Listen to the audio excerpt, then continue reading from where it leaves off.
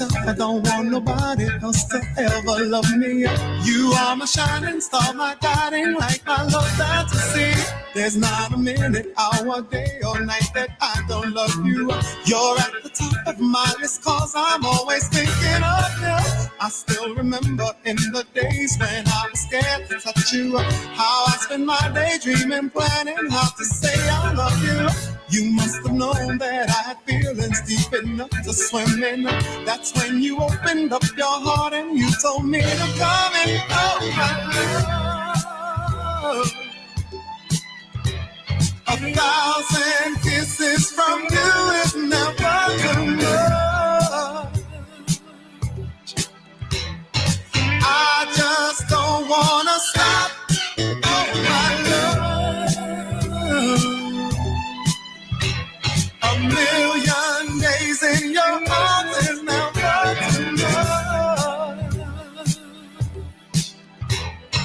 I just don't wanna stop. Too much, never too much, never too much, never too much.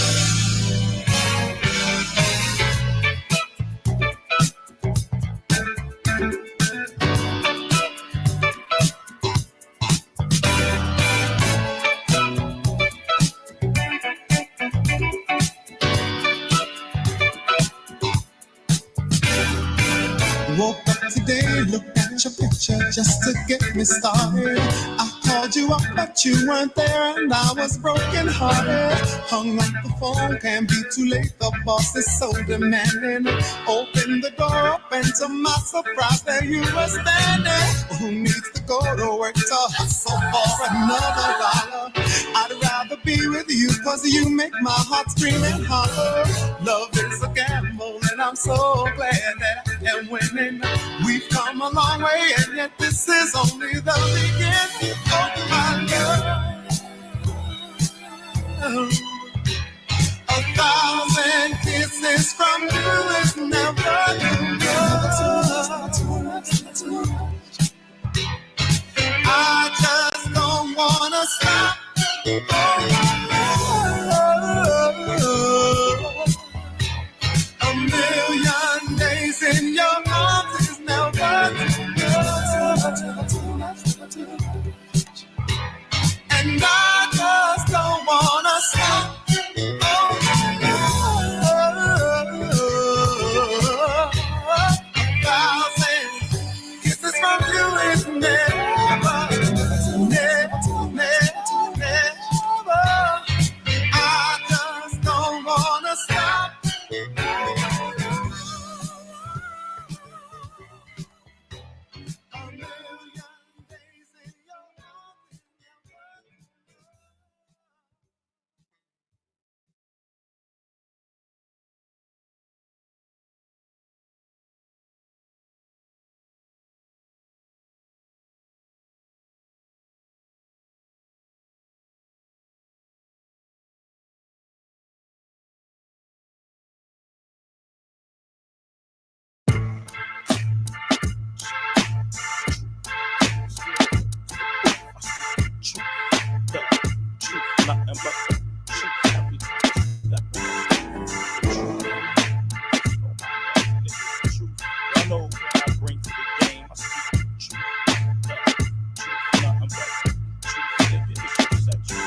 I hope you got an extra mic and a fireproof booth, cause you know I'm known to melt a wire too. You need a fire engineer when I lay this blaze. I melt down tracks, stacks, reels, and slaves. Hit the studio, jars of dro, bars to blow.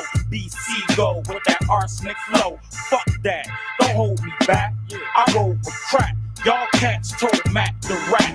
Y'all don't realize y'all released the beast untamed. Speech all flame, streets y'all blame. It should be an honor for y'all to speak my name. I could go before your auntie couldn't beat my game. Gotta laugh, y'all act like you spit it the same.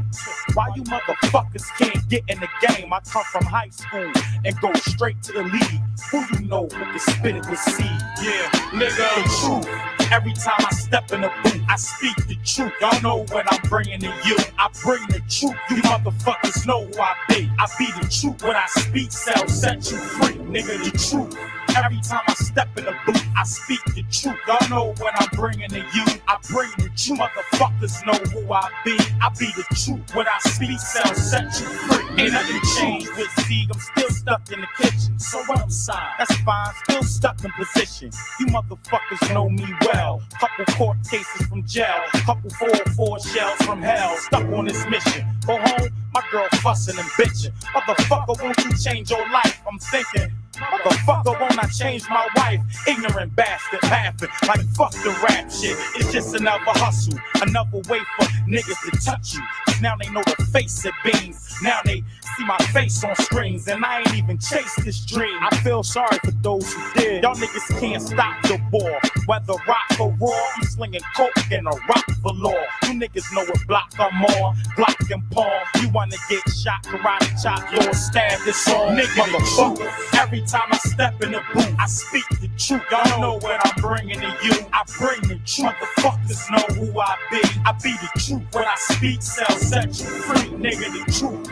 Every time I step in the booth, I speak the truth. Y'all know what I'm bringing to you. I bring the truth. Motherfuckers know who I be. I be the truth. What I speak sells set you free, nigga. Black Friday management and rocks the label. And I still hit you niggas with shots that's fatal. That bullshit vest can't save you. I had a doctor open you up from chest to navel. See my face on cable and have flashbacks of that cold ass table and them hoes I gave you. I'm that nigga that'll come and pour salt in your wound at the hospital while the cops guard in your room. You got to see what I've seen, look where I've looked, touch what I reached, to take what I took. You got to go where I've gone, walk where I've walked, to get where I'm at, to speak what I talk. You got to lay where I've laid, stay where I've stayed, play where I've played, to make what I made. You got to move what I move, use what I use tools how I use fools how I use. Nigga, the truth. Every time I step in the booth, I speak the truth. Y'all know what I'm bringing to you. I bring the truth. Motherfuckers know who I be. I be the truth. What I speak sells set you free, nigga, the truth.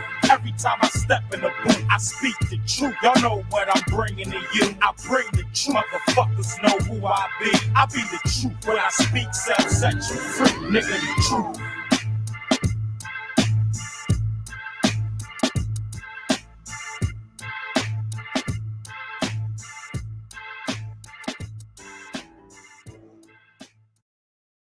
Oh, the first day that we signed up for Monday.com, our department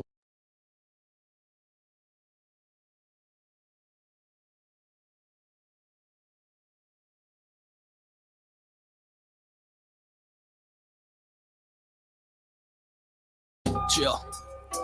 Darkness. What up, CEO? What up, Allo? Chill. Gotta get the bag. Gotta get the bag. Got the stats, won't see me lag. I'm ahead of the track, ahead of the rest. Team on my back, my team on a mission. Big facts. Chill. They wishing we losing, but we clipping for the winning. Change my flow and go. Sometimes I'm on a different show, something different. Not dumbtown, but vibing. Gotta chill, lay low. Practice makes perfect. Nah, practice makes permanent. Teach you something you didn't know. No catch though. Staring through my curtains, thinking about my ambitions. Might be a difficult goal, might be difficult, but we ain't on easy mode.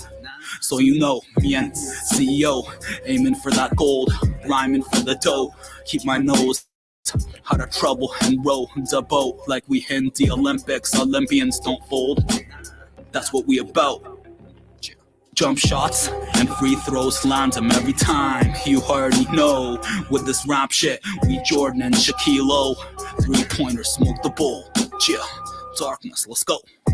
Gotta get the bag, from rags to riches. Gotta make the play, from bets to wishes. We on every shot in the basket, you know we about it. This game brought me many options, but also brought us obstacles. I don't like losing, so winning's never optional. Independent, so I make decisions on my own accord. I don't gotta make a certain record for the billboards. I am in my bag, in my duffel, but don't get it twisted. This is not swag rap. This is like an intermission in between the music that don't make you pay attention and the lies in your rap songs that got us all suspicious.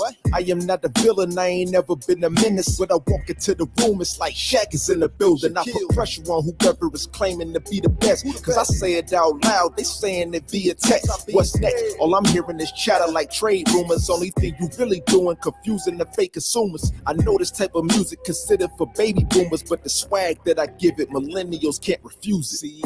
Gotta get the bag, from rags to riches. Gotta make the play, from bets to wishes. We on every shot in the basket. You know we about it. Yeah.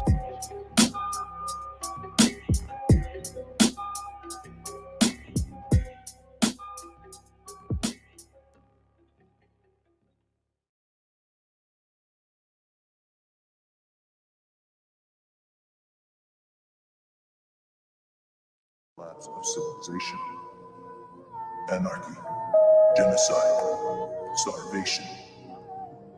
Then when it seemed things couldn't get any worse. Muddy bloody water, sirens in the offer, battle scarred and tortured, rewriting their poems for the coffin. Buried in the graves of the lost and forgotten, harsh rocks where the spiders are crawling, needles in the stairs, overdose in the morning, razor blades in the forest, displaying the horror, broken mirror smile at all of those who follow, an everlasting pain that shall lead us to sorrow. We are not here, there is no tomorrow. Time to wake up and steal before you borrow. The cash that you have will be digitally swallowed. Now your whole life is scanned like a barcode. Pick up the phone, they will know what you asked for. Algorithm precision like a military task force. DMX was Jesus in the era hardcore. Men of the moonlight like programmed rivers of stone, they shine reflections of the sun. Tools made from bones. What have we become? For arrows for your lung, drag you through the trenches, finish with a punch. The man in the distance, the past and the future, strangers with a sniper ring. The Medusa living for morning to age, you know, an optical genetic like controls computers. Bending time by design and land in a blind, the light keepers consider the king. Buckets, big Clyde, water in hell. Now you're immune to every known disease. Whistle to the beat. Crystal alkaline batteries made from seeds. Snooker balls in the salt, accommodates your heat. Picking mushrooms as I grieve, interweave holographic schemes. Coke tomato, smoke gelato, Robin Hood, the most shadows of the streets. Everything's unique if you break it down. Bleak fire, water, soft the crowd. Genocide mixed with light tons of sound. Echo chamber, high elevation, walk for funky clouds. Wise like the oldest owl. Digging a path out of Plato's cave. Thinking out the box, never mind what they say. Executioners watch, sting the fuck out your face. Lost shores, your grace. Subliminal star, stretching light in the timeline like sharp tapes. Crystal flakes, transparent shakes. Dancing on the heads of 1,000 snakes. Shakespeare cipher, code the crypto. Lap dances from a blonde bimbo. Belling the dragon, gifted the hand, us cheesing through a broken window. Rhythmic illusion, life confusing, but only if you let it. Surprise, clack, clack, surprise. Facto and Tana, dummy, or Stargate, psychic spies. Operation Midnight, climax, assassinate the lies. I was born, I wish you watched the moon last at night. In this lifetime, I shite circle and flies. Maccabees prayer for the masses, madness as a Tramontina dances. Pig faces wrapped in bacon, burnt to ashes. Flown on static, juggling rapid hatches, fly from under the mattress. Praying to St. Francis, please tell me what the fuck happened. Blackness with Atlas on the road to Damascus. Golden armor axes dipped in fantastic trippy cactus. Which will enable the controlling oligarchy, who have always existed and presumably always will exist, to get people actually to love their servitude.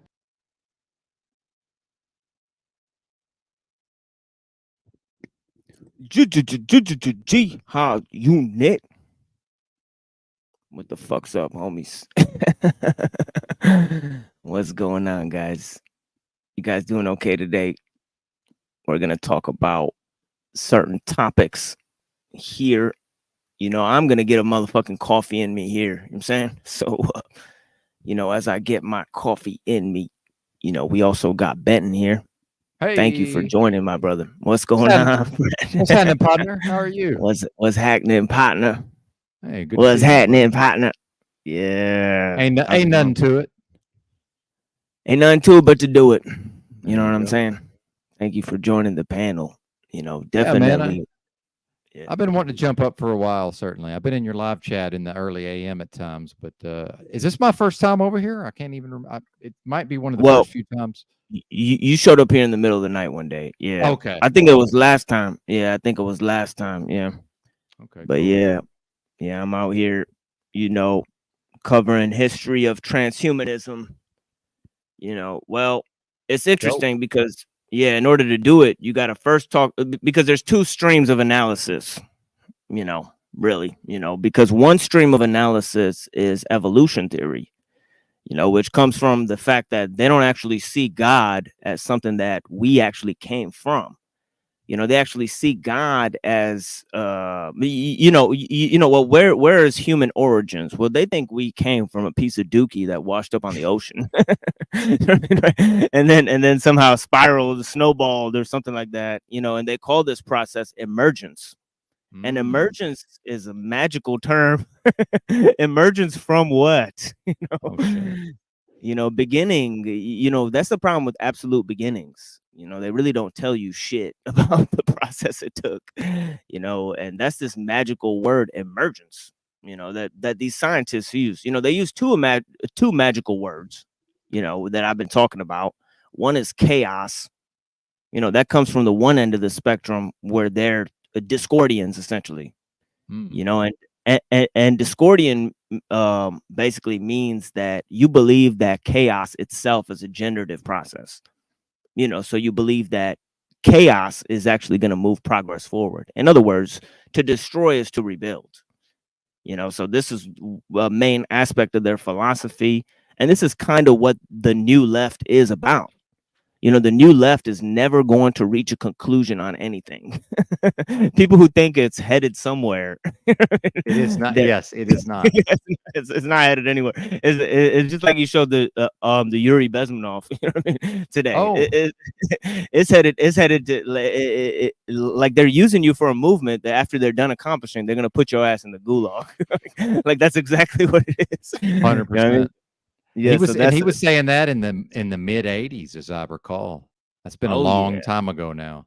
Yeah, and he got a lot of his shit from Bernays, and and Goebbels, and also Ellul, which we'll talk about Ellul, because Ellul had a seminal work on propaganda, which he said was actually the sister work to his work on the Technological Society.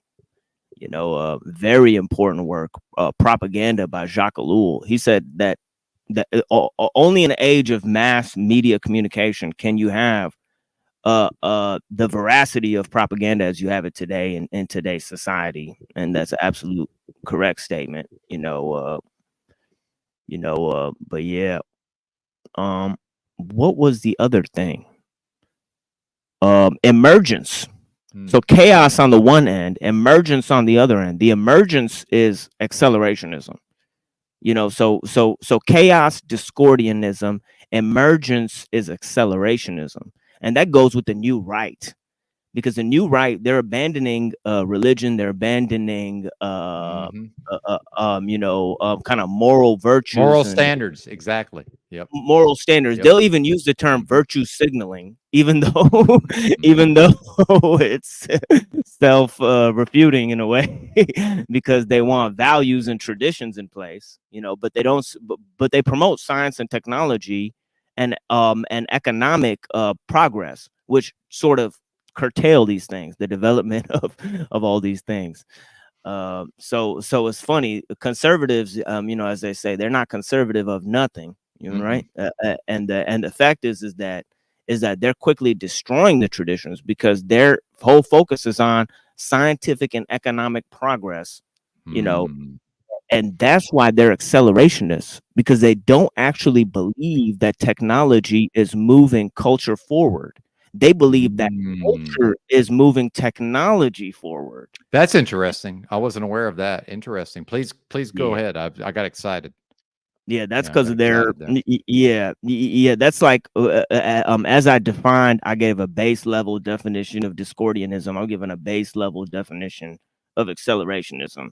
And that's and the base level definition is, what does every accelerationist agree on, whether they believe in the occult, whether they believe it's economics, whether they believe in Bitcoin, whether they believe in the Anglosphere, whether they believe in transhumanism, whether they believe in the culture of the Anglosphere. These are all things that transhumanists routinely support.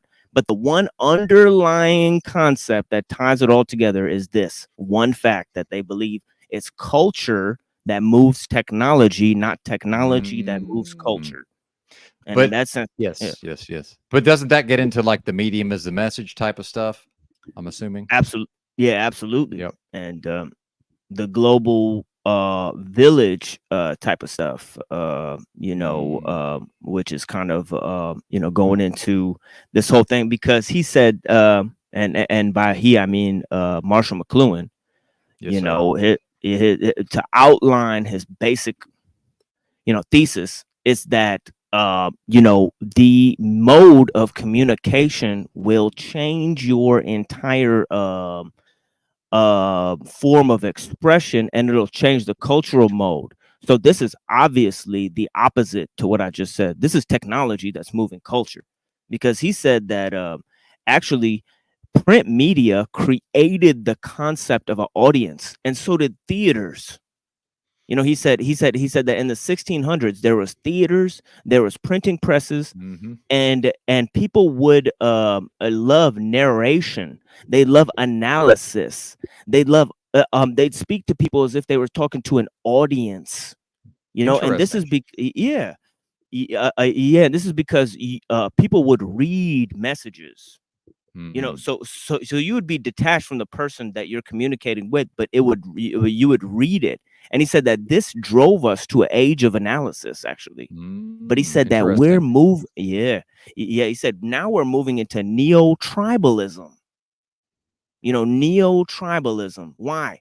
He said because we're basing everything off of visual cues. And he said, why are we basing things off visual cues and symbols? It's because of the television.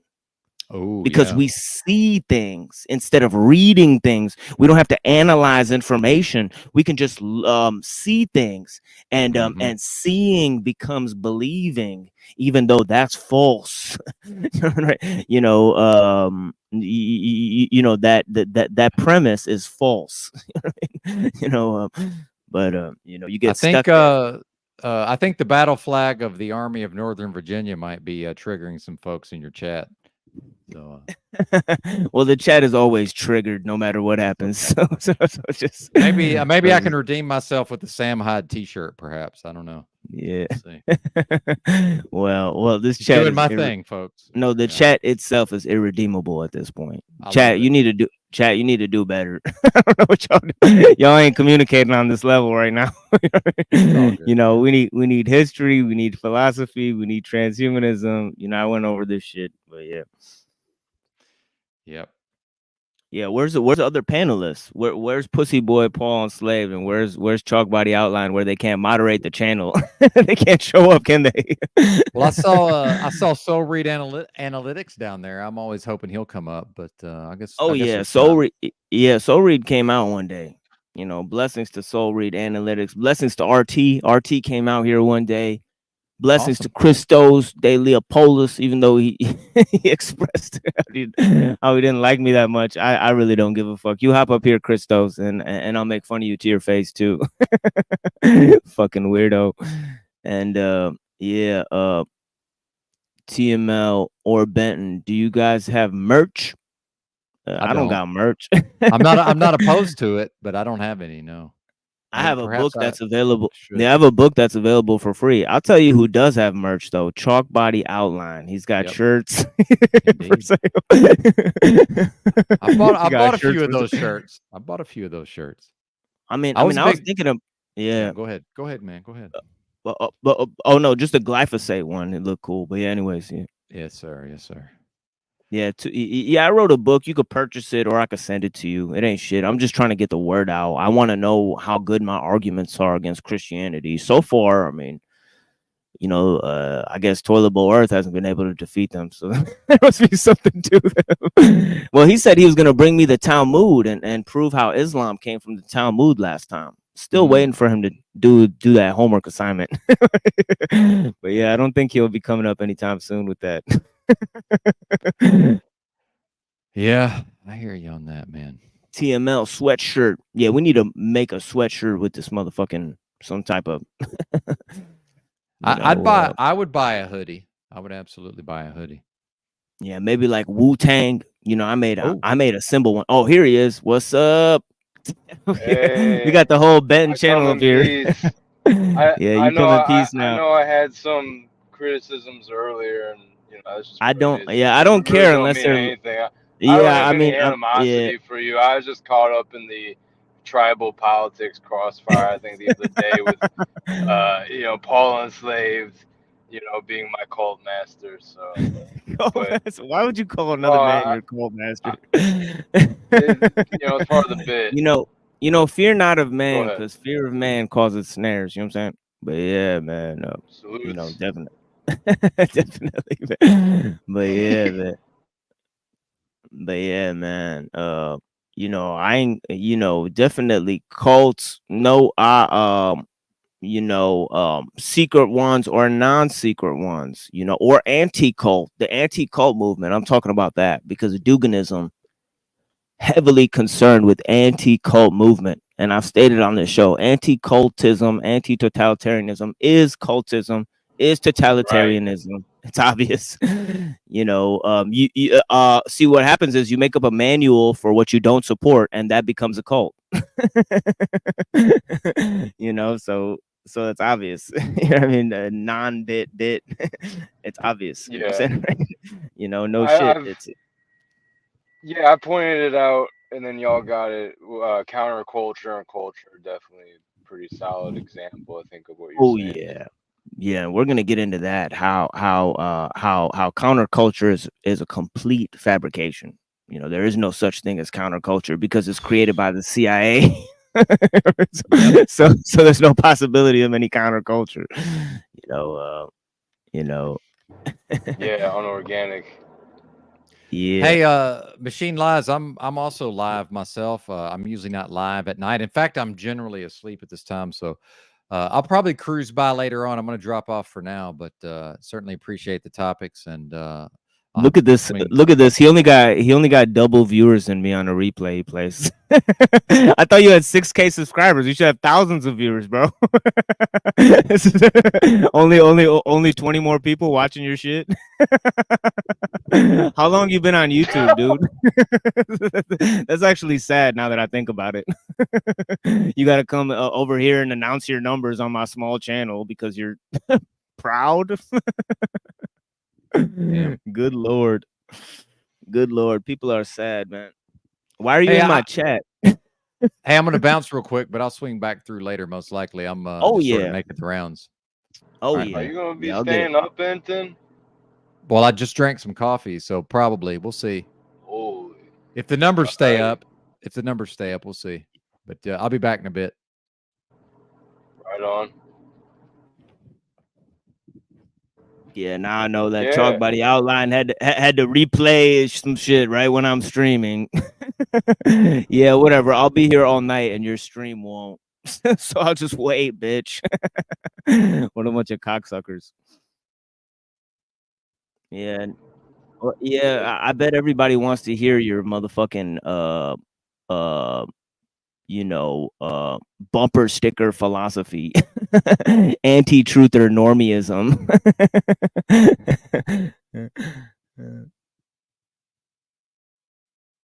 Yeah, and he's got my replay. Even though Benton wouldn't give me the replay, he gave it to Chalk Body Outline. Like a little bitch. That's what's really going on here. Dang. See, I'm getting filled in on some lore. Yeah, because they can go edit the video. They could go edit the video from their end and then replay it. Obviously. Oh, for sure. Yeah. With that, I noticed. I didn't realize at first it was the Monday. It was Benton's stream that they're replaying. I see. Yeah. He's gonna take out the parts where he cucked to Paul enslaved. Yeah, I wouldn't put it past him. Huh? I see. I wouldn't put it past him. I see what you're saying. Yeah, obviously. Yeah. Good opportunity right there. Yeah, good opportunity. Yeah, I don't by any means mean to distract from what you have planned for your stream, but I will hang in here since I just hopped in with Benton. I'll listen to what you had to share and get in where I fit in accordingly. Yeah, for sure. Yeah, I was just getting up in this shit, but yeah, I'm about to play some fucking video here. Let's watch this for now so we can get distracted together. A bunch of faggots. Yeah, and of course he won't play the part where he called me a genius when he's facing off with Paul on OTW. I think I remember that. Yeah. I'm sure he was being sarcastic, but I think he did call you a genius. It was No, he some called me. No, underhanded thing, of he course. called me. He But called me. He called me an expert on theology. So this is a slow chalk body before he gets and there's only like 20 people watching this stupid fucking video. It's hilarious. sounds like he's saying it like it's a seal of approval or something. Yeah. Yeah. All he did was sit up there, call me names, and then he cried about how his ex-wife 5150'd him. It's like almost a teardrop came from his eyes. He's like calling everybody insane, and he's the only one who's ever been in a mental asylum. Wow, and I think that's verified as well. I heard that on one of the other streams Yeah, recently. he admitted it. He admitted it. He almost started crying about it. Oh yeah, he said it was like what 14 years ago or something when he Yeah, was it's like doing it's drugs 14 or years something. ago. And it's like, yeah, It was you're a super grown cliche. man. You're a grown man. You're literally 14 years older than me. And you want to be my big brother. What a little hoe, dude. But yeah, man. I'll say this and then please go ahead. I used to kind of give him crap about his goatee. We shall never surrender. Devilish Uncle Sam looking goatee.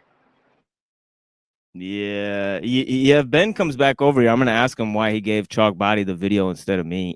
Maybe because he called him. He said he's like his metaversal daddy or something like that. Dude, Yeah, I heard straight that. bullshit. And then he comes on my panel and doesn't even tell me about it. It's like hilarious, dude. Like, dude is like making definitely snake moves. Like, you know what I mean? Like, acting like a little bitch. I'm like, oh well, dude. Like, I guess I didn't have a chance to say that to you when you were here, but yeah, why don't you come on back and I'll tell you that to your face now because you didn't send me the video, like for some reason. You know, that's kind of hoish behavior. I don't know what's going on, but yeah, I don't think I'll be working with Ben anymore unless he sends me that video. Right on. Yeah, I don't got curious to see time how for that'll that go. fake drama bullshit. I'll wait till this fucking bitch ass 20-minute video ends. Here, give me a second. Let me go and tell my brother to go ahead and start recording that shit. Yo, Solid, man, can you hear me or what, bro? Just fucking holler back in the chat if you can hear me, dog. Yo, dog, go record that Chalk Body video. I don't know if this motherfucker can hear me. All right, yeah, there he goes. All right, we're recording that shit. We're gonna show people what really happened based off of their fake ass clip they made of me. Fucking bullshit ass motherfuckers double teaming on me when they pulling out guns on each other, fake Twitter thugs and shit, and they can't fucking make good on each other's beef, and they're gonna start one up with me. This shit is all fake, dog. We're moving into esoteric Hitlerism. You know what I mean? But yeah, I was telling Benton a little bit about the cultural shift, you know, new left, new right, propaganda, Discordianism versus accelerationism. You know, yeah, I mean, Discordianism really come from a number of themes, but really it come out of the Moorish science temple. You know, that's one of the origin points of it. You know, another point is Robert Anton Wilson, the work of Robert Anton Wilson. And they had a group called the Church of Subgenius, you know, where even Jello Biafra was part of the church. You know about Jello Biafra? No, sir. Oh, shit. Jello Biafra is the lead singer of the Dead Kennedys, you know, one of the greatest punk bands. Oh, okay, Yeah. Yeah, that's one of the greatest punk bands ever made, you know, and Jello Biafra is one of the top 10 rock vocalists in terms of performance and, you know, all that stuff of all time. But yeah, he definitely founded Discordianism. He's one of the founders of the Church of Subgenius. But yeah, man, where the fuck is this shit? But yeah, I was talking about how they use chaos as a starting point. Everything comes from chaos. The goddess of chaos, they have a goddess of chaos, but really some of this shit comes from Ayaldabaoth. And what is Ayaldabaoth? That's the Oh, origin. Cthulhu. Yeah, it's kind of like Cthulhu, but it's like, that's more Lovecraftian. And Lovecraft also falls into this too, because he kind of had this kind of gothic futurism, attached to his work, about this primordial web of shit that's gonna come up in the end times, and that we're living in this time, and the call of Cthulhu is here now, among certain cult people in the occult and stuff that are, they're being called through world events by the call of Cthulhu. Yeah. And okay. also, and also he had a magazine with Robert E. Howard, I think it was his name or whatever, the guy who wrote Conan Barbarian. They actually wrote for the Yeah. same magazine, him and Lovecraft. Oh, I didn't know that.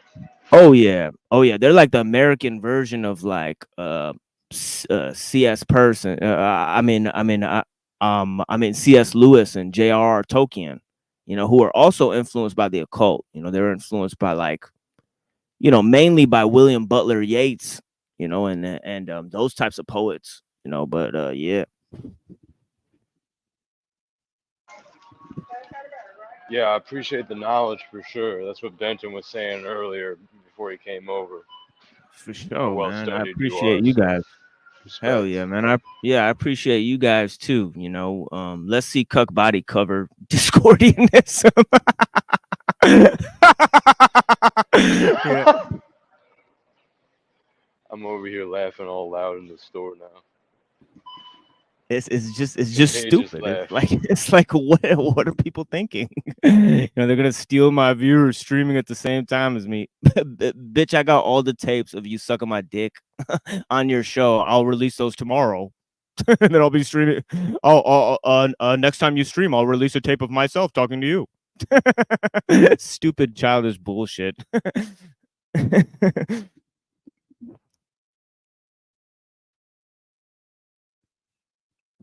Sorry, I'm grinding this weed up. That's why I keep putting the mic down. Oh yeah, you good. I'm just muting up because I'm in the store.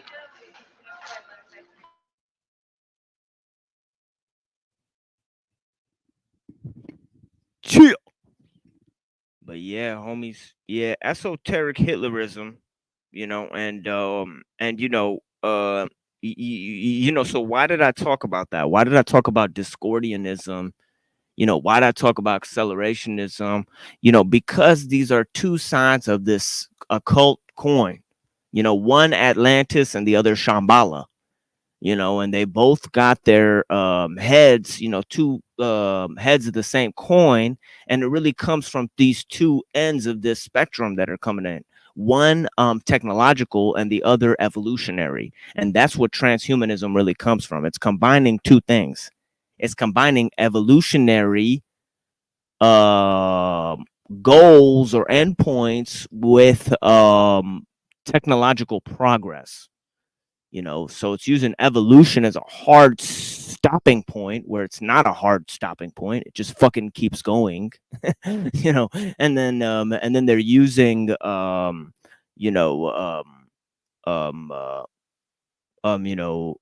technological progress, as its own accelerator, but that's just efficiency for the sake of efficiency. The goals of technological progress are circular, so and we'll see the transhumanists admit that they actually create robots and beings in their own image. They copy their mind to these beings, and what do they collaborate with these beings about? Well, them and these technological beings that they create both have the same goal. And what is the goal The goal is to start colonies of life on other planets so that human beings can mine other planets for resources so that they can then move on to a greater purview or the greater expanse in the universe.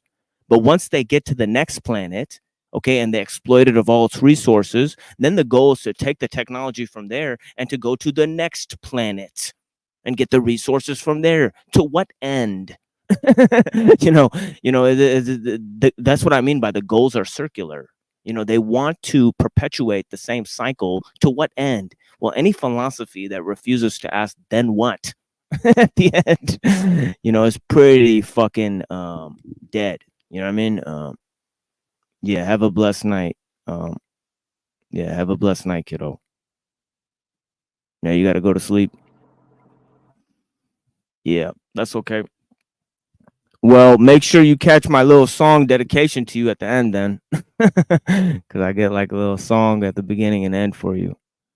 Yeah, but yeah, so that's really the two ends of the spectrum, discordian and acceleration. So you got, on the one end, evolution, on the other end, technological progress. And obviously on the accelerationist side, they think it's culture moving the technology forward.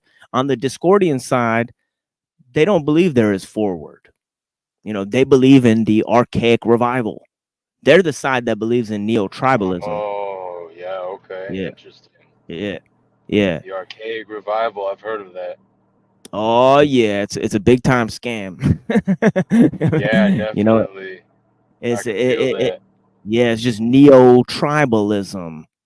And really how they're going to do it is they're going to run it through they're going to mix accelerationism and discordianism into a false dialectic where they have this environmental world, but it's extremely technologically progressed. So they're going to have like stakeholder capitalism and the environmental smart city, or whatever, where people live. And that's really the new phase. They're combining archaic revival with transhumanism. You know what I mean? Because totally. Yeah, because it's like that's the only way to please everyone. That's the thing with these people. These people are people pleasers. First of all, they believe man is the measure of all things. so that's why they're transhumanists. You to start with transhumanism, you first need humanism. Right. Humanism is the 16th century philosophy, not relegated only to the 16th century, but actually it finds its origin points in ancient Greece with the sophists and Protagoras. Protagoras is the one who made the quote, "Man is the measure of all things." It's totally fake, total made up bullshit.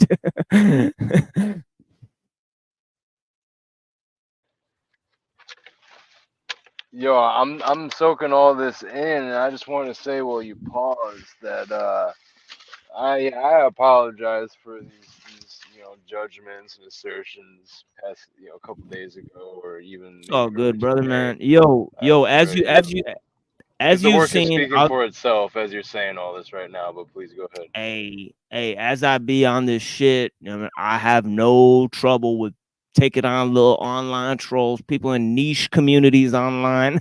it's of no consequence to me. These same communities wish to invite me to their show just previously. So, why they call feelings is anybody's guess. It's none of my business.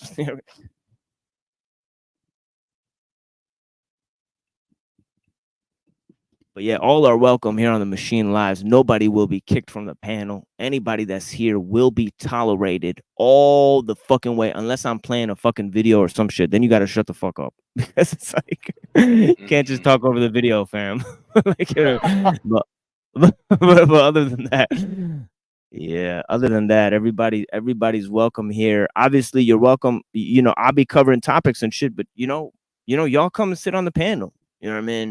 Don't sit in the chat and talk to the chat. I mean, you're gonna get distracted by a lot of the things I'm saying out here. So, it'd be beneficial to you to come and participate in the conversation on the panel. And I'm allowed to have, because I paid for the StreamYards, I'm allowed to have, I think, like 10 or 12 people up here, whatever it might be, and I don't have to be the one talking. You know what I mean, right? But you know what I mean?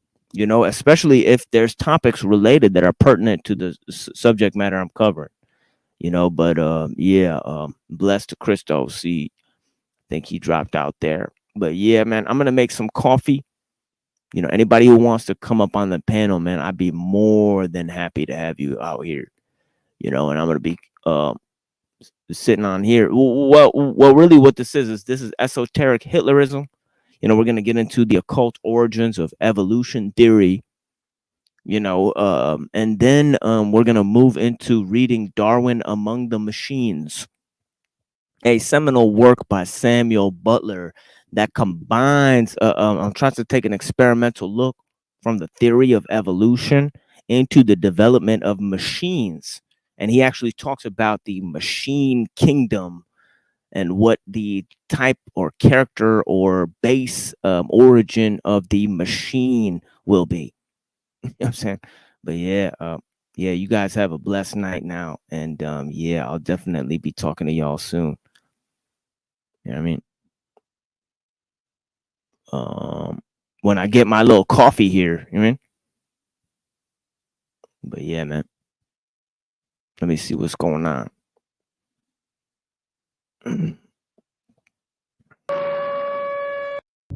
With Hitler's view to save the world from evil, the catastrophe was already preordained. In the text by Lance von Liebenfels, we can find the inspiration ground of all racist teachings of the time, and Hitler embraced literally all of these ideas. Thus, Lance von Liebenfels spoke of a purebred race of Aryan people and the reviving of the noble qualities of the gods, and of the end solution of getting rid of the inferior races in order to establish again the god-human race, blonde and blue-eyed, as the superior race. But Hitler was not the only one to read the teachings of Lance von Liebenfels in his paper Ostara in Vienna. There were many different personalities from various organizations who later came together in order to pull on the same side and to establish the idea of the new superior race. Ludendorff and Dietrich Eckart already subscribed to this racial publication. Strengthened by his interpretation of esoteric material, perhaps already a member of the Templar Order, Hitler launched himself into the First World War. He may have already made contact with Ludendorff before the First World War as an equally esoteric-minded friend. His chance to convince all that he was the German savior who would lead the battle against all injustice on earth came a few days after the beginning of the First World War in Munich, where he spoke up after the liberation battle against the communists.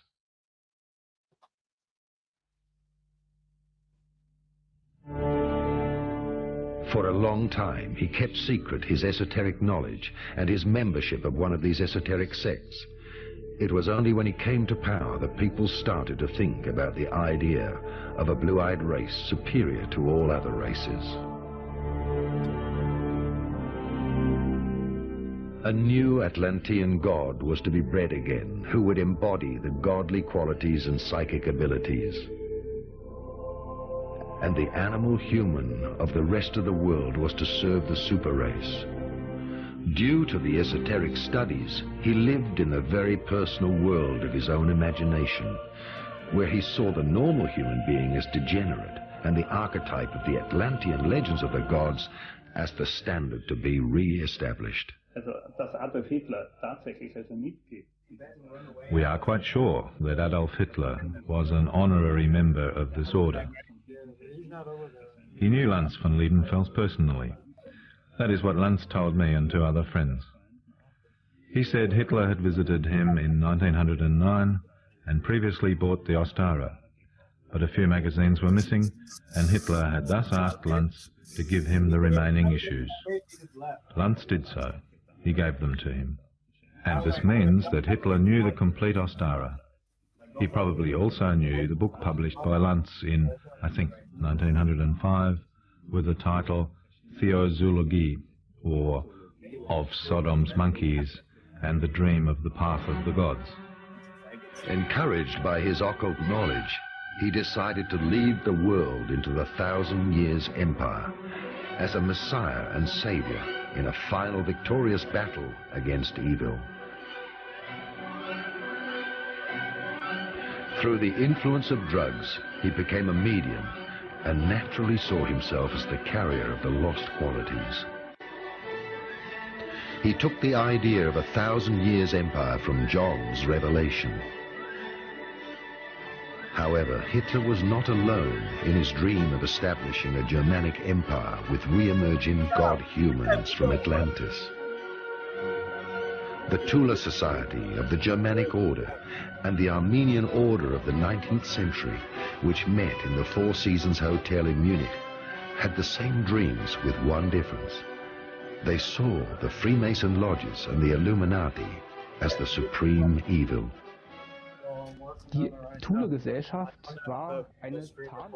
Not many people know that the Tula Society was a cover organization of the Germanic Order. This Germanic Order was created around 1912, and the Tula Society appeared later.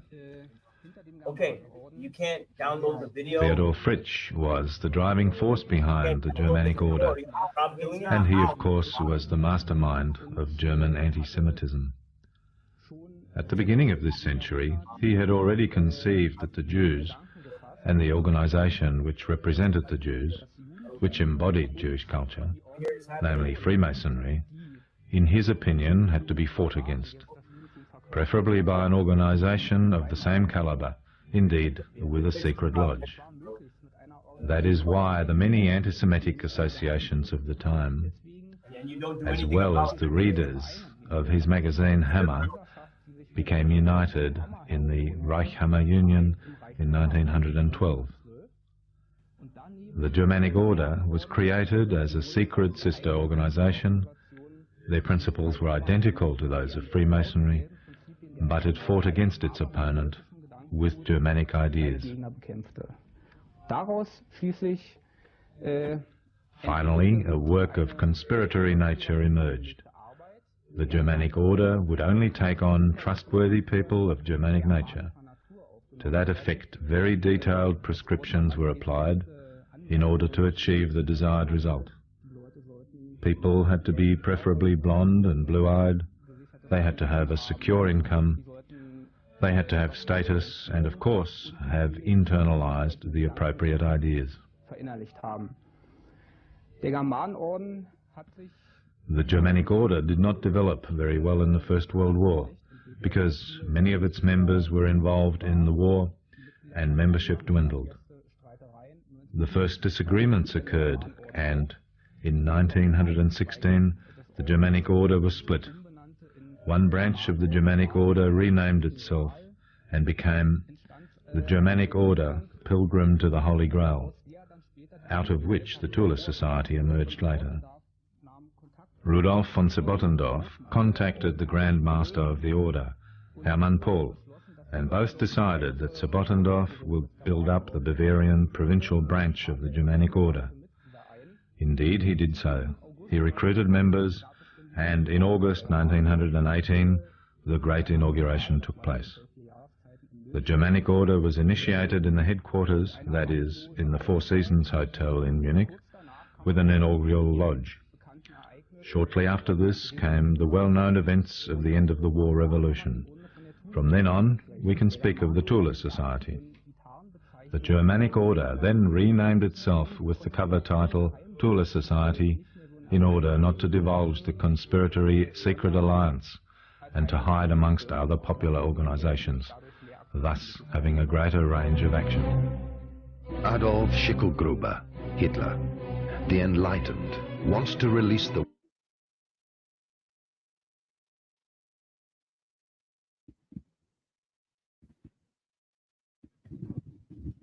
Yeah, the motherfucking audio cuts out here.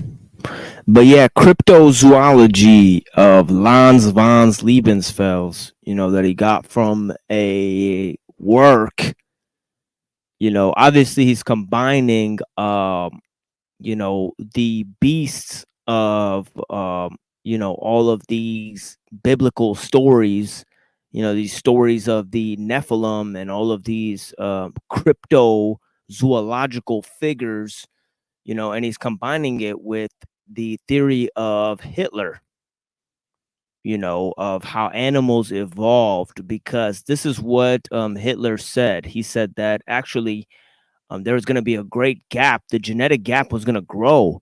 So in other words, monkeys would not be eliminated as evolution goes on. It's not that Mankind will have greater to rewrite history when it examines who financed the Napoleonic Wars, Lenin's communist revolution. Here comes back the audio. But yeah, what he was mainly saying was that there was a wider gap now between apes and humans, you know, and the intermediary between those apes and humans were the black and brown races of the world, the black and brown people of the world.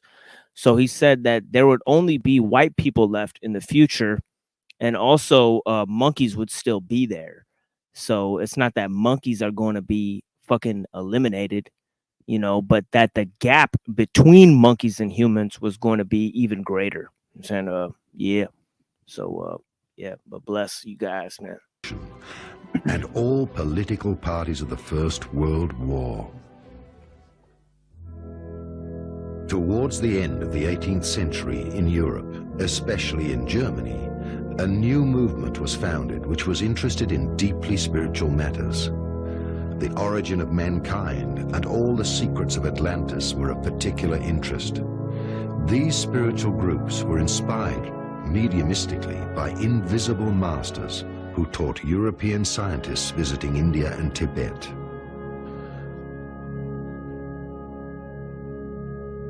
The foundations for these secret esoteric teachings were the secret writings of Petrova Blavatsky. At the beginning of the 19th century, various esoteric groups, such as the anthroposophists of Rudolf Steiner, were directly issued from these teachings. They mentioned the coming of a new age, which would be preceded by a great battle between good and evil. The teachings by the invisible masters of Shambhala were mixed by the esoteric followers of the time with other religions such as Hinduism, Buddhism, and John's secret Christian prophecies. Many newly founded occult sects discovered that there were esoteric lodges before them, such as the Freemasons, the Rosicrucians, and the Illuminati, who were pulling the strings of world politics.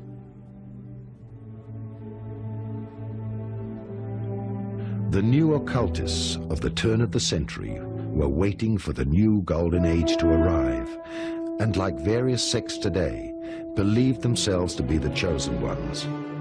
They would inherit eternal life and the 1,000 years empire after the apocalypse and the return of Christ. At a time of turmoil, many groups wished for one enlightened leader. Shortly before his death in 1923, Dietrich Eckart is supposed to have said, "Follow Hitler, Hitler will dance. I have composed the music to his dance. I have given him the opportunity to get in touch with them. Do not accuse me. I will have had more influence on history than anybody else." To get in touch with them, what did he mean? In essence, and theoretically, it meant that Dietrich Eckart gave Hitler the possibility to contact the powers of Agati. He convinced him that he had to complete the work of Agati. It meant the demise of Shambhala represented in the international Freemasonry. In 1912, von Symbottendorf founded the Germanic Order in Bad Aibling, out of which emerged various occult ideas, which would later trigger the Great Tragedy. They saw in the old Freemason and capitalistic lodges the personification of the evil enemy. In 1918, after the German defeat of the First World War, this Germanic order in Munich merged with many other groups into the Tula Society. They also invited recently discharged officers to attend their meetings. At the meetings, they discovered that the financial lodges of the Zionists had merely used them on the battlefields. One can only guess that they saw the personified Satan in both the Freemason and the capitalistic lodges who had financed the war. Thus, the Second World War was already pre-programmed. For many years, people had worked on the illusion of ridding the world of a Satan and on the triumph over evil in a last battle, making way for the 1,000-year empire and the return of Christ. The Tula Society naturally had a large number of prominent members in its ranks, also people who later became famous in National Socialism. Of course, Rudolf Hess is particularly well known to have been essentially working in the Fighter Alliance in the Tula Society.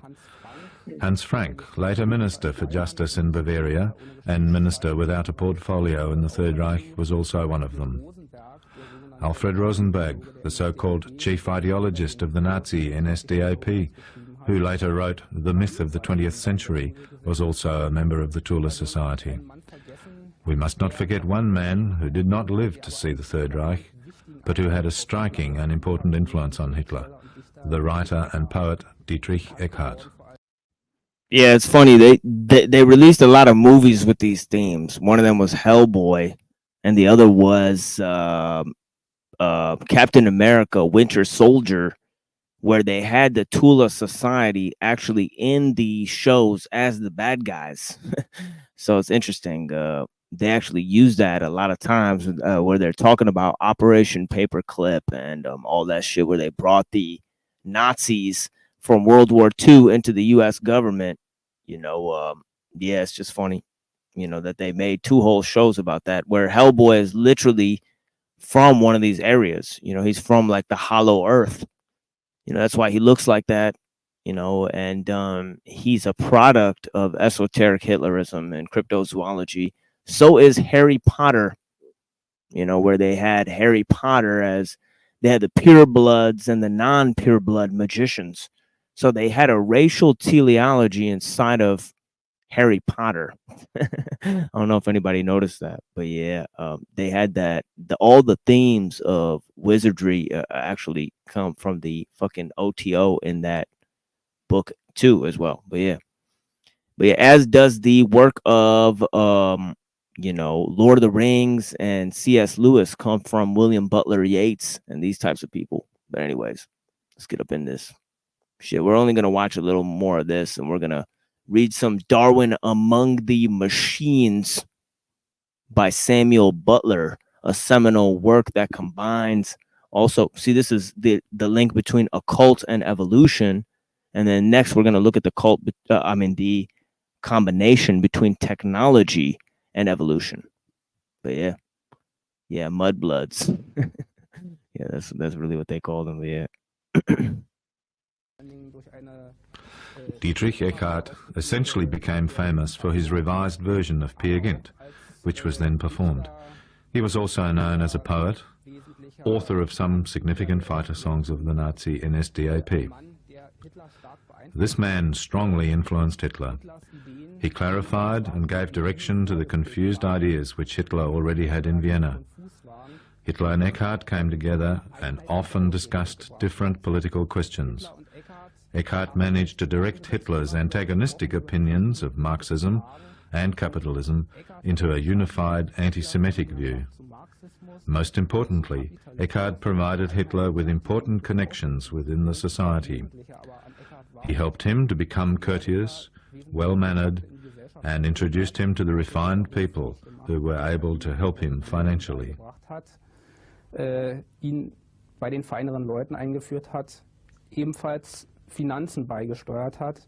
Und Eckart war ein Mann, der Eckart was obviously not a member of the Tula Society, but was in close contact with the leading figures of the society. One must imagine all this like a spectrum, in which individual association memberships were not so important, but where the people from the different organizations and parties repeatedly met, where there was overlapping in the membership, but where in a particular period, that is specifically in Munich at the beginning of 1919, crystallization centers increasingly emerged. One of them was definitely the Tula Society, and all the important people who met at the time essentially fought against Marxism, met at the Tula Society or in its sphere of influence. Out of the Tula Society emerged the idea, as Cybotron, the founder of the society, declared, that support for the national cause should also come from the working class, and not only from the middle classes and bourgeois circles. These ideas had also spread to others, as for example the engineer Paul Tafel, also a member of the Germanic order. Cybotron appointed one of his associates, the sports journalist Karl Hara, to create a political working circle within the Tula Society. Hara did so, and happened to meet Alfred Drexler, with whom he worked closely. In January 1919, Hara and Drexler founded the German Workers' Party, which had its origin in Drexler's Free Workers' Community for Peace. One can say that the original building of the Nazi NSDAP was laid by the Tula Society. Hara was a Tula brother. Drexler was also moving in these circles. And the initial people of the DAP all came from the Tula Society circles. Weil Hara war ein Thule-Bruder, Drexler verkehrte auch in dem Umfeld und die ersten Leute, die in der DAP Einfluss hatten. Yeah, you won't see this shit on BBC, unfortunately. But yeah, we got that shit covered for you guys. You mean, you know. But yeah, we got more topics coming up here. In terms of, you know, transhumanism and the occult, you know, and evolutionary theory. You know, I seen this fucking sick ass video by motherfucking Necro earlier that I want to play right now. Let's see if we can get to this Necro video. Necro, No Remorse. I think an AI made this video. This shit is sick. You guys ever seen this shit? No Remorse. Gets me on the tip I need to be on. But yeah. You guys seen this video, No Remorse? Yeah, man, you know. Yeah, we got Ken Before the Storm out here. Bless, man. You know. And we got a song for Ken for real. About the hell we all living in, man. Bless you guys, man.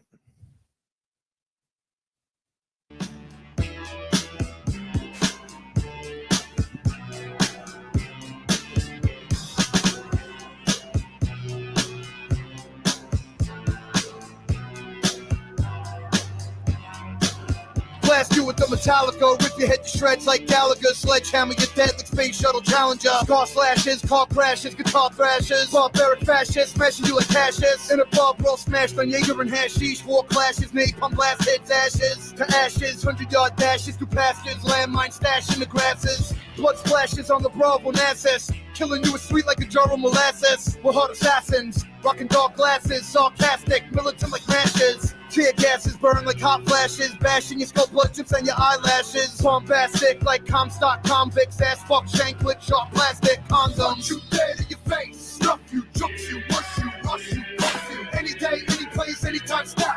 No remorse, no regret, rep it to the death. Set it off in the street, cock back gas, fists or weapons, whatever attack. You don't want it with me, look into my eyes. That crap, listen to it, live it, die. Punch you dead in your face, stuff you, jumps you, rush you, rush you. Any day, any place, anytime, step. No remorse, no regret, rep it to the death. Set it off in the street, cock back gas, fists or weapons, whatever attack. You don't want it with me, look into my eyes. That crap, listen to it, live it, die. Light you up, rapid oxidation, scintillation, skin burnt to a cinder, disintegration. Inferno, wind, flame, blazing, tinder. Luminosity, human atrocity, fumigated, found in ditches. Bodies on top of bodies, accumulated like compound interest. At the helm with a splatter film max, flank attack, stomp you like a tank's caterpillar tracks. Overture and torture, let the crows get ya. Bloodstained Gorbachev's head, chrome wet ya. Cracking like Jack Ruby with a short fuse. Booby trap you, prep you live on the news. Lapidation, foundness like Ralphus. Rapid heart palpitation, scalp you like Galphus. Every subject sickly, strictly thug letter for clipping your mug publicly. Punch you dead in your face, stuff you, jumps you, rush you, rush you, rush you. Any day, any place, anytime, stop. No remorse, no regret, rep it to the death.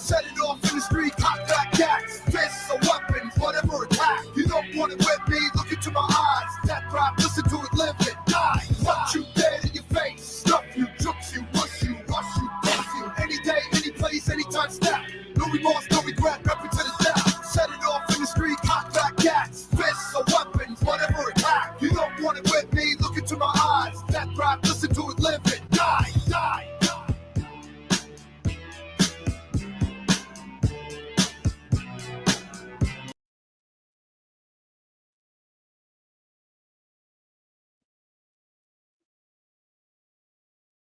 Yeah.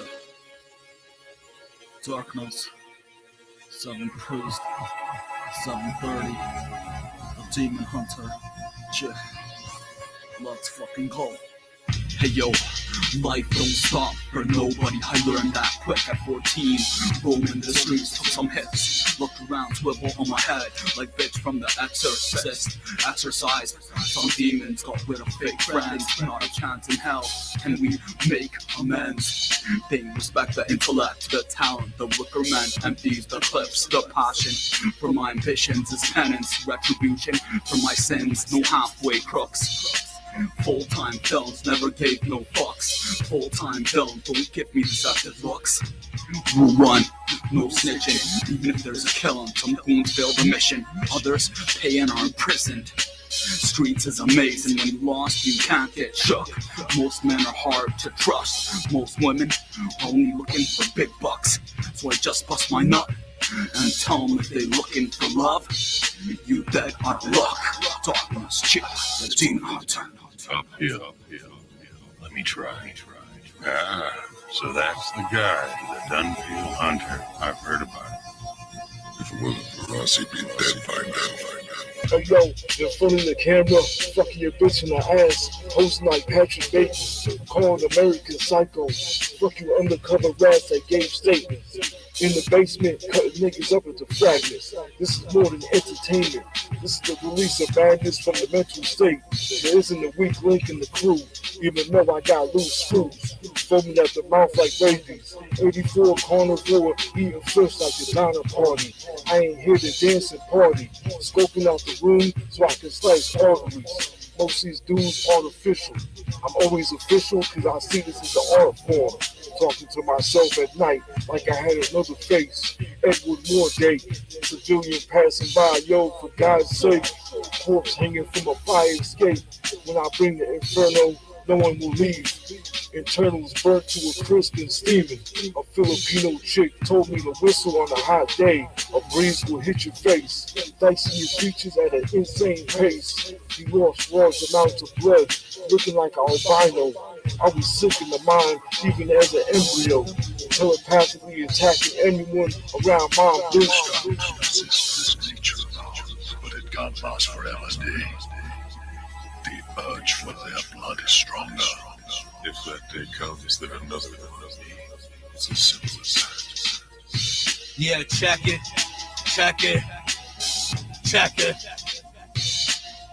Demon hunter, religious text carved in the chest. Holy water causing third degree burns on the flesh. Sacred relics full of pestilence that hangs on the neck. What we specialize in is creatures of the undead. Demon hunter, religious text carved in the chest. Holy water causing third degree burns on the flesh. Sacred relics full of pestilence that hangs on the neck.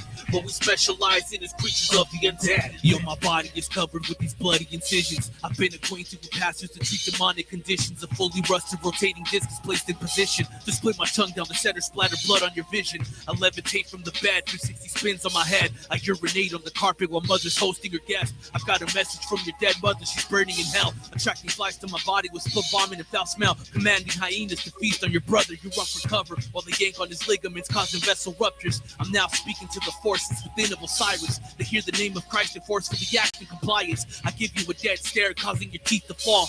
You really think that the exorcism will be my downfall? I think not, but I give you 2 props for trying to tame the unseen deity that's opposite from Allah. Demon hunter, religious text carved in the chest. Holy water causing third degree burns on the flesh. Sacred relics full of pestilence that hangs on the neck. What we specialize in is creatures of the undead. Demon hunter, religious text carved in the chest. Holy water causing third degree burns on the flesh. Sacred relics full of pestilence that hangs on the neck. What we specialize in is creatures of the undead.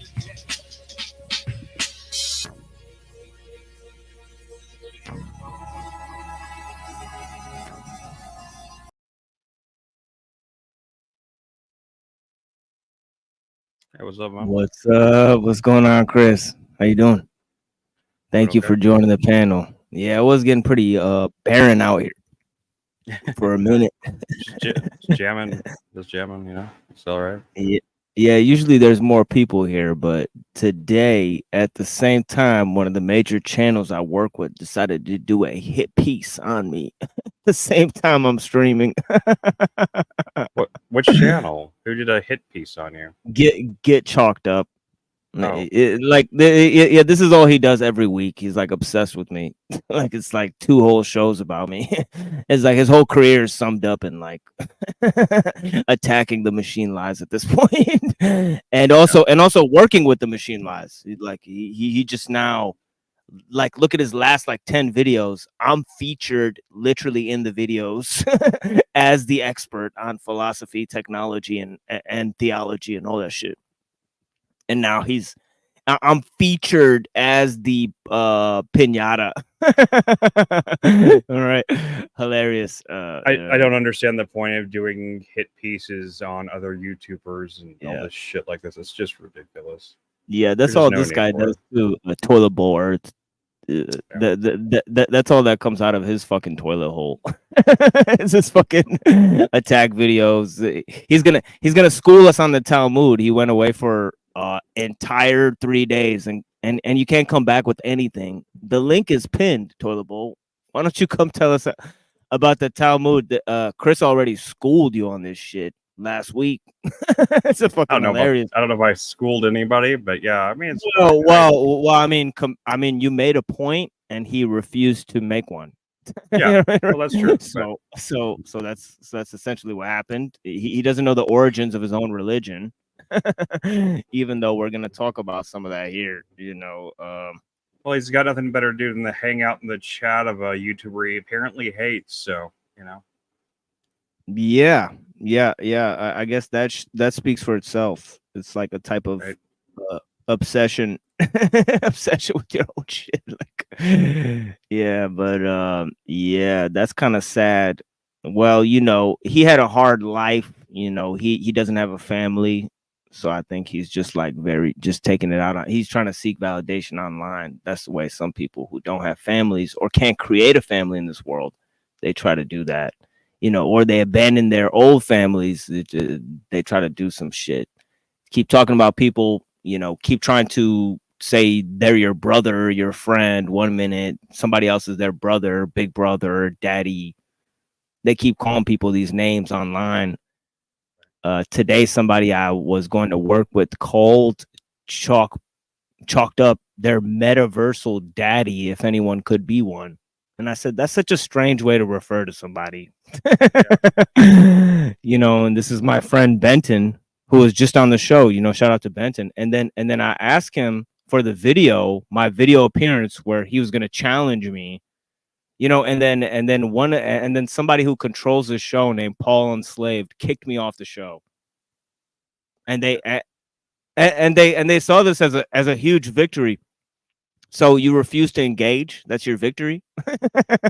And then you're gonna release videos about how I quit. Just straight up lying about it, I guess. You know, and that's their big like victory for 2 weeks in a row, getting victories on the machine lives.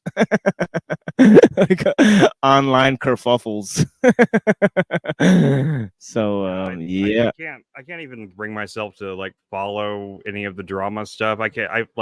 You know, there was that video that we were talking about the other day. That was about TBE. You know, and I mean, I started trying to watch it because I was trying to understand what's going on, but I gave up like after like 5 minutes. I'm not saying it's not good. I think it's not good information, but I just cannot. I cannot like make myself care about junior high level YouTube drama. You know, it's just like, and now, you know, he might really have some real trauma and stuff like that, but no one needs to make videos about it. Make videos about things that matter. Make videos about things that count, well, he likes to talk about my wife, but as a Muslim, I don't talk about other people's wives. No, so that video, that video actually featured his wife or something like that. So I was like, I just left it alone because I was like, I'm not gonna put anybody's wife or show anybody's wife on screen or something like that. Yeah. That to me, that's actually like improper, like adulterous, like type of weird, like Coomer like behavior, like degenerate shit. So I was like, actually, I don't want to, you know, there's some shit like, you know, people attack people and shit. I actually don't want to dirty my soul with certain types of like behavior. Right? Yeah, you got to rise above it. You just got to be above it. You know, there's just no reason. Yeah. You wrestle with the pigs, you just get, you know, muddy or whatever the term is, like the old Well, saying. thank you. But you know. Yeah, well, thank you for joining me. You know, Yeah, as definitely. I said, I was, yeah, well, I'll tell you, kind of, I'll fill you in here on what you missed. I don't know if you were watching earlier, but I've been watching for about ever since I got home. I was just like, I don't know, it's 8:23 now. I guess I think I must have missed maybe 30 minutes at the beginning. I think I started watching right around the same time you started playing that video about the Illuminati and shit. Yes, yes. Well, you know, okay. So yeah. So did you hear what I was saying about Darwinism? A little bit. I was yeah. cooking. I was making food for my wife, and then Yeah, because that's kind of where I left off. So I'm talking about esoteric Hitlerism and how it relates to Darwinism through this work by Hans von Lebensfeld called Cryptozoology and its occult origins. And of course, there's many different things to this. Obviously, one of the first things that I really forgot to mention is the hierarchy of being. You know, even the Jews hold to this hierarchy of being type of stuff. You know, which I think Maimonides and Aquinas affirmed it in the 11th century. And that's kind of where we're going to today. It's kind of, you know, I talked at the very, very beginning of the show. First 30 minutes, I was talking about concepts like Discordianism, transhumanism, accelerationism, and how they relate to the theory of evolution and all these things. So I brought in the hierarchy of being, and just now I brought in the hierarchy of being. Actually comes from Aristotelian work called De Anima. De Anima. Yeah, yeah. I know a bit about Discordianism. It's kind of been a pet research subject of mine. You know, what are your views on Discordianism? What do you think about it? Well, without saying too much, because I do want to give a lengthy presentation in the future. I was planning on doing one with one of these cohorts out here called a Enslaved by Truth, but I'm now skeptical about his kind of veracity. He said he's gonna put on a jihad on me. I'm still waiting to hear back about that jihad he's gonna put on me. So why is everybody want to wage war? It seems like most of the people in your chat and stuff, it seems like they're most basically on the same side of things, but then whenever they see one thing they don't like and they just decide that they're gonna like, oh, we're gonna wage war. It's just so stupid, man. Like it just doesn't. It's kerfuffles. It doesn't speak to anyone's character in a good way. It doesn't speak against your character. I mean, I'm talking about the people that keep waging these attacks and stuff like that. It's just so childish. It's like a bunch of people like yelling at the sky or something. Like they're just like, you know, I don't know. I just don't understand like what the point of it is. Like, what do you get out of it? Like, I guess they're trying to provoke someone. I'm not saying what you. I'm saying what do they get out of it by doing this stuff? I just don't get it. It just, I don't know. It's like they feed off of people hating them. I guess that might be that. Is it like they like the negative attention or something? Is that what I mean? Trolling used to be a thing. Where take the piss out of people that took themselves. Yeah, I could imagine. Yeah, I could imagine that like somebody who has a lot of pent up aggression, but doesn't have enough conflicts in their actual life because they don't really start shit with people around them. Then they go and channel that rage through a keyboard. That makes perfect sense. You know, I call this actually, I have a name for it. It's called externalization of the ego, or by the mediation of tools. But that's complex. No, I mean, I understand that phrase entirely. Yeah, it's entirely, it's a very specific and well worded explanation of it. You know, it is externalization of ego. Yeah, I get that. I got their puny fucking minuscule thoughts like mapped out. Mapped your psyche. Like, so it's fine. It's perfectly fine. I understand. You're a confused child. Yeah, I guess it's fine. I mean, in the sense that, like, I mean, it ultimately doesn't probably affect your life that much, but still it's just frustrating for me to see. But I mean, like, you know, I've never this is the most public facing stuff I've really done in years. Like the last thing I did that really had put me on any kind of public forum was when I used to write for cracked.com, and I just wrote a few articles for him. I wasn't like a major contributor or anything, but I wrote some articles that got some attention at the time. And, you know, I didn't even look at the comments until like a year after the article came back, and like I got curious and went back and looked, and yeah, there's people saying hurtful shit or whatever, but it doesn't really affect me, I found. So, you know, I think you seem like you have that same kind of like I don't know, that kind of wall that protects you from, like, you know, your ego doesn't seem like it gets real hurt over that kind of thing like some people do. I know some people just shouldn't ever put themselves open for a public forum or public comment. Like some people just can't handle it. Yeah, I've seen like people spiral. I think how Chalk Body's doing it right now. I think they're gonna put him back on that medication that he was on before. Because well, I hope so. If anybody is off their meds, spiraling pretty hard. Off their meds, I would definitely recommend them go back on them. I mean, I can't believe somebody with a 6K, you know, subscribers and like a whole career on YouTube, like fucking selling shit, grifting, hardcore for like two or 3 years, and all they do for 2 whole weeks is attack the machine lies. Some puny channel with like 600 subscribers. Yeah, I know. It's like, man, I must have made a real big like splash like on these motherfuckers. Well, and I just want to show everybody why this happens. It's pretty funny, actually. You know, let's check it out. And thank you to Ninja, my dude, who just subscribed. Yeah, as they attack me, my subscribers just keep growing. So yeah, it's great. All right. But yeah, here we go. Right, check it out. Yeah, let me see this shit. Fucking, I have to unshare this screen. I don't know why you can't share multiple screens. I want to get my brother in here to share a screen. But yeah, I just want to show everybody. You know, I may get a low viewer count tonight because everybody's over there watching me get attacked.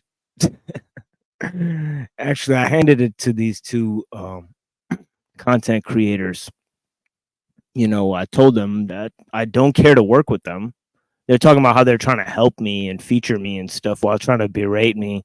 Tell me I need emotional help from them because of their pop psychology, their like government,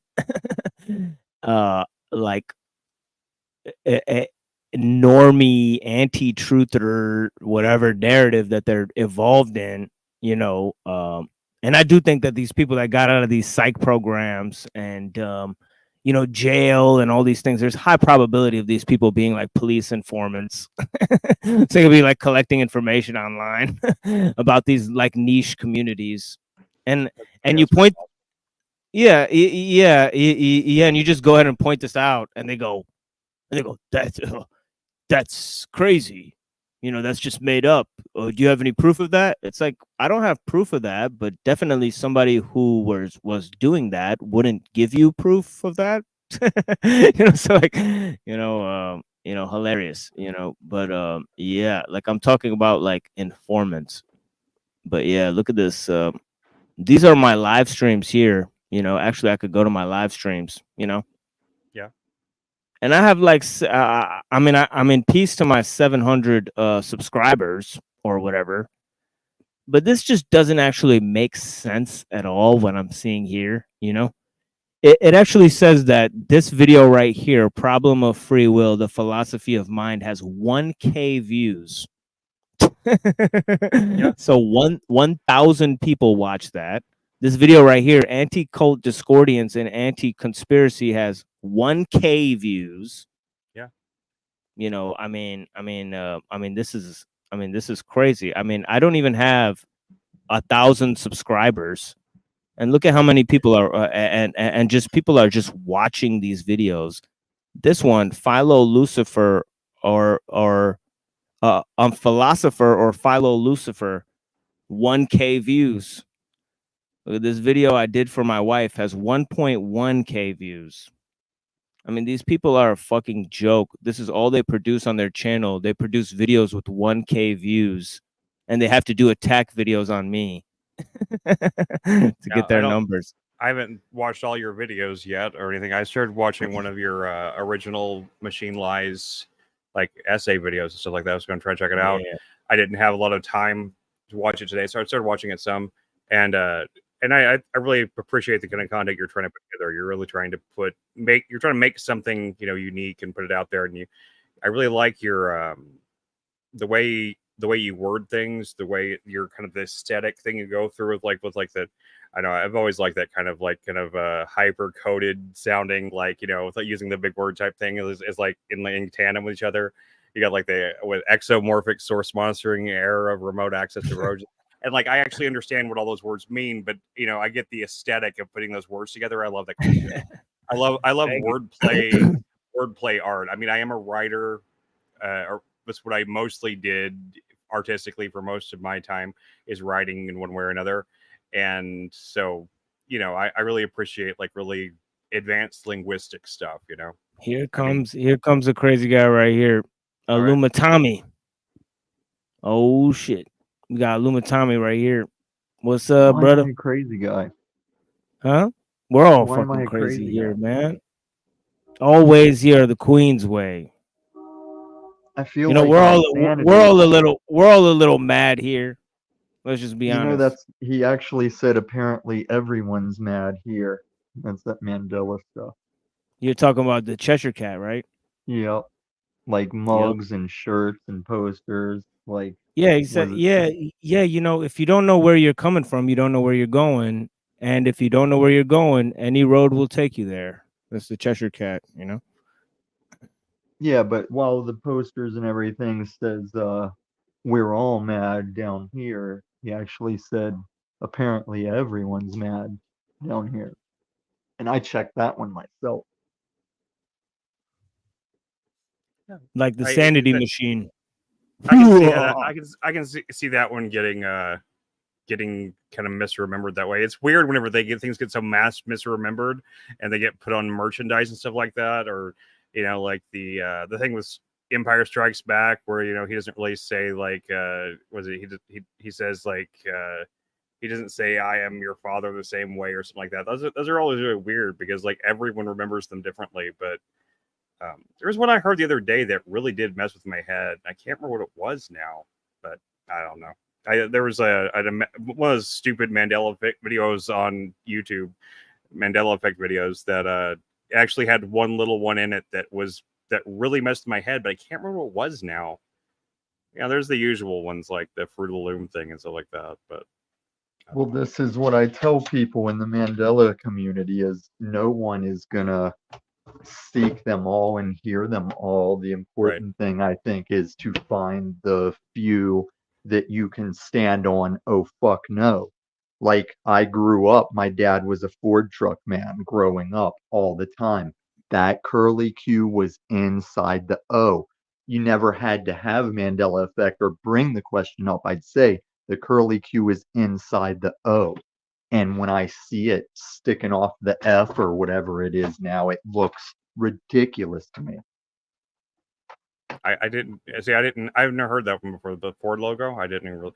I never owned a Ford. I never owned a Bring Ford, it up right owned now. a Ford or anything. So. I never. Well, that's not true. I did. I this. owned a '68 Mustang whenever I was a teenager, but it got wrecked shortly after I got it, so I don't remember it really that well. I never heard of this Mandela community stuff. It's all overlapping of the quote I think that's some new shit. It's like some time error. Kind of reminds me of Source. It's actually pretty old because the Genius Kid says, what was it? I'm not watching the chat if they're supporting us. I think it was 2000 something. Apparently the world was ending and the Hadron Collider saved us. The CERN people saved us by saying, okay, fuck it, we're going to end anyway. Let's jump dimensions. And I'm just saying the theory. I'm not saying what I subscribe to. I'm just saying the Mandela thing's actually pretty old. That's some Twilight Zone like type of shit. Like the CERN shit, like cause a time wave. You Well, know, I mean, I'm one of the ones that really alternative. I have that explicit memory of remembering seeing like Nelson Mandela's funeral on television, and the reason it was weird because like I don't remember much stuff about that. But I remember it being like a big deal on TV when I was like 8 or whatever, and I'm because I didn't even know who it was. I remember asking my parents who it was that died and why it was a big deal, and I have all these specific memories about it, and I didn't even know that it was like a whole thing until like Dude, way later on.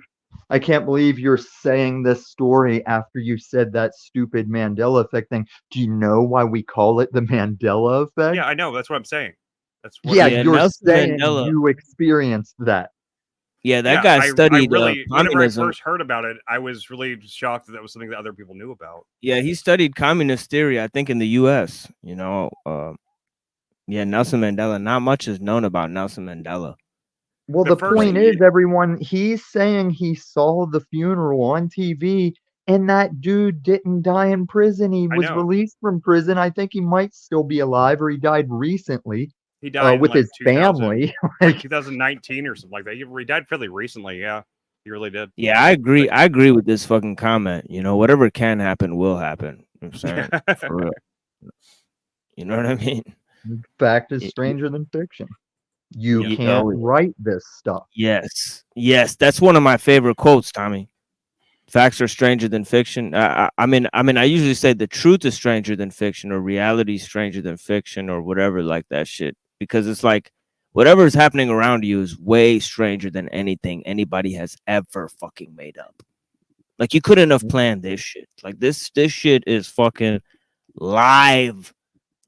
Live is evil spelled backwards. You know, and it's weird to say like you couldn't plan this shit, and there's the context where I agree, but then on like a spiritual level, I'm like, you could only plan this. That's a good point.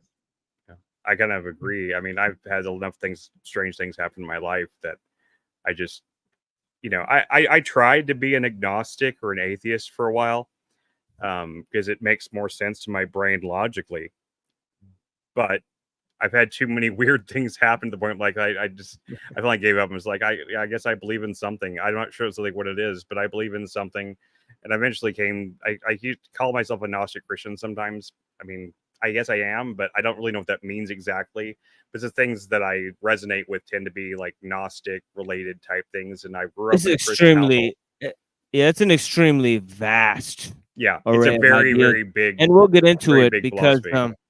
yeah, because if you look at the Nag Hammadi Gnostic library, yeah, you'll actually discover that it is a perennial sect, a cosmopolitan sect. It actually does not have one origin point. So it's a fascinating type of religion, a lot like Hinduism in a way, you know, or at least I think of it more like a philosophy. Really, it's more philosophy than it's religion to me. Well, definitely has philosophy in there, but I think it can't hold a candle to like real philosophy. I mean, like if you compare it to like Kant or like Nietzsche or stuff like that, it doesn't have the rigor, you know. But what it is it's a combination of art and spirituality that is very profound in a sense, because it's combining Zoroastrianism, it's combining Orphic Pythagoreanism, which is coming from Plato, and it's using, and it even has an excerpt from Book 10 of the Republic of Plato in there, which is not to be construed as a Gnostic text by any means, but it also has these books that are like Gospels, and even these Ascension of Paul. You know, a lot of it's about St. Paul. You know, there's a lot of texts about St. Paul or about his experiences, his ascension to the third heaven, and all of this type of stuff. Hold up, though. Is St. Paul the same as the Apostle Paul? Yeah, they're talking about the same guy. Yeah, but it's still Catholicism, right? I don't particularly care for Paulinian shit myself. I'm not a big Paul fan, really. Well, No, before it's we not. move too No, it's not far, Catholicism. It's Gnosticism, Tommy. Those are two different things because before we move, the Catholics like were formed after the Gnostics, yeah, and I strongly almost believe a that century later, yeah, I yeah, and strongly believe they that denied Gnosticism. Yeah, they said I they actually strongly said that believe that Gnostics were heresy. Catholicism, especially Roman Catholicism, is the beast system part of the delusion. Yeah, I mean, a lot of people think that. Like, a lot of people think like the Jesuit shit with Santos Bonacci people, like the astrotheologists. They say that the church has hidden knowledge of astrotheology. I think astrotheology is complete horseshit. I think it's derived from the modern occult. You know, it's Yeah, it's obvious. I mean, astrology. yeah, it comes from like Jacob Boehm. Yeah, You know, from like the I 16th feel like century. I'm rich because once I got rich, I learned that there's a saying where millionaires follow astronomy, billionaires follow astrology. And the longer I've been in the well-off community, the more I see that. But while I got a chance, Chris, and this is gonna halt the fucking community for me to say this if you don't know who I am around here, but I fucking feel you, dude. I Okay. came to Colorado and walked away from Christianity for a number of years. I started calling myself an agnostic because, hey, I can't be sure, can I? I can't tell you for certain. And that was just part of the process of me totally 180 back as the prodigal son to my father in heaven. And a lot of it came back when I saw, oh, my rich people are switching us to cashless. That's a foundation to require things to use money. And that was like how I got back on track. But I still don't.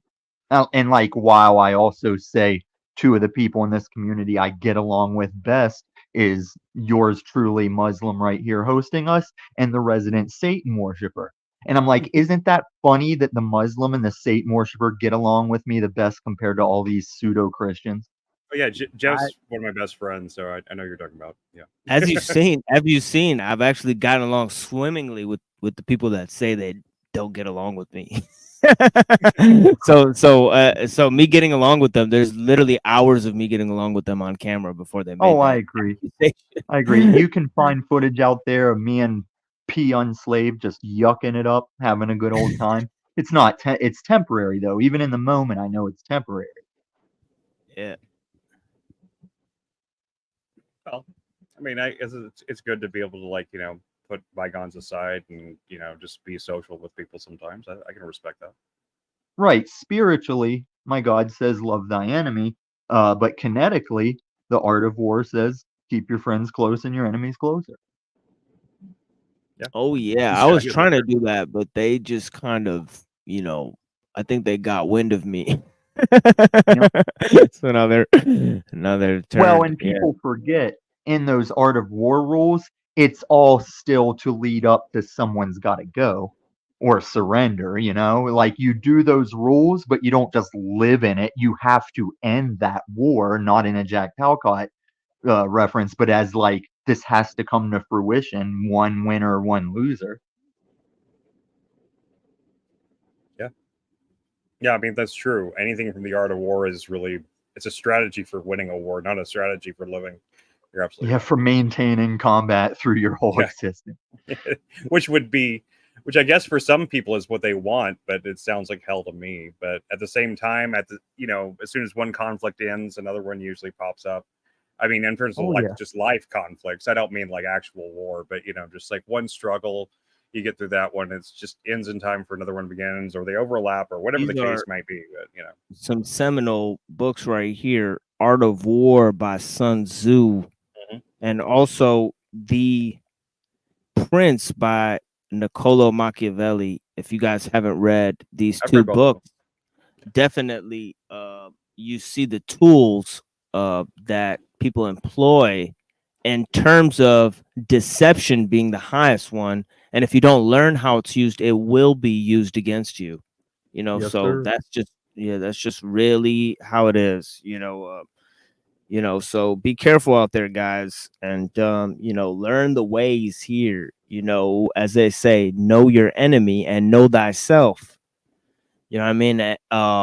you know, one man who masters himself is worth 1,000 who haven't done so. You know, an army of lions that's led by a donkey, you know, is always gonna lose to an army of donkeys that's led by a fucking lion. You know, so you know that's really what it is. It's the art of mastery, and it is profound. Like they said, or I've been saying it recently that virtue is actually a combination of power and righteousness. You know, whereas certain people see it as power and certain people see it as righteousness, you know, they both fall short of the actual prescribed goal there, you know, of what virtue actually seeks to exemplify, you know, because they try to bifurcate it in terms of power and righteousness.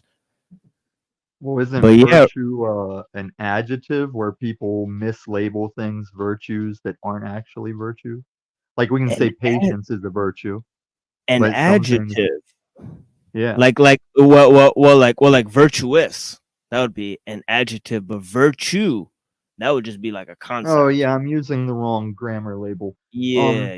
But the way Yeah, we when you say get the grammar, patience is a virtue, so what is that, a noun? you got to get the grammar. Right. So if we can misuse virtue, then people will call things a virtue that aren't actually virtues.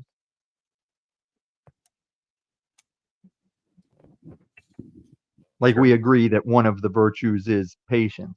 Like patience is a Oh, virtue, right? patience. Yeah, patience I think is the top one because Right. patience has to So do with courage, you know, and that goes to the median between power and righteousness, as I was explaining. You know, the root thing of that would be courage or patience or faith, you know, whichever way you want to have it. Man, I think I was just about to jump and say like or faith, and you said it right there. Yeah, they're all that was three amazing. the same. Yeah, they're all three the same Yeah. thing, you know. And Yeah, yeah, in my opinion, courage and virtue and faith and all these things. I mean, they're kind of all the same thing. The reason why is because they teach you that real intelligence is in the heart. It's not in the fucking brain. You know, because where would you, what would you use brain power for?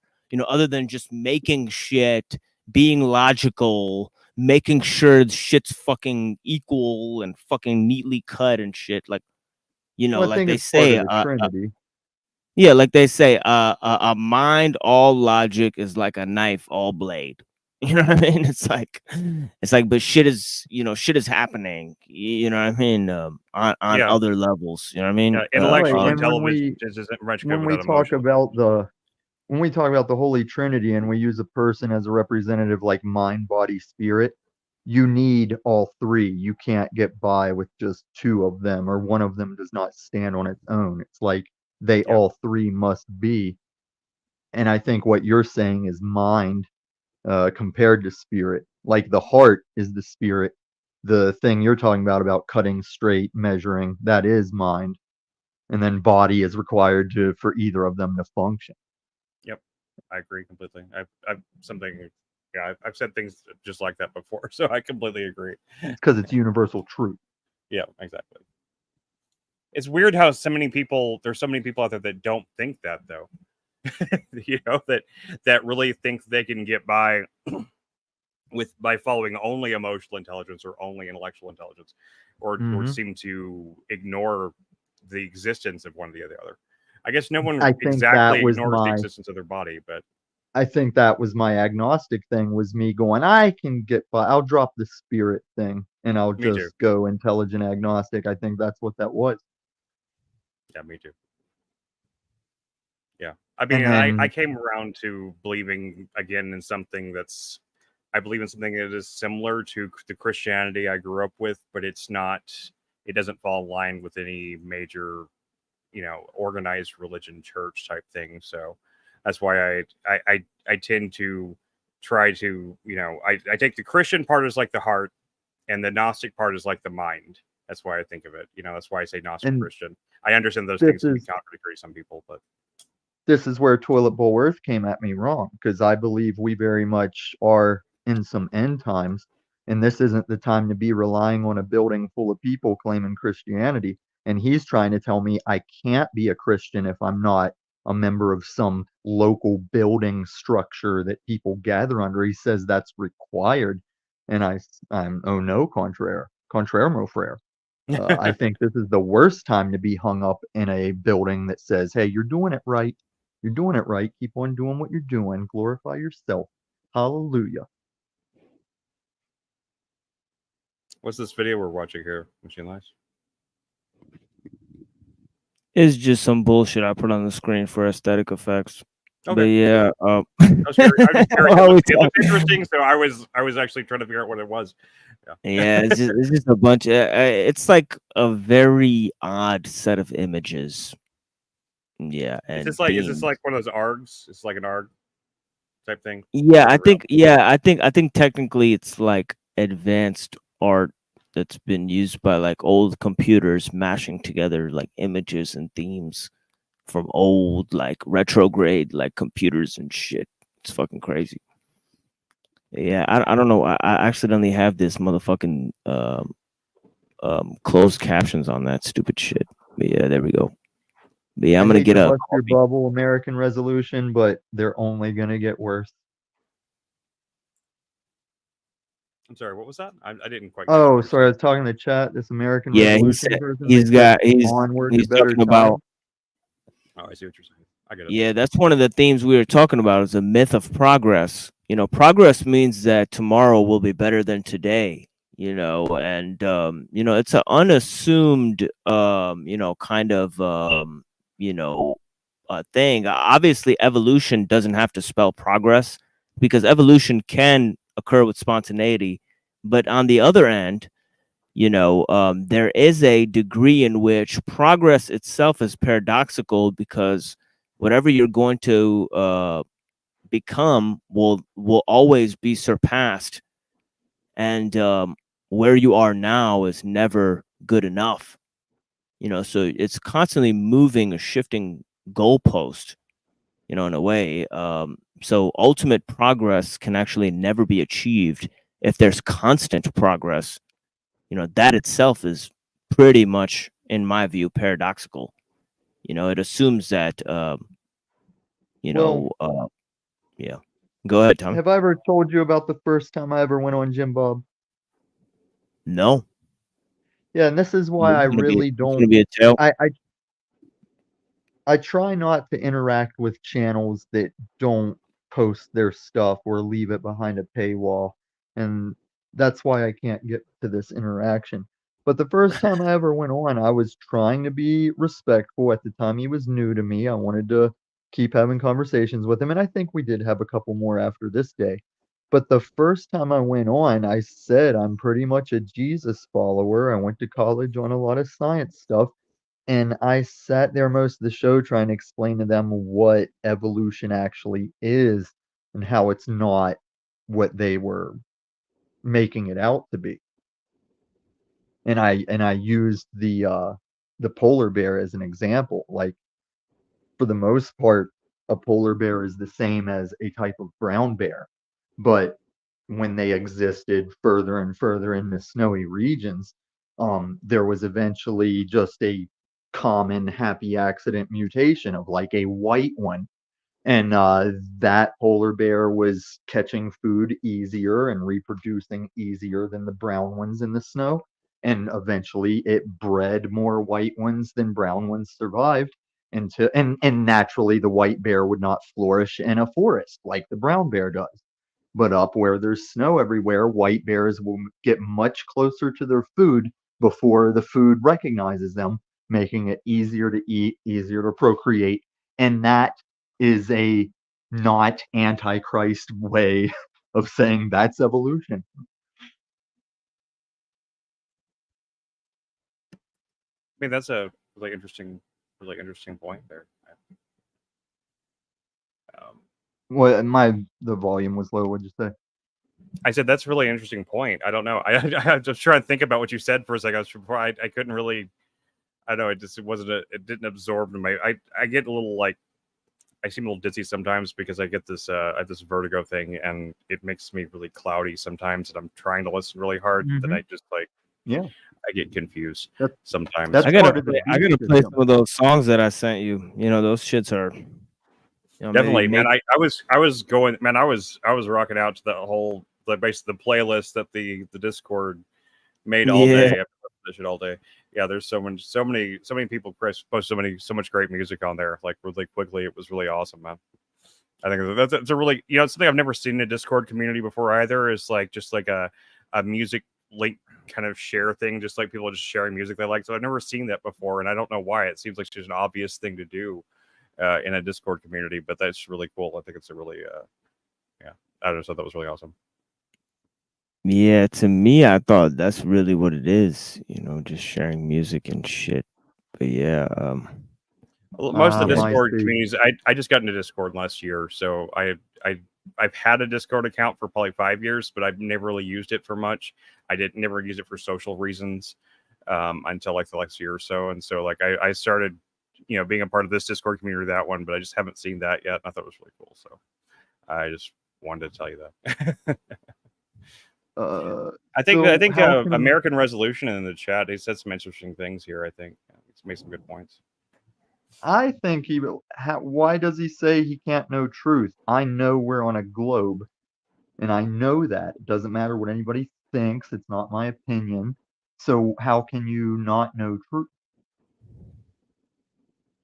Well, I mean, I don't necessarily agree with that specifically, but I would say I really appreciate what he said. He's saying about how we'll always have suffering because you can't recognize the good with the bad. I do believe in duality, so I do think that darkness is necessary for the light to mean anything. So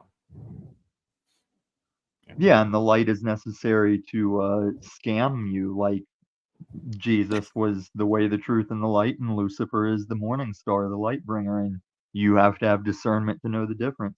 Because I just sat on Jack Talcott's show, let that demon Aaron Gauchi speed lies the whole time, and Jack wouldn't bring me up. Was he there again? He's back. And What Jack the highly fuck? desires He's a back? personal one-on-one. Jack's trying to meet up in person with that demon because he's got his fingers in him. I don't know who you're talking about. This is well, what it's I came up. it's a guy. It's a guy on Jack Talcott's show, and I'll tell you the story here. It's a man who came on Jack Talcott's show and actually started telling him that he was like rushed by these motherfucking like helicopters and shit. Like oh come on, man! like on a beach. Are you gonna let me lore master? Or are you gonna let me lore master? This dude Okay. said he's directly involved with the Rothschilds and the fucking I'm losing the oil guy's name. The evil Bill. Rockefellers. Yeah, and the he said he's directly involved with Rockefellers and the Rothschilds, and he's trying to tell us how to be God. No, not only that, and he's talking a lot of false prophet shit. He's got private messages from them. Oh yeah, I could whip some of those up too. He might be an actual monarch experiment. Like he's got something where they sent him this text or something like that. It's fucking bizarre, yeah. But yeah. And then Paul has his angle he plays where one time Paul triggered him into like doing some guttural roar, and now it's a short talking about Paul doing an exorcism on him. But I mean, everybody gets sick of Paul's bullshit. Even Aaron Gauchi had to give a roar at some point. But does the Muslim religion say anything about spiritual gifts? Spiritual gifts. I mean, I don't know what the fuck a spiritual gift, like what type of thing are you applying? Are you saying like you get a gift like from God, or are you saying like you have like some people say like that you have like discernment telepathy is a or some gift. shit? Like Not you get like to the superpowers. fucking X-Men level, but I noticed that like But that is you're talking about. You're called talking about like enhanced abilities that God gives you. maybe, but probably not enhanced in like our kinetic world sense, but in a spiritual Yeah, sense enhanced. I think definitely one of the red flags in Christianity is Paul saying that people get this in Corinthians, you know, that they can get the Holy Spirit, you know, and that's caused a lot of Christians to get fucking really funny. You know what I mean, right? Really weird. I can agree on that, but all I'm saying is but in Islam, I mean, also they have the same thing in Buddhism because they have enlightenment and they claim that they're saints just like in Christianity, can do all these things like fly around and shit. I Well, swear see, to God, the I'm Orthodox, not talking that. yeah, the Orthodox That's that priests say that X-Men shit. their priests can fly around and stuff. I'm not saying they can't. I'm just saying it's fucking wacky stuff, folks. That No, these kind of people. I just posted a couple links over there of one of my favorite old internet conspiracy Illuminati things. But Oh yeah, it's actually some really interesting shit. At least the philosophy of the people who were behind these things. It was something that happened on Above Top Secret. I don't know if you remember that website from way back, but there was like a den of weirdness from like, you know, older internet times. And there's this guy that came in there and said he was a member of one of the ruling bloodlines of the Illuminati. And they were required every year to choose one person to go online and open up themselves to questions, and you can ask anything you want about the Illuminati and what they do. And normally that would just be a big trolling bullshit type thing. But this guy took it really seriously. He might be like some MK Ultra shit or something like that. He really, I mean, like there's some really fascinating responses to the questions he gets in these things here. I think the second one, the first one I put up is the actual copied yeah. They don't let you things read from it the all the comments. way. Oh, does it not? Yeah, Oh it doesn't shit! let you read it all the I way. didn't even notice. I didn't know it was on Scribe. It's on another website. I'll find it. Yeah, I'll yeah. find You gotta it. like. I can Yeah, probably you gotta find it on like. the. I can probably find it on the Wayback Machine. Yeah, because if Well, you I'm scroll saying down, if that guy is legit, if that guy was that thing, wouldn't that just be the Faustian contract in effect that you are required to state your actions and intentions? No, do I that mean that very nefarious well shit? might be it. I'm not saying it's impossible. I just saying he says some pretty wacky shit. And mean, but some of it's really interesting from like the lore perspective. I would just spit out there because you're talking about lore mastering, and there's some amazing lore in those things. If you look up the actual title of it, the window of opportunity hidden handing, I'm pretty sure that'll bring up a better copy of it. This is the one I had bookmarked from a long time ago. It used to be behind a paywall, and now it is, I guess. So I'm sure it's out there somewhere. Oh, it's the original Above Top Secret forum is still there. I can't believe it. It's still there. But yeah, you can actually. Oh, no way. Yeah, I didn't. Oh, even you know the gotta website send me was that listed. link. Here, Yeah, I got send it me right that link because I definitely. Yeah, but like some of the stuff that he says about the philosophy behind of the Illuminati and all that shit in there, it's bizarre. But I mean, like there's some of it that makes a weird kind of sense. Like, you know, you can see that at least somebody probably really thinks this, you know. So Yeah, I think that shit. it's worth Yeah, worth that shit reading. from. Yeah, that shit from the video I was playing earlier. Yeah. You know, Of obviously course, it that's makes real. sense.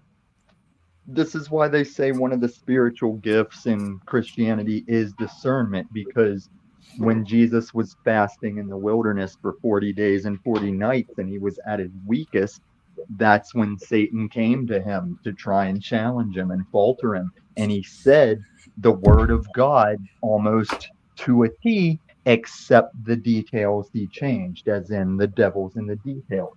And that's what JC had to recognize and stand against and be gone from me, beast type shit. Yeah.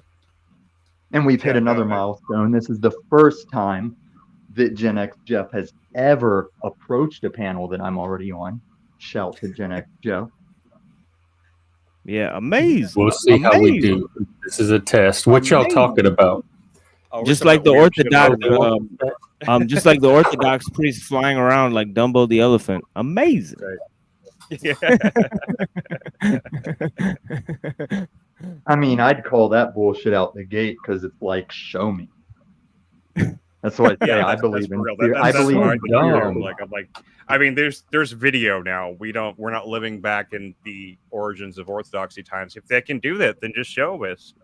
I mean, you gain so many people would believe in Orthodoxy if we could actually see their priest flying. You know, if we could see that for real, and then it would be like, you know, you could prove that they're really doing it. Yeah, that would definitely would make me think twice. I would think real hard, long and hard. You know, That's a thing in Orthodoxy that their priests fly. Oh yeah. Well, I know I've the flying seen a nun before, Shaolin but monk I never drive heard the flying his Orthodox arms priest before now. into heavy stone rollers. I've seen him balance on sharp, pointy things. I've seen him do marvelous feats of the flesh. I am not counting on any laser eyes or YouTube? people flying in this life. Okay, that's fair. I mean, even Jackie Chan, when he was sent off to the Chinese theater school as a kid, it was the type of place where if you were being punished, you'd go into a squat stance with no wall behind you. You'd have uh, a vase of water balanced on each thigh, one on each arm that are sticking out in front of you, and one on your head. And you don't spill it or break it, or you start over. And then by the time he was in Hollywood, he was bouncing up walls and doing all that Jackie Chan shit. Yeah, this like page will not fucking load. I don't know what the hell the deal is here. Damn, I'm sorry. I didn't even click on it. I just looked up to see if I could find any links to it, and I didn't. Let me see what I can find here. I know it's out there because I looked at it about. Wait, here's a PDF version of it. Maybe I can just get the PDF. Is it all there? Let me see. Yeah, it's kind of jumbled up, but here's a link to a PDF that's got the whole thing on it. So it might need to be like copied out and then reformatted. But I'm gonna keep looking for better copies. But anyway, yeah, it's yeah, I had it bookmarked from Scribe forever ago. I didn't know that it had been Scribe had gone into a paywall site. I had no idea. It sucks. There's a bunch of stuff I have bookmarked from Scribe. I have like this whole like crazy conspiracy theory folder. Is he in the chat?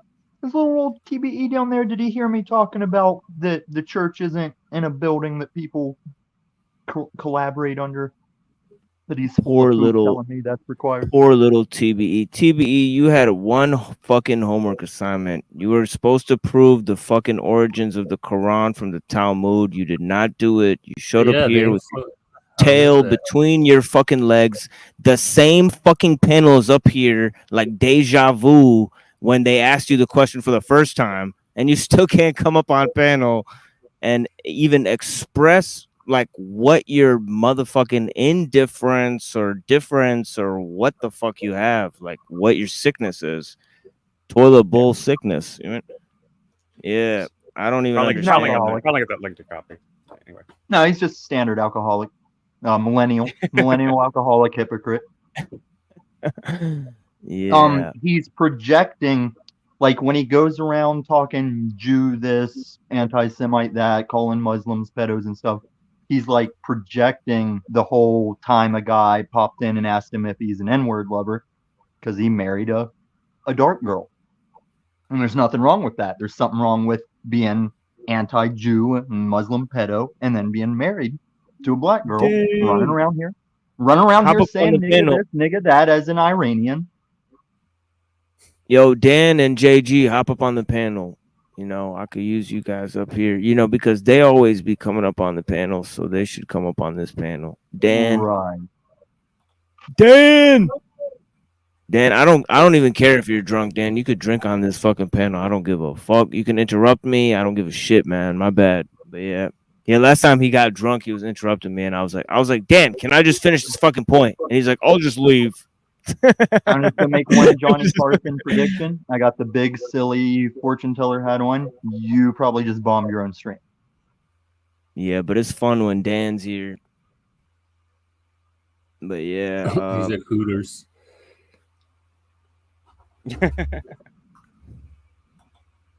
Is that what he said? Yeah. Yeah, he's at Hooters. Well, hop on from Hooters. Give us a taste of it. Yeah, are there anybody got any girls with good Hooters at Hooters? Like last oh time yeah, oh yeah, and Hooters. No, that's Hooters. They weren't. They didn't. I guess they didn't. They don't hire based on breast size anymore. Because like I didn't see any. No, Hooters changed over. It's an ass place now. Oh no, that's that Reiki with Anna. My wife really likes Hooters for some reason. She really likes their wings a lot. So I've been there like 2 or 3 times since we got married, and every time I'm always like, damn, like I don't. This doesn't make me jealous. It is pretty good food. I'm actually really I'm really happy to be with my wife because the girls are usually not very attractive there. We have this other place called Twin Peaks here though that I was like, what? No, I'm in Texas. We got a bunch. I think Twin Peaks is from up here in Denver. I think we got it a bunch is of too. I think it is too. But I mean, I'm happy. Being the David Lynch fan I am, though, I thought it was a Twin Peaks themed bar and Yeah. went in with all these scantily clad women, and I was just like, Yeah. I actually felt my cheeks go flush. because You I went. did You not showed expect up that. dressed like Dennis Hopper. You were using your inhaler, going, "Ooh, I'm slutty. Ooh, I'm slutty." Yeah, and they were like, "Sir, can you leave? We're a family That was restaurant here." hilarious. We No, did. I'm We did. no, I'm Oh, but I'm sorry. no, no. No, I was just gonna say I'm very happy to be with my wife, but if she doesn't come home soon, it's gonna be with Reiki with Anna. Because Reiki with Anna, she's got those tiggo bitties, you know. Are you talking about Annapurna? No. I don't know. Okay. No, I wouldn't talk about a female that's like in these panels, or I actually don't know Okay. Reiki with Anna, but yeah, Yeah, she's kind of a. Yeah, go ahead, guys. I'm Oh sorry. no, I was just gonna say that me and my wife and one other guy that we used to know, back when this Twin Peaks season 3 came out, there was a whole bunch of merch that got released that was Twin Peaks themed, right? And so, I bought the Cooper jacket, and my wife had this like outfit she'd already had, and she got a log pillow thing. So she like was the log lady, and I had like the Cooper outfit on. We did go to Twin Peaks after the Halloween party we went to, because we thought it'd be funny, but nobody got it. It was kind of sad. Like nobody at all like understood the reference, and we were just like really disappointed. We thought like somebody that works at Twin Peaks must have seen the show Twin Peaks like once, right? But no. Good at creating. So you know, Blue Velvet is the movie for Twin Yeah. Peaks. Okay. Well, not exactly. Just checking. No, Blue Velvet's not the movie of Twin Peaks. I mean, Fire Walk with Me is, but I mean, Blue Velvet is the Twin Peaks thing. It's that. It's the director. Yeah, I mean, it's his first. It was his first big movie. I don't know. He did Blue Velvet after you do. Well, he did Eraserhead and Elephant Man. Yeah, Those were Elephant Man pretty first. big too. And then like he did Dune right off of Elephant Man, right? Yeah. But I want to start offering things. You know, at one point, David Lynch This is torture to me. David Lynch got offered to direct Empire Strikes Back, and he offered to do Dune instead. Did he really? Okay. Yeah. Just a little housekeeping. Maybe he should have. That's the one I barely remember. Deep breaths. And It's all started. It doesn't matter. just start to release. Machine, I thought this was a man panel. Yeah, I don't know what's going on right now. Clearing here in the heart. The whispering thing is the only thing I don't like about it. I mean, she seems fine, but like I just. Oh my God. Can I derail this for a second with a vital question? Please do. Go ahead. That chick that Croco made videos about that went on actual like Tucker Carlson or something, that blonde chick. Fucking Jim Bob just had her on like last night or something. Did anybody see that? Which Because I blonde meant chick? to watch it. Huh? Which blonde chick? She wrote like a book or something, and she was involved with like some of these guys like Croco and some others, and something went. Yeah, Rachel Wilson. Thank you, Reddit. Oh, that's Andrew's wife. You hate watcher. That's Andrew's wife. Andrew who? Andrew Wilson. Oh, the fucking Crucible guy. Yeah, that's him. God damn. And okay, she put out a yeah. tweet last week about Jay Dyer. Like she's all up in Jay Dyer. So she was my first example. Like when everybody in this community is calling each other agents, they referenced that event with her as like a reference. And then when I watched it for myself, I was like, guys, she's just trying to front her book and you were in her way, I guess. That doesn't make her like a government fucking fed. She just wanted to push her. And maybe her book is some bullshit play off of whatever's going on. Maybe it's just a cash grab. But I think it was more people got in each other's way than, hey, you're an agent here to throw us off from the truth.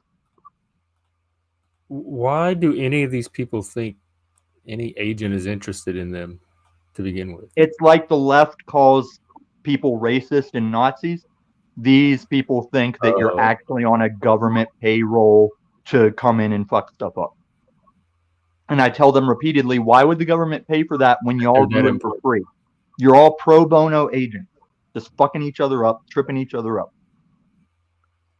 Well, I just think like I think like 10% of the population is agents and 90% are like useful idiots. So they might as well be fucking agents. Like Agents of what? Like actual government agents or agents of some like agent, like they might as well be like everybody on Facebook might as well just be part of the government. It's just like I don't you're just like you don't understand that Facebook is the government. Like it's just like I just think like like that's just a small example. It's like they're willfully giving their like information to fucking Cambridge Analytica.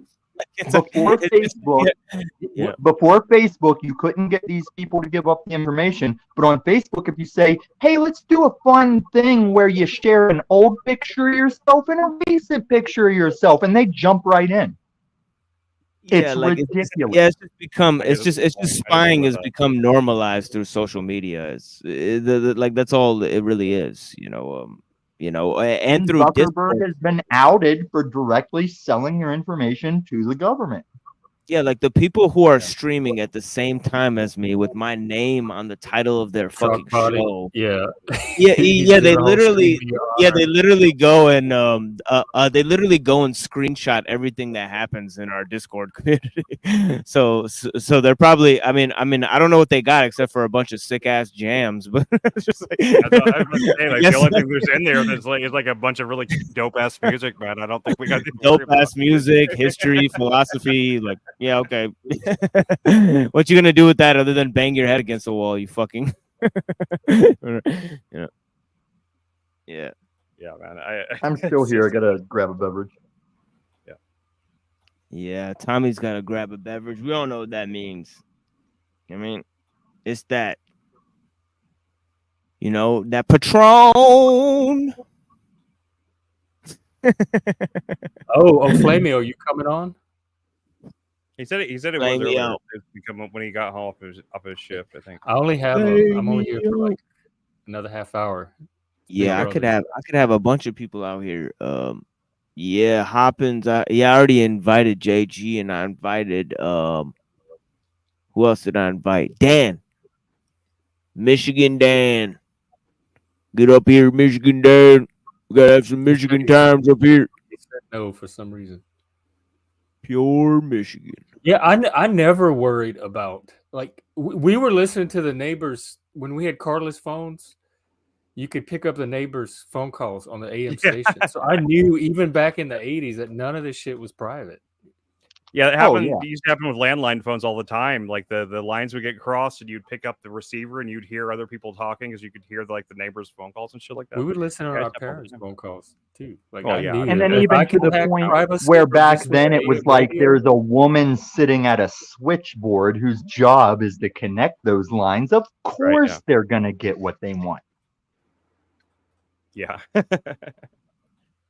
I mean, it's a good point about Facebook too, but I still have Facebook, but I only use it to talk to my mom. So I'm sure there's information about me that's on there. Your mom, the government agent. Yeah, I'm sure she is. Everyone is. So. Yeah, everyone who isn't unplugged has the possibility of being an agent. What if you haven't? Were you listening to me, or were you looking at the girl in the red dress? Right. Dude, have you ever seen that black chick? I hate to say this, but Low TW was the one that played this clip. It was some black chick that went on like a Dr. Phil or something. And at first she claimed to be the writer or somehow involved with all these famous movies. And I was like, this chick's going to be full of shit. And the more she talked and connected all these movies to like the holy spiritual idea we've all had in our heads about Christianity and stuff, it started melting my fucking face.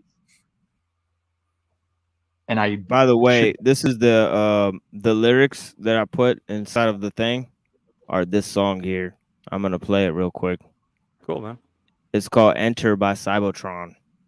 I listened to that earlier on the Discord. It's really fucking good shit, man. Did I put that on there? "Enter" by Cybotron.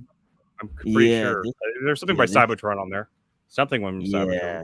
Yeah, it must be. Yeah, it must be this shit, because this is the fucking, because this fucking whatever these lyrics are highly captivating. But yeah. Or is that what you played earlier on the stream? Maybe that's what I saw.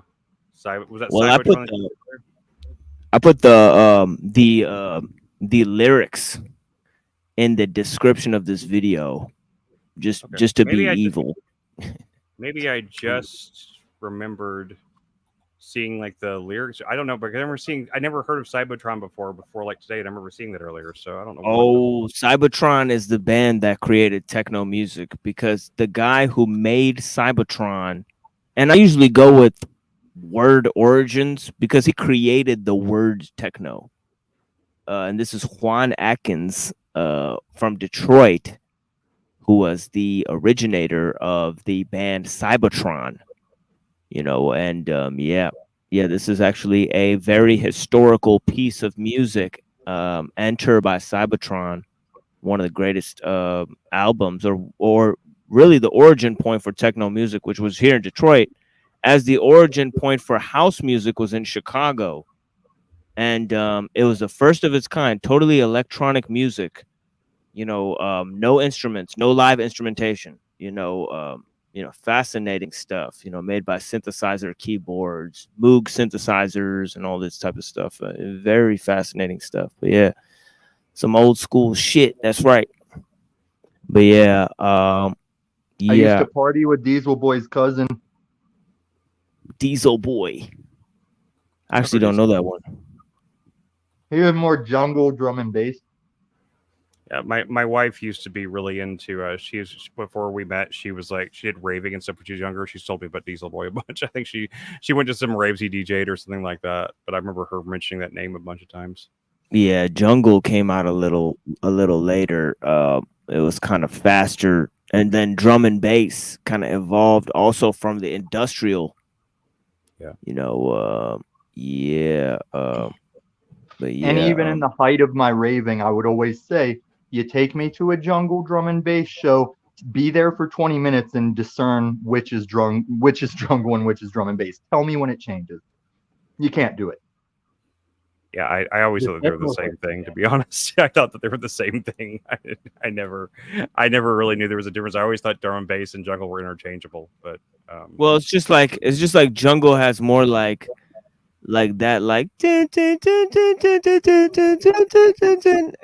then the fucking drum and bass is more like it's more like fucking mechanical drums. So it's just like you know, the jungle is more about the beat, I guess. That's the only thing. Whereas the drum and bass, it's almost all drums.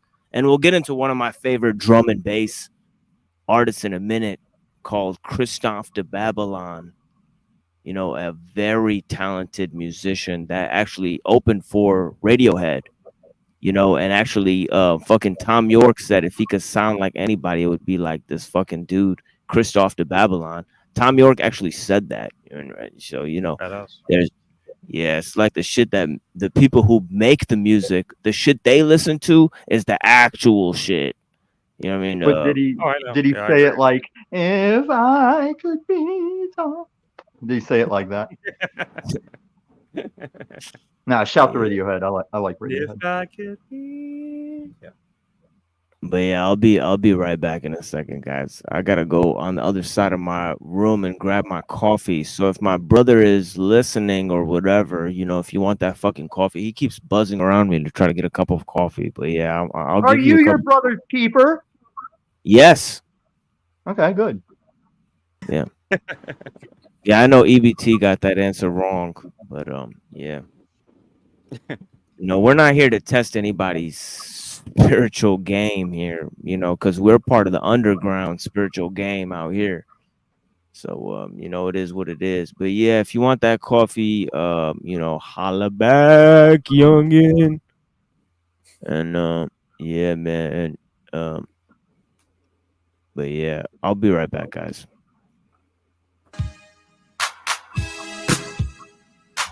Oh god, this is the 80s, early 80s. Yeah. How's your day today, Jeff? Busy. I worked all day. Then I had errands to run. Then I had meetings. And I have a short break before big break. I still haven't heard back from the peer counseling thing yet. I've left 2 messages. Yeah, it'll get back to me. You can't feel. Oh god. It's not right if you have to fight. It's not yours to take or give. The new day begins tonight.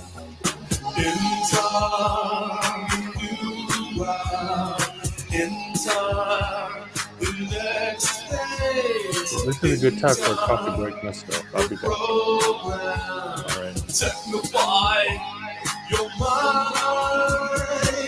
We are just dreams in space, stranded in this foggy place. No transport out of here. I guess we'll have to put away our fear. Enter.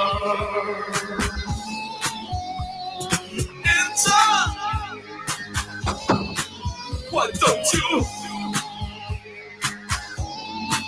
Why don't you?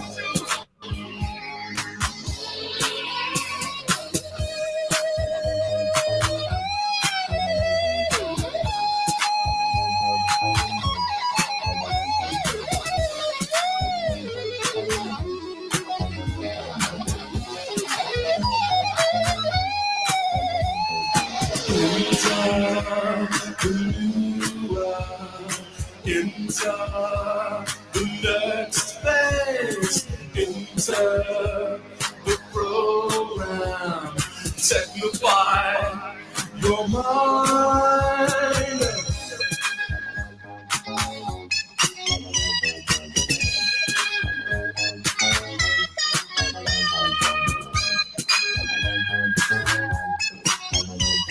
Yeah, I definitely didn't hear this earlier. I don't know where I heard the artist Cybotron, the name today.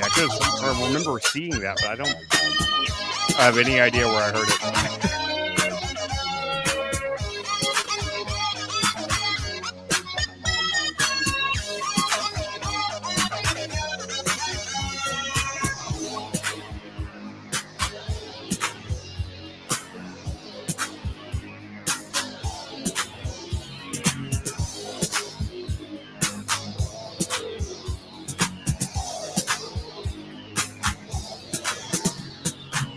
Electric lady with a red dress on.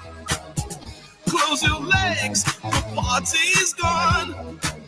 Harmonic beams will plasticize your mind. Don't you let them romantize your behind.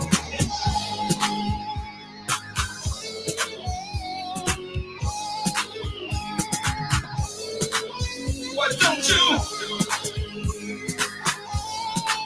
Why don't you?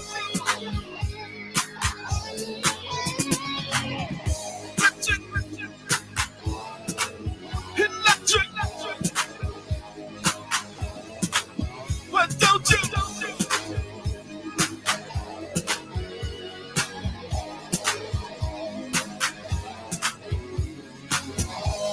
Electric lady. Enter. Why don't you enter?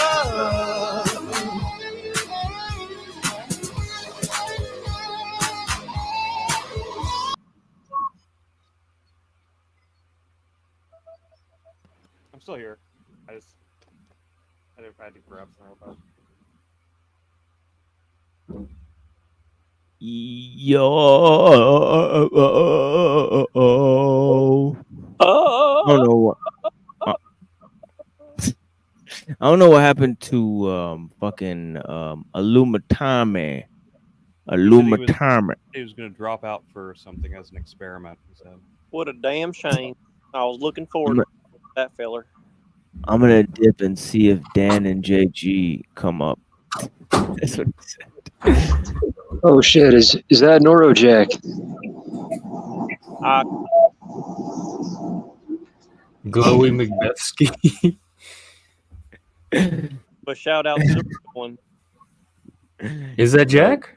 Yo, we got Jack in the house. We got Neurojack in the house.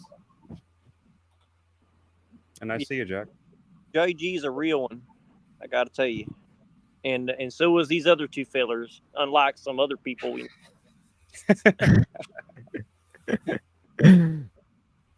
Yeah. I've been pleasantly surprised by how everything has unfolded. Yeah, we got Neuro in the house. He's gonna make, well, it's perfect timing because I was gonna play My Confession by motherfucking Christoph the Babylon. We can have, you know, talk. Yeah, because we could talk over this because this is just drum and bass. You mean, but I'm gonna play it at a low volume to entice the crowd. Maybe they'll want to jump on tables. Maybe somebody will slit their wrist. Maybe somebody will call the police. But we got to keep it moving out here. No matter what happens. But yeah, can't panic now. But it's good to see that Tommy has been vindicated as not insane, as Jay. Fellers. Well, he's not high. Toilet Bowl's not insane when he's sober either. But it's funny because Tommy scares everybody, but he's just a crazy. He doesn't scare. He just gets on my nerves. But I was trying to play nice tonight because he was playing nice, so I didn't want to be the. No, I don't mean you. I mean everyone else. Throw it off. Scared of Tommy, the crazy guy, but yet he's so correct about what he says about everybody. I just find it curious. I don't know if he's correct about everything. Well, that was my first interaction with him. He was very nice to me. So that much. Yeah, Tommy, if you're out there, why don't you tell us what's going on these streets? Because I think you understand better than most of us, but yet you're holding out. He's holding all that good info. He's always talking about how he's got like this. He's getting to the bottom of this shit, but not yet. He's not gonna release it yet. It's like, come on, man. This is fucking. The suspense is killing me, Tommy. What you got out here? I mean, look at this. Is that Hooters? We got the Illuminati right here. Wait, that's not Hooters. In this. No, this isn't the same guy that was at Hooters. Checkerboard. Oh. No, this is Barnes and Nobles and Hooters. Hooters is in the back. Okay. That's classic.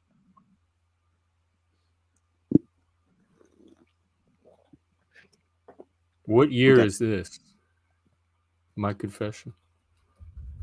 Oh my God! Yeah, that'd be good to look this up actually right now. But actually, I don't think it'll actually tell us. Oh, digital hardcore recordings, 1997. So yeah, that's like the tail end of techno. Good Lord, this is actually, this is way. He was opening for Radiohead. That's really that was like at their biggest point, pretty much, right? I can't believe that this is so early. That's actually incredible. 1997, like that's like I mean, do you guys know what hip hop sounded like in 1997? Motherfucker, wasn't Bill Clinton the president? Like that's ridiculous. He was indeed, yeah. Yeah, that's ridiculous. 1997, if people don't know, that's the year I came to this fucking great fucking country, the United States. You said you came over when you were 8, right? So you were 8 years old then? Yeah. Well, it was the tail end of the techno scene, like the raves and stuff. The music might still be going, but the little techno culture from the 90s. Yeah, and I gotta apologize. You guys can talk while I play this video, but I can't talk because it'll cut my audio out. So if I don't say anything to you guys, it's because of the music. But yeah, we got a full house here. So yeah, you guys will talk. You guys will say something. Even if not, there'll just be this fucking powerful shit. Honestly, I think this is one of the greatest shits. I'm actually gonna, if I could get a second screen, then I'll play it on the second screen and I'll do a monologue to this because this is some badass shit right here. Because like that would be fucking dope. That would be dope. But I can't do it right now because the fucking StreamYard doesn't let you talk over this shit. But this is a monologue on its own. My Confession by motherfucking Christoph the Babylon. And the album is called If You're Into It, I'm Out of It. If you're into it, I'm out of it. That's right, motherfucker. Peace, motherfucker. and yeah, the tagline in the back says, if you're gonna go out like a motherfucker. That's right.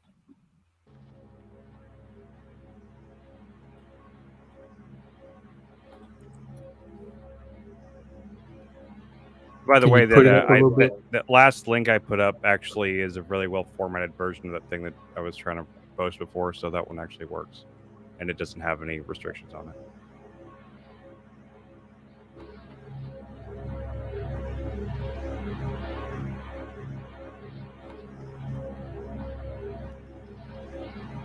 I like it so far.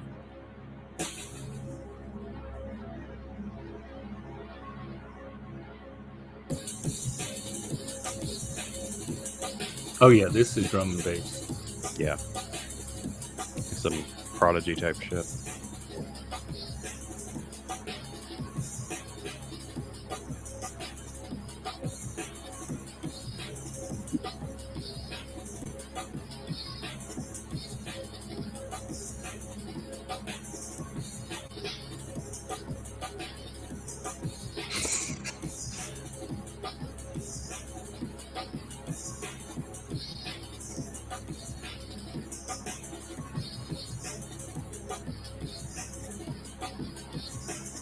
I feel old. It makes me feel old.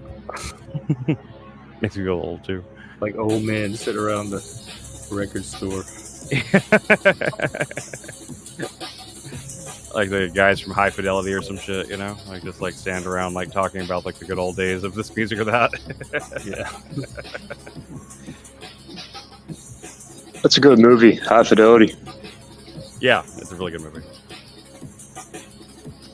I literally used to work at a record store that had a very similar vibe to that. I worked at Tower Records before they went under, and it was very similar to that movie. But weirdly enough, I didn't. Empire Records or High Fidelity. Working I say Empire Records. I meant Tower Records. Sorry, I did the name of the there's movie. a movie, Empire Records. Yeah, there's a movie Empire Records. Was it Linklater? Who did Empire Records? No, it wasn't Linklater, but it was around that same time period. I've seen Empire Records a bunch of times, but Alan Moyle. Yeah, but no, High Fidelity was much closer to the vibe at Tower before it went under. It was very like elitist. Everyone there like had all these like advanced taste in music kind of thing. It was fun though. I like that job.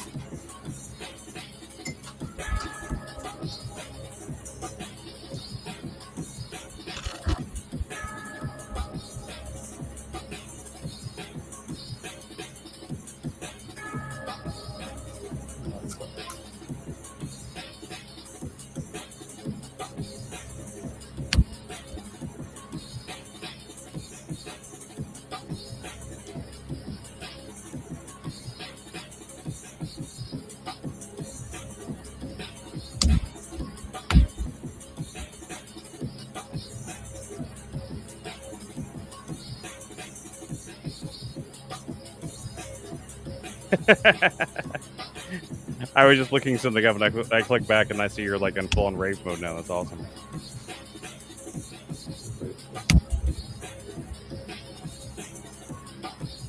I just know a guy that could really like that could do like this the glow stick dancing thing, like get on. Yeah, they had one that would come to clubs in New Orleans.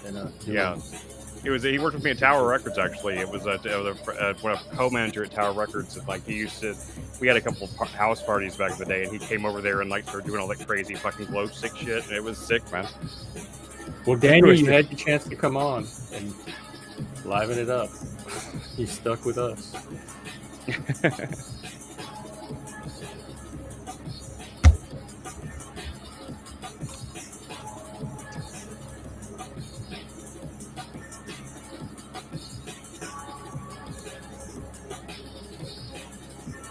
I was trying to remember the name of this other above top secret thing because I was gonna link to it, but I can't remember what it was called now. The movie? No, it's like this. It was like this really weird thing because we're talking about like people like talking about crazy shit with Illuminati and stuff earlier, and like conspiracy stuff. Yeah, it was, but it's just it wasn't because I believe the conspiracy because I think that it's just interesting lore. It's like there's some interesting, like it's fiction, but it's just interesting lore. But it was this guy did this like he did like a question and answer, like what they call them on Reddit, like an AMA, and Ask Me Anything thing on above top secret forums a long time ago, saying that he was an Illuminati insider and all this shit like that, and he had some really bizarre and interesting takes on things that I thought were entertaining. But yeah, Illuminati was Robert Anton Wilson. Well, I mean, the Illuminatus trilogy was Robert Anton Wilson, but the Illuminati was created by some Discordians. I mean, the original Discordians. Yeah, but he was connected with that. Yeah, he was totally. But I mean, he wasn't the first one that created it. It was originally the other two guys was Greg something. And normally I remember these names and my brain's just not working right now. But anyway, but yeah, they convinced people in the FBI that the Illuminati was real. It was insane, and they pulled the name from the old Bavarian Illuminati thing, and they created this whole thing. They created these letters they sent to the FBI, the CIA. I had to look it up. It's such a crazy story. It was, and they were working for Playboy at the time. They were doing this on Playboy's dime. They were pranking the FBI as the Illuminati. It was insane. Everyone's demonic. What? It's mostly demonic. Well, I guess so, but I mean, I don't know. I mean, I think it's mostly entertaining because it's not real. It's just some of the shit they made up. If the Illuminati exists, according to people I've talked to, in my various weird experiences, the Illuminati does not call themselves the Illuminati, and they never would. The planet is way too big. There's way too many people for any one little group to be controlling everything. I agree. I completely agree. Especially for that many years. Yep, I agree. I'm just saying there's people that claim that it does, though. Sometimes they come up with some really, really fascinating fiction. That's all. That's just Greek animism, though. Like the Greeks would look at the weather and the sun, and they would see human agency. Like they personify it, and people look at world events, and there's this animating group of people causing it. It's mythologizing. Yeah, so that's kind of I'm a Discordian. I think that's all I'll play of that. For now. It's a good track. That's Christoph de Babylon, and then Jungle. I guess I'll quickly play a Jungle track. It's kind of older. Since this one is by Digital Hardcore Recordings as well, and as I just noticed right now, it won't get me struck. I'll just go ahead and play this one too because don't get struck. Yeah, I think this one is interesting. Yes. Join Planet Fitness for just $1 down. Did you ever listen to the Stone Roses? Yeah, I remember them. Okay, here's another commercial right here. You said the Stone Roses? The Stone Roses were great. Yeah, Fool's Gold and definitely. What's that other song? I've never heard of that one. Stone Roses is kind of a it's rock, it's like one of those band, Manchester type band. Didn't he die, or is that Stone Temple Pilots? Stone Temple Pilots. I mean, Scott Weiland did die. Yeah, but I don't know about the Stone Roses. Stone Roses, I think, was one of those like Manchester. Yeah. It's what's the singer's name? I had their tape cassette. Daniel, do you mean there's music's not good at all, or current like modern music is not? Well, Daniel, I don't know how he's gonna get so drunk and not even fucking play any tunes, man. What the fuck? Yeah, I agree, Reddington. I'd rather listen to old music. I think old music's way better, just because people were more hungry. It was more serious. Now it's just there's nothing to it. That's all I listen to is like my music. I don't listen to hardly any modern stuff unless it's albums by the same artist I grew up listening to.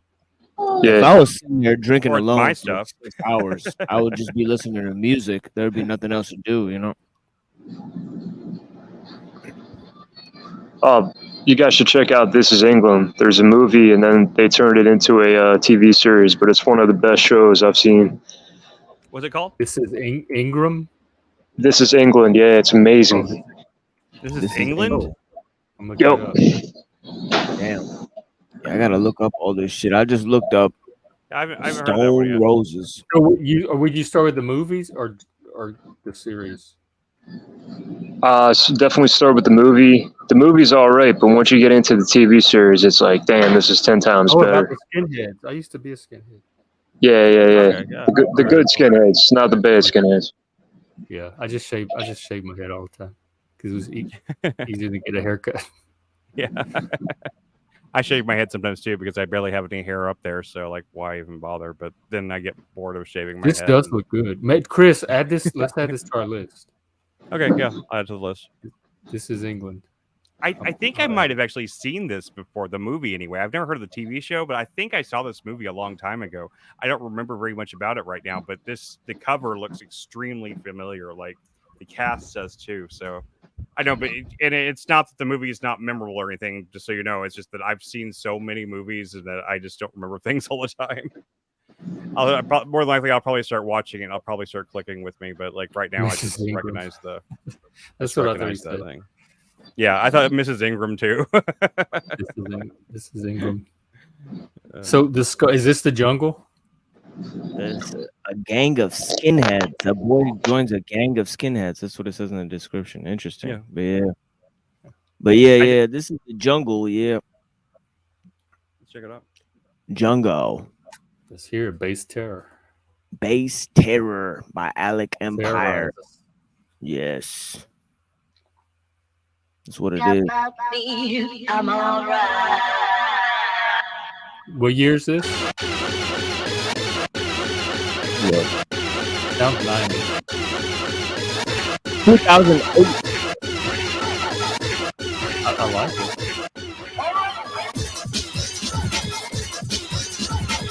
So is this faster? That's what makes it jungle?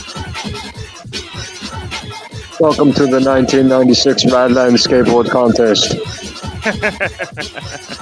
My name is Peter. Shout out to PlayStation for our sponsor.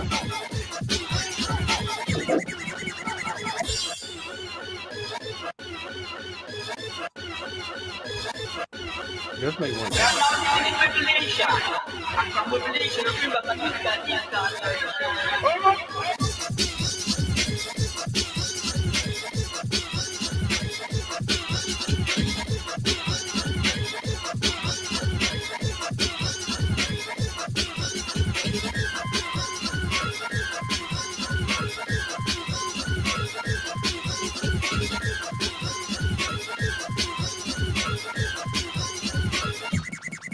Is that the jungle noises you said?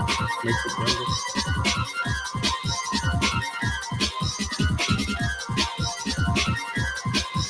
Daniel doesn't like it.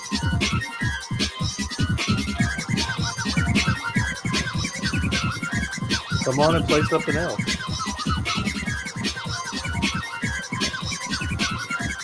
Yeah, this is that's why I didn't like when I did acid to tech. It would torture my brain. I couldn't stand it.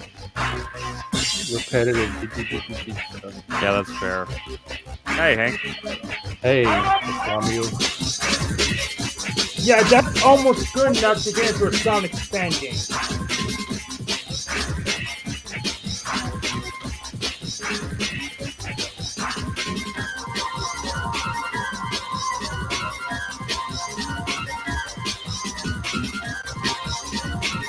Yeah, this is where I start looking for the chill out room.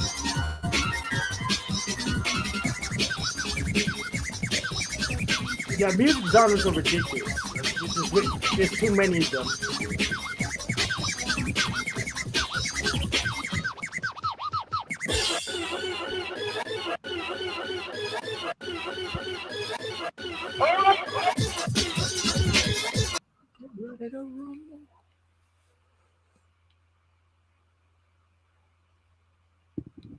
But yeah, it kind of loops from there.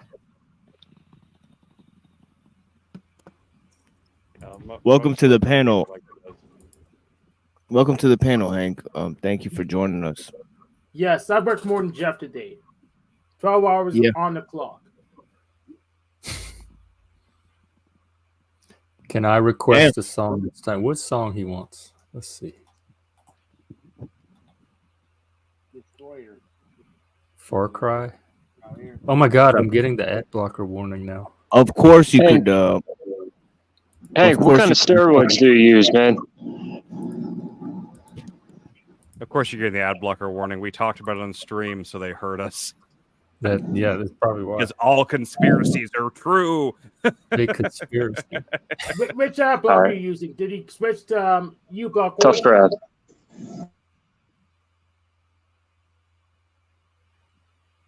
Hey, Chris, you didn't get back to me. I forgot, man. I had to, as soon as I got off that stream, I had to go out to the store and stuff, and then by the time I got back, it was pretty late. I barely made it on to Jeff's the men's group thing, and then we did a spontaneous stream last night. And then this morning, we had to go out to. Anyway, I haven't been around the computer much today. I've been either asleep or on stream or here now. So I was out today we had to go to the WIC office, which is like they give us free formula for the baby and stuff like that, but you have to go sit in this office for like 5 hours to get it. So shit. Well, it's only like once every 3 months you have to go and like But re-register. who baby has the time to go sit for 5 hours just to get some milk? Thankfully, we have a really good baby, so it's not a big deal. Yeah. Yeah, if we had a really fussy baby, it would be a lot worse, but she's really good, so. That's true. You were blessed. I really am. Ooh, I like this. Where we go, but when the sinners find us, we won't hide. The soundtrack to this game is amazing. We shoot first and we can last. Keep your rifle by your side. Singing, oh Lord, this earth was made for us. Singing, oh I never finished Lord, the game, though. I had it. just ain't enough. So Oh, it's from a game? Yeah, it's from the game Far Cry 5. Oh, no. Keep your rifle by your side. I used to be a lot more of a gamer than I am. I used to play games all the He's, time. Daniel's asking Yeah, why I you did go play to more WIC when you I have play more games than Our I children do. in I play their my computer. sights, but if they don't have faith, My wife's their eyes milk are didn't come blind. in. Daniel, my wife's milk didn't come in. For whatever reason, my baby was premature and was a C-section, and that's why we used to Your side. Singing, oh Lord, this earth was made for us. Singing, oh Lord, this sinful life just ain't enough. When we hear the voice, we know we have no other choice. Keep your rifle by your side. All right, I gotta go watch my show. I might be on later. You gotta go do your show? What are you doing? Yeah, that's Big Brother. I was just killing time. Don't you have DVR? Big Brother. Have a good Wait, Big Brother. wait, Jeff, you're leaving? Yeah, I gotta go watch my show for an hour. I might come back when it's over. You're gonna watch your own show? No, Big Brother. He's gonna watch my Big show, Brother. my stories. Gotta go look at my stories. Oh, you're watching a drama on TV. I see. Yeah, Just like my grandma. TV, other drama. why are you streaming it? That's cable? Come on. Give it the times. What? Cable, are you He's serious? saying like you watch things live. He can't believe you're watching it live. I can't. You know? Yeah, no, it's too. I gotta get the drama while it's fresh. All right, man. See you later, Jeff. All right, I'll talk to you later. Bless. I gotta make my own drama. Yeah, that's right. You got to make your own damn drama in this fucking world. Yeah, I guess I you mean- heard me then, Daniel. But yeah, my wife tried to breastfeed, but her milk didn't come in, so that's why we have formula. Yes, I mean, yeah, I mean, it's rough out here, you know what I mean? But you know, hopefully we could get the probiotics and all that type of stuff, you know what I mean? You know, Well, she was able to get breast milk for like the first 3 weeks, just a little bit. But then it just dried up completely. It was just one of those things. I But heard. she got enough. The doctors said it was actually a lot more than they expected her to have because the baby was born 2.5 months premature, and like Lindsay's got some weird physiological stuff going on. So I mean, they did a C-section because like she has an inverted and upside down uterus. So Damn. So the uterus isn't in the right position to actually have a natural birth. So they had to do a C-section, and just all those kind of issues like that. It caused, caused issues with the milk and stuff like that. She tried breastfeeding both. That's the fucked up part about the medical handbooks and about evolution itself. The first false notion of the theory is really that every human body is the same. You know, if you look at a medical handbook, they show you a vivisection of a human body, and every time it's the same fucking cutout, you know, and they can apply that to every single one. No, they never said it was the same, exactly the same. It's just it's a template. That's where it's just about the average that humans come at. There's a whole bunch of differences, but that's right, and that goes to the second thing where it can't possibly be an average because it's literally not sampled from even like a large percentage of the population. You know, they're only getting data from the, you know, Western, educated, industrialized, rich, democratic countries, which are also called. No, it could be because I mean they had the Chinese body exhibit. So the doctors, before they started to prevent people from dying, they cut open cadavers and just sampled and just explored the bodies. So they have plenty of data to know what's in them, because it used to be in the obituary in the morgue all the time, which is why they actually made people sick in the hospitals because they didn't wash their hands yet. Yeah. So they have plenty of data. They have enough dead bodies to know what's in those. Yeah, they're not all exactly the same, but there's a mode average of what parts you expect to be there and where they usually are. Yeah, definitely. I mean, you got to get up in that. I mean, my dad is a doctor. I see these medical books, you know, and they have their own language. You know, I mean, I'm not saying that, you know, it's perfect. Obviously, it's not, you know, because look at all the mistakes that doctors make, you know. So there's the first thing, you know, they misdiagnose people, all that stuff all the time. Doctors, you know, they do wired, make a lot of mistakes. Sure. Western, educated, rich, industrial, democratic. Yep. Wouldn't that be? Wait, is that supposed to be? That's I7E. Let's wait. I get it. They have a couple of words or not in the Out of same order. place. Okay. Out of order. Okay. Yeah. Oh, Dale said it was sad to deal with the premature. And don't get me wrong, normally it would be, but they didn't even keep her in the NICU for more than a week. They literally kept her in there for 1 week, and they told us that no, you can go home because like she doesn't need it. And yeah, it was stressful, I guess, that first week. But we were at a great hospital here in Dallas. We were at Parkland, and they're one of the premier like birthing hospitals in the country. We were just so lucky to be local for that, to be right there. If they have an entire ward, an entire floor of the entire hospital is just the NICU. They have every single baby has an individual room for them. You can sleep in there with the baby. You can do all that stuff. It was great. So, I mean, like, I don't have a complaint in the world. It's quite sad. I'm really in a fighting mood tonight, and nobody will fight me. Maybe you guys can fight me. I'll fight you. Let's argue about something, Hank. Let's find something we disagree about and hone in on that disagreement. We can have intelligent disagreements. I mean, but let's get it fired up. Like, what do you like? What's something that you like? What's something that you believe, Hank, that you're like, man, people are not gonna get with this shit. Oh, psychology is fake science. Oh, I already agree with that one. So, yeah, I agree with that. Well, you're a Unitarian, right? Yes, Unitarian Universalist, and I'm also Oh, that's something I disagree with. Okay. I Let's go. I kind of thought machine lights by this. Yeah, nice. Yeah, nice one. Yeah, Unitarian Universalist. Yeah, so Unitarian Universalist. That's kind of like there's this how to say it? Well, I'm an idealist, but like Jesus is not God. It's obvious that he's just a prophet.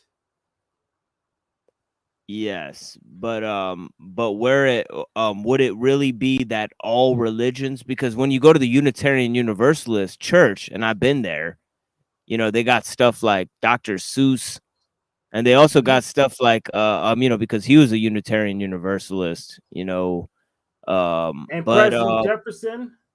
yeah, President Jefferson, who edited the Bible, you know, he had the Jefferson's Bible, and he also had a copy of the Holy Quran, you know, Yeah. so he took from each religion whatever he could. But the problem is that the religions contain mutually contradictory messages. Yeah, You know, but for it's, example, but it's context dependent. It's context dependent. So, well, some messages for some people. but how do you get the messages to everybody? You know, you would need Communication. You know, Communication. see, that's the problem. You would need communication between all parts of the earth. And that would be like too taxing, wouldn't it? Because that would have to create a world system. You know, I think So that's I'm in why Pittsburgh. Where are you in? Where are you at? I'm in the Detroit, Michigan. Yes. So it's no wonder it wouldn't be. It's a wonder you believe in God at all, then, right? So we're like 200 miles away, and we can talk to each other on the phone, pretty much. Telepathy. Yeah, but is that a good thing? I mean, I would say that's conclusively a bad thing. That's narrowing our range of actual experience, you know, with each other. It's engulfing human traditions, and it's making the world smaller. It's giving people this post-geological, you know, non, you know, temporal, you know, kind of detached, you know, foggy somatic detachment. You know, and it's numbing people. I mean, look at people who communicate through cell phones. You know, they're obsessed with their cell phones. You know, the screen time is hurting the children. You know, I think the communications technology, you know, if you really put it under a microscope, you know, it's really been a mixed bag. Yeah, it's been a mixed bag. But for us to have this conversation, I would have to drive 5 miles to get there to talk to you if we didn't have the phone. Yeah, it's getting cold out here, both physically and spiritually, if you know what I mean. It's not, over here, it's not getting cold. It's getting warmer. Oh, yeah.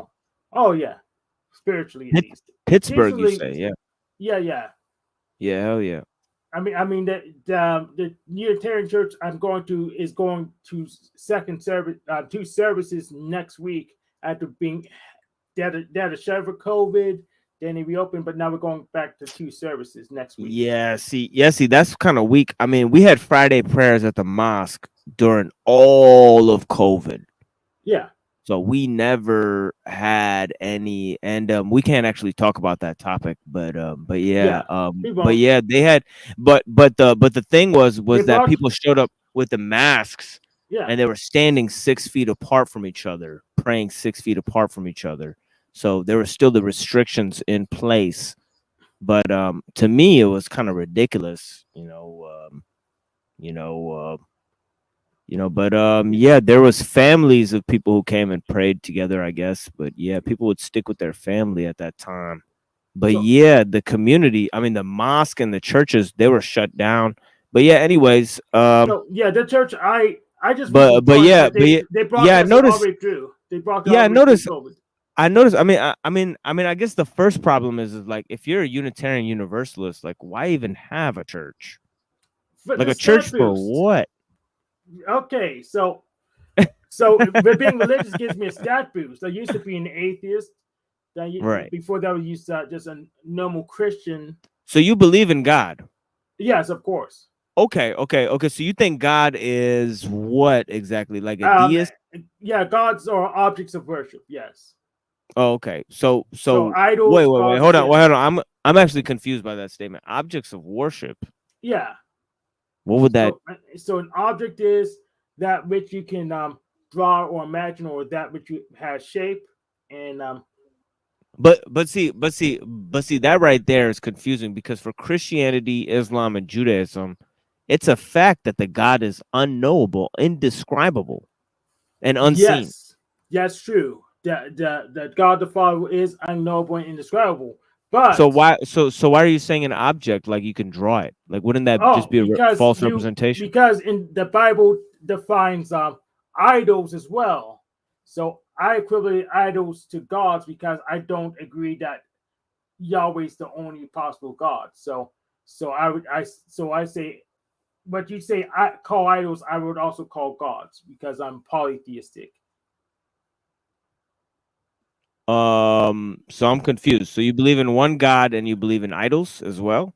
Yes. So well, here's the thing. And you just said the God is unseen. So why would it have idols? So because I don't agree with the Bible that Yahweh is the only possible God. In fact, the Bible doesn't even say that God is only God, but it declares it arbitrarily because it's a book for him. But I don't agree that pretty much just like I agree. I believe in the demiurge thing. So you believe there's multiple gods, but one main God is what you're really saying. Yes, and that main God is totally not Yahweh.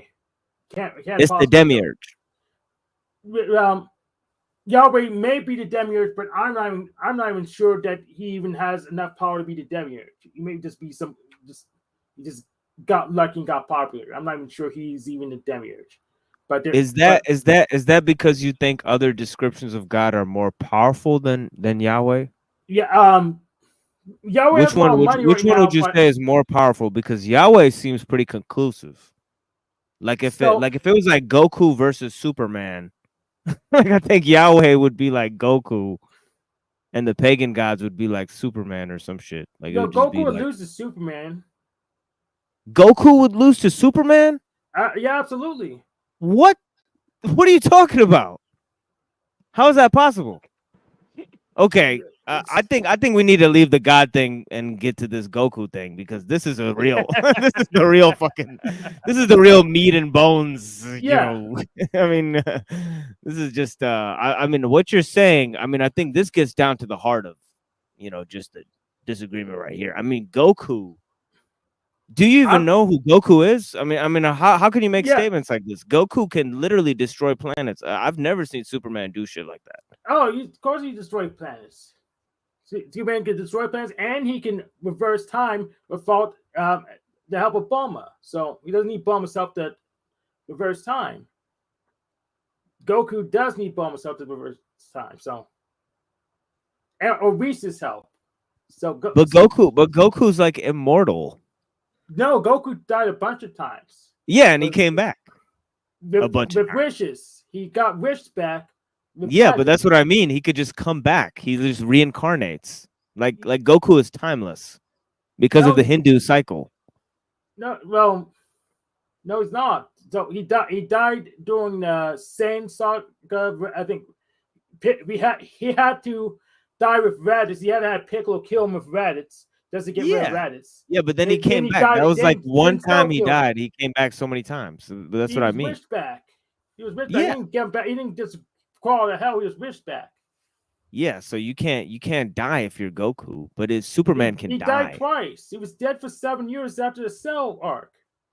Superman. Well, obviously you're aware of the death of Superman, right? The Doomsday. But that was I think it was retcon. But when he died? So he got so Superman got. Superman die? Superman is just a matter of time till Superman's gone. Goku will just reincarnate. Why can't Superman reincarnate? He just didn't.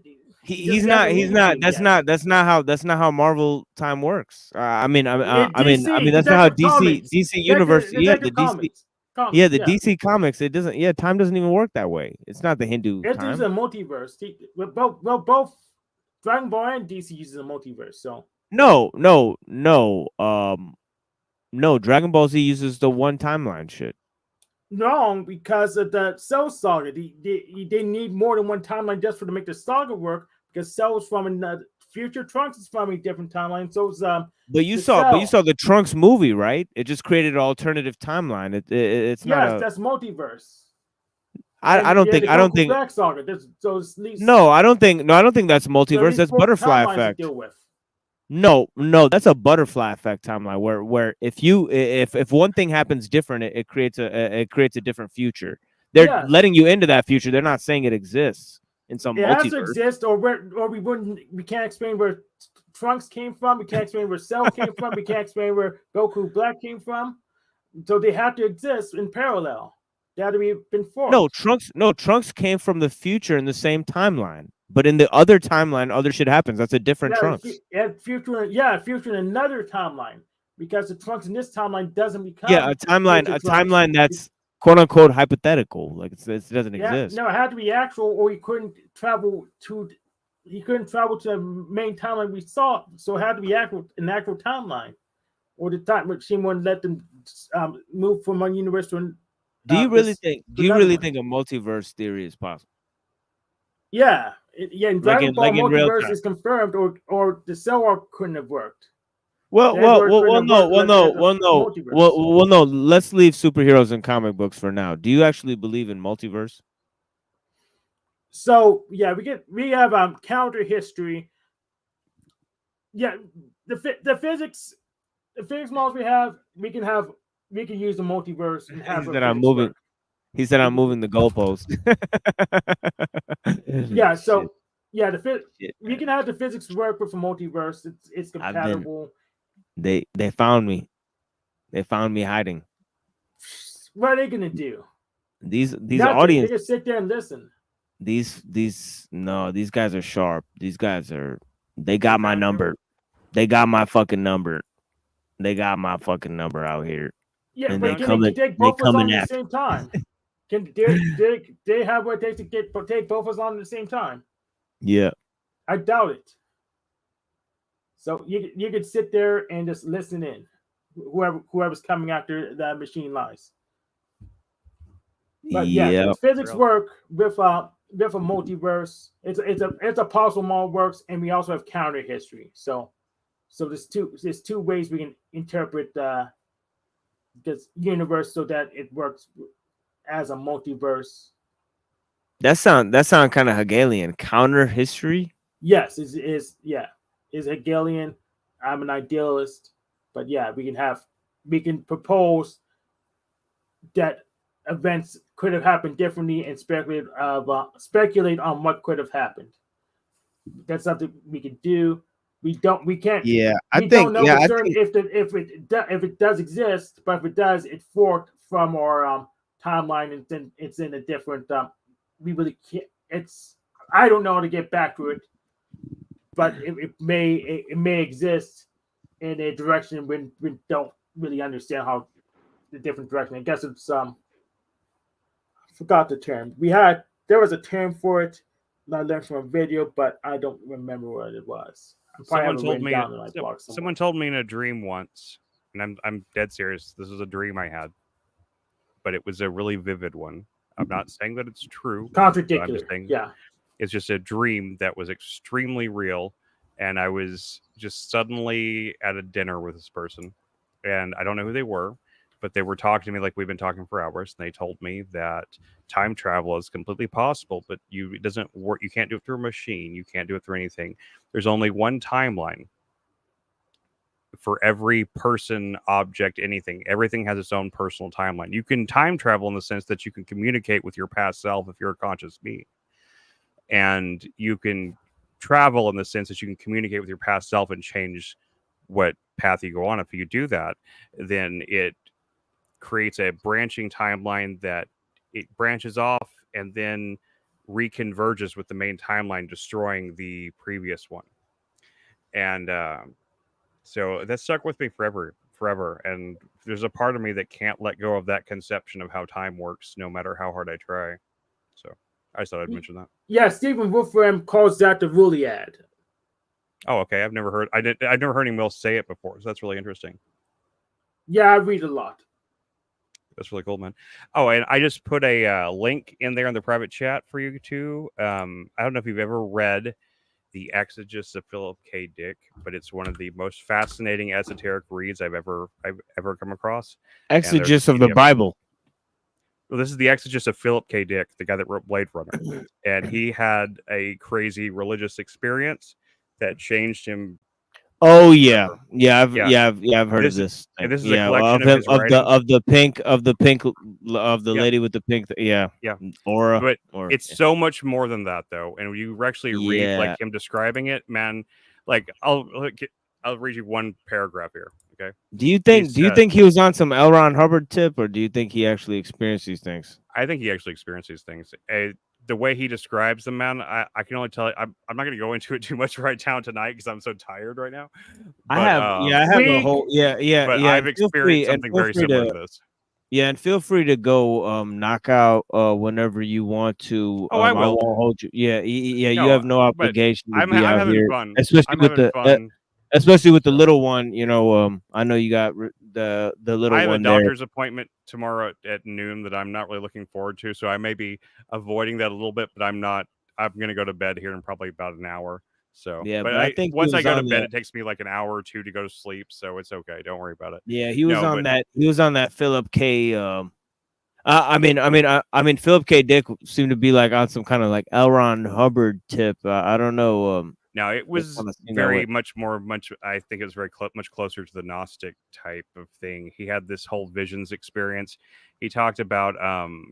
Let's see here. Well, I mean, if you just Hubbard's got some. He's got a little Gnosticism too. You know, Hubbard. Yeah, I he wouldn't knock does, but Hubbard I think Hubbard was experienced more stuff. Because if you write stuff, you have to kind of experience it to just know what to write down. So I wouldn't knock Hubbard. He just makes even if he did just make stuff up, it's not. Well, that goes to my kind of general thesis about time is that nobody actually makes anything up. There is no alternative. You know, I think actually there's only just one thing happening. Everything is happening everywhere at once. You know, and I don't think that there's alternative timelines. I think that everything that can happen will happen, as I said earlier in the show. But I'll get to my theories of time because I actually gave a presentation on my theories of time on another broadcast. So maybe I'll play that after we're done doing what we're doing here. If Chris has to bounce out, I'll just start playing that. You know, like I said, I'm gonna stick around for another hour if that's cool. But I can I'm sure, after we watch it. Yeah, for sure. But just for like sure, if you go to page 26 of that PDF, though, just that first page is very relevant to the whole time discussion. That's the reason I brought it up. And the way he talks about the logos and time and everything is one of the most like brain breaking. Oh, in the Philip K. Dick thing. Yeah, it's I'm gonna insane. open it. He totally talks about this stuff. Yeah, he talks about time and shit. Okay. Oh yeah, it's really. He said, if time stops, this is what takes place, these changes. Not frozenness, but revelation. There are still retrograde forces remaining at work, and also underlying positive forces other than time. The disappearance of the force field we call time reveals both good and bad things, which is to say, coaching entities, the Runsider, who is the Logos, the Atman, or Ubik, and Ella. It is in a static world, but it begins to cool. What is missing is a form of heat, the Aton. The Logos, Runsetter, can tell you what to do, but you lack the energy, the heat, force to do it, i.e. time. The Logos is not a retrograde energetic life form, but the Holy Spirit, the Parakletos, if the Logos is outside of time, imprinting, then the Holy Spirit stands at the far right or completed end of time, toward which the field flow moves, the time flow. It receives time, the negative terminal, so to speak. That's just that's one paragraph from it. It's insane, man. I've read this thing like 1,000 times, and every time it kind of like makes me kind of like get a little like lightheaded, like crazy feeling. Like it speaks to me on some level. I can't say I understand it, honestly. I really honestly can't say I understand it, but it does speak to me because I feel like I've experienced it to some degree, but I don't fully understand what the whole everything he's saying. So. Yeah, that's when I would draw a picture. Fucking when the description's too complicated for me to imagine one go. I'd try to just open LibreOffice Draw and try to just draw it out for myself. That's perfectly understandable. Yeah. Anyway, but I highly suggest reading that. Yeah, now I have it. Yeah, it's just like 3 pages, but like this passage right here is the very thing that opens his book, and I have read these 3 pages so many times, and every time I find something different about it. It's just an insanely. I mean, the whole entire book is massive, and it's got so many amazing passages in it. It's kind of like its own Bible. I swear to God, it's insane. It really is. Like that guy was, because like I always liked Philip K. Dick as a writer. Don't get me wrong. I think Scanner Darkly is amazing, and I think Blade Runner's great and everything. But I didn't have any Scanner idea. Darkly is a real mind bender in my opinion. You know, much more probably moving and accurate than the Brave New World, because it's so much more about the personal psychology of the characters that are involved in the psyop, and how they're spying on each other. I mean, I just think that's really what it is everybody's kind of, spying on each other, in a way. They're all informing on one another through the internet and all these things. So I think a lot of those, like he's talking about mediation, when he's talking about how does a scanner see things? Does it see does it see it darkly, or, it's like, it does kind of, it shows its own version of reality. Once reality goes through the mediation, process, it's like this fucking weird version of the thing. It's like, it's like monkey paw. Like your kid shows up, but it's like he's like dead still. It's like fucked. It's like, no, this is not what I wanted. This is not the same guy. It's not the same. It's like fucking monkey paw version of reality that we have here. Online.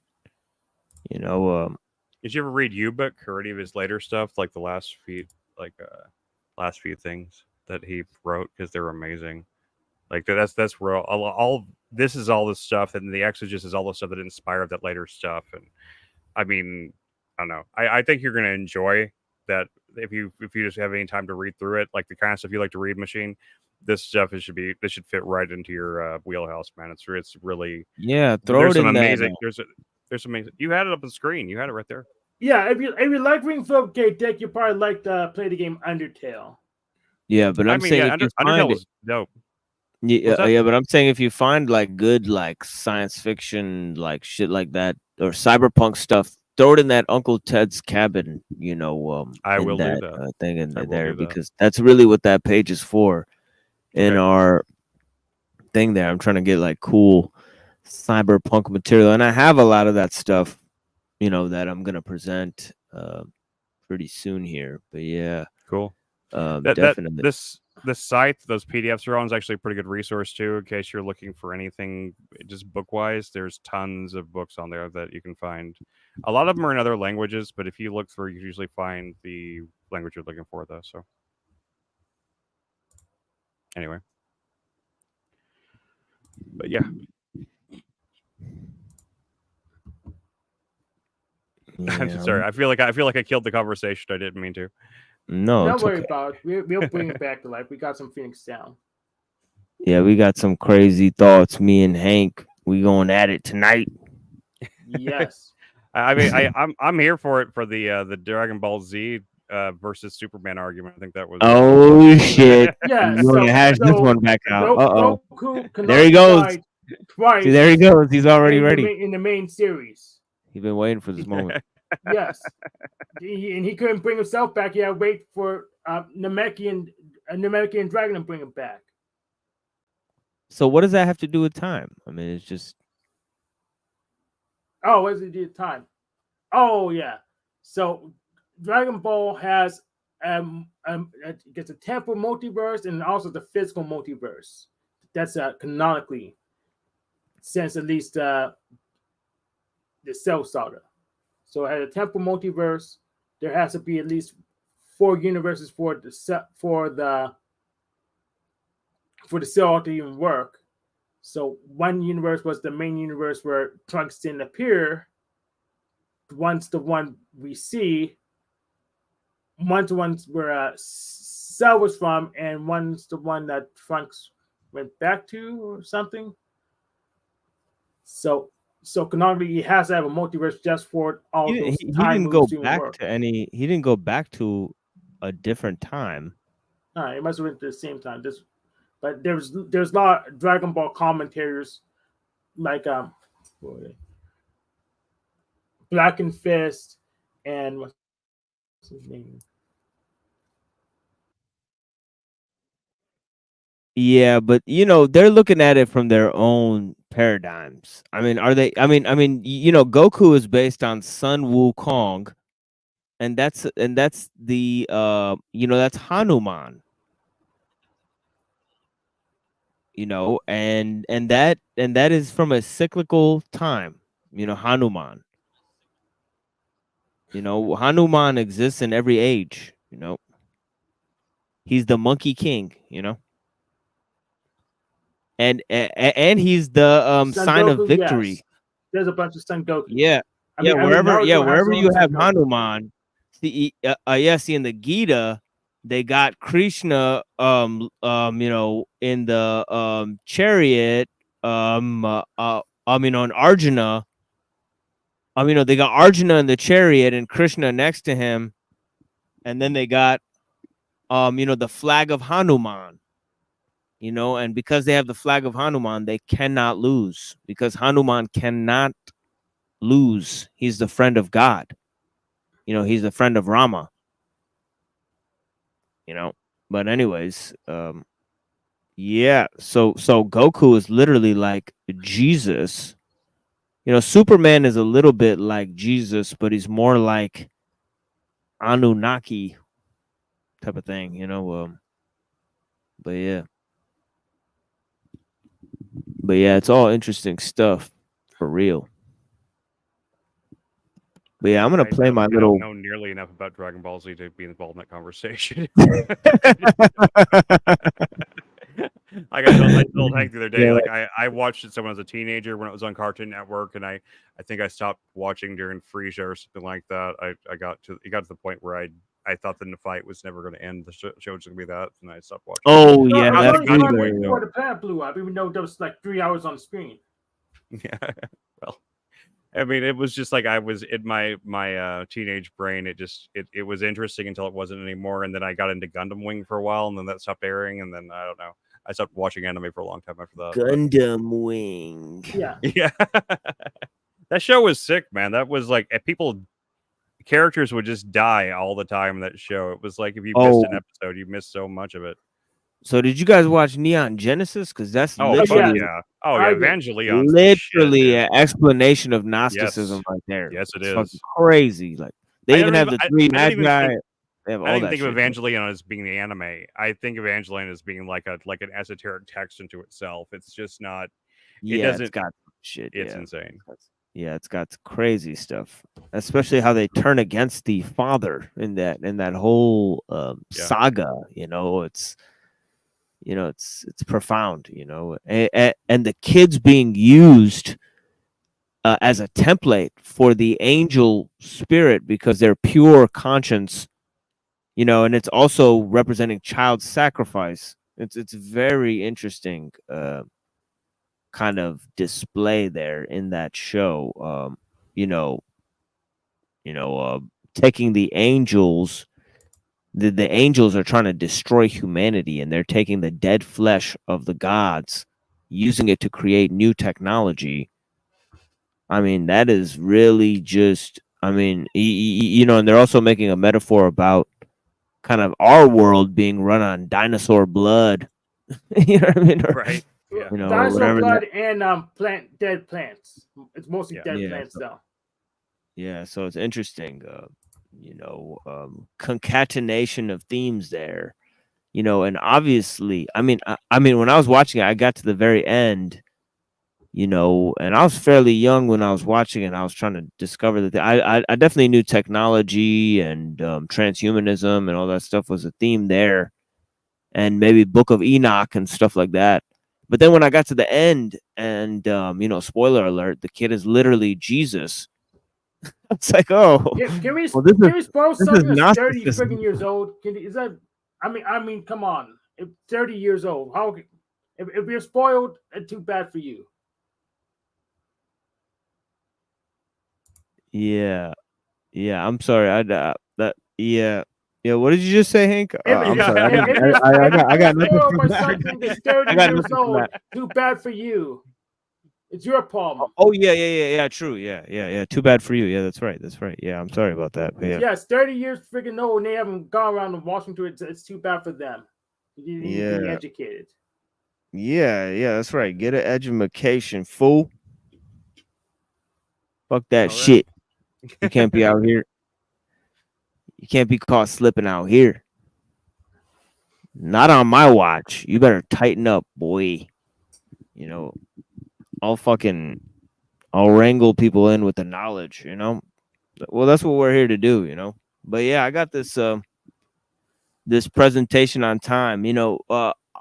Okay, so you know, I mean, you can tell me what you think of this presentation. I mean, it's gonna take like 20 minutes, but yeah, it is. Okay, let me get LibreOffice open so I can make some notes. I have it open already. Oh, yeah. See, that's what I like to hear. Yeah. You take notes and then tell me, like, you know, nah, because it's definitely. I think there's some things. I mean, I'm looking at time as paradoxical in a way, you know. So, you know, but yeah. Time's not paradoxical. Time's just being more than one place. It's very simple. Yeah, see, that's what I think. I think instead of being more than one place, I think there is no other place, you know, so to speak. I think there's all one thing just happening, kind of monism, and I know that Hegel kind of has not a very clear view of this because he's got this teleological view of things. But yeah, I mean, I definitely can talk about my thoughts of Hegel as well. I think Hegel is profoundly mistaken. So that's also part of my synthesis. But before we delve into Hegel, I just want to present a very Hegel's right. But let me clear that notion. So things in one place, look in this video, this thing's at this location, and now it's at this location where in the video. So there we go. But it's still in the room. See, that's what I mean. Everything's happening in something or on something. So so things only move in relative to something. I just throw it out of the room like that. So that's from Zeno, paradox of motion, but yeah, because yeah. Do you know, just before you start your time thing, I want to hear it. I really do. I just want to ask you quick questions. Have you ever heard of the Mayday mysteries? No. Negative. It's something else I will introduce you guys to. You'll enjoy it. And second, have you ever heard of the Situationists? I heard the term, but I haven't heard of it. Some type Situationism was a political movement that spawned the. I think I do know this 1960s French rebellion. Their attempt to try to the student rebellion. Yeah. But the Situationists were these anyway, but so after the time, I just wanted to ask if you knew those things because I will prepare something to present for you guys. Yeah, we should look at the Situationists, and if you have a presentation you would like to give on this show, the floor is all yours. Whenever I want to hear your presentation on time. I just wanted to know if that was something, if you guys had heard of it before I went into it. Yeah, I've definitely looked at Situationism before, and I think I have a few writings on it too that I was going to cover as well. Awesome. So we could maybe collaborate on that in the future because that's also part of this transhumanism book that I'm kind of reading for my audience concurrently. But yeah, we're gonna move back to whoa, I just looked at the live time. It says 3333333. Yeah, right now. Yeah, it does indeed. Proof of change right there. Proof of change. Yeah, I was like, holy shit. Well, I guess let's play this time presentation, and I'll be back in like 20 minutes, I guess. This is like almost a 20-minute presentation. So if he's wrong, let's go ahead and debunk it. So hopefully you're right. I love to hear it. That's what this show's all about. So I'm glad you joined us here, because we need I need the flaws in my argument, and definitely then I'll have it recorded on tape. So if I could go back and hear you saying what you say, maybe I'll come up with some epiphanies on my presentation on time. I'll refine my views. I love that attitude. That's exactly how I feel about things. I always want. I love it when people contradict me because it always only helps me sharpen what I know. You know. That's right. Steel sharpens steel out here. That's right. In this technological landscape, this is what we're dealing with, and this is who we are. Where is this motherfucking thing that okay? I gotta go to Talcott's show because that's where it's at. Talcott, Jack Talcott. You're going to somebody else's show right now? No, he's going to get a clip from someone else's show to play on this show, so both me and the audience can see him present his argument on time, and then I'm going to take note and see if it's wrong or not. That's precisely right. That's precisely right. Very, very good. Very good. And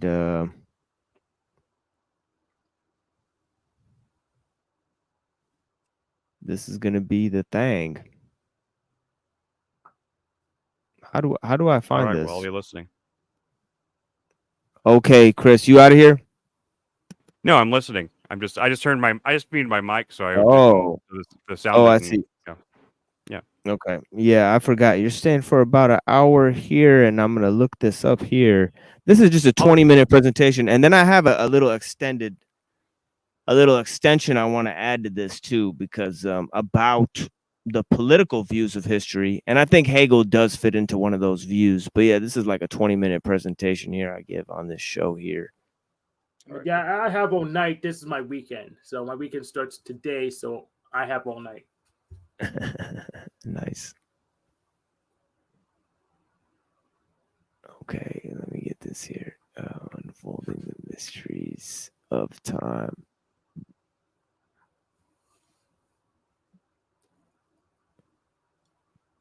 Okay, can you guys see that? Hear that?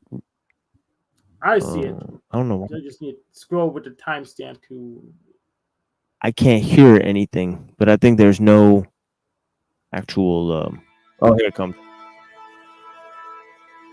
Okay, I'll be back in 20 minutes. All right.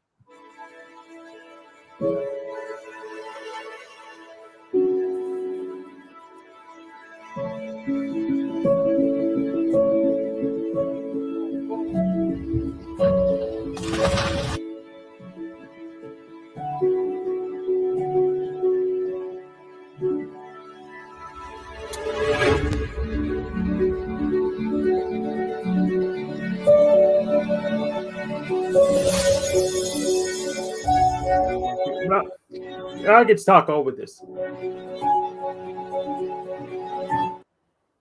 Greetings, blessings, and salutations once again, brothers and sisters. Welcome back to Chats with Jack. I am Jack Talcott, and today Hi, Jack. I have an amazing opportunity.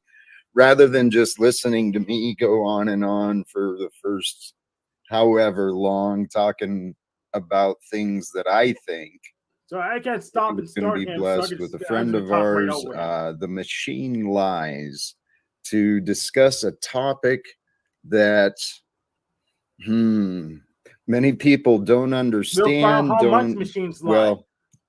We'll let Machine Lies get into this, but we're going to talk about time, the mysteries of time, the illusion, the power, the force, what it might be.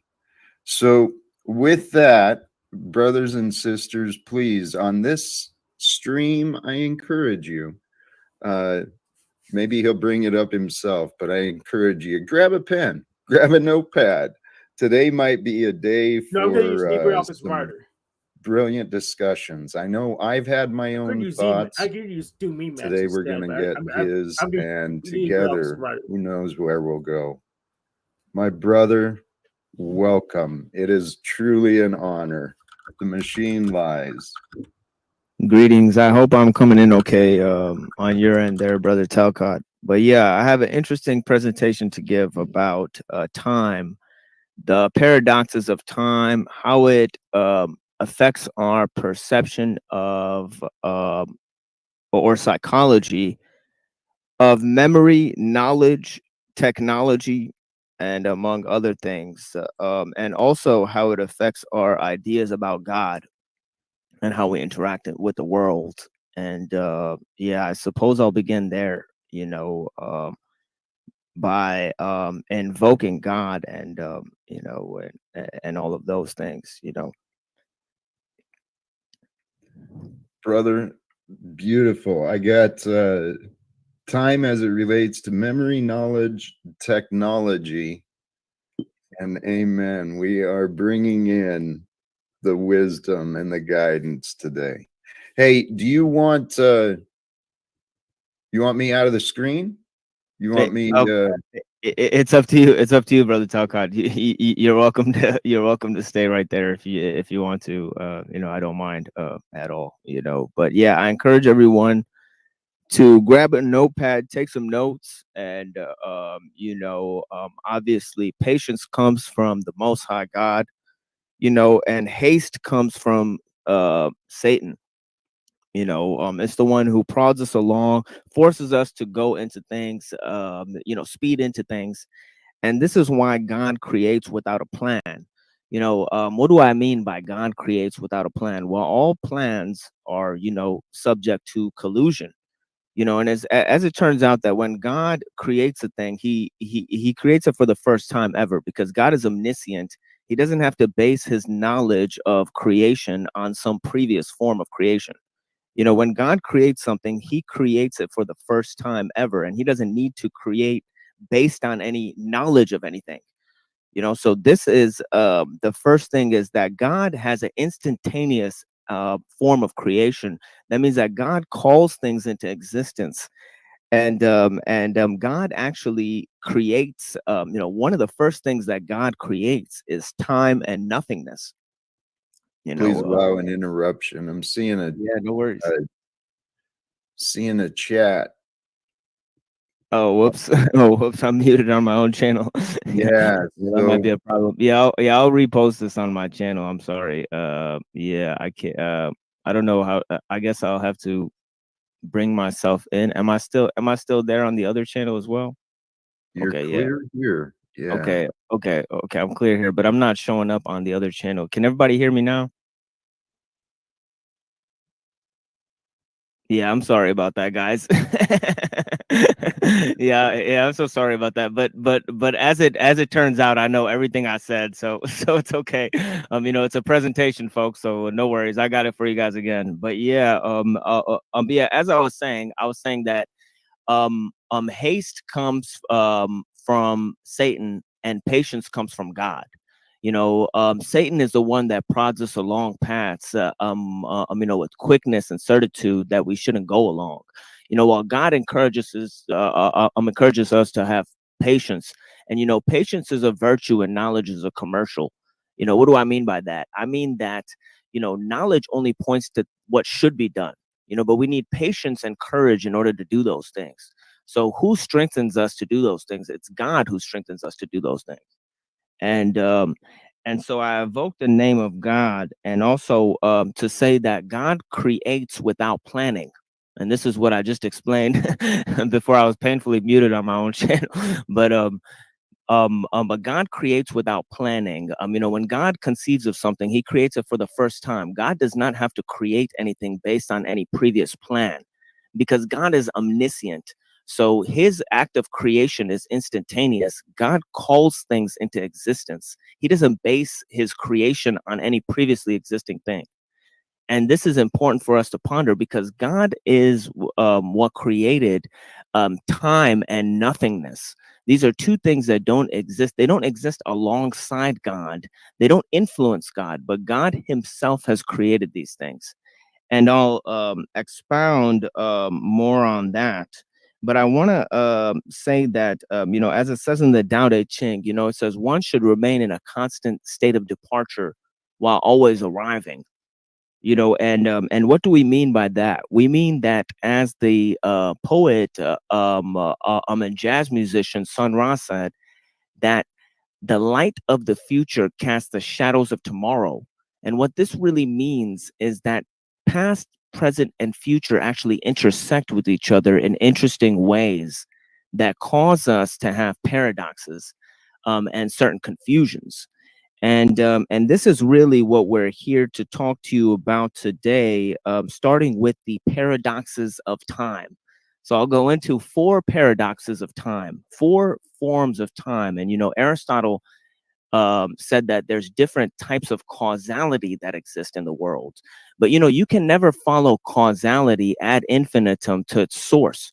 You know, causality is out of the range, you know, because causality is only dealing with physical relations and processes. But time deals with something far beyond that. You know, so there's actually paradoxes of time itself that go beyond causality. You know, so time is actually much more profound than the notion of causality, because it's not dealing with these notions of necessity on the one end and possibility on the other end. And I'll explain that in just a moment. But first, I want to explain Hey, Hank, do you know you're muted? Paradoxes of time. So first and foremost, the first way that we see time that is paradoxical is in a linear fashion. Now, this simply can't be Hank, true, you know you're because muted? time going in a linear fashion, it has to always progress forward. Oh, you know, and we who know muted that me? time doesn't progress towards anything, but time does, in a sense, march on.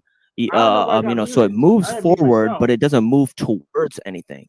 So this linear notion of time, and besides, we don't measure time that way. For example, seasons have a cyclical time pattern. They don't have a linear time pattern.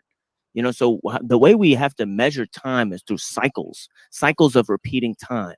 And so this linear model, it's true in one sense, but it's false in another sense, because you know, there's in no time where you could say How long this have I was a been muted? beginning and isolate that beginning from the rest of time itself. You were muted for the You last know, 2 on the minutes. one end, but also time doesn't just move forward. You know, to what?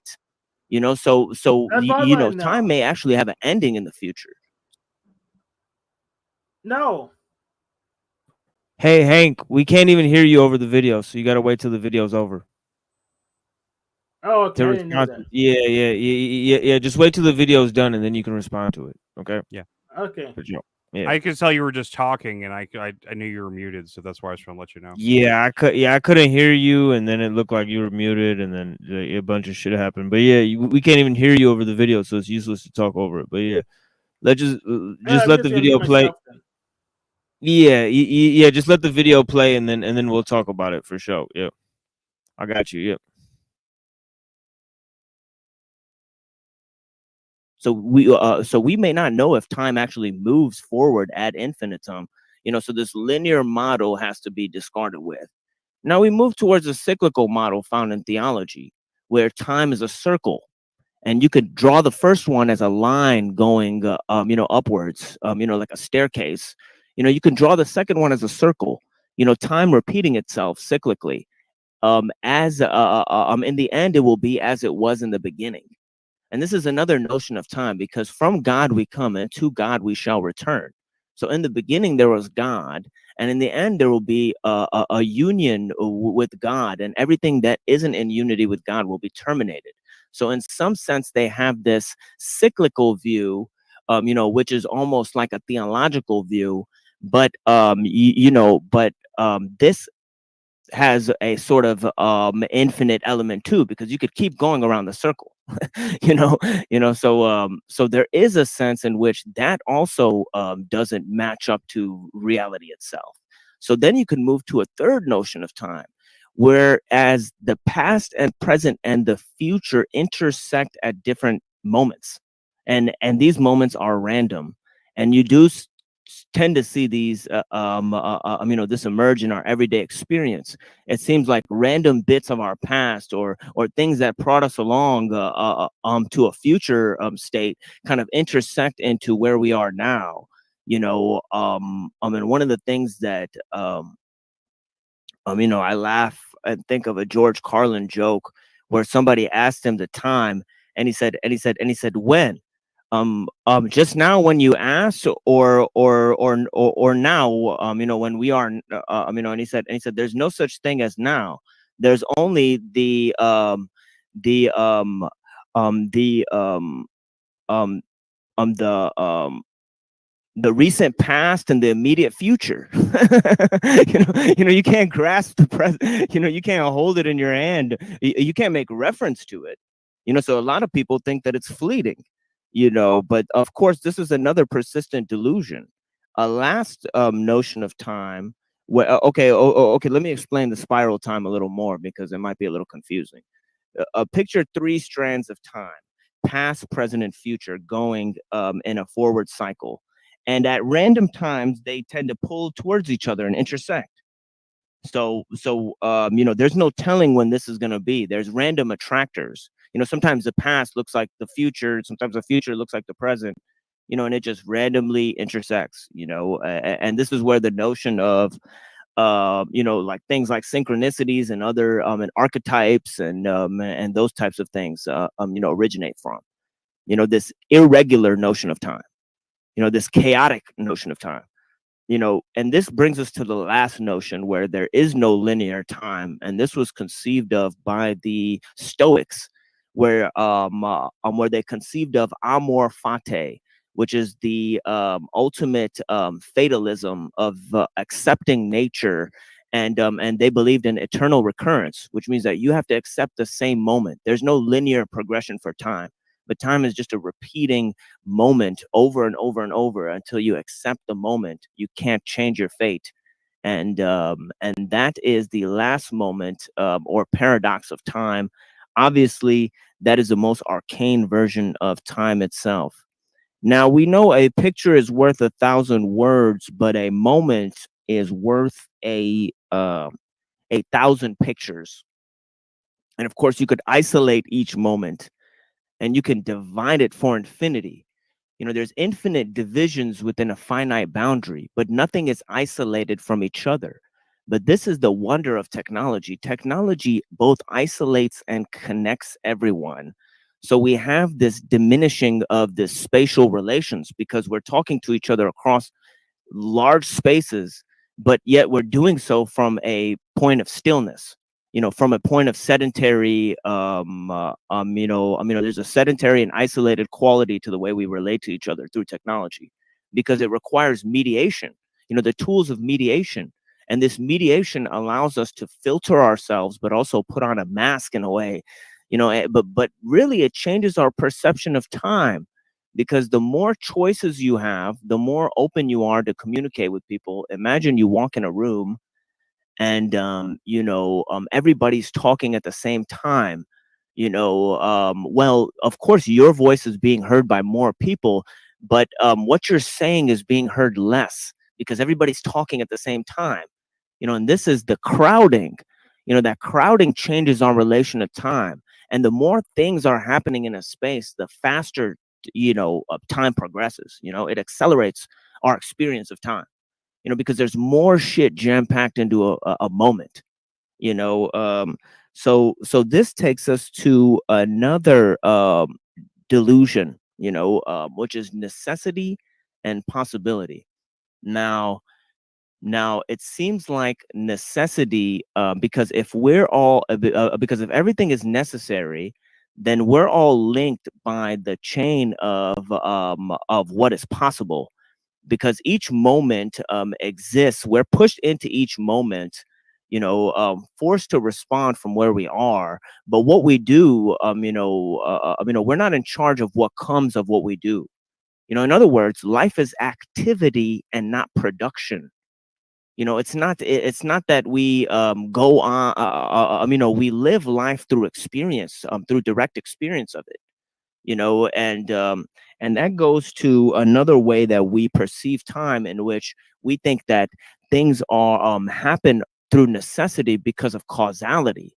But causality is false, because if you go if you think of if you say one thing caused something else, you'll never be able to know if they actually caused, or if there was something in between those two events that caused it. So this is all causality actually diminishes into interrelations, on the one end, it's diminished by our mind perception of the events, and on the one end, but on the other end, it's diminished by the fact that there's so many minute instances between events that we can never say that one event caused another event. And this is the radical empiricism of Hume, where he just rejected causality, because he said, if you say one event caused another and there's something else that came between it, then you're mixing up cause with correlation, and this is a mistake that a lot of people make, is mistaking cause with correlation and necessity with possibility. There's no such thing as possibility because there's no such thing as randomness. Everything that's possible, that can be possible, can be achieved now. In other words, anything that can happen will happen. Possibility is nothing more than what is actual. And this goes to the far end of my to my presentation here, where I will present some of my thoughts here, that not everything happens for a reason, but nothing is random. There is no such thing as a coincidence because all is connected. And activity is spontaneous. Activity happens on the level of spirit and intuition. Now mind happens on the level of relation and knowledge. And mind deals with organization, whereas the body deals with techniques and intuition and intelligence. And ultimately, I want to present to you a radical notion of knowledge. And this is why I said, probably you should take your notes out. But, if you don't want to do that, it's fine. This presentation will be available later, but the first way that there's three notions of knowledge that relate to the past, and three notions of knowledge that relate to the future. The first notion of knowledge that relates to the past is instinct. Now I define instinct as memory without learning. Now, the second level is intuition. I define intuition as learning without memory. You know it intuitively. You didn't have to learn it, Now, the last level is knowledge itself. Now, although knowledge is gathered in the past, you have to use it in the future. So knowledge is sandwiched in between past and future, and this goes to our next level, which is thoughts. Thoughts can only think about the present. So thoughts are limited in thinking about the present. The imagination it doesn't have to be focused on the present. The imagination is something that is a reflection on thoughts themselves. So imagination is a layer above thoughts themselves. And the final level is experience, the level of activity itself. And this is the level of spontaneous information, of the spirit of how God creates, and all of that level. It's a level of pure experience. Who experiences all things at once? Well, that is God. That is actually God.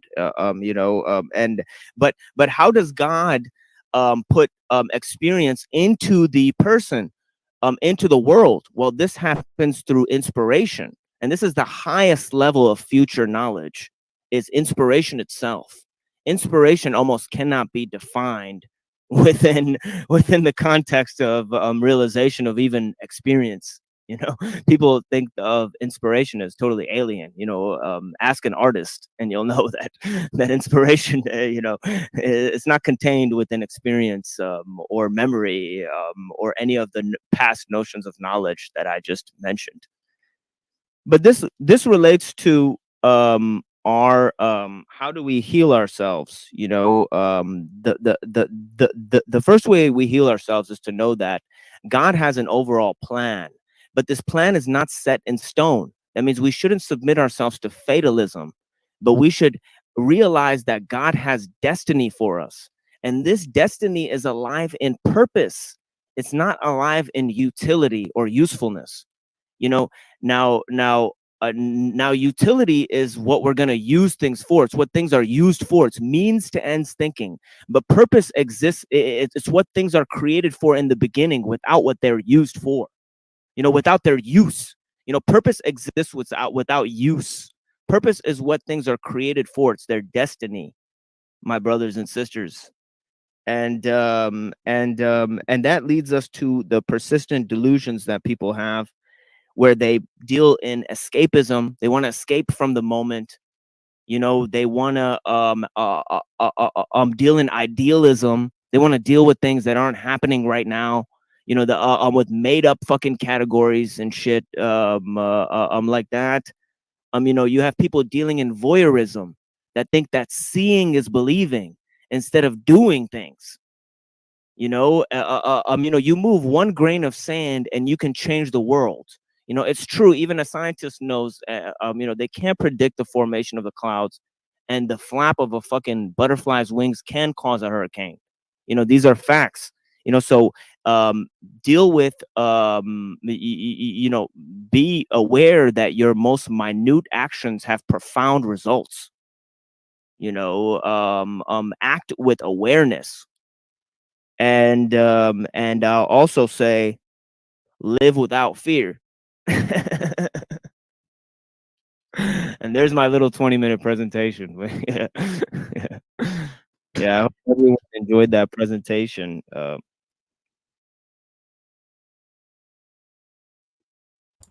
That was really awesome, man. There you go, Hanko.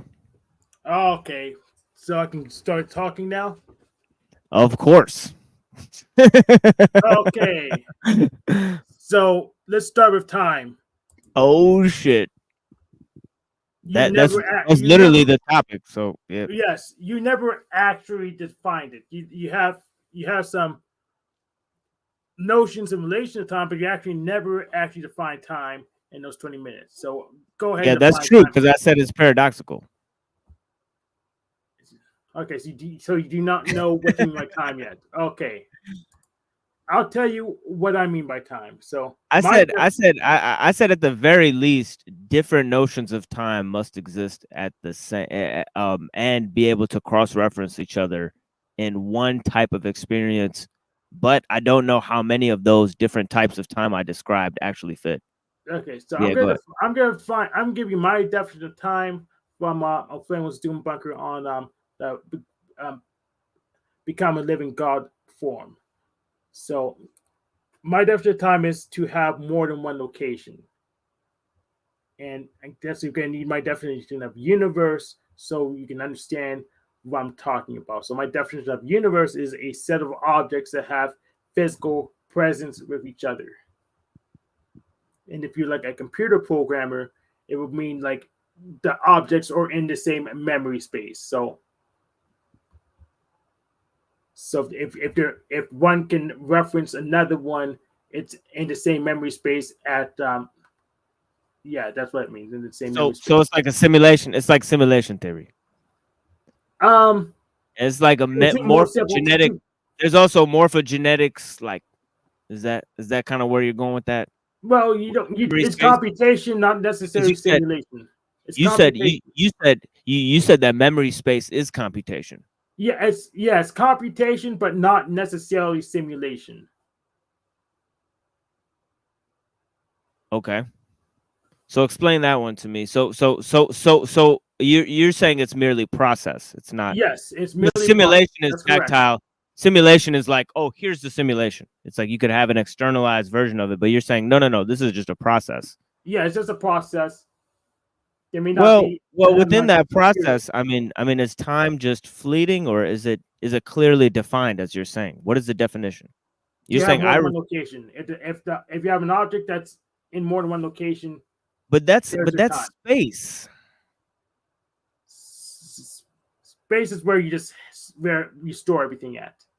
Yeah, So what do you think about space? I guess that's more interesting because it's like wait, you're saying time is related to space. So what do you think space is? Space is the sub-objects that have physical presence of each other. So it's universe and space is the same thing. So Set of okay. So space is a set of objects. Time is a when an object is in more than one place. Is in more than one place. Yes. So don't those two things contradict one another? No. How not? Because if you because if the universe has time, then things will be in more than one place. If it doesn't have time, everything will be in one place. Well, look. If you have a set of objects, that are in one place, which is space, and then you have another set of objects that are in two places at once, what can that even mean? If it's in two places, there's time between the first set and the second set, assuming there's some kind of continuity, such as a process that links them together. Oh, okay. So the process is what links them. Yes. Okay, so if one set object turns into another set object, the process. No, see, this is why I don't like Hegel, because there's a trinity of everything, and it seems like okay. So now you have three things: you have space, time, and the process. Yeah. So I define motion is to two more locations. Yeah, and that's kind of Hegel's thing is kind of interesting that way. That I think it's based on the Christian Trinity in a way, because you end up with three distinct realms, but they're all interlinked. And I mean, we keep sliding back into Hegel here, so I think we're gonna have to have a greater discussion on Hegel. I'm an idealist. Of course, I'm gonna slide back into Hegel. Sliding into it, yeah. That's exactly what you should expect. I'm an idealist. Yeah, I know. But idealism doesn't necessarily have to go Hegel's way of phenomenology. That's dealing with time. I know you watched Bernardo Castro, so. Oh yeah, I'm familiar with him. Yeah, Mm-hmm. Yeah. You like his idealistic monism? Yes, absolutely. Oh, okay. So I see. As well. Yeah, I see where you're coming from. I mean, I'm definitely go towards monism. I definitely believe that mind is more true than matter. I believe matter is obviously made up terminology, wishy-washy at best, and I was talking about that. Properties somewhere. Properties, emergence. It's like, okay, emergence is magical, so I've been telling people that emergence is magical. How does the mind emerge from dead matter? What combination of dead matter makes mind? You know what I mean? I mean, you can't answer that question, and there's probably a good reason why we can't. That's a very good point.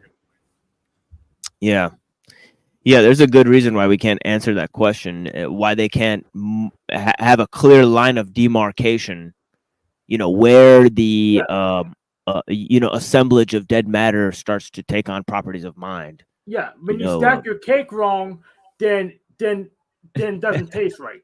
That's the problem that the pills have. They stack their cake wrong, so it doesn't taste right. So. I don't know. I'm all for cake. I don't really care how it's stacked, I guess. I just want cake at this point. You know what I'm saying? And then you'll be a materialist.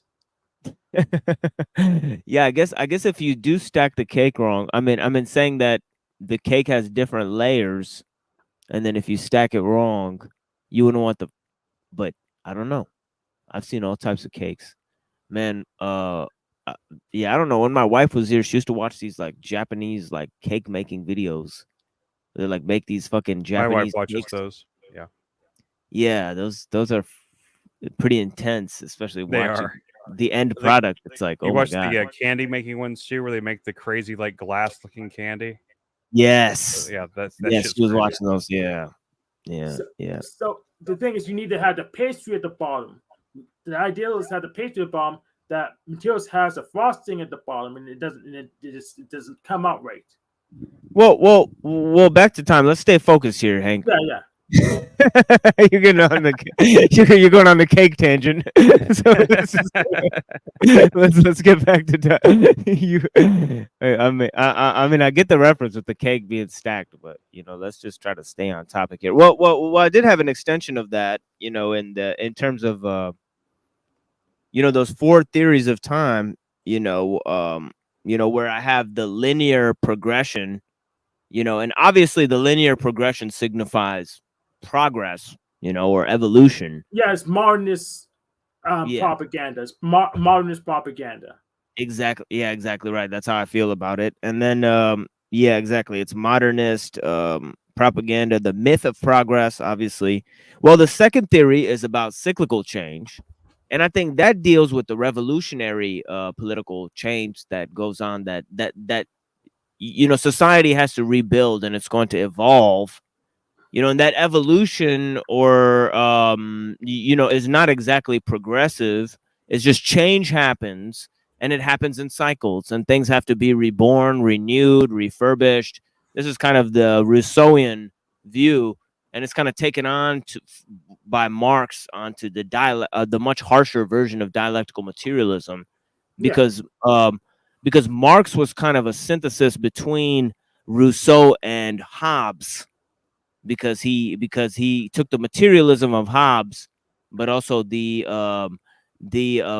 kind of cyclical, kind of disjointed view of progression, that actually civilization, the arts, and the sciences were responsible for the destruction of every major civilization, because what it was that the science and the arts made men too polished, too luxurious, and that caused them to reach a pinnacle of culture, which caused them to become effeminate and break down their own cultural value systems. And he said that this cycle repeats over and over. Well, Marx kind of borrowed this and also added the kind of hedonism of Hobbes and the materialism of Hobbes to it, and kind of came up with a revolutionary theory that society would become reborn out of chaos. And Marx was he wrote satanic poetry in his youth, and he was schooled by a Talmudic rabbi named Moses Hess, who wrote a book called Rome and Jerusalem, interestingly enough. But yeah, this is the second view. So the first view is the view of progress. The second view is the view of revolution. Yeah. Okay, which is a cyclical view. The third view is the spiral time. This is where the past and the present and the future intersect in random times. I think this was coined by Arnold Toynbee, but I think it also seems to parallel other types of things. But yeah, the spiral time just a circle. Isn't that just the same thing as a circle? Well, I think it's more like a DNA. Is a helix? Yeah, DNA. Yeah, DNA strand, and whatever information is encoded in between, it may be randomly generated, but in a sense, it's crazy that you did that talk on all that stuff, because I had never seen that before, and I was saying that same shit on the stream you did with me and Jeff the other day. Yeah, it was just crazy. Yeah, so the spiral time shit. I was like, holy shit! Yeah, you really said, did. Like, yeah, you were nodding along, and I was like, you're like, you're like, how the fuck does he know what I'm talking about? you're like, I've never repeated this in front of anybody. Like theories and shit, man. That's crazy. That's how it is. I said that in the private chat. I was saying like we have like a lot of parallel thinking shit on that shit. Yeah, the Toynbee tiles too. Toynbee. Yeah. Did you ever see the thing with the Toynbee tiles? Just out of curiosity, real quick. Called the documentary called Resurrect Dead. You've seen that? It's really cool. You check it out. No, but you were telling me about that, or I was watching you and Gen X Jeff. Either or, I was either there with you guys or watching. It's surreal sometimes. I think I'm on the screen when I'm not. Yeah, fucking. Yeah, that's what the remote the remote access Trojans and the source monitoring error is about. It's forgetting where the fuck you are. It's called the screen, the machine. That's just called the screen. Well, here, the monitor.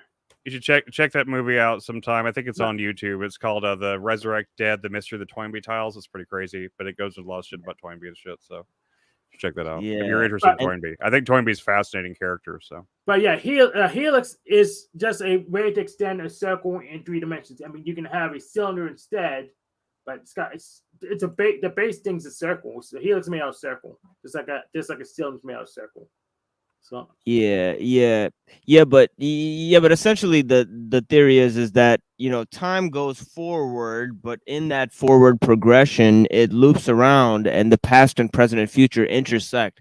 Now they do so at random times, so past, present, and future are one continuous strain, but the way they intersect is random. And this goes to the theory of like synchronicities and archetypes and all that type of stuff. So so there is that intersects at times. At times, it intersects. Time is what we refer to, which intersects at a time. And But yes, that's viciously circular. Wait, what did you say? That's viciously circular. Oh yeah, circle's part of it. This is circle and linear and random. But you also have one more, which is eternal recurrence. That's not a circle, isn't it? Well, eternal recurrence is not really a circle. It's just that there is no past, no future. The road up and the road down are the same. It's basically Heraclitus and Nietzsche. Nietzsche is taking it from Heraclitus and saying that no. Ultimately, it's just total fatalism. You're forced to repeat the same moment over and over until you get it right. Oh, so he's in Groundhog Days till he becomes Superman. Yeah, he's in Groundhog Day, and I love Groundhog Day. I think Groundhog Day is one of my favorite movies about time. I think it makes. Did you see The Good Place? You see The Good Place, that show that was on NBC? The Good Place. No. I analyzed the concept, but like when I started actually watching it, I was like, this is actually dog shit writing. But then when I actually so I just turned it off, but then I like watched the storyline or the tagline of it, and I was like, "This is fascinating stuff." It's essentially like purgatory, weird. You have to get to the end of the first season before it comes good. The first season's kind of dog shit, but the very last episode of the first season delivers a twist that one of the best twists I've ever seen in any show. But the show from that point forward is one of the deepest things I've ever seen. Honestly, But they're lucky they get canceled in the first season. No, it lasted 4 seasons, and every season after the first one was subsequently more deep. But it's about what you're talking about. Eternal. It's about I thought recurrence. Yeah, I thought it was fascinating how they inverted Sartre. I don't know if you noticed that. It was a total inversion of Sartre's No Exit. Yeah. As a TV show, and the show is literally about moral philosophy from the end of the first season forward. Yeah, essentially, Sartre's No Exit is like you're trapped in. Essentially, Sartre's No Exit is a play written by Sartre, where he actually fucking puts these people in a room. They're talking about their lives, and they notice that they're torturing each other by talking about each other's past experiences. Yeah. And when they try to figure out where they are, they notice that they're in hell. So the summation of the play is that hell is actually other people. And these people that you're actually trapped in a room with forever, forced to hear their bullshit fucking stories and their made up deal with their fakeness for the rest of the world. Imagine being locked in this panel, or locked in any panel for that matter. Well, there's your hell. That's and it's always live. It's like live 24/7, and you're trapped there. Like you just come in this panel, and then you don't exist anywhere else on this screen. And now you have to talk to the people that you're on the panel with. Man, it better be a good group. That'd be a great modern adaptation of No Exit. We should do that. We should adapt it for a streaming thing where these 4 people are actually trapped in a panel like this. That would be a great concept. We turn into a tournament. Isn't it? Isn't that a great concept? When you said that just now, it's like, holy shit, that's amazing. Maybe we should create a concept for a show like that and call it No Exit. Yes, and we'll make it a tournament. I'd have to adapt it. We have to adapt it. It wouldn't work. Think about that. Way more interesting. Think about that, Chris. Like, why make it be conceptual when we can do this experiment? Yes, we turn the real thing with tournament, with prize money, the works, promotion. I'm tired of the purely conceptual. I'm ready to experiment. That's why I started this live stream. So I've only been doing this for like 2 weeks. And people are bragging that they have numbers send me that when they've been on here for years, they've been grifting for years and centuries. It's like, what the fuck? You're a 44-year-old man. I'm just starting my live stream career. Like, I'm 42 and I'm just starting any of this. So Oh yeah. I've been popping on the live streams, but I need to practice more for it to get work my narrative. So that's what You need to go with that Dragon Ball Z arc. It seemed like you had you were on fire, you know, you were on Flameo. You need to change it to on Flameo because you were on flames when you were talking about Dragon Ball Z, homie. I'll consider it. I'll take it into consideration. Yeah. The reason I say is because motherfuckers will click on the video, but don't put the Dragon Ball Z in there because Funimation will strike your video. I tried to put Dragon Ball Z in my video. They struck the shit out of my video. They said it's not available in Japan. Here's the thing. If you keep the clips short enough, you'll be protected by fair use. So just don't do it too long. Sometimes you can just flip the image and My friend Hoppin's giving you a tip here. He said plug your damn headphones in on. Headphones on. Yeah. Headphones. Looks like his headphones are on. But maybe you gotta plug them in because JG's got this. He's got the headphones thing. You mean, but yeah, he's right. You know, being around people is a motherfucking drag. I mean, yeah, but that seemed like a dope concept for no exit where the people have to sign on. They have to sign on to like a wager that they can't rage quit the panel. You know, they just have to stay on with those people for for like a ridiculous amount of time, like 8 hours. You know, it'd be like it'd be kind of like the fish tank idea that they had. You know, they had a fish tank, you know, idea. But this is a panel. This is like you're just in one box. You have to sit there. Yeah, it's too bad to have a job. You can't get up from the computer, rather. You can't go anywhere. You can't go to pee or anything. You have to stay there. It's like the fucking they shoot horses, don't they thing, where like the people have to dance until they drop, right? It's like the last person out, you know, wins the whole thing, right? Yeah, you know? bring your diapers. Have you ever seen Michael Cremo? Have you ever heard of Michael Cremo? I don't know. I haven't heard of that. Because he has this whole theory about devolution. Now, this is an interesting theory, but he says actually the Hindus don't talk about a concerted cyclical view of history or a cyclical progression of history that just goes on forever and sustains itself in some sort of multiverse. But he said they're actually talking about a concerted devolution that happens. And actually, this is another view of Rousseau, you know, and Nietzsche that actually said that, you know, Nietzsche actually made the statement. He said the evolution of the species. He said the very opposite is quite palpably the case. That's modernist nonsense. You just need to understand that evolution doesn't mean you get better. It just means change. You think so? Yeah, so evolution just means change. It doesn't guarantee that you'll get better. Some changes are bad. But what about but see, this is saying all the changes are bad. That's absurd. They've all been bad. Some changes are good. That's absurd. We can see some changes are good.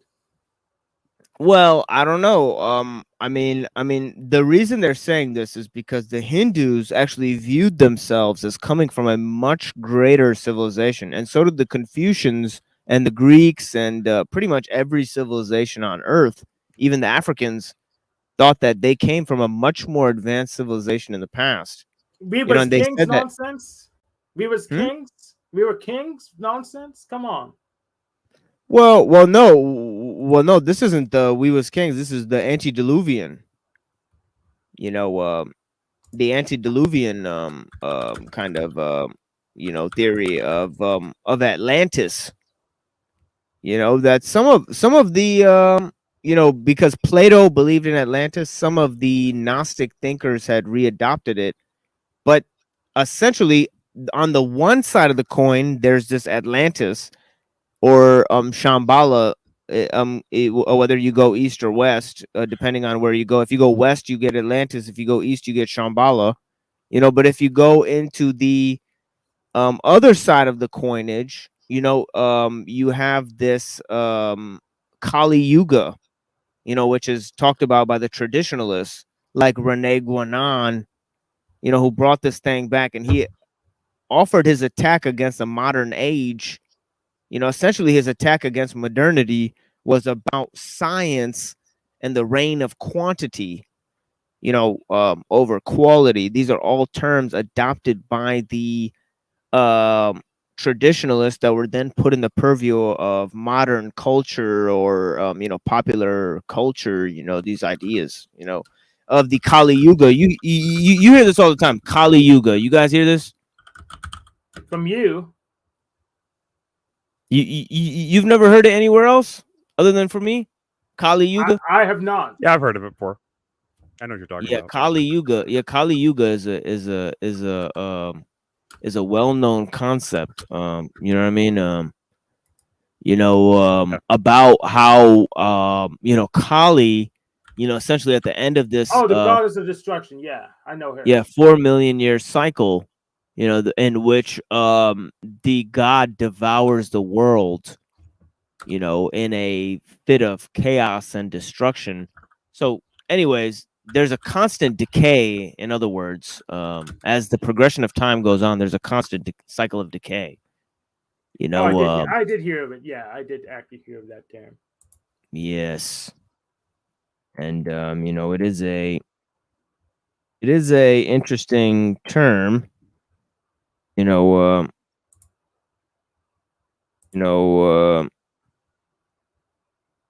Kali Yuga. You know. And yeah, I hope I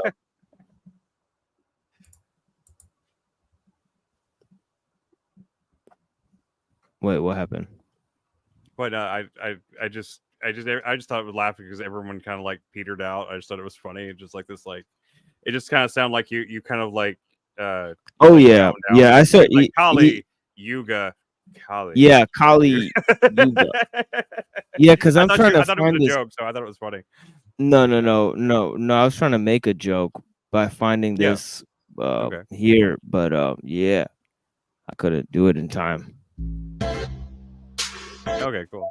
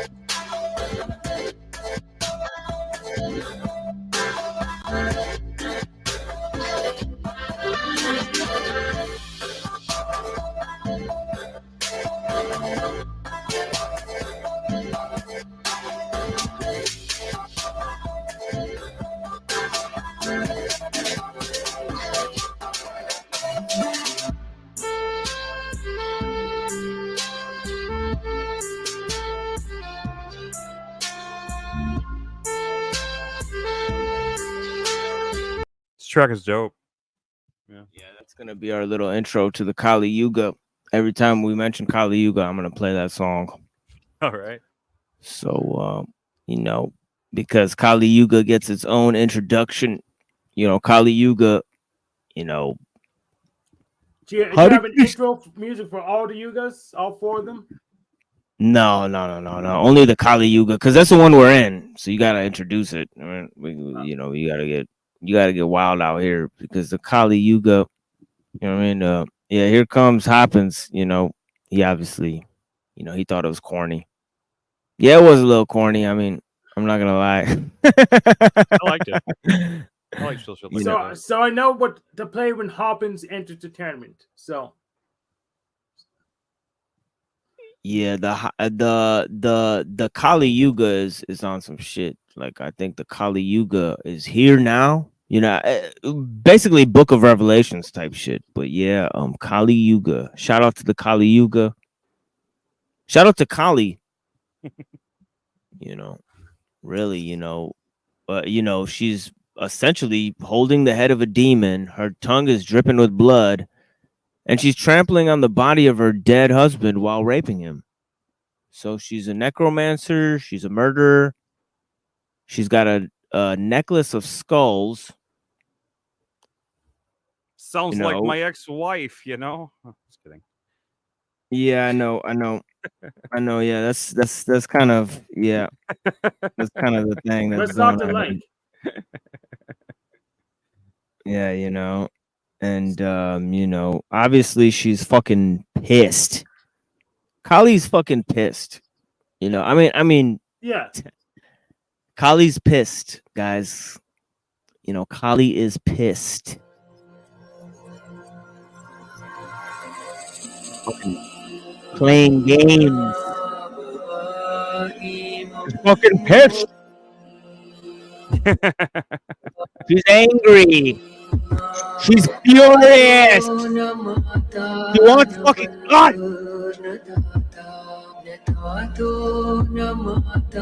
Yeah, she's probably mad at Demiurge.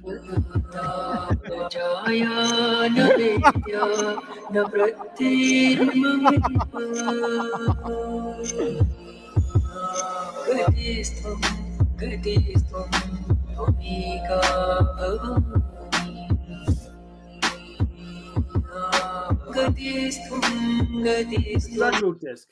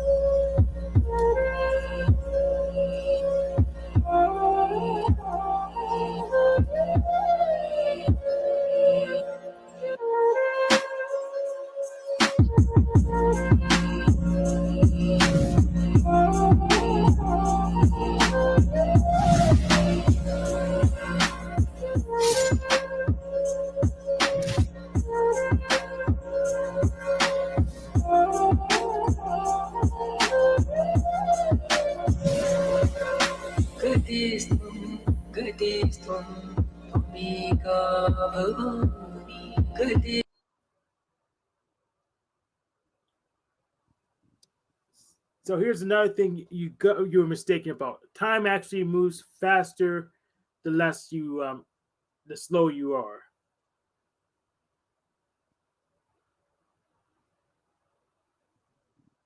Yeah, time moves faster the slower you travel, because if you move, then you're taking pretty much you're comparing time to space.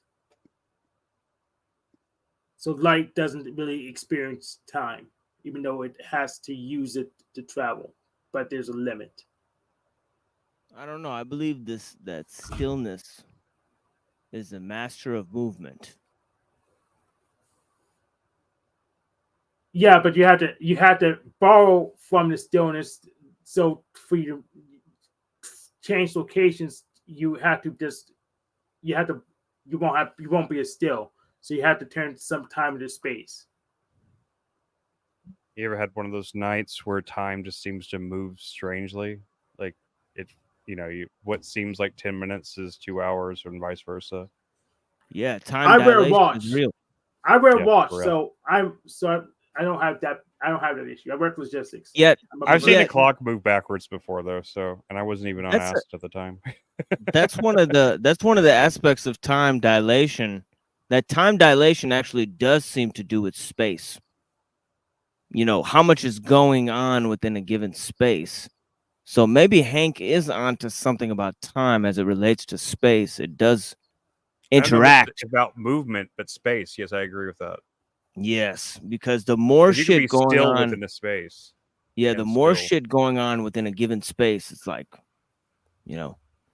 And yeah, let's get up on the panel, guys. Hey Jeff, how was Big Brother or Days of Our Lives? Oh, it was We're gonna good. watch- They did a game that based around the new Exorcist movie. They had to go in this haunted house and collect these things to exorcise these two little demons. And then they showed some clips from the movie too. Cool. It looked cheesy though. It didn't look as good as the first one. I saw the trailer for it today. It looked pretty bad to me actually, but I was I'm just still gonna wanting to watch it 'cause I think David demons, Gordon Green's his movies usually look really good, even if I didn't like the trailer for what? New Exorcist. The new Exorcist movie. What the fuck? Yeah, it's coming out in October, like in a few days. David Gordon Green directed it. Same guy that made Shit. the. You guys know. Palpatine's in here, so let's play his intro music again. You guys know who the priest from The Exorcist is based on? The original priest? Yeah. The old priest or the young guy? It's gonna blow you guys' fucking mind right now. Because it deals with the theories we're talking about with time and shit. Aleister Crowley. Nope. Even worse. The motherfucking TLR Chardin. Who? TLR Chardin. Oh, I don't remember him. Yes. That guy's a real piece of work. I've heard the name before, but I don't know much about it. Oh, his theories are profoundly, I think, mistaken. It's like if Aquinas, and like Aristotle, it's like if Aquinas got like snorted Aristotle. I mean, and then, that's a really Which great visual. He kind of did.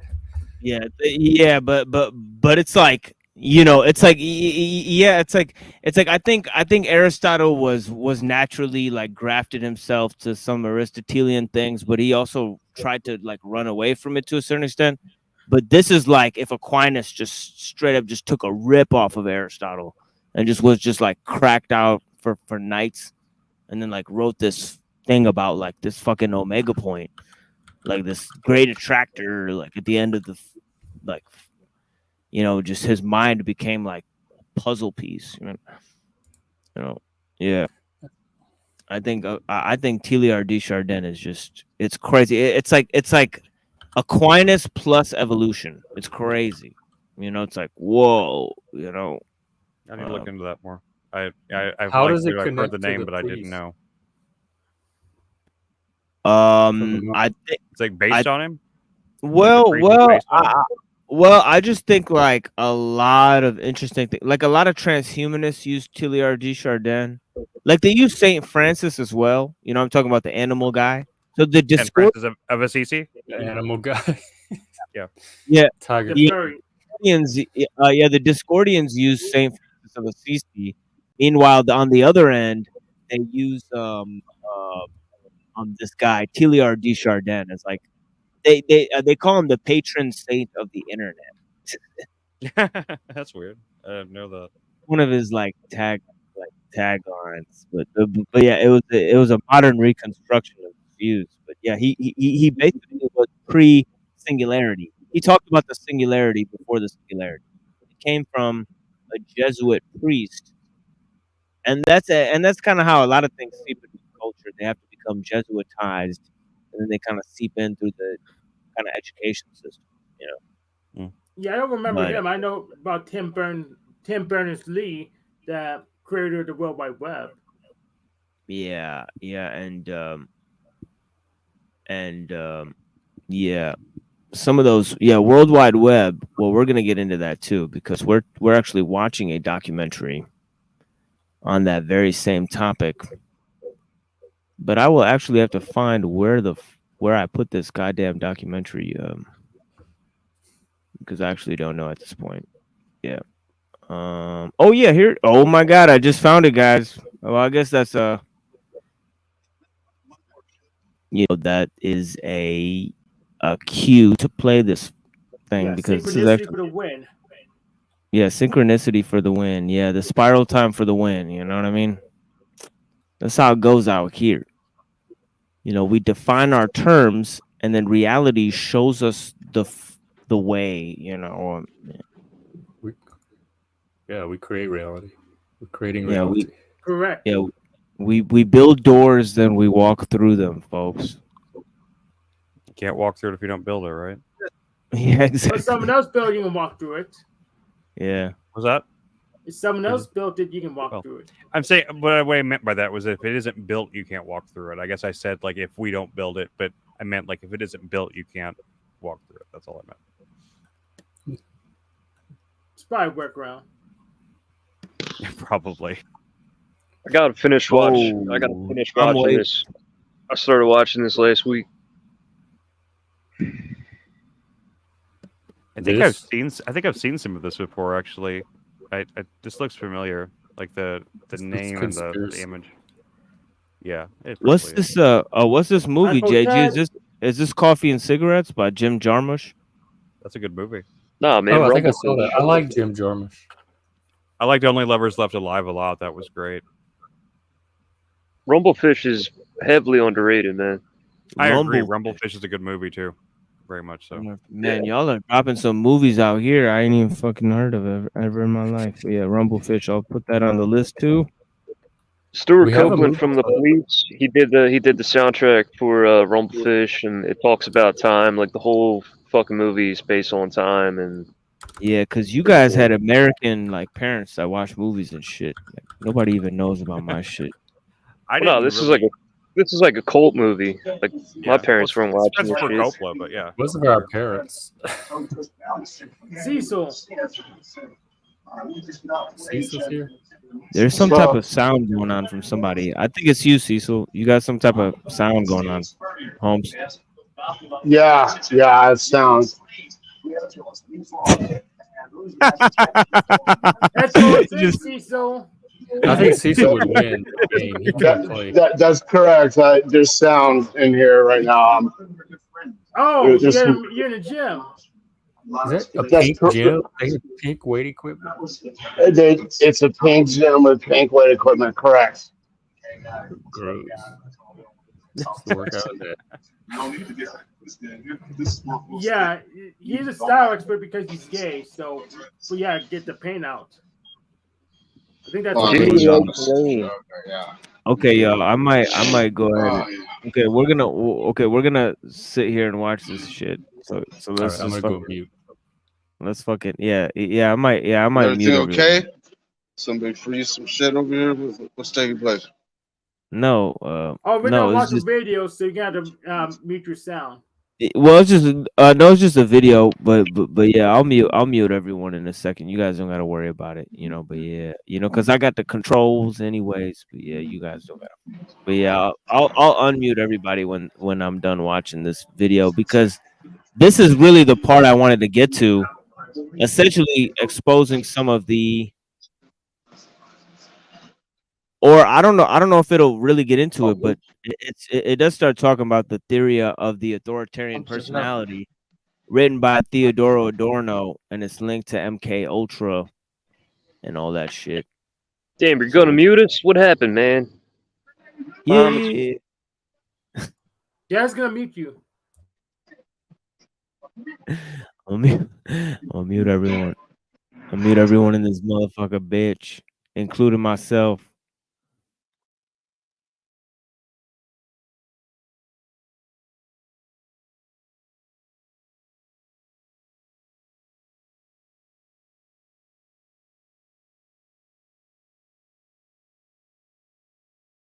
This is another portion, and we have less than 10% of one SAGE machine. First wide-scale use of modems was on this machine, and how it worked was you'd actually see a blip on the screen that was moving, and you would access that blip with a light gun by actually clicking on it. And if there was any information in air traffic control, it would show up in one area, but if not, the intercept technician would have to have it shot down. And you can see the large screen here. And first wide-scale use of modems, it was a decentralized network. So if a bomb was to take out one of them, you could still control the output and the inputs from another station. So it was very influential in the early days of the ARPANET, with a lot of the whole concept of being able to keep the network running if you lose one of the nodes.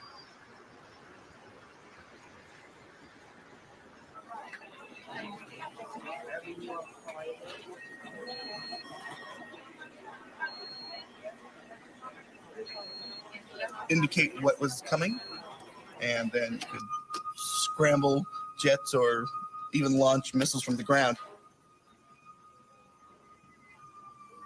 You also see that you have the ability to dial up other sectors and control their airspace also. And if you wanted to zoom in and just deal with a specific division, and then you could access that, and it actually would give you a full screen of that. Very, very advanced system. can see you have standby, off power, or you can just keep the cooling to it at any time. Ashtray. You also had a cigarette lighter and ashtray, so if you were smoking, you could keep them going insane.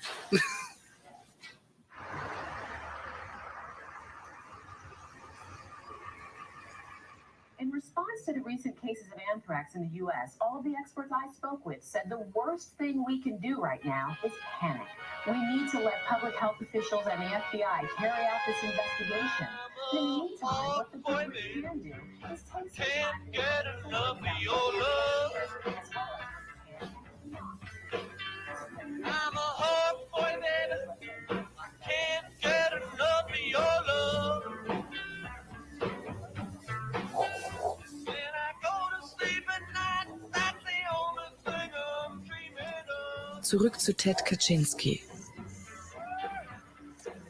1958 beginnt der 16-Jährige mit einem IQ von 170 das Mathematikstudium an der Harvard-Universität.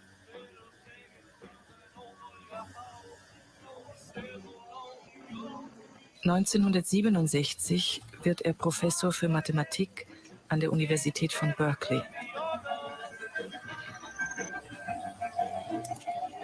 Warum landet Ted im Lager der Technologiegegner und wird kein begeisterter Computer-Hippie wie Stuart Brand oder John Brockman?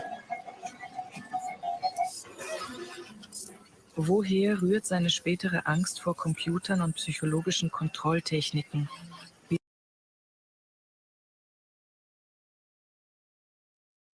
I actually forgot that our little boxes are covering up the text. Yeah. So get fucking whoops. What are they saying? Yeah, I gotta do this. Yeah, here we go. I'm gonna fucking listen to this in German, but yeah, here we go. Okay.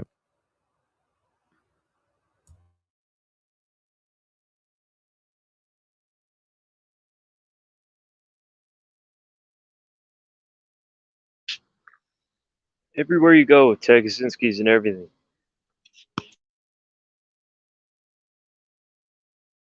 Zurück zu Ted Kaczynski. 1958 beginnt der 16-Jährige mit einem IQ von 170 das Mathematikstudium an der Harvard-Universität.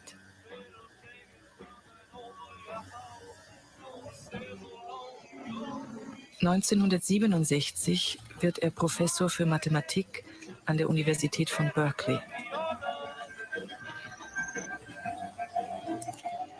Warum landet Ted im Lager der Technologiegegner und wird kein begeisterter Computer-Hippie wie Stuart Brand oder John Brockman? Woher rührt seine spätere Angst vor Computern und psychologischen Kontrolltechniken, wie sie in diesen Jahren in den geheimen Laboren der US Army entwickelt werden?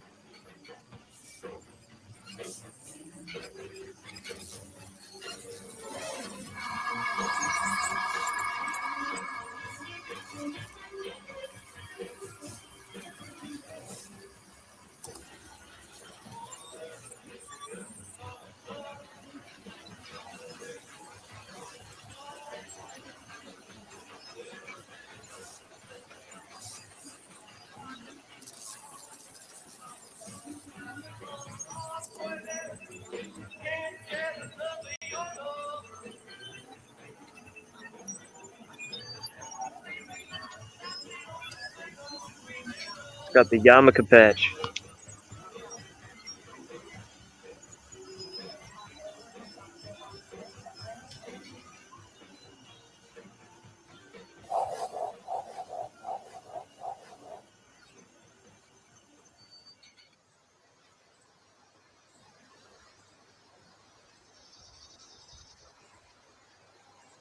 Wie werden aus einzelnen Computern weltweite Computernetze?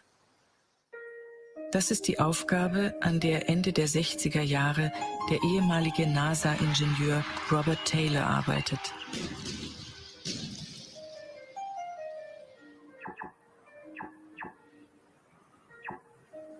Taylor gehört zu den jungen Ingenieuren und Wissenschaftlern, die von Norbert Wieners Kybernetik und den ersten Computern begeistert sind. Von der NASA wechselt der Raketenspezialist bald als Wissenschaftsmanager ins Pentagon. Dort kann er entscheiden, wie viel Geld die Laboratorien der Universitäten, Firmen oder einzelne Wissenschaftler für ihre Forschungsprojekte vom Verteidigungsministerium erhalten.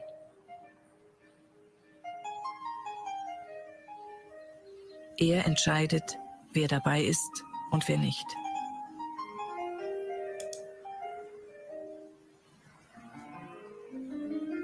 Das unter seiner Leitung in den 70er Jahren entwickelte ARPANET ist die Urform des heutigen Internets und aller Kommunikationsnetze für das vollelektronische Schlachtfeld der Gegenwart.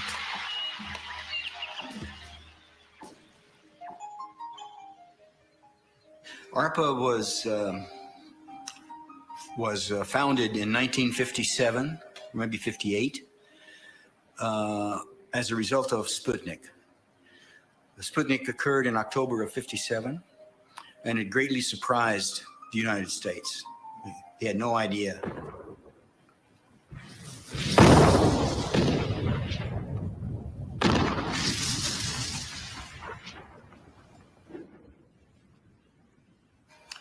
In 58, very soon after Sputnik, Eisenhower, who was president then, asked the Department of Defense to set up a special agency called ARPA, the Advanced Research Projects Agency, to look for research projects that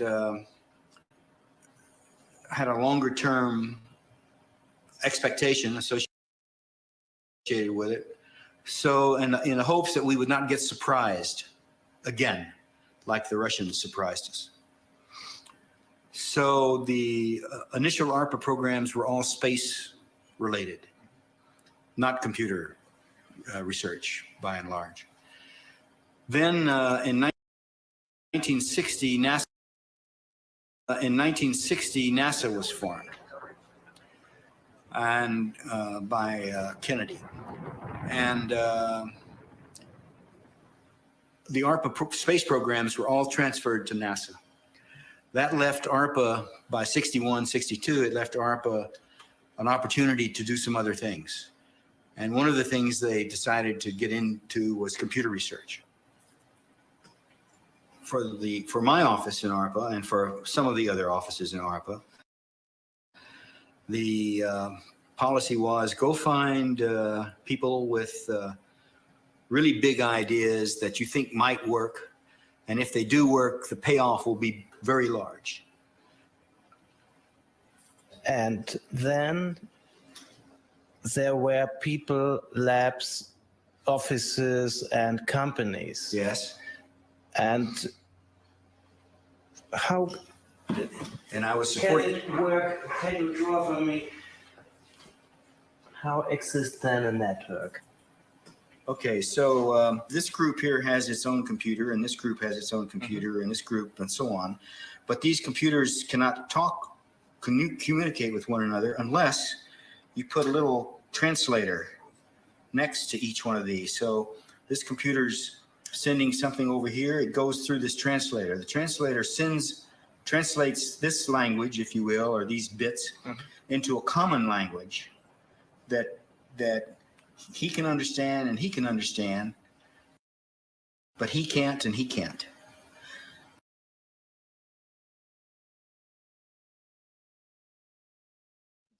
I'm gonna say, like, the thing he's drawing on that paper kind of looks like a satanic star. Rewind it. I missed it. It's kind of it's like drawing like this. He's like going into. He's like, well, look at this. It's like a network. Yeah, star like, network. That's how we build our networks now. Stars. Yeah. Because yep, the that's token right. ring was too slow. The token ring's too slow, so we stopped using it. Yeah, let me go back a little bit. It's just funny that the German guy's like, he's like, can you show me how like two computers fucking communicate? Because yeah, it is kind of a weird kind of mystery. Yeah, but these computers cannot talk, communicate with one another unless you. Wait, I'm sorry. What was that, Hank? Yeah, master slave. Yeah. Oh shit! You brought it back to Hegel. Because they're racist now. So but I'm gonna keep using them because I'm black. So Yeah, you I keep. can't be Yeah, you racist keep. according to them. Yeah, you keep baiting me with this Hegel stuff. We're gonna have to go at it on Hegel, honestly. But yeah. Put a little translator next to each one of these. So this computer's sending something over here. It goes through this translator. The translator translates this language, if you will, or these bits into a common language that he can understand and he can understand, but he can't and he can't. And so the translation goes through here. It comes here. This guy then translates this stuff into something that this guy can then receive. And the same is true over here and over here and even over here, so that everything is sort of multiple connected. But some historians have looked at this and said, well, the reason that ARPA built the ARPANET was in the case of nuclear disaster. No, that's not the reason we built the ARPANET. We built the ARPANET to enable people in different places. And those are the two institutions really that are responsible are the MIT and also the Stanford Research Institute, who had common interest to share those interests. The internet is simply an evolution of the ARPANET, both in philosophy and in technology. Yeah, they got the name for the Pentium chips from Pentagram. Let me check. I don't. All that took place from over the period 1971 to 1976 or so. And we had the first internet up and running in 75 or 6 when we put the Ethernet and the ARPANET together. So those were good years. There was a lot to do, and it was obvious what to do. And there was, and all these different things had to fit together nicely, they had to work together. So that was a lot of fun.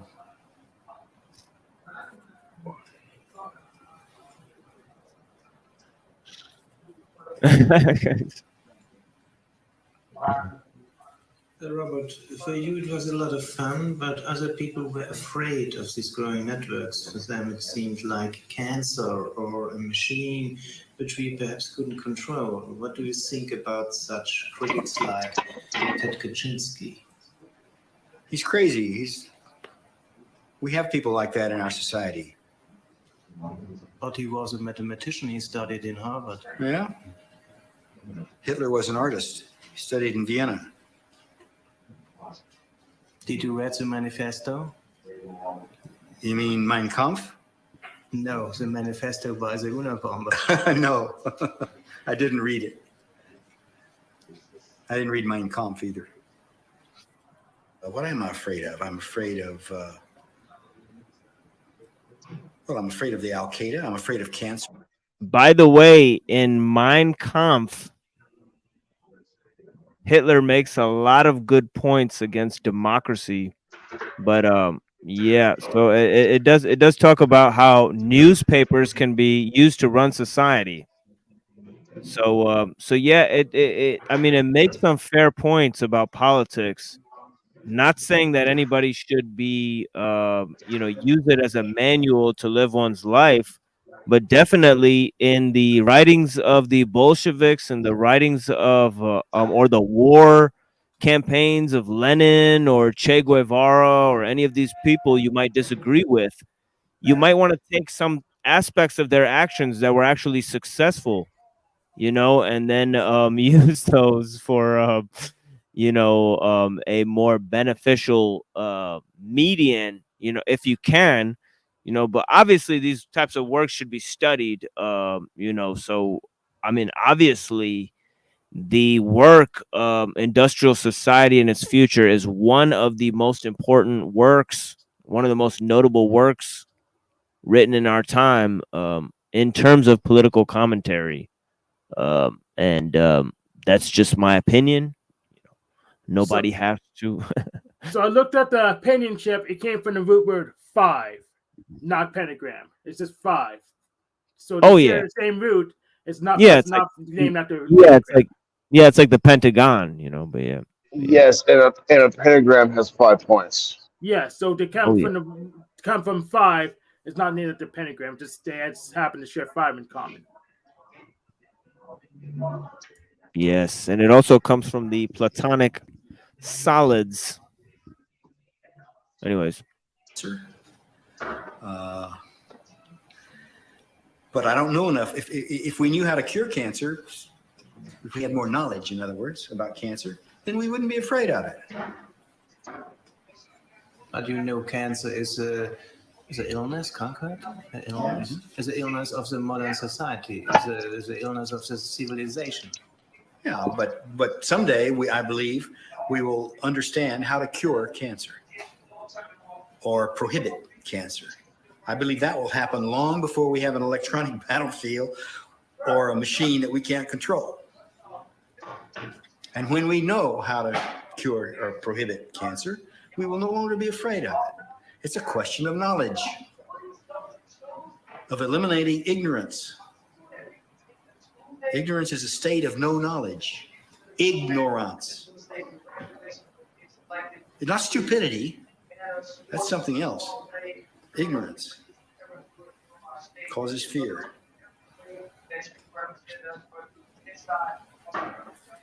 Yeah, and if your old ass read Mein Kampf, you wouldn't be scared of that either, would you?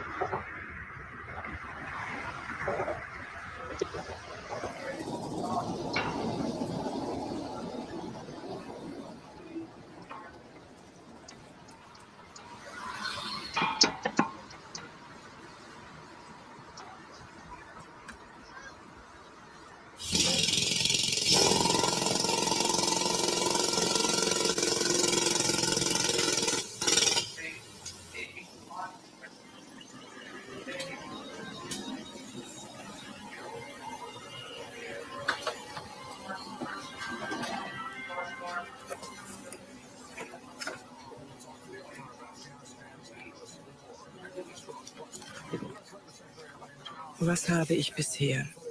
Ich habe einen ehemaligen Mathematiker, über dessen Systemkritik keiner meiner Interviewpartner reden will. Und ich habe Ingenieure und Künstler, die von Technologie besessen sind.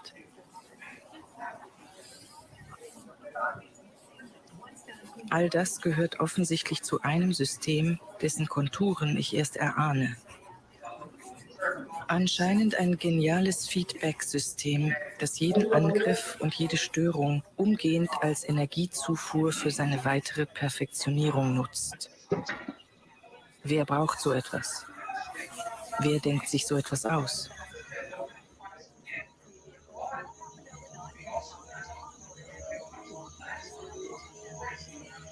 Zwischen 1946 und 1953 treffen sich im New Yorker Beekman Hotel auf Einladung der Joshua Macy Foundation führende Wissenschaftler verschiedener Fachgebiete. Unter anderem Norbert Wiener, Margaret Mead, Gregory Bateson, Kurt Lewin und John von Neumann.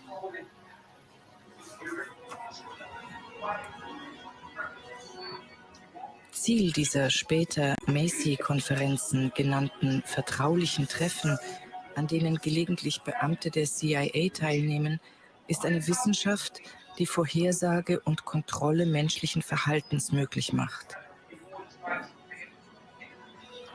Das ist eine Waffe, die Amerika auf dem neuen Schlachtfeld des Unterbewussten im Kalten Krieg dringend braucht.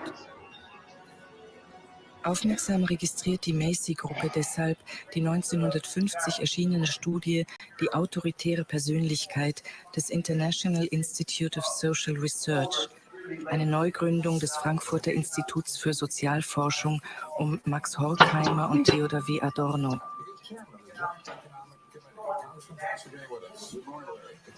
Die Studie ist das bisher umfassendste Sozialprofil einer Gesellschaft der USA und soll eine wissenschaftliche Erklärung für religiöse und rassistische Vorurteile liefern.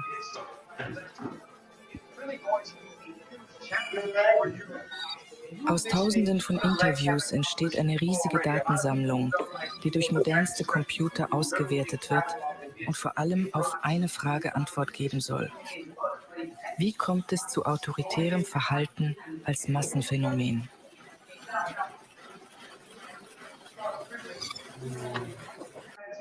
Okay. So that goes to this. Okay, whatever is going on there, I'm gonna mute you for a second, Cecil, so I could explain this shit. But yeah. Yeah, I want to make a comment on Uncle Ted real quick. So his his diagnosis was correct, but his treatment was wrong. Interesting. Yeah. Well, this is the treatment. I mean, if this is what's meant by quote unquote treatment, then we're all undergoing it, is the point here. Is that the same time they created computers, they created the Macy's Conference study, which is led by the CIA, the report on the authoritarian personality, which they conducted these interviews with these personality types and then ran the information through a computer to understand the mass authoritarian phenomenon. In other words, the report is a conclusion foregone that each of us has a baby mean Mr. Mustache inside of us that wants to take over things, and this is also brought forward by the theory of Theodoro Adorno, who was an ardent supporter of Hegelian philosophy. He was like a vastly ensconced within Hegelian philosophy, so and this is coming from the Frankfurt School. But yeah, go ahead, Hank. So I use MBTI and Enneagram as my theory of mind. So I know I'm a INTJ type. What is NBTI? Myers-Briggs type indicator. Oh yeah. They came up with that here too because actually Carl Jung and a lot of these other people were part of the same group. Carl Jung was an OSS agent. Yeah. And he was actually working for the OSS in World War II before it became the CIA, and so was Gregory Bateson, who was here at the Macy's conference. I know I read some Gregory Bateson last time. He was also a proponent of cybernetics in his work Ecology of Mind, and also, interestingly enough, he was the husband of Margaret Mead. Before she divorced, I think they got divorced, but yeah, the prominent anthropologist Margaret Mead was actually his wife. So these people were, to say they were in bed together, quite literally they were in bed together. but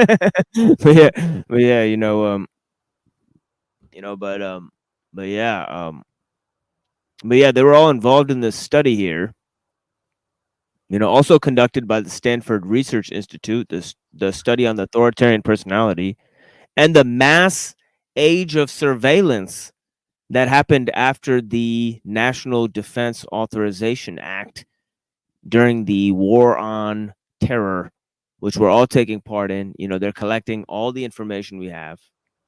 They're all of these social media tools and all of these things are part of a giant social experiment. It's obvious. Anybody who can't see it needs to open their eyes. It's been going on since the 70s, since they constructed the computers. The computers are a tool for mass surveillance. That's why they're created by the government agencies. So anybody a definitive result on which the personality is the authoritarian one. We don't have it by MBTI, Enneagram, or Big Five method. We don't know which one it is yet. Well, maybe they need to research the study or the report on the authoritarian personality.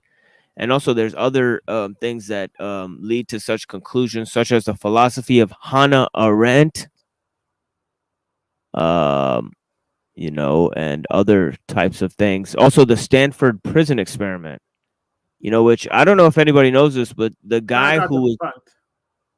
What happened? I thought that prison experiment got debunked or something.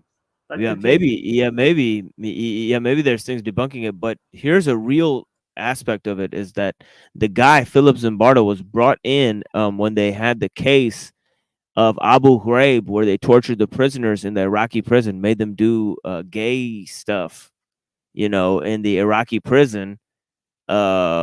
You know, and actually, the guy was brought out to testify in the Stanford prison experiment that their actions were basically okay, because this was just part of the psychology of being in charge of a prison. You know, so it was actually used to, you know, I guess, get those people off the hook. You know, his testimony was used to get those people off the hook. You know, so whether or not people believe it's true, it was used as evidence in a court of law successfully. You know, so it's, you know, which is sad to say. If it was debunked, you know, then definitely it shouldn't be used in such a way. You know, but yeah, you know, you never know with these kind of things. But yeah, I'll be back in maybe 2 minutes. I'm gonna get a little food here. But yeah, I'm gonna play some of this Provo King. Some very, very sketchy details reaching us here at Sky. But yeah, 9/11, that's when everything went down, because it was all about, you know, the mass surveillance and the global war. You know, this is the first time they had a global war. Yeah. Important enough to bring to you, though, at this early stage. We believe that a plane has crashed into the World Trade Center in New York. That happened within the last few moments. No details at this stage as to what sort of plane it is. It could well be a large plane. We are hearing reports of the 737 not yet confirmed yet, although it is a jet. More as we have it. Let's have a look what CBS News is saying, our colleagues over in America. World Trade Center, we understand that a plane has crashed into the World Trade Center. We don't know anything more than that. We don't know if it was a commercial aircraft. We don't know if it was a private aircraft. We have no idea how many were on board or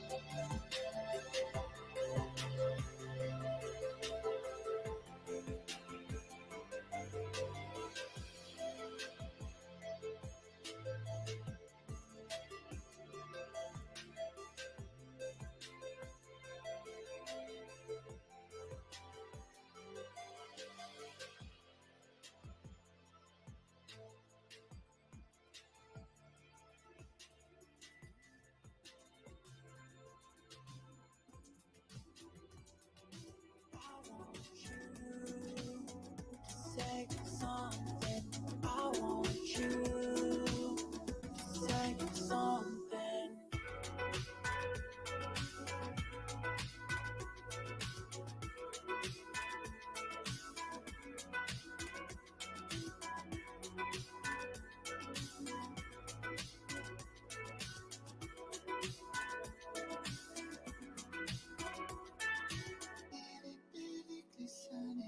Found out no one's listening. Something made us sinking in.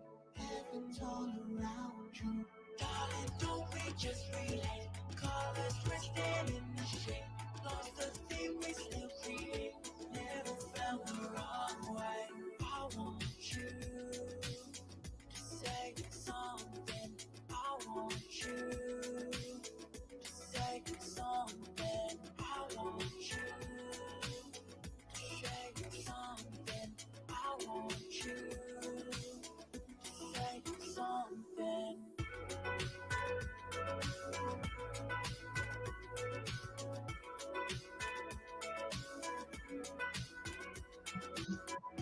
all of a sudden it's like the Gen X Chef Extreme screen here again.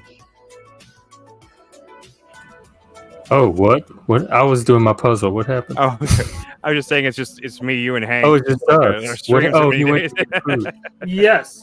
We can't do anything with the video, can we? No. We're stuck. That's here. We're correct. getting We have no practice power for here. panel. We're experiencing the no exit stream in firsthand. Yes. Well, I'm making popcorn, so I'm gonna win. No, you're not. Of course I am. Everyone knows that. What's your record so far? I did a 24-hour Zoom during COVID. We kept it going for over 6 months. But were you permanently attached to No, the seat by not the permanently. I computer? was in it long enough. I could be permanently attached. I want to do 15-hour streams like machine. Well, We've done 11-hour book clubs. Right. But my alarm clock's set to go off at 2 a.m. That's Well, earlier tonight I'm than not sure. you getting I got a some big food. day tomorrow. And, Yeah, I've got a at doctor's least appointment 2 tomorrow. hours. I'm about to go here in a minute. I'm just winding down. Yeah, You're winding down, I took and my, I'm getting close to my wake up time. my So, sleepy who's gonna win? medication here a minute ago, so I'm waiting for it to kick in. Well, you and Machine will have a good chat. It'll give y'all some time to bond. I'm actually waiting for Cecil to come back. For who? Cecil. Cecil. Oh, I didn't even notice he was gone.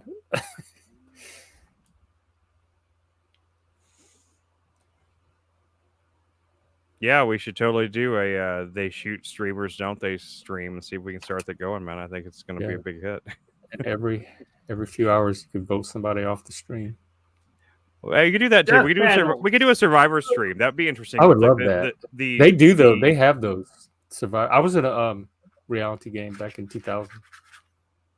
Yeah, I've seen that before, but I don't think I've ever seen one do the marathon thing where like you can't leave the camera, you can't you have to be able to you have to be interacting with the stream like with a minimum amount of time. You can't if you like set up like rules like that and then literally make the prize pot like the super chats if people like start donating money into it, that would be insane because people get real bloodthirsty real fast.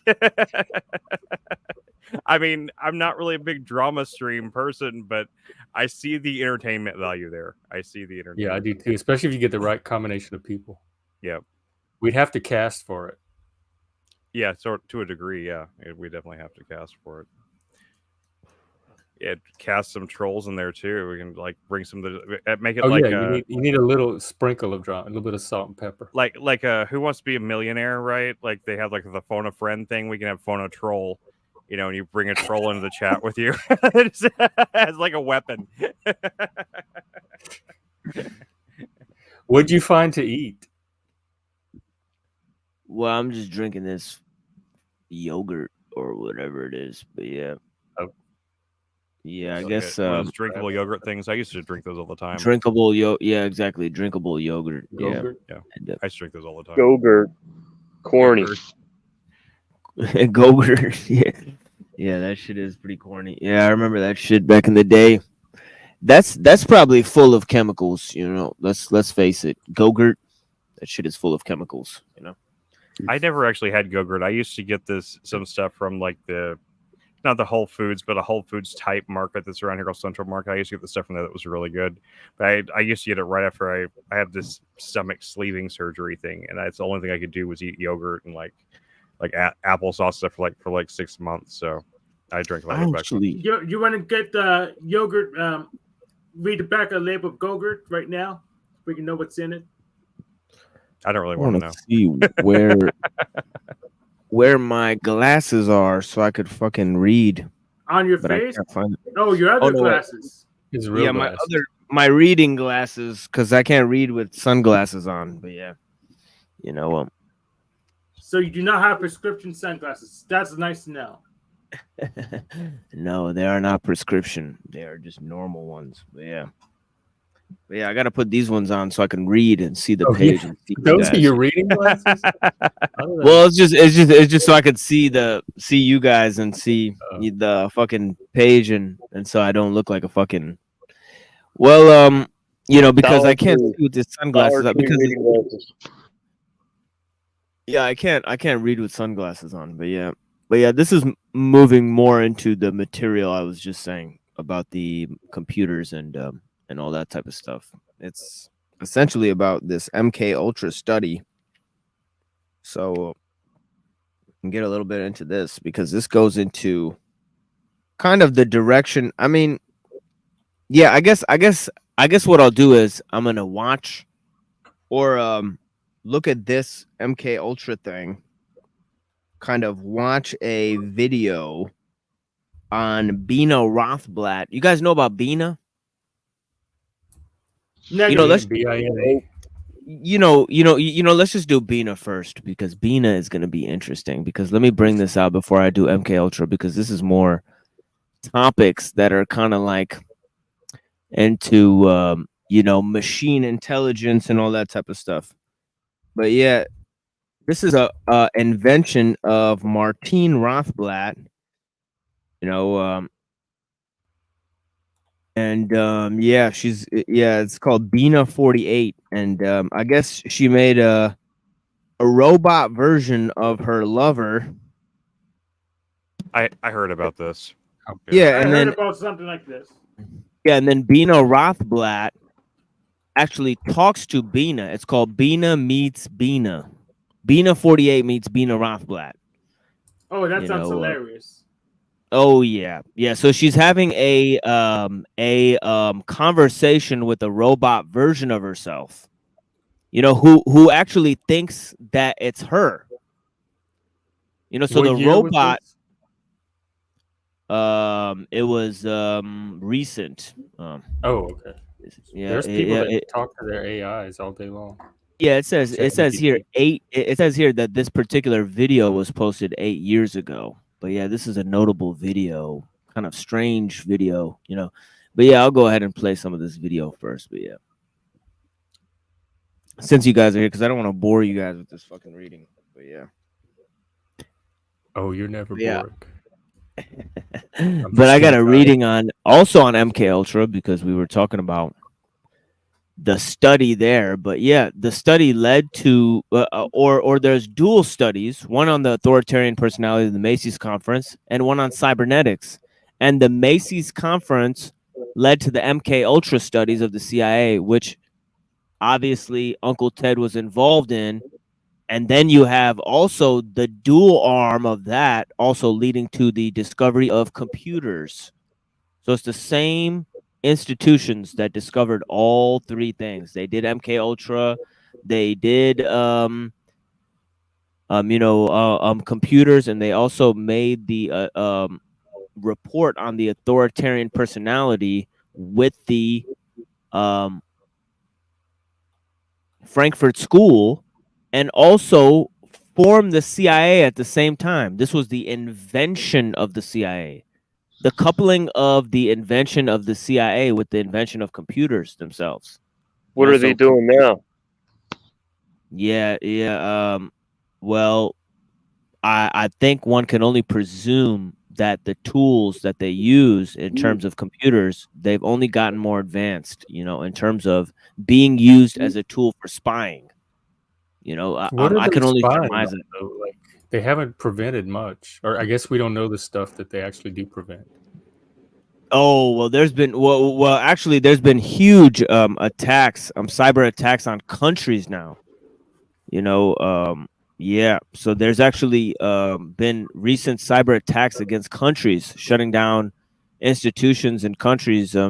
Electrical power plants and different things. So there's been lots of cyber attacks. During Russiagate, they said Russia had the power to do that here. Well, they did the Stuxnet virus against Iran. That's one of the top ones. Examples. So they've unleashed whole cyber attacks on countries. So yeah, that's why you shouldn't run your nuclear centrifuges on Windows. That's your problem. I run Fedora. Yeah, cyber terror is only ramping up. So yeah, that is becoming an increasing problem. Also, flash warfare, because soon in the future they're gonna have AIs piloting drones, and if some of these AIs who are collecting information on metadata, if somebody accidentally sets off a drone battle, that could cause flash wars to occur. Just like how flash crashes occur on the stock market. I'm gonna have Flash Warfare if we already captured Adobe Flash. I had a. Hey, I had, you gotta talk into the mic, man. It's like Charlie Brown announce speaker bad. Yeah, I can't understand what you just said, Hank. What did you just say? How can we have Flash Warfare if we already canceled Adobe Flash? No one's using that anymore. Oh, Adobe Flash. Oh, I get it as a joke. Okay, yeah, that's pretty funny. I'm about to have to go, but I just wanted to say before I go, I had a close encounter with a military drone a while back. That's what I think it was anyway, because I saw pictures later on that I actually thought it was at the time. I'm embarrassed to say I thought it was a giant green eyeball demon or something in my window, and then later on found that it was like it's what the night vision camera on this drone that they had been testing was like. Wasn't that from that cult? No, I mean I don't know. It was just around the same time. The same time that cult thing was happening is when Lindsay saw that it tried to take a picture of this thing that she saw the sky, and then like 2 days later, I went downstairs and saw that green glowing looking eyeball looking thing in my glass window, and it scared the fucking shit out of me. And like it wasn't until like literally like 7 years later, and I was looking on some internet site somewhere, and I saw a picture of this drone thing that flew and had this big night vision camera on it that was this big, and so I was like, holy shit, that must be what it was. And I felt really stupid on one hand, so like I thought for years there was a demon outside my window. That would have been cool. Yeah, Chris, right. That would have been. But Then the actual truth of it is even creepier, because that means someone was piloting a drone and trying to look into my. Chris, do you need me to send you my anti-air battery so you can feel safe? No, that was years and years and years ago when I lived in Vegas. It hasn't happened again. But I mean, I don't know. That story makes me feel really crazy, but I know it happened. I wasn't high or drunk or anything, and I was. Now somebody's gonna send a drone to your window. Yeah, well, bring it on. I've seen it before, so at least I know what it is this time. Anyway, I do have to go though. I took my Benadryl like 30 minutes ago and it started to kick in, so I'm gonna try to lay down. So I have this doctor's appointment at noon. So I hope your appointment goes well tomorrow. Yeah, me too. Thank you, brother. I hope I find out something good and something bad. We'll all right, see you guys later. When I get back. All right, Chris, stay black, man. All right, Stay man. black. Have a good one. See you, Chris. I don't even know the sign. Yeah, Chris is a cool guy. I just want to say that he always has some interesting stuff to talk about. Yeah. Oh, that's Jack. Jack's back. Oh, Jack's back. No, Jack's black. Get back. Jack. Get back for Black Jack. Mr. Doxer himself. That's right. That's right. I'm back. Oh, he's back. It's like you were never gone. Y'all better hide your addresses. You dogs rusty. Pay me a visit. Pay me a visit. It's like out of the Outsiders. You docs rusty.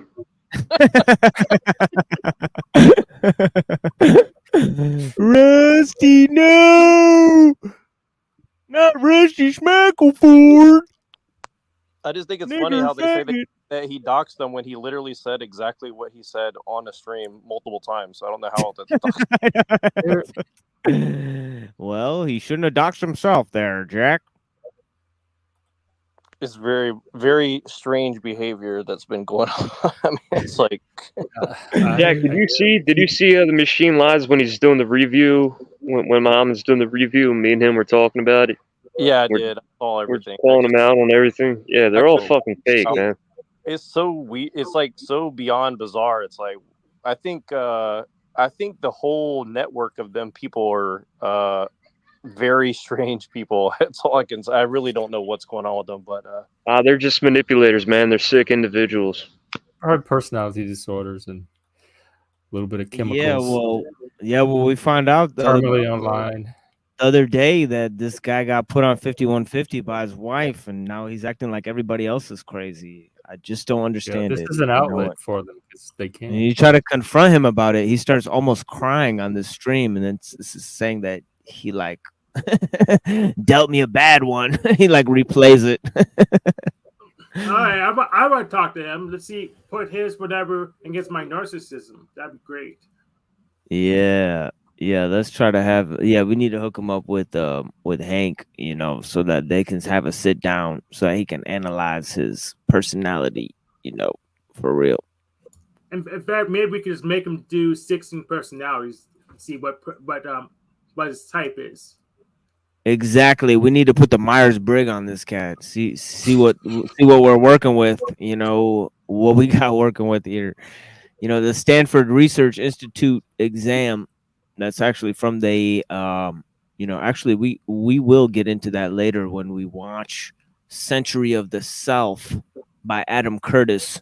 Hopefully, we won't get struck for watching that because that is a BBC kind of documentary, but I think BBC stuff is public shit. I don't know. Old shit. I don't know. But yeah, that also explores the Macy's conference report. But yeah, man, this video is gonna knock you guys' socks off. I have a question. But yeah, go ahead. The Macy's conference report has anything to do with that Macy's corporation that sells stuff, the stores? Are they related at all? Fuck no. Oh, okay. I don't think so. Yeah. Anyways, but yeah. Well, it's got nothing to do with selling Sean John or whatever.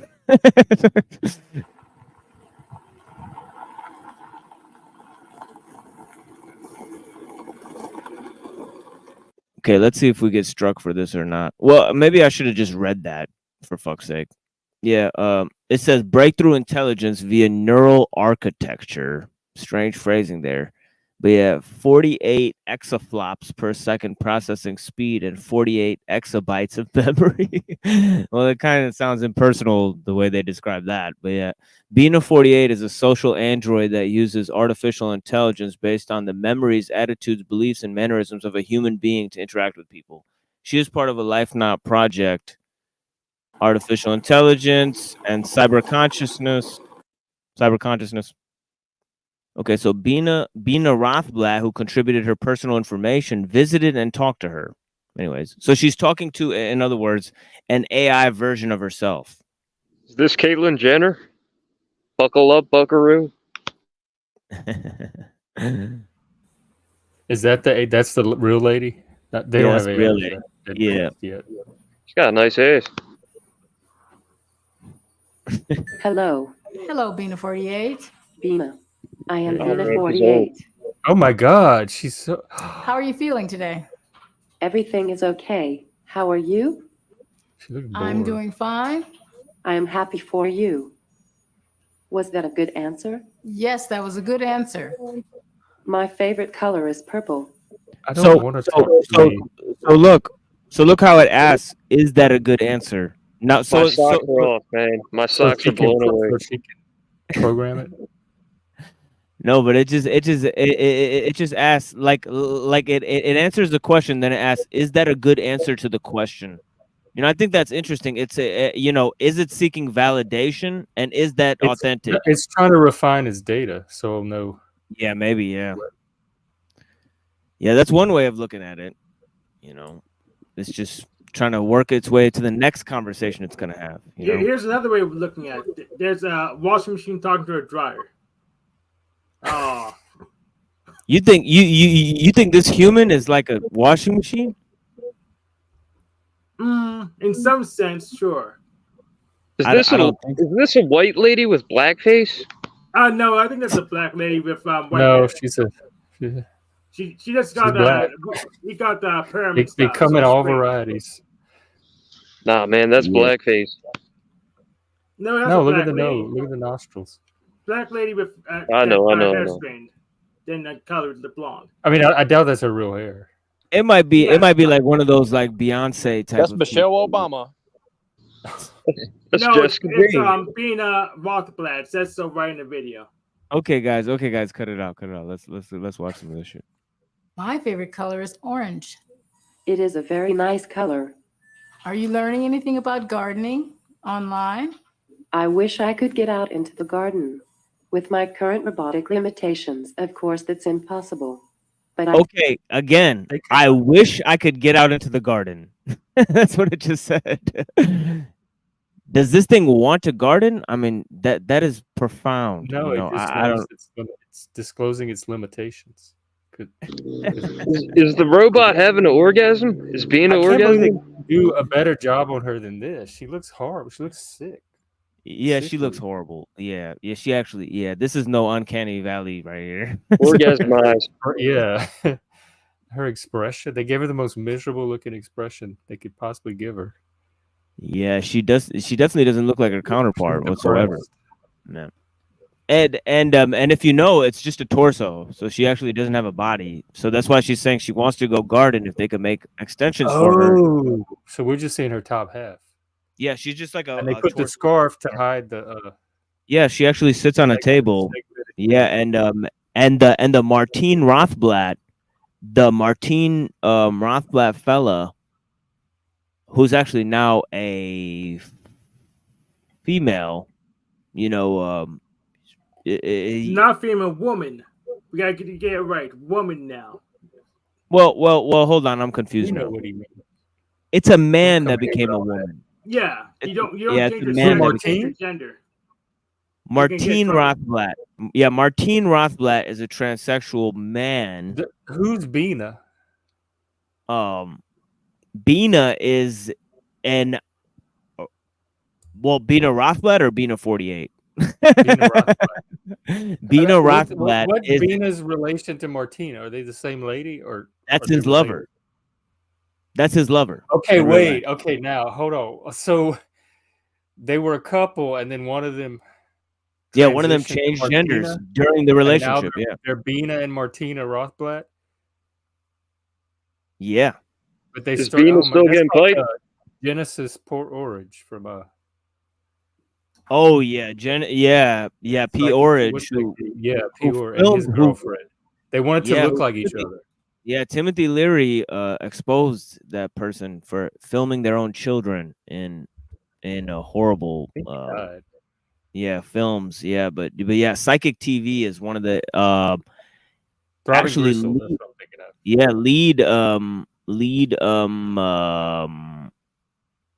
Throbbing Gristle is one of the leading industrial bands, so it's interesting. But yeah, definitely they were connected to the cybernetics. So is Bina the biological people? She didn't transition, the one we're watching now.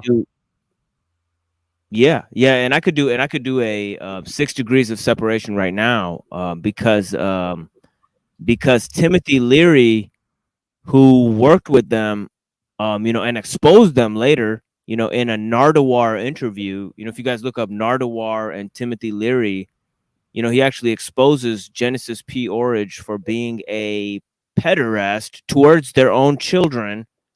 But anyways, that person is a weirdo. But yeah, the Timothy Leary fellow was actually a proponent of Esalen Institute, and they actually went to Esalen Institute where he developed the 8th Circuit view of consciousness that's related to cybernetics and computers, and also the work of Gurdjieff.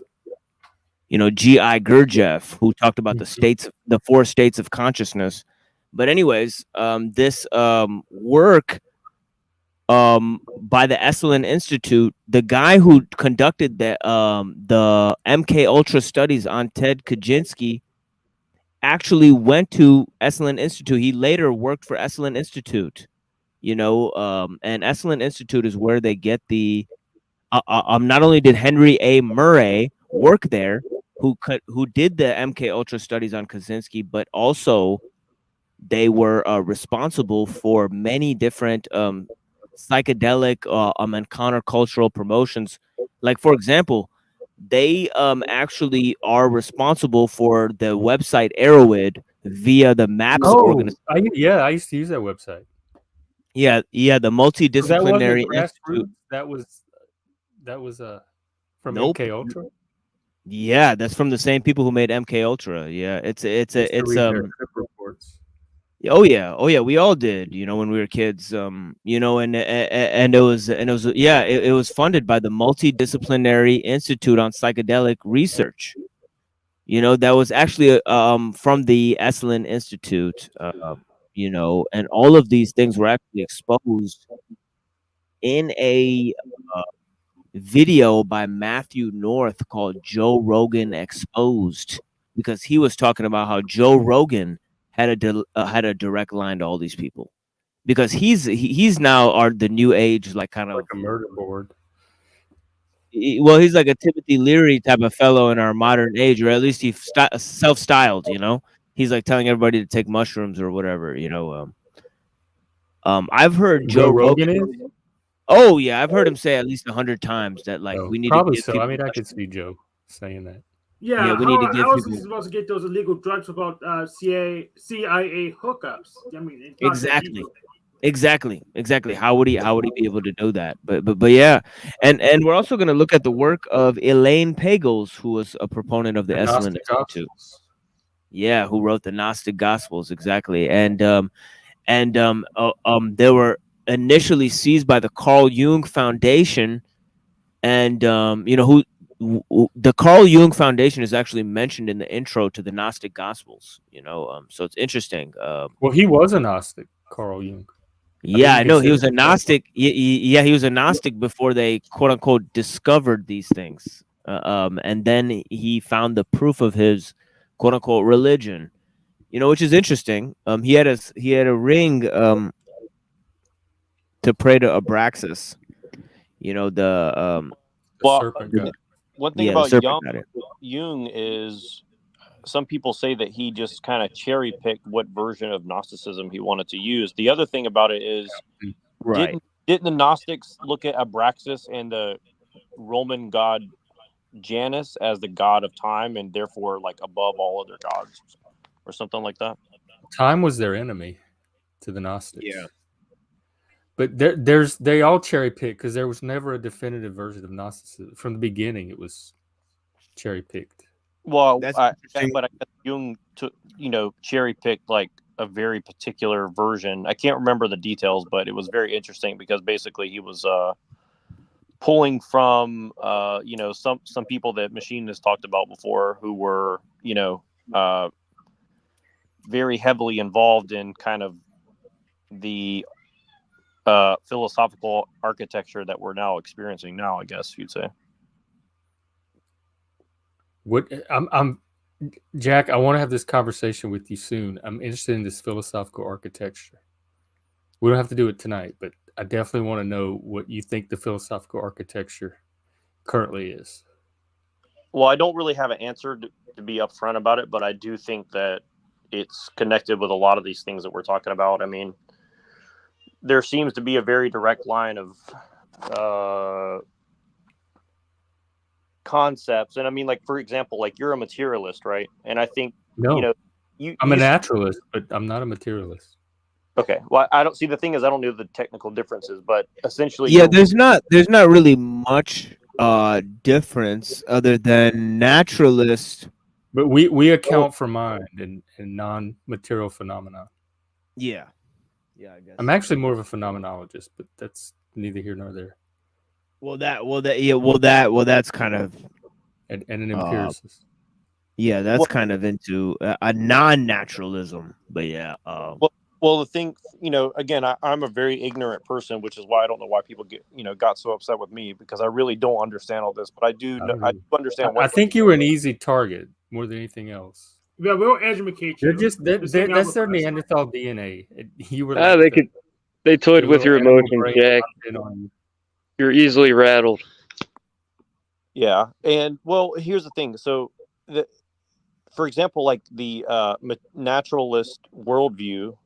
And I do actually have a lot of attacks that I'm going to be doing on some of our former friends, not only the ones that we think of, but also other ones, because people attack naturalism, but they don't attack it on the roots. They attack it, on the peripheral. And the truth is, like, I think naturalism is a religion that they've invented, and it's kind of like a new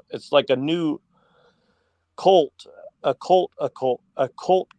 It's like they have this occultism that they weave into what they call science, but science and all that stuff is kind of wrapped up in occultist beliefs, and so they just tell the general public. Like when Jim Bob was talking about, NASA's a cult. It's like, well, it's true to some degree, but it's also it's a lot deeper than that, because you'd have to go and start picking apart a lot of other fundamentals that even he takes for granted, and I don't think he's going. he doesn't understand. He was confusing it with materialism because what he was describing as naturalism was not naturalism. It was more like physicalism or materialism. Yeah. So I think Jim Bob's confused himself. Well, yeah, I'm actually starting to believe that's true as well, because I think a lot of the attacks they do, they're not actually attacking on the roots or the foundations of it. They're kind of they're just watching YouTube videos and then taking their little. Well, it's just funny the conflation of the deistic kind of Kantian philosophy that comes out of Swedenborg, and then mixing that with the kind of Christian Orthodox view, and then also hiding behind the fact that Islam and Protestantism and Gnosticism are one fucking bag, and also monism, influenced so they by think the that, Talmud. Yeah. So they think that, so they conflate all of these things, rather haphazardly. Meanwhile, they use the Kabbalah. They prove their things through the Kabbalah. They prove their things through Kantian philosophy, and you're left scratching your head and saying, well, isn't that Protestant, Gnostic, Swedenborg? The things that you say other people are, those are the very same tactics that you use and then try to defame other people. It's ridiculous. You know who else conflates a whole bunch of stuff? No offense to you, Jeff, but atheists do it. They conflate I'm a a Satanist. whole bunch of stuff. Which we do the same thing, but no, and that's fair. No, but I'm not offended by that. Here's the thing: is like Jeff is more consistent.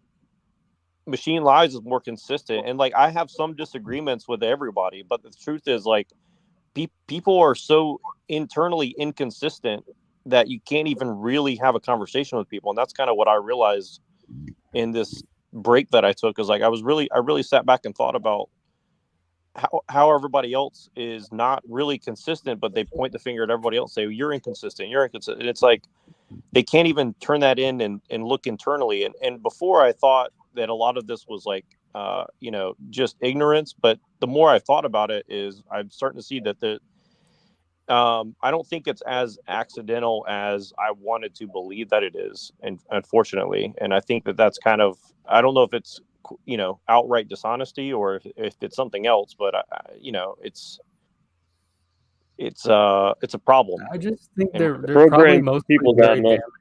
damaged or underdeveloped or emotionally immature. Yeah, but I like what Destroyer's saying about Matthew North, how he's found missing, and then all of a sudden all of his friends start posting online. They change their narratives, almost do a 180-degree shift in the stories that they're presenting. Adam Green, who said there was some crazy world conspiracy going on, then changes it to just attacks on Christianity. He changed his whole broadcast to attacking Christianity, which, everybody knows that you can sit there and attack Christianity all day and nothing will happen. Well, the truth is, I have a lot more skepticism than I'm willing to say publicly, and I've kind of expressed that to some people off the public eye. But I mean, the reason I got so spooked is because, like, I do actually have a little bit more understanding than what I say, because I don't want to just. I think if you really start exposing the mechanics of how this scam is going, I think it's extremely dangerous, and I think that what you're talking about is evidence of that. I mean, there is some very serious people doing some very serious shit, and I don't think they really want you to, openly discuss it in a public forum. You know what I mean? So. Oh, I'm willing to blow the cap off of this. God needs money. There we go. They didn't want me to say that. Unfortunately, the shit that we're dealing with cannot be explained through just monetary gain. There has to be some deeper evil, like ideological basis for this shit that we're experiencing right here. I can't really, because the people who want money, look at the Arabs and the Chinese. They just want money. The Arabs and the Chinese are going to do business. They're not going to spy on people. They're not going to do any crusades anytime soon. They're going to charge people. Market research. The spying is called market research.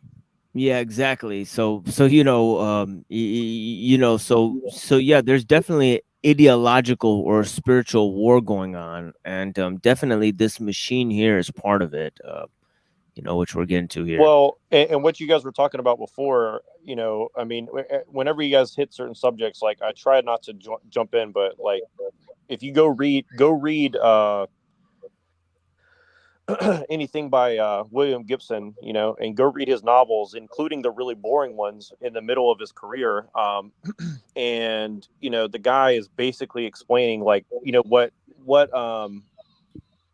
Chris said before he left about that drone. I mean, I have captured something on camera that is not easily explainable as far as you know, something along those lines. And I know a lot of other people who've seen things, including my sister when I was a very young kid, you know, saw something that was not easily explainable. And then, you know, go read William Gibson, and he was writing about this stuff in the early 80s. And so, you know, the guy obviously had some sort of insight about where this tech is going. And his latest novels were about how he brought time into the cyberpunk realm and talked about how, you know, time is not as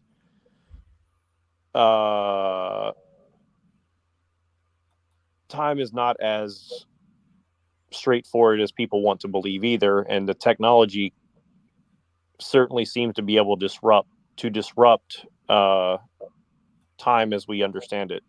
And Yeah. very interesting concept. Yeah, I want to answer Reddington. No, of course the Chinese spy on people. The Chinese, the Russians, and the Israelis, they're building a complex network of spying, especially in terms of cyber terror. You know, but what I'm just pointing out is that mainly what the Arabs and the Chinese have been successful in is business.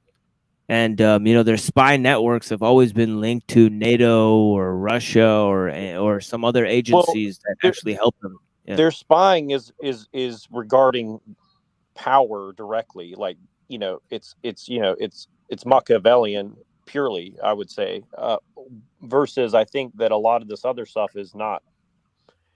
It's not.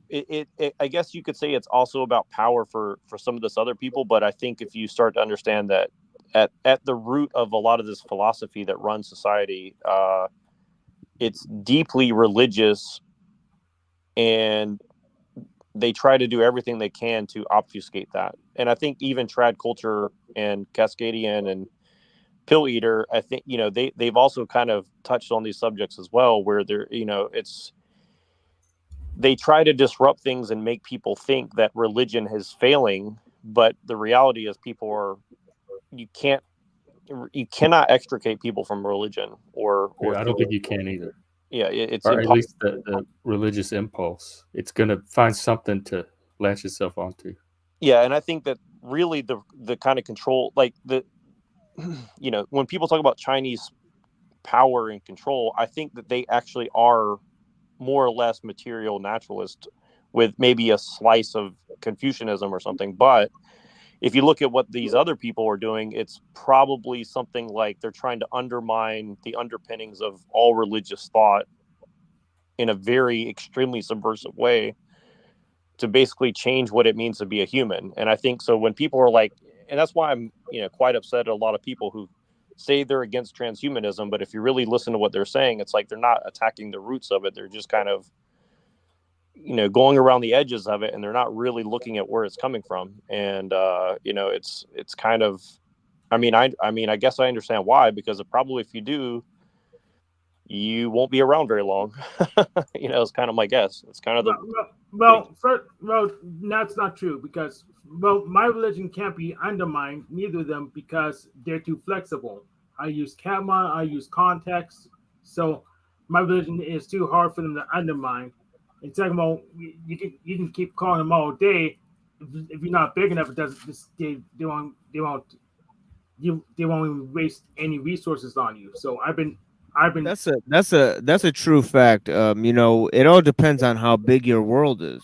You know, if you can fit more shit into it, and you know, your stage of realization and whatever religion you practice is extremely nuanced to deal with the modern situation of secularism, humanism, transhumanism, etc., then yeah, I guess they can't put you in a box then. That is one aspect of things that once you start to develop your study, these religions actually have more variation and understanding, especially some of the greater ones, than the problems of the world can actually surmise. People have used these as a template to deal with almost any situation. So one has to fundamentally accept that a nuanced take in pretty much anything, like I said earlier on this show, one could learn almost a lot of things about the universe if one studies a stick of gum and realizes how it was made, what was take to compose the foil, what the composition and the structure of the actual material is. And you would find out a lot about chemistry, physics, if you just study a pack of gum. Well, but that's what I mean is they overcomplicate it. And I understand what Hank is saying. I more or less agree. But what I'm saying is, like, the general public, they've weaponized religion to make it where, whoever they is, to make it where it seems that the atheists are fighting the Christians, and the Christians are fighting the Muslims, and the Hindus are fighting the Muslims, and the Confucians are fighting the whatever their weird religions are over in Asia that they have. And it's like, it's like this whole subversiveness where, like, the more you try to get closer to God, they try to bastardize these different things. Like, I'll give you a very easy example. Like today, the Pope is coming out and saying that to be gay is more or less okay and whatever. And people are freaking out over it and just, they're so busy pointing the finger at the gay people. Oh, it's all the gay people. We need to get rid of degeneracy, blah, blah, blah. But then, they don't want to look at their own hypocrisy, and it's like, I just see it so clearly now. Before I thought it was just, people who just really cared. But now I watch these people who are really saying they care about other people, and really they just want to throw everyone else under the bus to make themselves look better. And it's like, I'm not saying that it's being done to them only, but the path of least resistance seems to be that, self-righteousness, moral indignation against everyone else. And, if you really try to understand Christianity, as far as I understand, and probably even Islam, it's like, it's not really about pointing the finger at everyone else at the end of the day. It's supposed to be a personal journey. But they make it about everything else outside of itself, So why not take the path of least resistance and beat them to the punch? That's my question for you. Why not just take the path of least resistance, beat them to the punch? Then you have the high ground. Well, sure, but the problem is like most people are not going to take that route. Is kind of my point. Well, I agree, but you can, so why not? Yeah, I never worry about what most people might do. Well, yeah. Well, I guess it kind of goes to like ask a question of, along the lines of like, okay, well, why is machine, like, this is the thing they say, machine lies. Why are you using the tool that's evil to combat evil? Because by participating, you're self-contradicting. It's like, well, you have to kind of go where the people are and meet them where they're at. You can't just, go and try to separate yourself from society and live in a cave. And I mean, you can do that. It is an option, right? But at the same time, like, it's kind of like absolving yourself of any responsibility at the same time. So it's, you're kind of in a situation where you can't win anyways. So, there's no. I would love to live in a cave. Why not? I mean, that's kind of how humans seem to have lived probably for a long time, or at least, like Machine says, most cultures think we came from a much bigger, better civilization, and for whatever reason it fell apart. And I think that's kind of why they make everything a big conspiracy theory, and they bastardize everything, because I think they, I hate to quote David Icke, but I mean, like David Icke says, is like, they don't want you to know who you are, or really where you came from. It's like, seems as if they want to do everything they can to make the water so muddy you can't really get a grip of where you're at, and what's going on. That's kind of what I see is going on. Yeah, but if it works, still their tactic. Run some conspiracies on them. Say that again. Sorry, I didn't hear you. Oh, if it works, steal their tactics and run some conspiracies on them and see how they like it. Well, that has kind of been my intention for quite a while, but the problem is I don't think people catch on very easily, and I think that's kind of it's we're fighting against people who have expert level propaganda and manipulation and the technology behind it, so it's kind of, I mean, you can beat it. I really do. I think they're really just stumbling through and getting lucky. I don't think they're that smart. I mean, look at Elon Musk. He bought Twitter, renamed it X, and he got in trouble yanking letters off his building because he didn't put the right. Yeah, but he's just a celebrity. He's just a public figure. There's actually no proof that. With NASA. Yeah, he's a contractor. That's just a business. That's like owning a business. There's private contractors that do business with the government. Obviously, and he gets lots of subsidies from the government. So. And that's how you know he's black. What? Well, it's just he is South African. He's making a bad joke. No, yeah, that's an African American joke. Yes. Yeah. Well, it's a black. Yeah, that's why Being a Hero is funded by government money too, huh? Cause she black. Oh yeah, they need to make a horror movie of her. Because if I woke up and saw that standing over me at night, yeah. Well, but that's the thing is, I was, I was coming to the conclusion on my own that Elon Musk is an occultist, and I didn't realize that other people have been saying the same thing for quite a while. And it's not because he wore that weird Halloween costume. It's like, if you really listen to what he says and kind of where he's getting it from, it's it's occultism, and it's look at what Tesla talked about, the real Tesla, like Nikola Tesla, and you look at what his family was involved in, and it's kind of right there to see. It's just that people don't look, and they're not really listening to what people say. Hey, what's up, Cecil?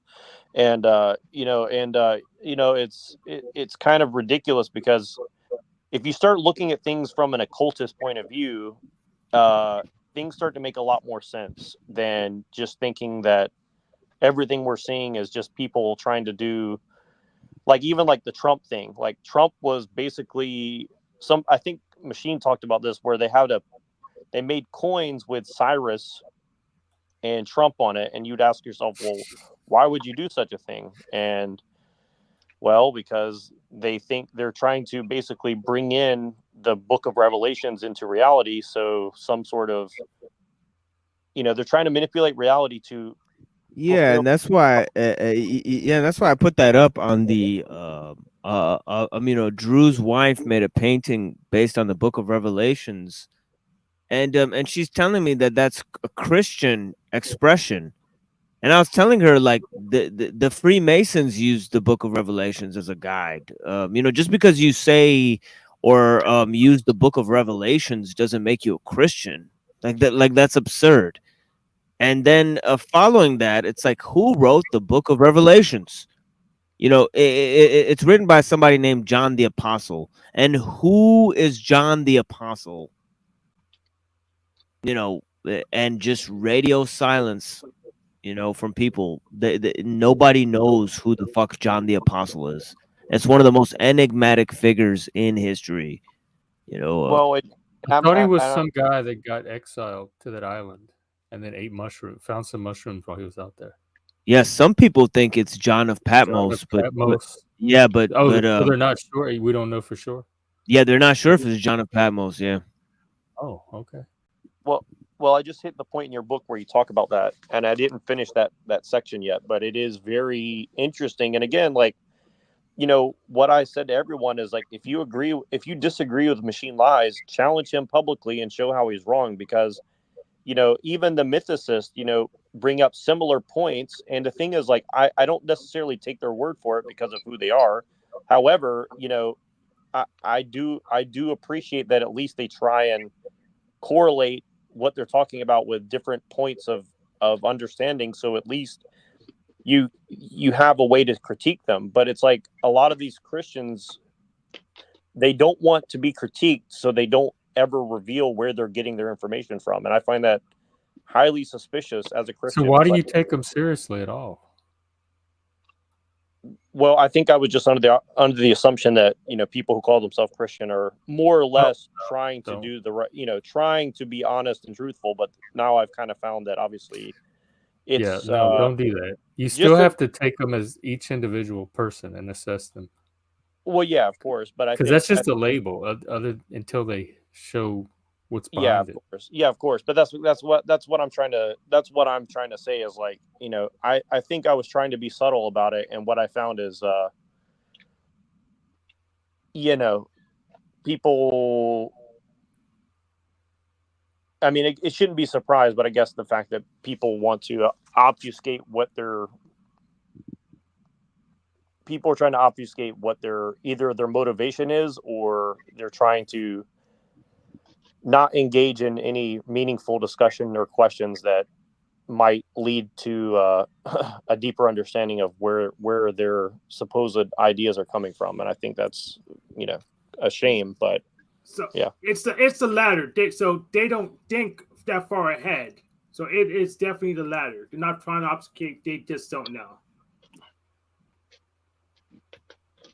Yeah, that's been my experience. See, most people are not very deep or complex or curious. They kind of just coast. I had this guy that told me he was a Christian, and my theory on that was he told me that he was a Christian because he thought that it would make me like trust him and think that he was like a good person. And then he tried to scam me. And I was like, fuck you, dude. So sometimes I guess people claim that they're Christians because I guess Christians have like a reputation for being good people. But yeah, but look at all the TV preachers that use it to scam people. Right. But my point is like, this person told me that they were a Christian and they go to church and all this bullshit and blah, blah, blah. Right. And really, they were just telling me that because they wanted me to like trust them and think that they were a good person, but they weren't a good person. They were trying to scam me. Well, but that's I guess I grew up around enough Christians to know not to take all that seriously. Well, but that's the funny thing about Americans is, like, I think, you know, Americans get a bad rap because we've turned away from the church. But the truth is, like, most Americans I've ever grew up around, like, they have very justified reasons for turning away from the church, but it doesn't mean that they turned away from Christianity, right? And I think, you know, this whole Orthodox thing is so appealing because people are like, you know, oh, we can go back and take the churches back and do all this, but it's like, you know, I've met quite a few people from, you know, Eastern Europe, and they have the same problems that we do here. And I think that people are kind of naively assuming that, well, you know, even if it were the true Christian church, that it would be above reproach, you know. And I think that's the mistake I see everyone making, is like, they just think, well, you know, I can just turn off my discernment about the people around me. And I'm guilty of that as well. Like, that's kind of what I'm admitting right now, is like, you know, I thought that, you know, these people are just well-meaning people, and, you know, they're trying to, and I think for the most part, most of these people are, but I think at the same time, I've kind of realized, like, you know, I don't want to say it's human nature, but there is, well, let's go back to Sellos, who wrote the first thing about demons that inspired Paradise Lost and all that. I heard something about that today. And what did he say? He said demons basically try to feed off the emotional anguish of human beings. And so they use other human beings to do such things. And I think that's kind of what I have seen quite a lot of here recently. You know, it's like people being used, or they're just evil people. I don't know which one it is, whichever way You're you talking go. about on the streams, like this little crowd? Yeah, I mean that, and just in real life as well. I think just, you know, I just see it all everywhere. You know, it's like people are just there's no material gain necessarily. It's because at least material gain I get. I think there's a spiritual gain or drain of some sort going on. Yeah. So pretty much, I just use the egregore model to understand things. So demons don't just use negative emotions; use all of them, and they're kind of like a creature. We're like cells for them. That's pretty much how it works. We're like they're like, you know how we have cells. We are their cells. So that's pretty much how it works. Yeah, I heard you guys talking about the egregore thing, and I tried to bring that up for the past year, and I couldn't really get anybody to really get in on. Talk with Chris. He seems to know a lot about it. And yeah, you guys covered that a little bit, and I thought that was a very great conversation because I think there is something about that, how, you know, humans are falling prey to egregores while thinking it's, you know, their own idea or something good or something along those lines. Definitely is at play, in my opinion. You're not just falling prey to it. They're just here. You don't necessarily fall prey to it. You interact with them every day, like corporations, of course. It's still possible to be a good person without being a Christian, though, right? It depends on how you define good. Oh yeah, just do this thing. It depends on how you define good. So you define Christian as good, then you're right. But if it's just acts, then probably not, because there's a lot of really evil Christians. Let's say what? There are many evil Christians. For example, the priests that diddle children, they are evil people. So Christianity is I would argue that that's not even a Christian, because, you know, if you actually study Christianity, it tells you not to do those things. So that's somebody who's claiming to be a Christian, but actually isn't because of their actions. Take another example. It says in the Bible not to be gay. You have people today that are claiming to be gay priests. Well, it says in the Bible not to eat shellfish either. The Bible says a lot of things, and be people who are qualified priests appointed by the churches doing whatever they want because they can reinterpret the Bible, and they say God says they allow them to do that. So it's hard to tell who's good, who's bad. So I instead of using. So I just choose my own standard. Okay. Yeah, I'll judge who's good, who's bad by my standard. And if there is a God, he can use his own standard, but it only matters if he has the power to enforce it.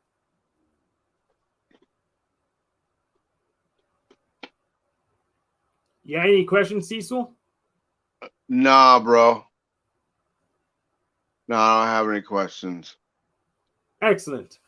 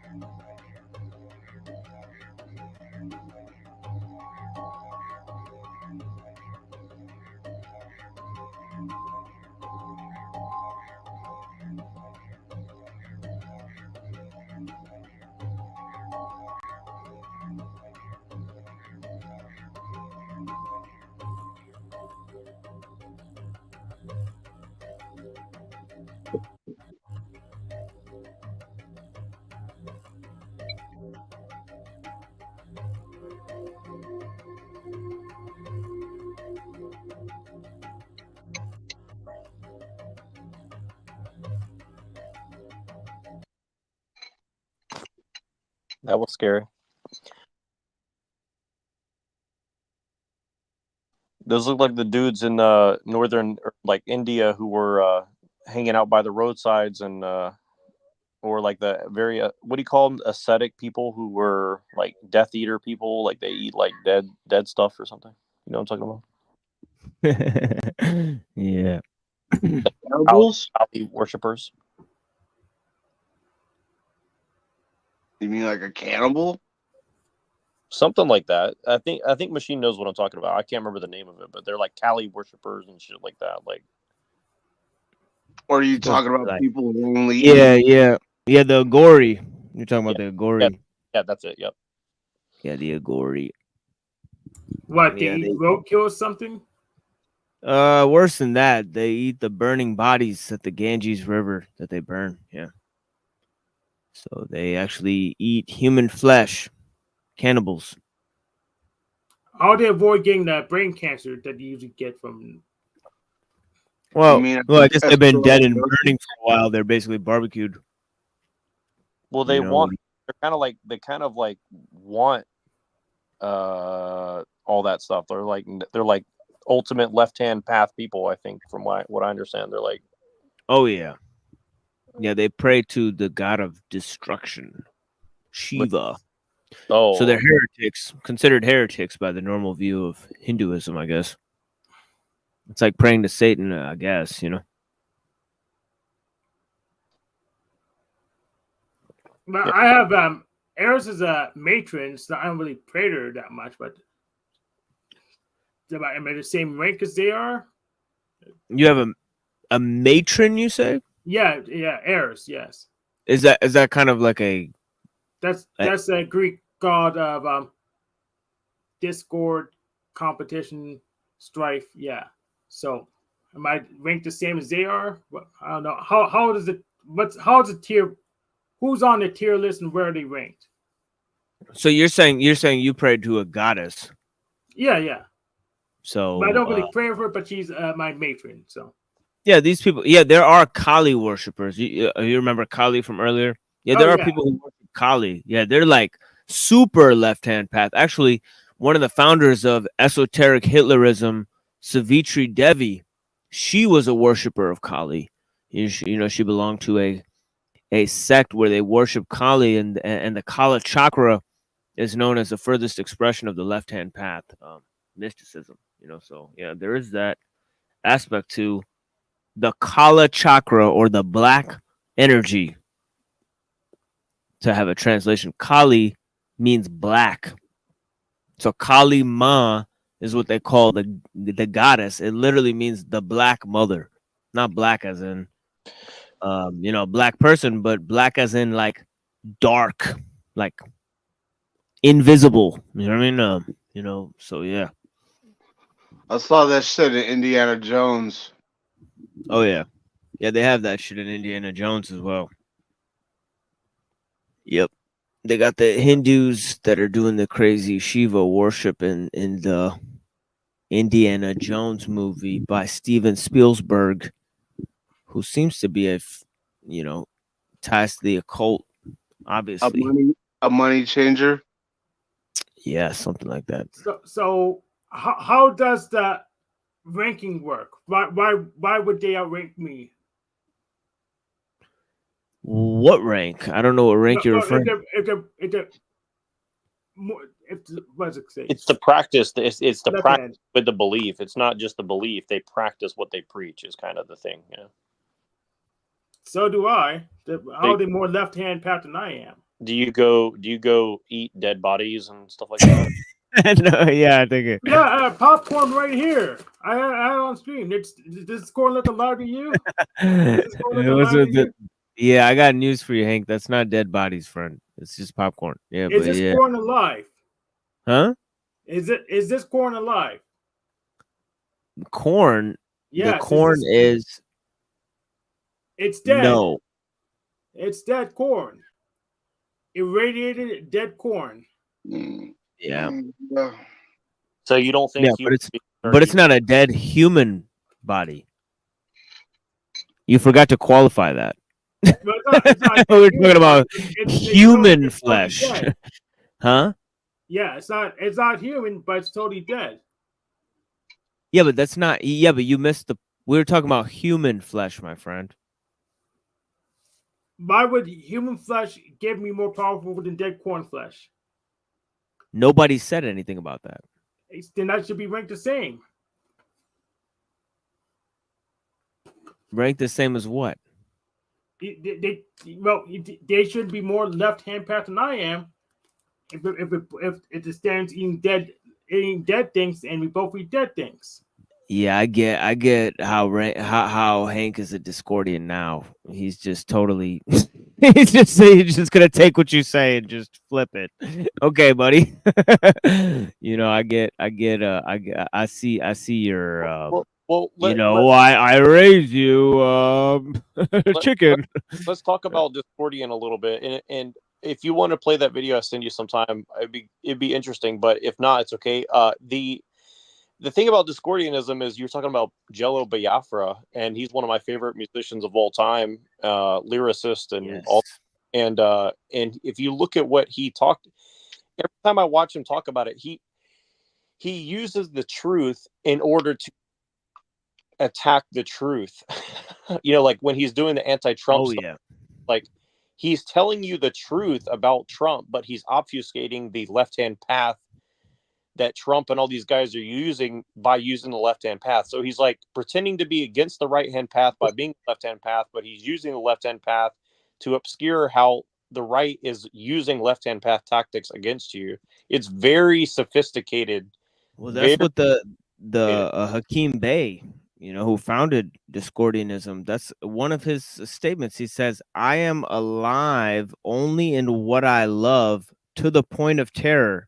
He said everything else is something like quotidian shit for brains, reptilian anesthesia, or something like that.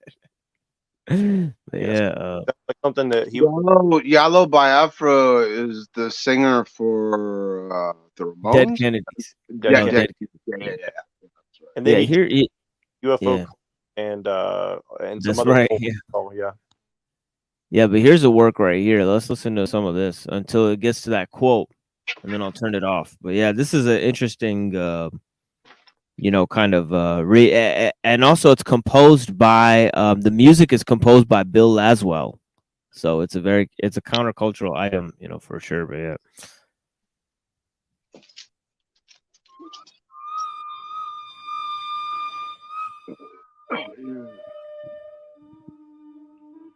Okay, I'm gonna mute everybody for this. Chaos never died.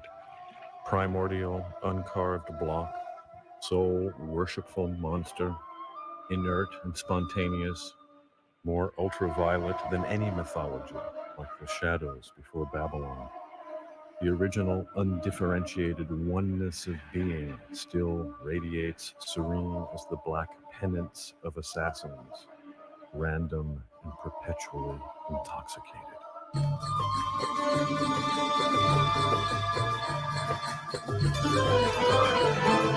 Chaos comes before all principles of order and entropy.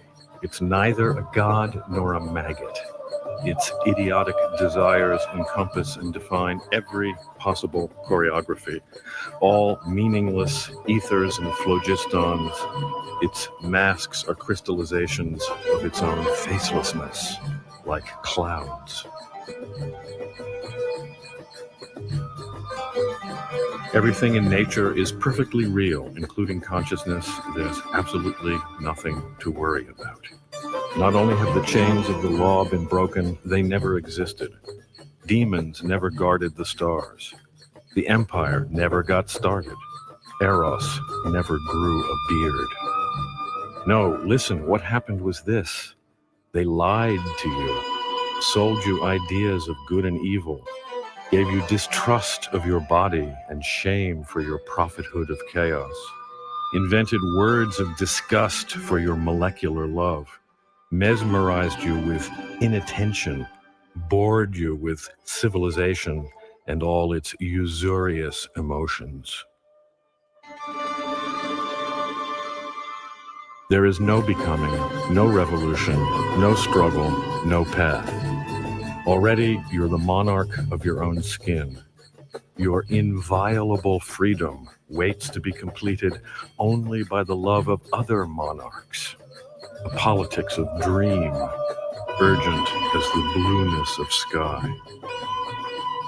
To shed all the illusory rights and hesitations of history demands the economy of some legendary Stone Age.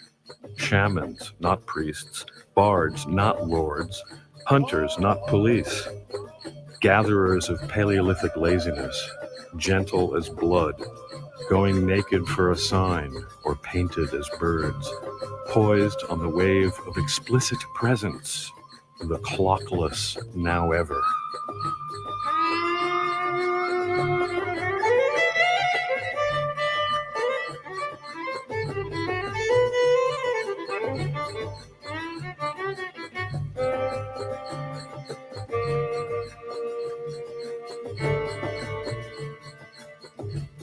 Agents of chaos cast burning glances at anything or anyone capable of bearing witness to their condition, their fever of lux et voluptas. I am awake only in what I love and desire to the point of terror. Everything else is just shrouded furniture, quotidian anesthesia, shit for brains, sub-reptilian ennui of totalitarian regimes, banal censorship, and useless pain. Avatars of chaos act as spies, saboteurs, criminals of amour fou, neither selfless nor selfish, accessible as children, mannered as barbarians, chafed with obsessions, unemployed, sensually deranged, wolf angels, mirrors for contemplation, eyes like flowers, pirates of all signs and meanings. Here we are, crawling the cracks between walls of church, state, school, and factory, all the paranoid monoliths. Cut off from the tribe by feral nostalgia, we tunnel after lost words, imaginary bombs.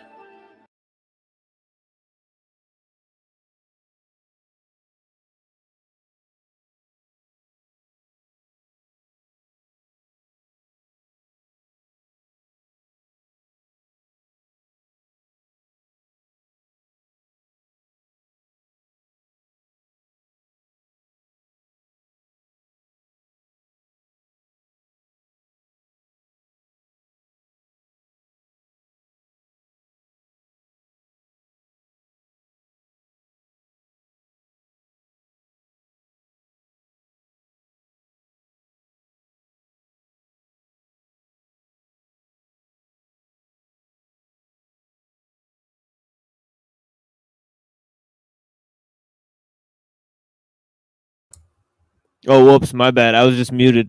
But anyways, yeah, let that's what I was me trying to check because I saw you. Yeah, whoops. Yeah. What I was gonna say is that this man actually lived what he preached. You know, he was part of NAMBLA, a disgusto. You know, and he was a very disgusting old man, also known as Peter Lamborn Wilson. You know, a prominent anarchist writer, also a part of the Moorish Science Temple, one of the founders of the Moorish Science Temple. You know, interestingly enough. And this guy, Peter Lamborn Wilson, who wrote this work, Temporary Autonomous Zone, you know, he's using it as to outline this archaic revival of this pirate utopia. You know, this kind of stakeholder capitalism system is going to be piggybacked on this concept of these pirate utopias, or these, you know, sort of mini states, you know. Yeah, that's actually, yeah, I'm gonna jump back in and talk about this if I can, but because this is very, it's so funny how both sides who are supposed to be opposing, you know, the same, you know, it's like the left and the right pretend that they're fighting the same thing from different ways, but they're actually synthesizing to end up in the same place. It's so fucking funny when you think about it. It's like, Yeah, it's yeah, very, definitely a brainwashing tape. The No, it's right's a the left and the right's the speed limit. So that's why. Yeah, you're supposed to get high and listen to this with Bill Laswell, expert musician. You know, I don't know if anybody heard Bill Laswell's remakes of Bob Marley's songs, but yeah, this guy is out of his mind. Very good, but yeah, peace to Neuro, who is just here. Yeah, I might ride this one out alone for the rest of this night here, guys, if you guys don't mind. But thank you guys for joining here. To Cecil Drake, I know he's already in bed, but yeah, and or are you? And yeah, bless. Let the record show I have plenty of. You're muted, Cecil. Go, come again with that. What up, son? You don't want to listen to. You don't want to listen to me snore. That's correct. I do not want to listen to you snore. Well, no. I'm just on this shit where I got 2 more hours in me, and I know Neuro may not come back, but yeah, Neuro. I hope Neuro comes back because I haven't talked to Neuro in a long time. Only 2. What was that, Hank? Only 2 more hours. I mean, my alarm clock went off at 2. Usually, I had to be at work. If I went to work today, I would have to be in at probably like 3:30. Yeah, for sure, dude. Well, I wish you luck with that, Hank. And I'm doing a show again on Saturday, so you guys come back on Saturday. You know what I mean? Oh, okay. Yeah. I left a gift for you in the internal chat. That's Filmmakers Discordian Disco. I put you right at the timestamp for the track called Eris. Thank you. Thank you. Hey, can I help you with your shopping list? Filmmaker. Yeah, Discordian Disco. Thank you, my friend. I'll definitely play that as an outro, for this type of thing here. Yeah. Bless you guys, man. Yeah, Eris. Let's listen to this, And peace to all you guys, man. Blessings to you guys, man. Thank you for joining the panel, guys.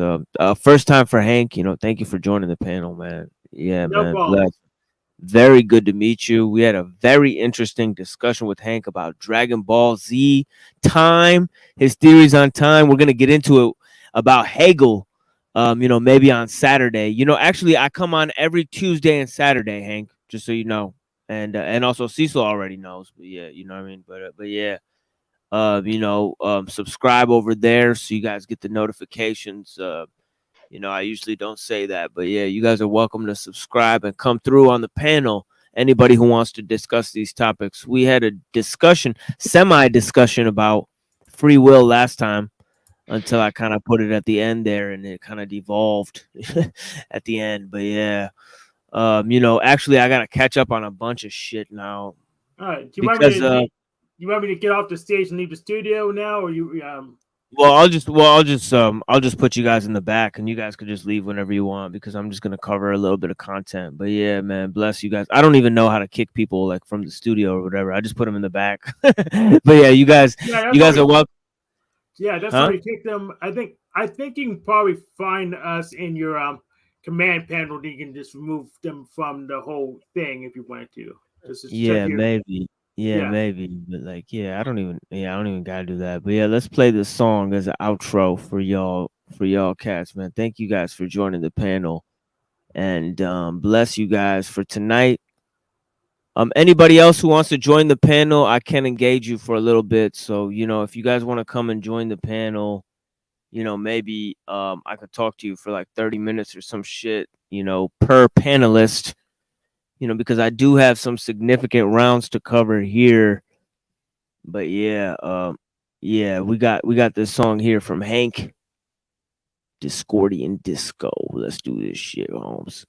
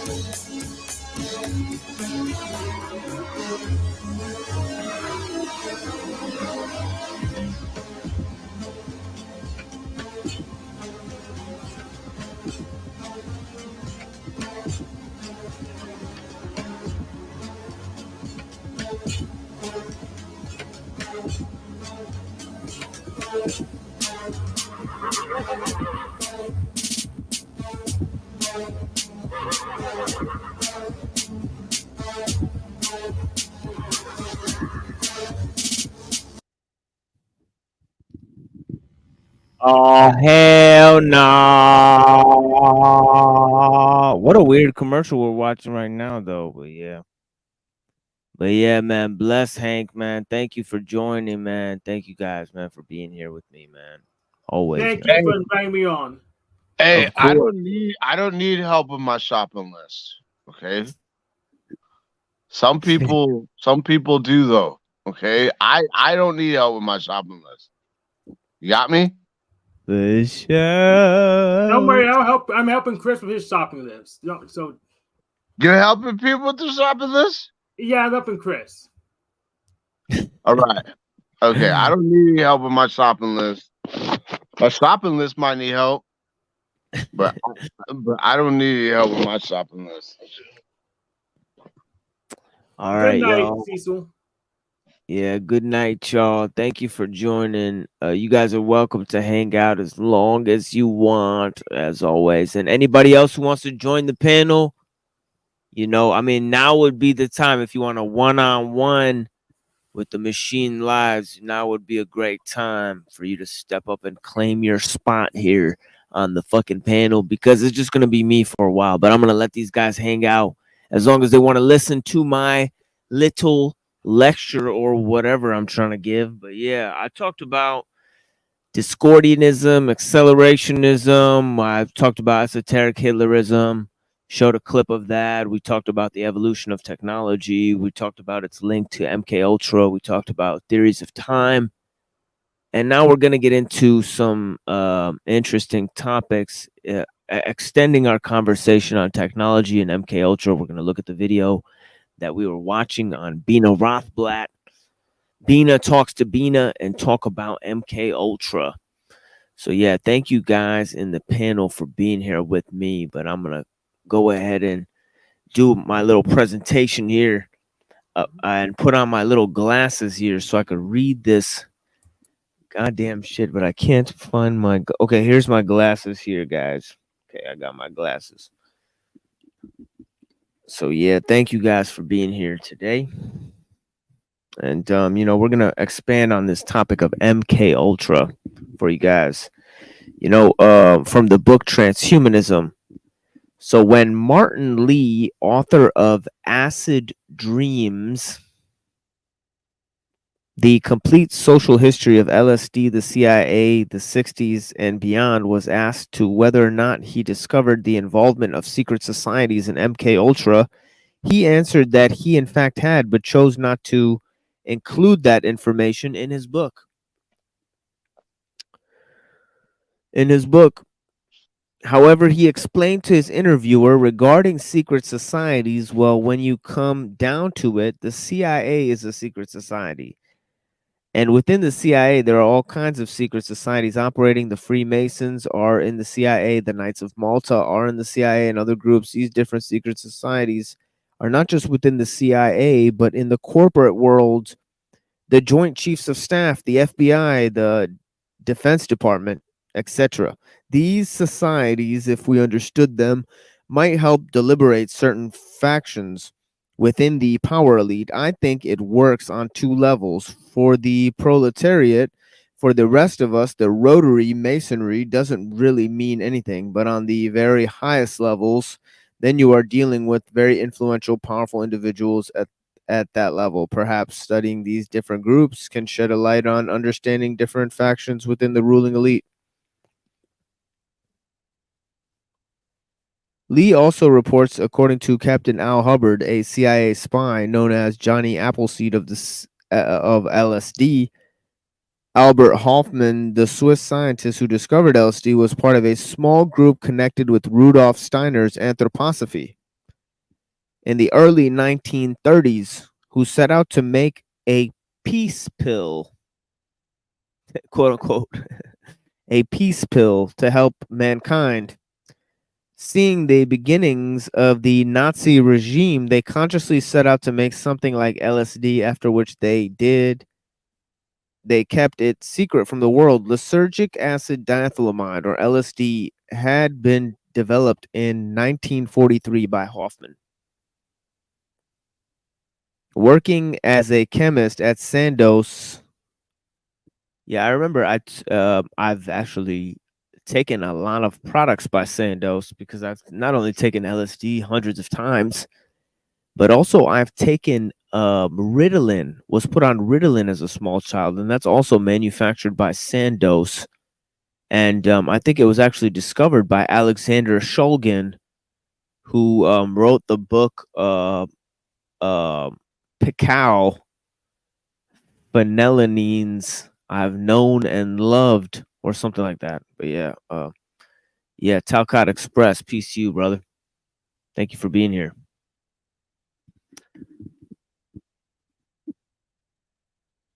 Thank you for being here, my friend.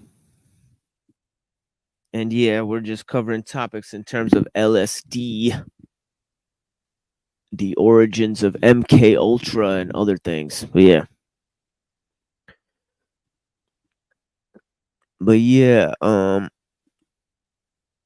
seeing the beginnings of the Nazi regime, they consciously set out to make something like LSD, after which they they kept it secret from the world.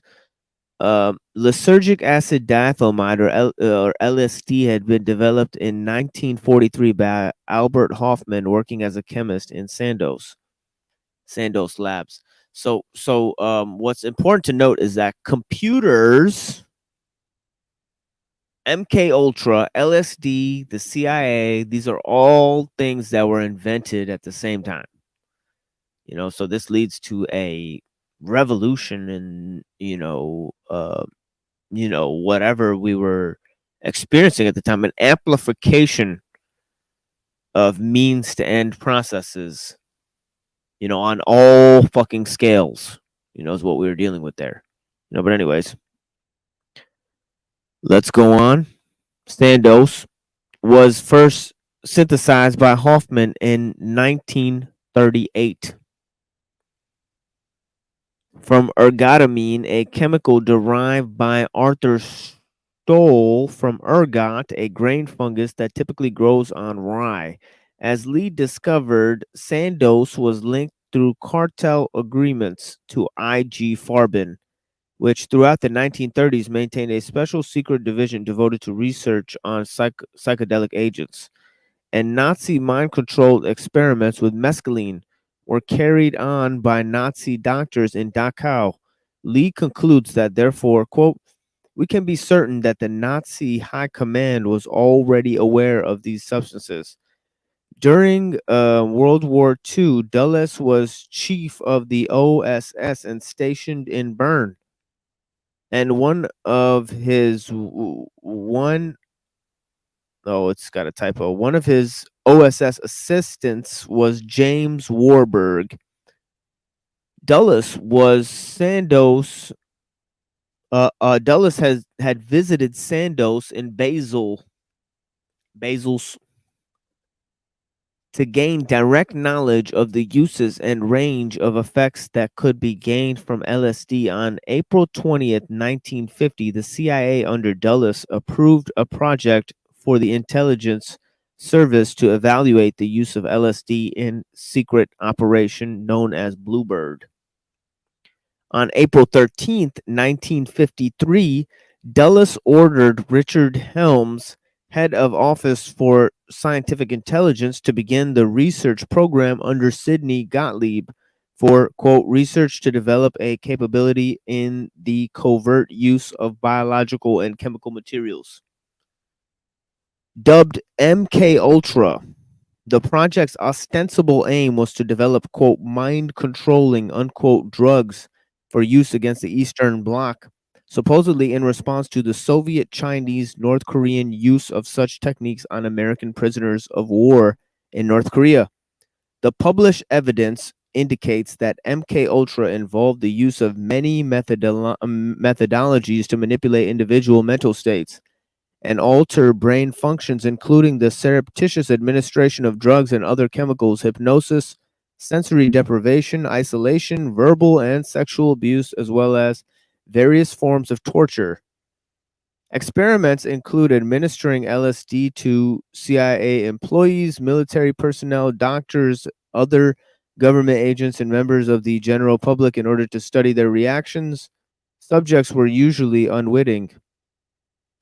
While tests were conducted on criminals from the mafia, the CIA thought it imprudent to further tamper with the organization. Instead, they chose the borderline underworld, quote unquote. Prostitutes, drug addicts, mentally ill patients, and other fringe types who would be powerless to defend themselves if they ever found out that what the CIA had done to them. And this is interesting. People say, what's the big deal of associating with former Hollywood types, people who used to be in occults, people who used to be in the military or used to be part of a police investigation, or used to be in a gang? Well, these are usually, Hollywood, a gang, a cult, a government organization. These are usually organizations that you can't get out of. You can't just leave these organizations because they have too many secrets. So usually the only way to become invisible within such organizations is to rank up. So it's obvious that people should question people's involvement with any of these,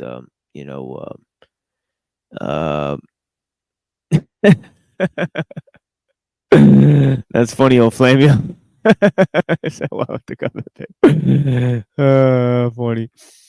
Yeah. Yeah, those were the good old days, huh? But yeah, the borderline underworld, prostitutes, this is what they use for their MK Ultra. Drug addicts, mentally ill patients, and other fringe types who would be powerless to defend themselves if they ever found out what the CIA had done to them. MK Ultra truly began in 1952, the year Aldous Huxley returned to the United States, accompanied by Dr. Humphrey Osmond, who was brought in by Dulles to play a prominent role in the project. In 1952, collaborating with Abram Hoffer and others, Osmond began working with psychedelics, particularly mescaline and LSD. While looking for a cure for schizophrenia at Weyburn Mental Hospital in Saskatchewan, Canada. Osmond related the similarity of mescaline to adrenaline molecules in a theory which implied that schizophrenia might be a form of self-intoxication. He suggested that mescaline allowed a sane person to see through the eyes of a schizophrenic. And this is where we get the idea of psychotomimetics, which we'll see in a minute. He suggested that mescaline allowed a sane person to see through the eyes of schizophrenic and suggested that it could be used to train doctors and nurses to better understand these patients. Osmond was one of the first to begin using the term, quote unquote, psychotomimetic, meaning psychosis mimicking or psychosis inducing, which was later adopted by the CIA and military for their purposes. It was John Smithies, a former colleague of Osmond, who recommended to Huxley that he experiment with mescaline. Smithies was a cousin to Huxley's friend Christopher Isherwood, as well as Richard Dawkins and Graham Greene. Huxley first became aware of mescaline. By the way, all these guys, Dawkins and all these guys, are part of the British Royal Society as well, the British Royal Institute. Huxley first became aware of mescaline, the active ingredient in peyote, after reading the academic paper written by Osmond, and Huxley sent him a letter in 1952 offering himself as an experimental subject. Huxley's letter explained his motivations as being rooted in the idea that the brain is a quote-unquote reducing valve that restricts consciousness. Okay. And he hoped mescaline might help access a greater degree of awareness.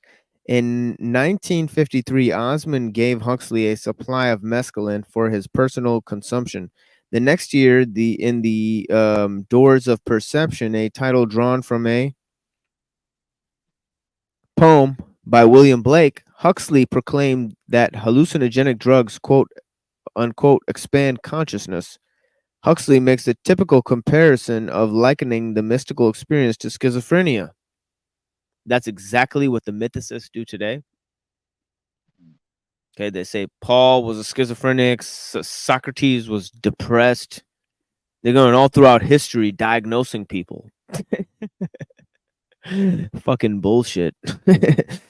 You have less information about these people than you do when you do a case study on any patient, and they find out everything they have to know about those people. I mean, it's incredible,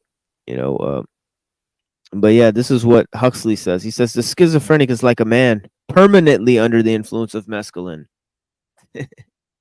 And he describes being under the influence of mescaline to having a religious experience, and therefore unable to shut off the experience of reality which he is not holy enough to live with, which he cannot explain away, and which scares him into interpreting its unremitting strangeness, its burning intensity of significance, as the manifestations of human or even cosmic malevolence, calling for the most desperate of countermeasures, from murderous violence at the one end of the scale to catatonia or psychological suicide at the other. In October 1955, Huxley had an experience while on LSD that he considered more profound than those detailed in the Doors of Perception. The man who introduced both Osmond and Huxley to LSD was Alfred Hubbard, who had worked for OSS during the war as a special investigations agent, quote unquote. Over the years, Hubbard also reportedly worked for the Canadian Special Services, the U.S. Justice Department, and the U.S. Bureau of Alcohol, Tobacco, and Firearms. Hubbard, who is known as, quote, the Johnny Appleseed of LSD, unquote,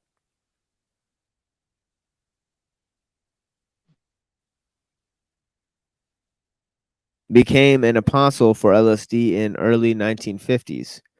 After supposedly receiving an angelic vision telling him that something important for the future of mankind would soon be coming. When he first read about LSD, he immediately identified as part of that vision and tried it for himself in 1951, though his extensive connections with included the Pope, as he once boasted, he has been credited with, quote unquote, turning on as many as 6,000 people to LSD. Now, here's where it gets interesting with Andrija Puharich, who I will introduce here.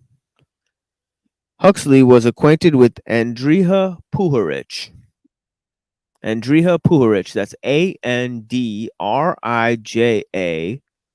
first name, last name Puharich, Puharich. Andrija Puharich. Andrija Puharich.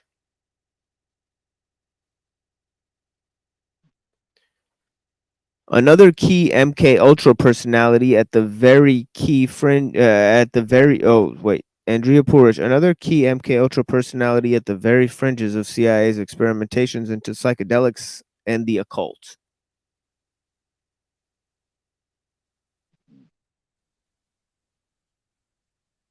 Also, sometimes been referred to as, quote, the father of the American New Age movement, unquote.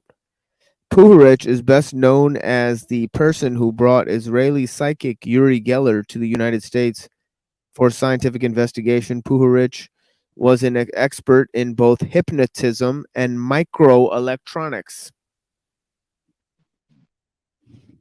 That's quite a combination there. From 1942 to 1946, he attended Northwestern University.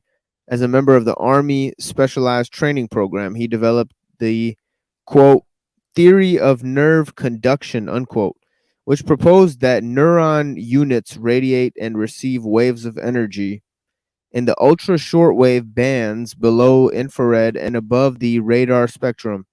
Therefore, Puharich concluded, neurons are a type of radio receiver transmitter that could communicate thoughts from one person to another.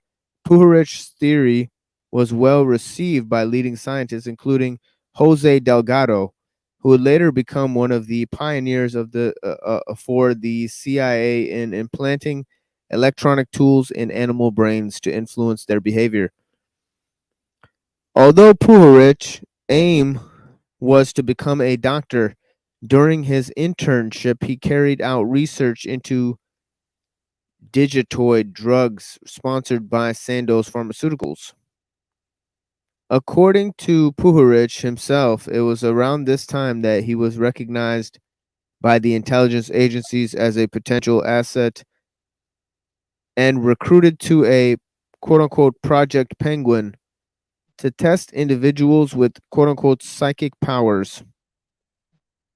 According to Puharich, in charge of the project was Rexford Daniels, who owned a company that did research into the area in which Puharich was world-renowned expert, how proliferating electromagnetic emissions interfere with one another and may work harmful environmental effects on man.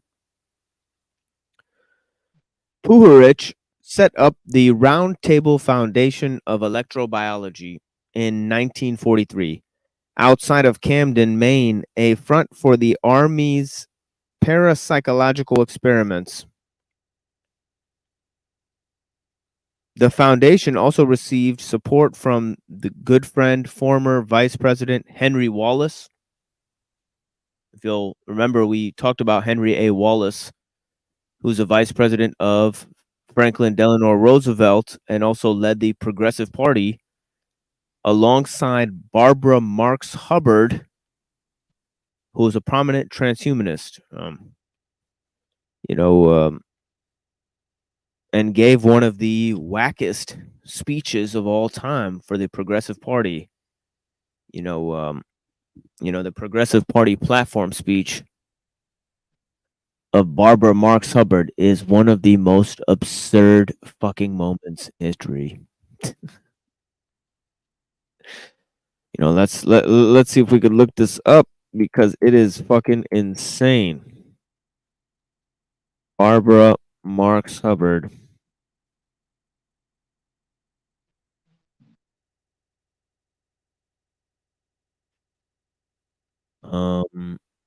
Progressive Party. Progressive Party speech.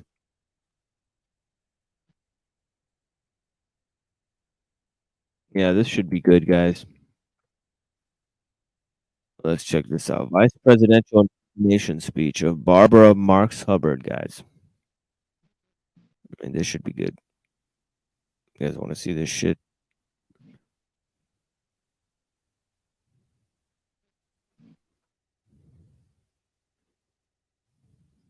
Hopefully we don't get popped for this fucking shit, but yeah.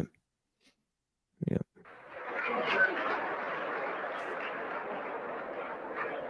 Thank you very much. Ladies and gentlemen, we shall now receive a nomination for Vice President of the United States. This is the first of the 2 nominations that you will receive. We've had 2 valid petitions received by the Secretary of this convention. We shall have now the nomination of Barbara Marks Hubbard of California. The chair recognizes Dick Celsey, chair of the Oregon Democratic Party, to place the name in nomination. Dick Celsey. Thank you, Governor.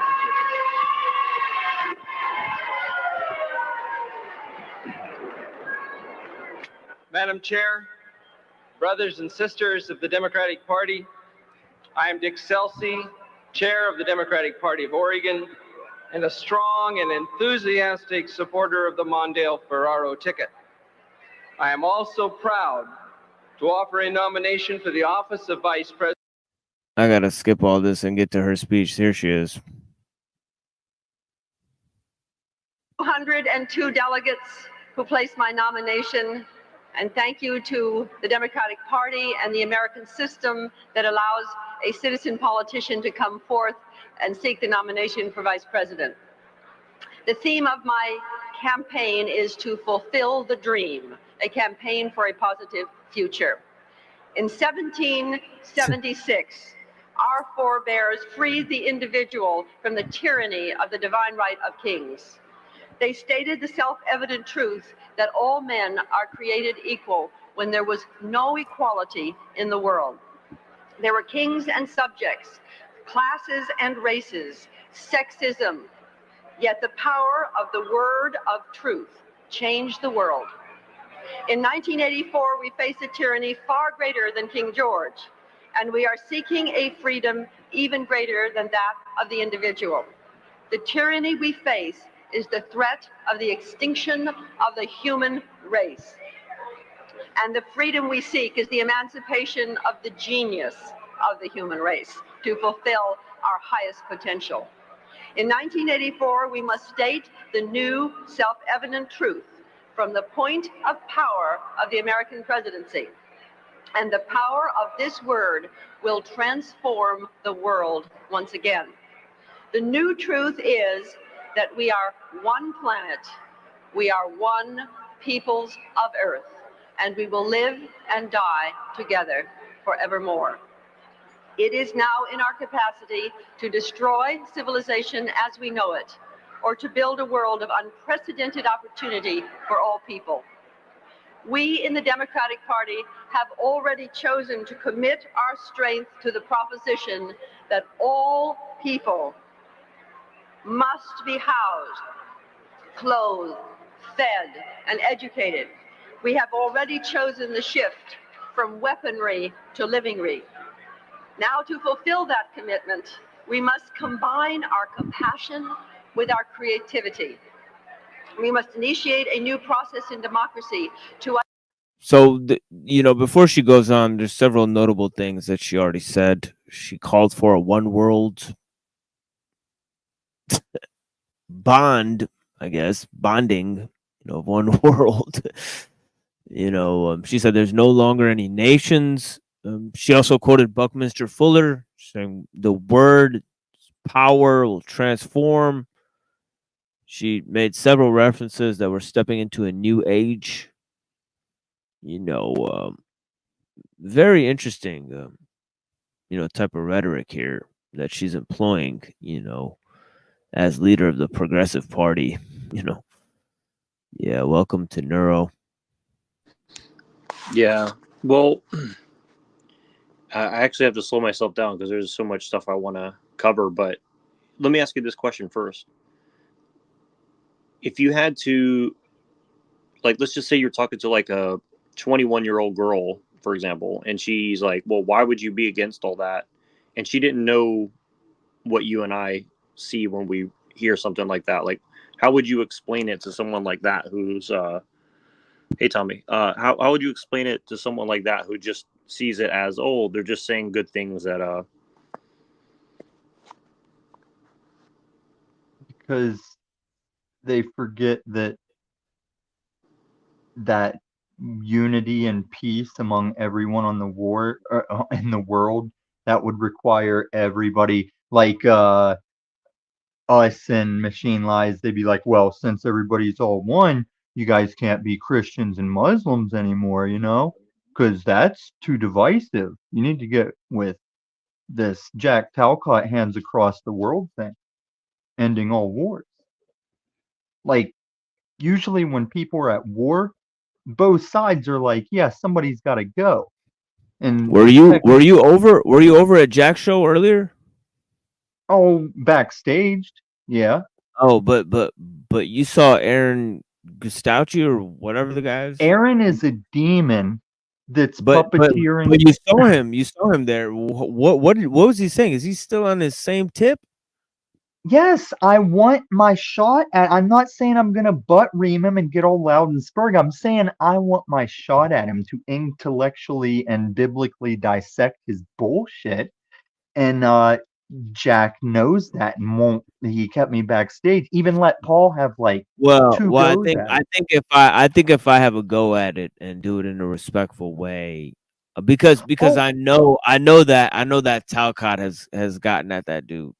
So no, Talcott is that guy's fanboy. Talcott is like ditching Daddy Paul for that. He wants Aaron to be his daddy. I don't know what he you're wants talking to about. meet him in person. Machine Live. As long as you support the Machine Lives here and don't ban anyone. I only have my little brother ban people because sometimes Chalk Body Outline and Fuckboy Earth, Toilet Bowl Earth try to troll my fucking chat, fucking troll accounts, fucking sock accounts. Just like that El Pistolero account, that was a sock account. Who is that? That was just a made up account. That was just made Who's like that. using El Pistolero? It's probably Rusty Smackleford or whatever the fuck that guy is. Yeah, or whatever that guy. I mean, do you have any way to be sure? Because I've proven people are sock accounts. I knew who that gorilla. Oh yeah, we have the proof that it was made that same day that we did our broadcast. Okay, but you don't have any hard proof who it is yet. No. I don't know. I don't know who it is. I don't know who El Pistolero. No, I hate that guy too. I mean, the guy didn't show up in chat today, but yeah. Right, but I see Pistolero around, and he wants to start shit with me I never bring him up, and he starts shit with me. Yeah. I don't know. It makes sense to me if it's Rusty, but that's just my opinion. But yeah, this is why I only give all-time chat names only so much rite of passage, because I don't know if I'm friends with an enemy, because I've done that to people on Xbox. I've had enemies on Xbox. I've used an alternate account, make them love me. And I disbanded a whole group of bullies that way that were keeping kids out of the hardest setting of Killing Floor 2. And so I infiltrated them and broke their hearts. I've never seen them online since. Yeah, I might play some of that Aaron. I might play some of that Aaron Gustauchi because his shit is just the same as what this lady's saying. You could run back this lady. It'll be the same shit that guy's saying. Even if we're both respectful, do you want to know why I really think I can vanquish him better than you? It's simply because he's talking his bullshit off the baseline of a Christian or biblical type. He uses the Bible passages and stuff to try and reference God. He's not using the Quran. And I think you are a smart guy and you know Christianity enough, but I can make it personal. That's my personal Lord and Savior. How would you make it personal just because you're Christian? That doesn't even make sense. Because he's saying my book wrong, not yours. Yeah, but I don't think he necessarily like I've seen Christians like challenge other Christians. It's never personal because they're just on two different sides of the Christian street. Like EBT and TBE. I agree that either of us could put it to this dude the same way I could probably go at CBO or TBE and defend Muslim. And I don't really know a lot of Muslim. I just don't understand or know. What are you talking about? TBE or these Like, motherfuckers I don't know. almost nothing about I don't religion. know the Like Muslim you're talking religion, about but I like could. you're talking about like somebody who wrote a book on religion versus somebody who like literally makes like fucking drama shit, Well, shills fucking burgers for Jews. I think TBE and EBT are purposefully seeming like they're something that they're not. I don't think they're actually. Yeah, they actually have no idea Well, what's all written I'm in trying the to fucking say book. is I know I could probably defend Muslim in a debate with them the same way I know you could beat Aaron. But if we switch places, it would be like a massacre on both directions. I don't know. I've actually debated Christians, so I know. I watched you wreck TBE, and neither of you knew I was watching. No, and I was not can't. TBE, not TBE. I'm not talking about TBE. I'm talking about actual Right, people. but I'm saying I did see you wreck that Christian, and as a Christian, I sat here on my couch going, "Oh my God! Like I can't believe I'm like giving props to this Muslim that's wrecking this horrible 3-year Christian."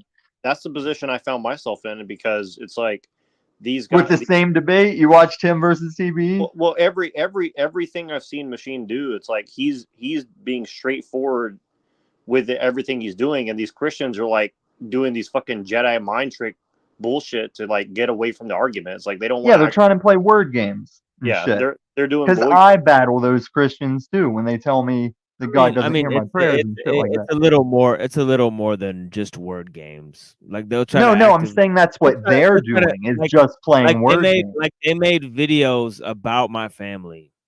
Like yeah, it's fucked up. Okay. Yeah, What's that but called? like we're talking about Christianity, for Right, example. in the That's pretty logical interesting, isn't it? fallacies, which one would that be if you're like at a religious debate and just so make like fun of the I person's family? mean, you kind of minimized it there. You said like, oh, they did like they just like tried to debate. They tried to debate. Right, they're me. doing What are you various talking- like, logical What are you fallacies. talking about? There wasn't like be serious, dude. Like there's no debate. I Like, think what's he's the also premise? I think he's also conflating the other like actual debates that you had versus what just happened. Yeah, exactly. Yeah, yeah. I think you're like putting it all in like one. Like ball. And I did too. Just to be fair, like I was conflating the two as well. So just to be fair, what I was saying. Yeah, Okay, that's okay. before I Let's just forget- stay on topic here, guys. Yeah. Well, I know, and before we stay on topic, I just don't let me forget this before Neurojack takes off.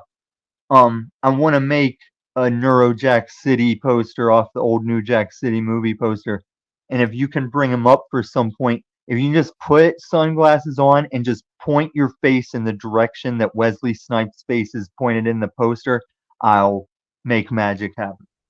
Yeah. Okay, I see this guy now. If you have a way to contact Machine, you can get a hold of me. No, I mean if you do it right here on the stream, you ain't even got to email me nothing. I'll just take the picture off the stream of you pointed in your face. I'm gonna try to not show my face anymore, just because I don't want these guys like getting into my shit anymore because they're fucking psychopaths. So, but I will get in. Did you take your channel down? Yeah, I nuked the whole thing. Yeah. Oh man. Because I had like, lot. Why don't you just turn comments off on your videos and stuff and just? No, well, I had a lot of personal stuff. Aaron, how have you been? What have you been up to, buddy? Okay, I want to hear this, guys. I've been pretty good, thank you. I just do my best, to.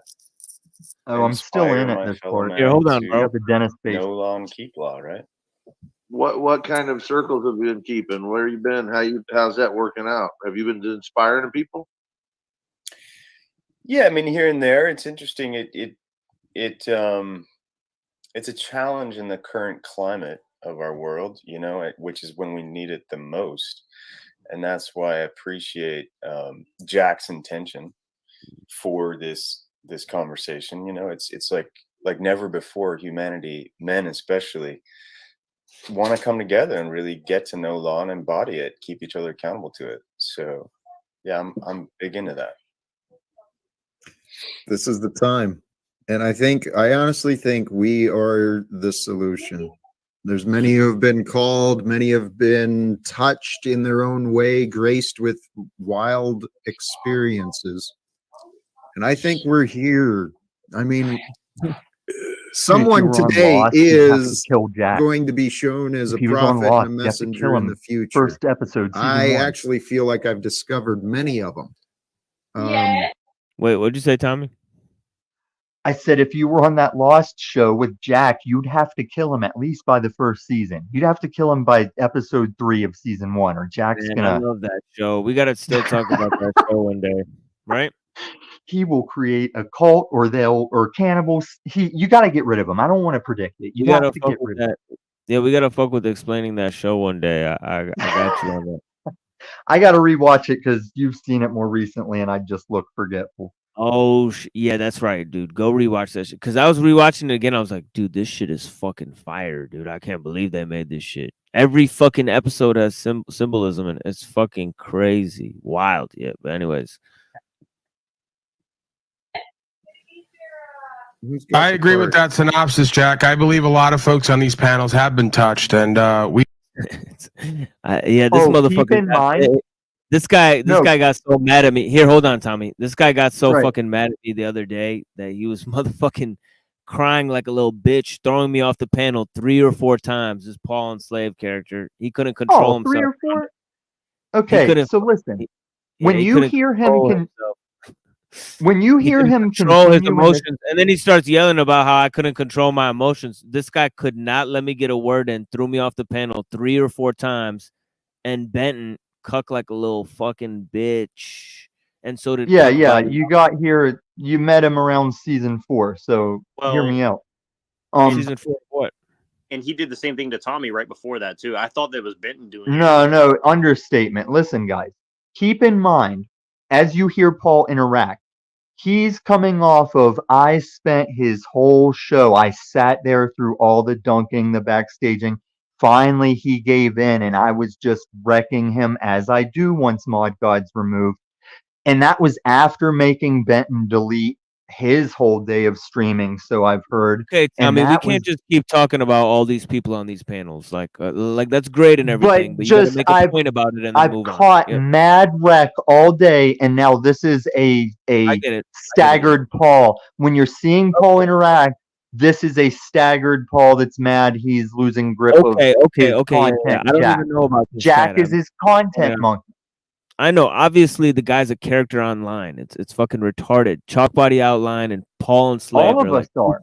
Well, here, hold on. They're just two sides of the same coin. They're like running this grift about how they're like pop fucking psychologists, fucking bumper sticker philosophy, fucking enthusiasts, running this fucking scam on people, selling T-shirts, selling fucking videos of nonsense, fucking life coach bullshit, dude. They're telling people how to be like sane when they've fucking literally don't have any fathers. Here, hold on. They don't have any fathers. They don't have any fucking family. They fucking abandoned their families, and now they're fucking gonna tell you how to be sane on the fucking internet. Give me a fucking break. People who are part of these niche communities. No, hold on. People who are part of these fucking niche communities, you need to wake the fuck up. You're part of some fucking plantation of the fucking mind, fucking normie nonsense, anti-truther. What does that even fucking mean? Wake the fuck up. I already broke down how these motherfuckers lie in a fucking, in an entire motherfucking video that they made about me. Come on, I broke that shit down. Now shut the you're fuck talking about talk body in them. Every single fucking week, this guy's gonna do a show on me. His whole career is about me. His whole career revolves around but he me. has no career. He's like Paul. Exactly. He's losing Running out of viewers. things He's to falling say. off. Yeah, exactly. Last two Because I specials on exposed his main the channel truth of what they're doing. Last two specials on his main channel are featuring the machine lies. I mean, but anyways, we got to get back to the topic, Tommy. We can't just keep doing this, dude. You know what I know. Just remember that we earlier can't do, tonight, you were like, "Hey, before you got we all get this lore. back Bring to the the lore." I topic. was like, "Okay, next time we'll bring the lore." Now you don't want the lore. No, I just want it's my not about the lore. Neurojack City poster. You can play it. I just want my Neurojack City poster. Right. We can play this. We should I forget what I said. encourage more conversation about that. About recovery from the touching. There's So Paul, that. if you are working with Jack Paul and you guys do meet this Lex Friedman character he's trying to ride the coattails of next, he just recently interviewed Mark Zuckerberg. First responders do the incredible. God damn it! Why did he cut that guy off? He sounds like a genius. First, you will all know as hell eventually, where they went from these Nintendo Wii looking characters to full face scan. It looks like you getting railed by your grandmother, if that's what Zuckerberg wants to do with your likeness. And Jack's really interested in this guy. Hashtag Tommy Badger. That's what you missed, Joe Cool. He's not thinking he's bigger or better. Is that true about this Lex Friedman shit, dude? Yeah, he just did an interview with Mark Zuckerberg in the face scan metaverse. It's I mean, it's not creepy. It looks fucking real. Lex Friedman and fucking Mark Zuckerberg in the metaverse. Oh my god. In Mark Zuckerberg's metaverse, yes. Where now all of a sudden it's a thing that scans your face. Yo, we have to play that for my show. That's after this we can watch it. Yeah, that's retarded. Yeah. I still want to know what got me kicked off here. I've been kicked off a lot today. Oh, you're talking about on this show? Yeah, that's me. That's the Tommy Badger. That's yeah, of course. Yeah, Tommy's on the screen and he's on the panel right now. That's right. He's looking for them views, bro. It's like I told the London boy about that Cinnamon Grimes chick. This is London's weakness, as being an out of America black guy. He doesn't get what Cinnamon Grimes is. Tommy, are you mistaking his desire for more views when he's thinking he just wants more exposure? That dude is 2 years younger than me. Boomer that's younger than me. Exactly. Oh, the exposure you're looking for when you have a long jacket on in public. All right. I'm going to tyrannize. Where are you? Look at Joe. I got him wobbling. What, them views? That's the one I wanted. They bring snafu in. Damn, he replaced one of you for another. Like y'all are interchangeable like that.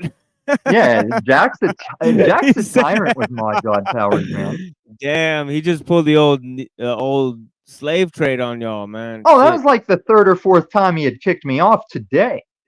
He said not that. He said I'll trade this guy for that guy.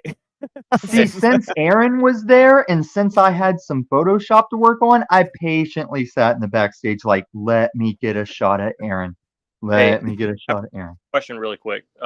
Tommy, what do you think is really going on? Because I think you know, and if you don't want to say it's okay, but whatever network these guys are a part of, there's something bigger than they're just grifting. Am I wrong about that? Or let's get into this. Let's see if Tommy has the answers. Tommy, tell us what the fuck is going on, bro. It's probably the same thing I'm wondering about Aaron Gauchi, because whenever I read him, like he's been around before, like Neurojack, and like you were saying, you're like, he's back. I'm like, yeah, he's back. When I've read him and from what I've seen, and kind of, I could take him for anything from like a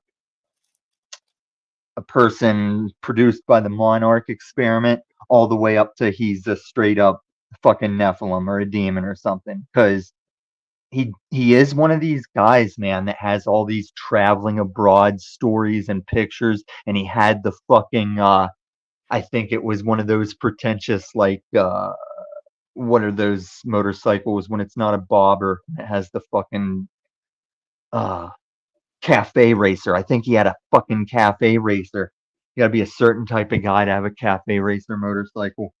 And yeah, he's got pictures of like he has been to like different countries and shit, but he says that he's directly involved with the Rockefellers, Aaron.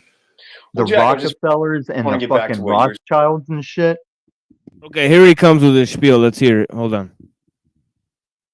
Saying, because you know this, what you were saying is, it is so time for each and every one of us to really be called and step into our nobility, right? Like this human race for far too long has been conned into thinking or being told that we're these subservient, you know, sinners, when no, we are literally gods of what God is, and you know, as children of God, that right there loses and me. we're the current physical embodiment of that, and it's just time for us to really now practice that. And So it's by who, Aaron, that I we want are to push sinners? back because you can't be what God is. Yeah. Well, Hey, let's just You, stick you with like can the be a concept part of of being what God children is, of but you God. can't be God. You're not God. Well, I'm with there. Aaron on that. We are at least part of God, yeah? Yeah, Not you, Joe that's Cool. what I'm saying. The You're a law. part of God, but that gets translated into we. This kid is so dope. I'm sorry. Well, I he like this does. kid for some reason. No, he does make a good stand-up, but Aaron wears him down. How much time was left We in are the stream? Wait, what'd you say, Tommy? How much time does it say is left on this stream? Because I know Mitchell, like he starts out strong. I remember sitting backstage, like, "Good on you, Mitchell." It's like He'll wear an him down. hour and it's like an hour and 49 minutes in. Yeah, I don't know how much you're gonna want to watch it, but I remember him eventually wearing. I don't think he like wins But this Mitchell as is a but this follower. is good. This is good. His line of questioning is good, but yeah. I could do better. Yeah, of course, but I'm just pointing at what we're watching. It's Right, and Mitchell fights the good fight. There's just I can't pinpoint how to tell him he could just easily negate some Well, things that are holding him back. Here's the truth, though. Like, you can't really get anywhere with these people that are snakes because they're just going to turn everything. I just watched them do it to Machine Lies for 2 weeks. They just turned everything he ever did good and just tried to flip it on its head and use it against them in a dishonest. But are you talking about CBO and that crew? Yeah, I mean. Okay, so there are different, bigger let's than call them gangs. The CBO crew is not the same as the Unslaved cult, you know? Well, they're there's actually rivals as well. And when the three-way of us meets up somewhere, there's always a little feeling out of, like, I don't have to team with either of them, but I'll watch what they're doing. they were rivals until they both met the Machine Lives on the stage for the first time together. And then they both decided that it would be more wise to team up and hate against me, which is hilarious. Two fucking faggots who pulled guns on each other can't even make good on their own threats. And and instead they decide to bash me because they all of a sudden forget about their fake internet beefs when they're on stage next to each other. Fucking hilarious. You know, these people are fucking lost. And fun fact, I'm actually the instigator of all the gunplay because I was the first one to make the policy that if I was on your panel and somebody said hashtag stand up Davy Crocco, I would gun show your fucking panel for saying that. Okay, and then they just started doing it after me. Well, here's the thing. That's cool. Why do you think you always bring up the ghost of Davy Crocco? I think you No, understand. that was CBO that started that. After Davy was dead, he was running a stream saying, "Hey, everybody, donate to my new computer because the ghost of Davy Crocco keeps frying my motherboard," stuff like that. And I think this was after I got the footage of him and EBT talking about how they'd always just string him along and treat him like a punk and stuff.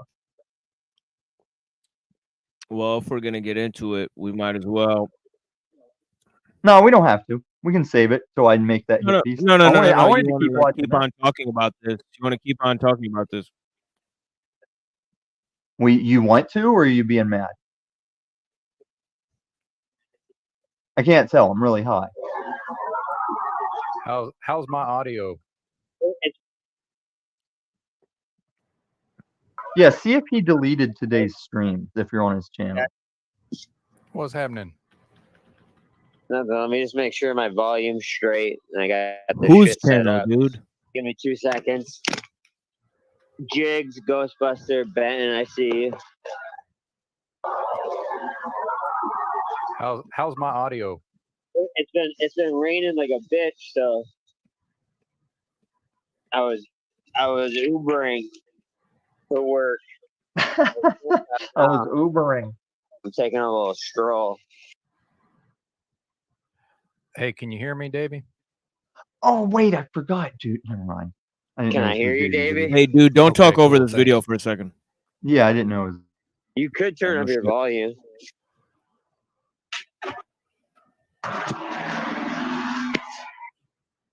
Let me just see something. I got your volume to the max. All right, hang on.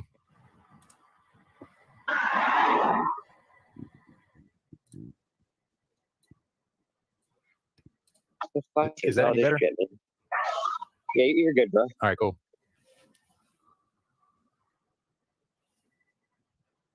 You said you're Ubering to work? No, I'm done with work. Oh, I Ubering Ubered back. there. I Ubered there when it was raining. Oh, I see. And I was gonna Uber back, but then there was no cars available, so I'm just gonna walk. It's nice out. What's up, Jigs? What up, dude? What's up? Oh, the other guy left. Oh, he got mad. Yeah, I've been fucking with your boy Harold. Oh man, that guy is something crazy. He's like a specimen. Oh, He what's got that in crazy last Kevin's? night. I Was that fucking in was in- I Kevin's- joined was this that in crazy Kevin's Discord. Kevin's Discord? No. I joined Harold's Discord just to like see what Harold's all about. Oh man, Get out of there. Because all he wants is the attention. yeah. You know what? That's what it was. By the end, I thought he was gonna rap about me this morning. He was so mad. Jesus, he doxed himself to me. David, You don't have Delaware. you don't have a YouTube channel. Yeah. I don't have a YouTube channel. Yeah. So So, like, he had to mention Adam Green, and he lied. He lied. He's out of control. He lied about the thing. That's not what I said. Oh, he's crazy. He's a weird dude. Anyways, Adam Green said it. Here my DNA, and I just repeated the post.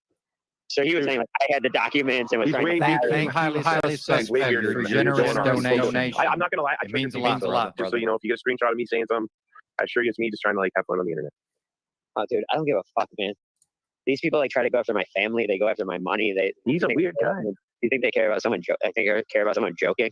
Yeah, I know. Well, no, I'm trolling. I'm not joking. I'm trying to. I got him to dox himself to me. Anyway, I got screen. I recorded it. I'm never gonna share it, but it's funny stuff. Well, he's Jewish. He's a weird guy. He's Jewish. Yeah, he loves that when you call him a Jew. No, I'm not kidding. Unless we lied to you about what his I'll tell name you what was. he is. He's an incel. With that beard, bro, you ain't gonna ever kiss a girl. That's what I told him. No, too. I'm That really telling pissed you, him off. if you said that he doxed himself to you and he Yeah, gave you a name, he lied to you. Oh, he's so mad at me this morning, bro. So mad at me. So mad at me. He kicked me out of his Discord after. He's like, the jig is up and going off and trying to. Just look at him. cool. You're telling me he's not Jewish. Well, the thing is, like, I'll tell you for sure, you're not kissing a girl looking like that. That's a fair statement, you know? I told him, put a third track out and I'll fucking slay you. I'm way smarter. I'm way more clever. The way more professional producers. I have way more equipment. Like, I'll fucking bury you, dude. Right. I thought it was funny. I had a good time. I was getting But I don't want to give him attention because it's fucking you. Someone to make fun of and fucking, you know, it was good. I had a really hilarious thing. He's like, hey, they got Krakow. And he's just going off on his tangents. Crazy. But it's the same shit. Yeah. He's just hating on you because he can, right? I get it. It's fucking, why the fuck? You're his lover.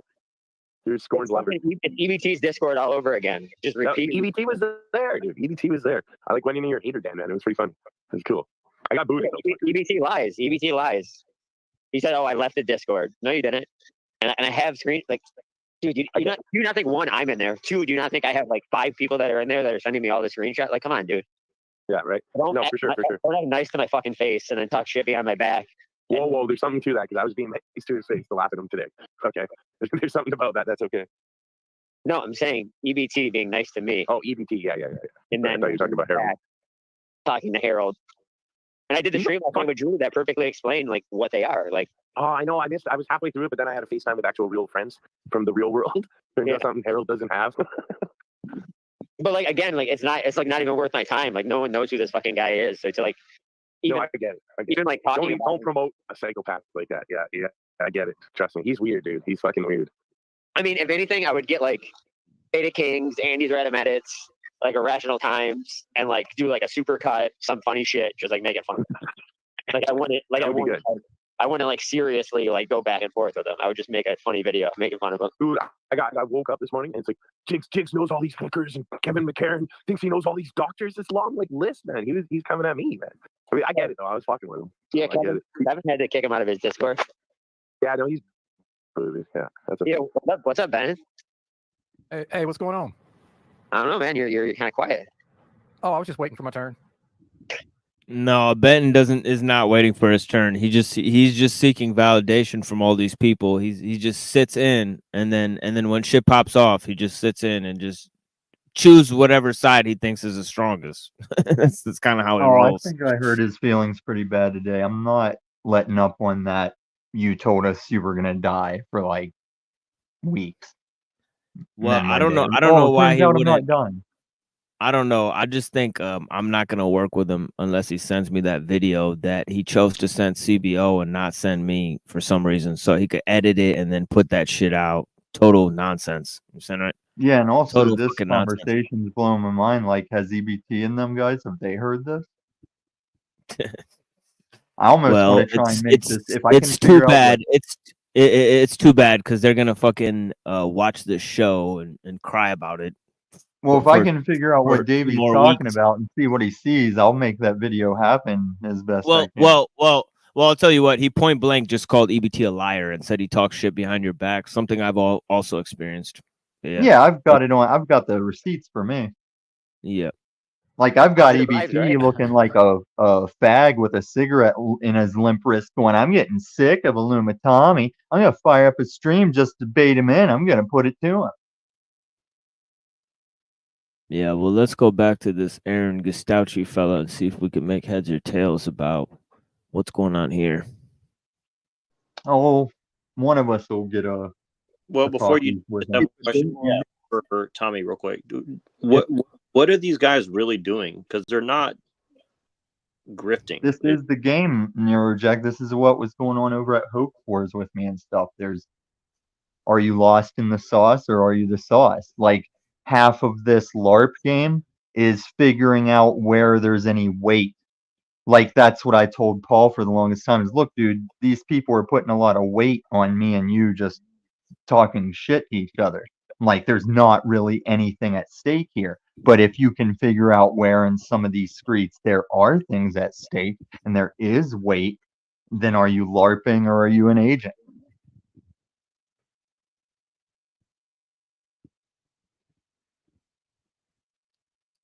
Well, I think people who continuously fed post and call other people agents, I think they might be agents. But yeah, that's just my opinion. Are we not pro bono agents that aren't on a payroll if we're tripping each other up?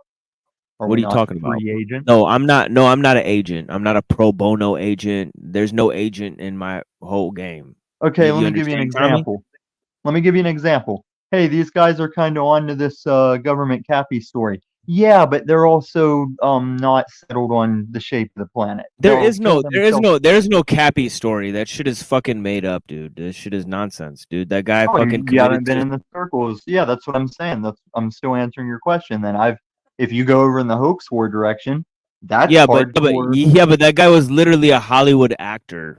No, but what's the name? What's the name of the guy that like, how was stupid is that? The Clinton aide? Well, but that's the thing. I think what Tommy's saying is the game is to basically float disinformation and catch people putting out real information and get them caught up and then get rid of them is kind of what I think. Maybe you divine that from what maybe you divine that from what he said, but I got nothing. Well, but I see what Neurojack is saying. That could be happening, but I'm saying, look at Truther Cop. Do you really think he's doing a thing or is he LARPing? Because that's every channel you have to discern and figure it out. Because if you just run into Truther Cops all day long, you're going to think you've met every secret 007. I haven't seen Truther Cop around here. I wish him. Because me and Hoax War kind of put I don't want to say a hurting, but we kept him in check. And me and Hoax War Okay, Tommy, I'm going to play this video now. Okay. Minimize the part that you are, the part that you can potentially. I'm not minimizing that. I'm not minimizing that. I'm not stealing the glory from God and giving it all to right. myself. So is there a disagreement then with the clarification? I have a different agreement. Not a disagreement. I was wondering when you said. I expect there to be different perspectives. I mean, let's just keep it anchored in law. I know where you are as you carry on with the conversation. You say we're constantly being told we're sinners. I was wondering, are you saying from the church or a different source we're told we're sinners? Well, the church, just the programming is you're a lesser. This is what your pal Rockefeller and the New World Order is. Be nice. Let's just keep it. Be nice, Snafu. Come on. Let's keep it lawful. And the law of God says clearly, now you are the body of Christ. Each and every one of you are part of it. And it also says that we are the body of God. We are the all in all. And just again, as you parse the name human, Hu is the name of the Holy Spirit, and according to Greek not Greek, Egyptian mythology, Hu is the god of word, and man is derived from the name of the sun, Amun-Ra. That's because this. Oh, so it's got like the Egyptian magic tied in there. Well, But yeah, I mean, I can't even. Yeah. And you notice they just told Snafu to shut up. It's like, what the fuck? So he's telling the truth, and then they said, shut up and let this guy, Yeah, totally spewed his fucking, lies. Just like how this shit happens. I mean, I just see this shit a lot, right? But yeah, people who are like, maybe making like a little bit of sense, like Tommy, and then they have actual fucking retards up on their panel, fucking, and I'm not even gonna watch Chalk Body Outlines panel or whatever like that. I'm done with that. Let's watch I'll my watch October 4th video. Yeah, I'll watch really panels. short. Yeah, I'll watch panels when I'm on the fucking panel. Like I don't have time to sit there and watch other people on some type of panel experience. I don't actually watch these live shows. But yeah, I watched Chalk Body Outline only because I was maybe gonna call in, or I watched The Crucible because maybe I'm gonna call in. Well, so this is why I watch these fucking shows. But if I'm not gonna call in, there's really no point. Yeah, Cecil's awake too, but yeah. I'm the same way as you, Machine. I don't really jump on stuff unless I'm interested in joining the conversation. Hey, what's up, Cecil? But I want to ask Tommy this real quick. What's your honest assessment of Jim Bob and the Crucible now that you've been around and kind of seen how they like say that they're against these guys, yet they seem to kind of come back and fall into the fold with these guys? Like and same with Hoax War, same with Davy Crocco. Like there's this kind of weird atmosphere going on where everyone's like shape shifting into these communities in and out, and like I tried to ignore it, but I can't. And I just want to know what This is what I feel like, with no ego. I'm saying this is what I feel like I immediately started conceptualizing when I first found the panel verse.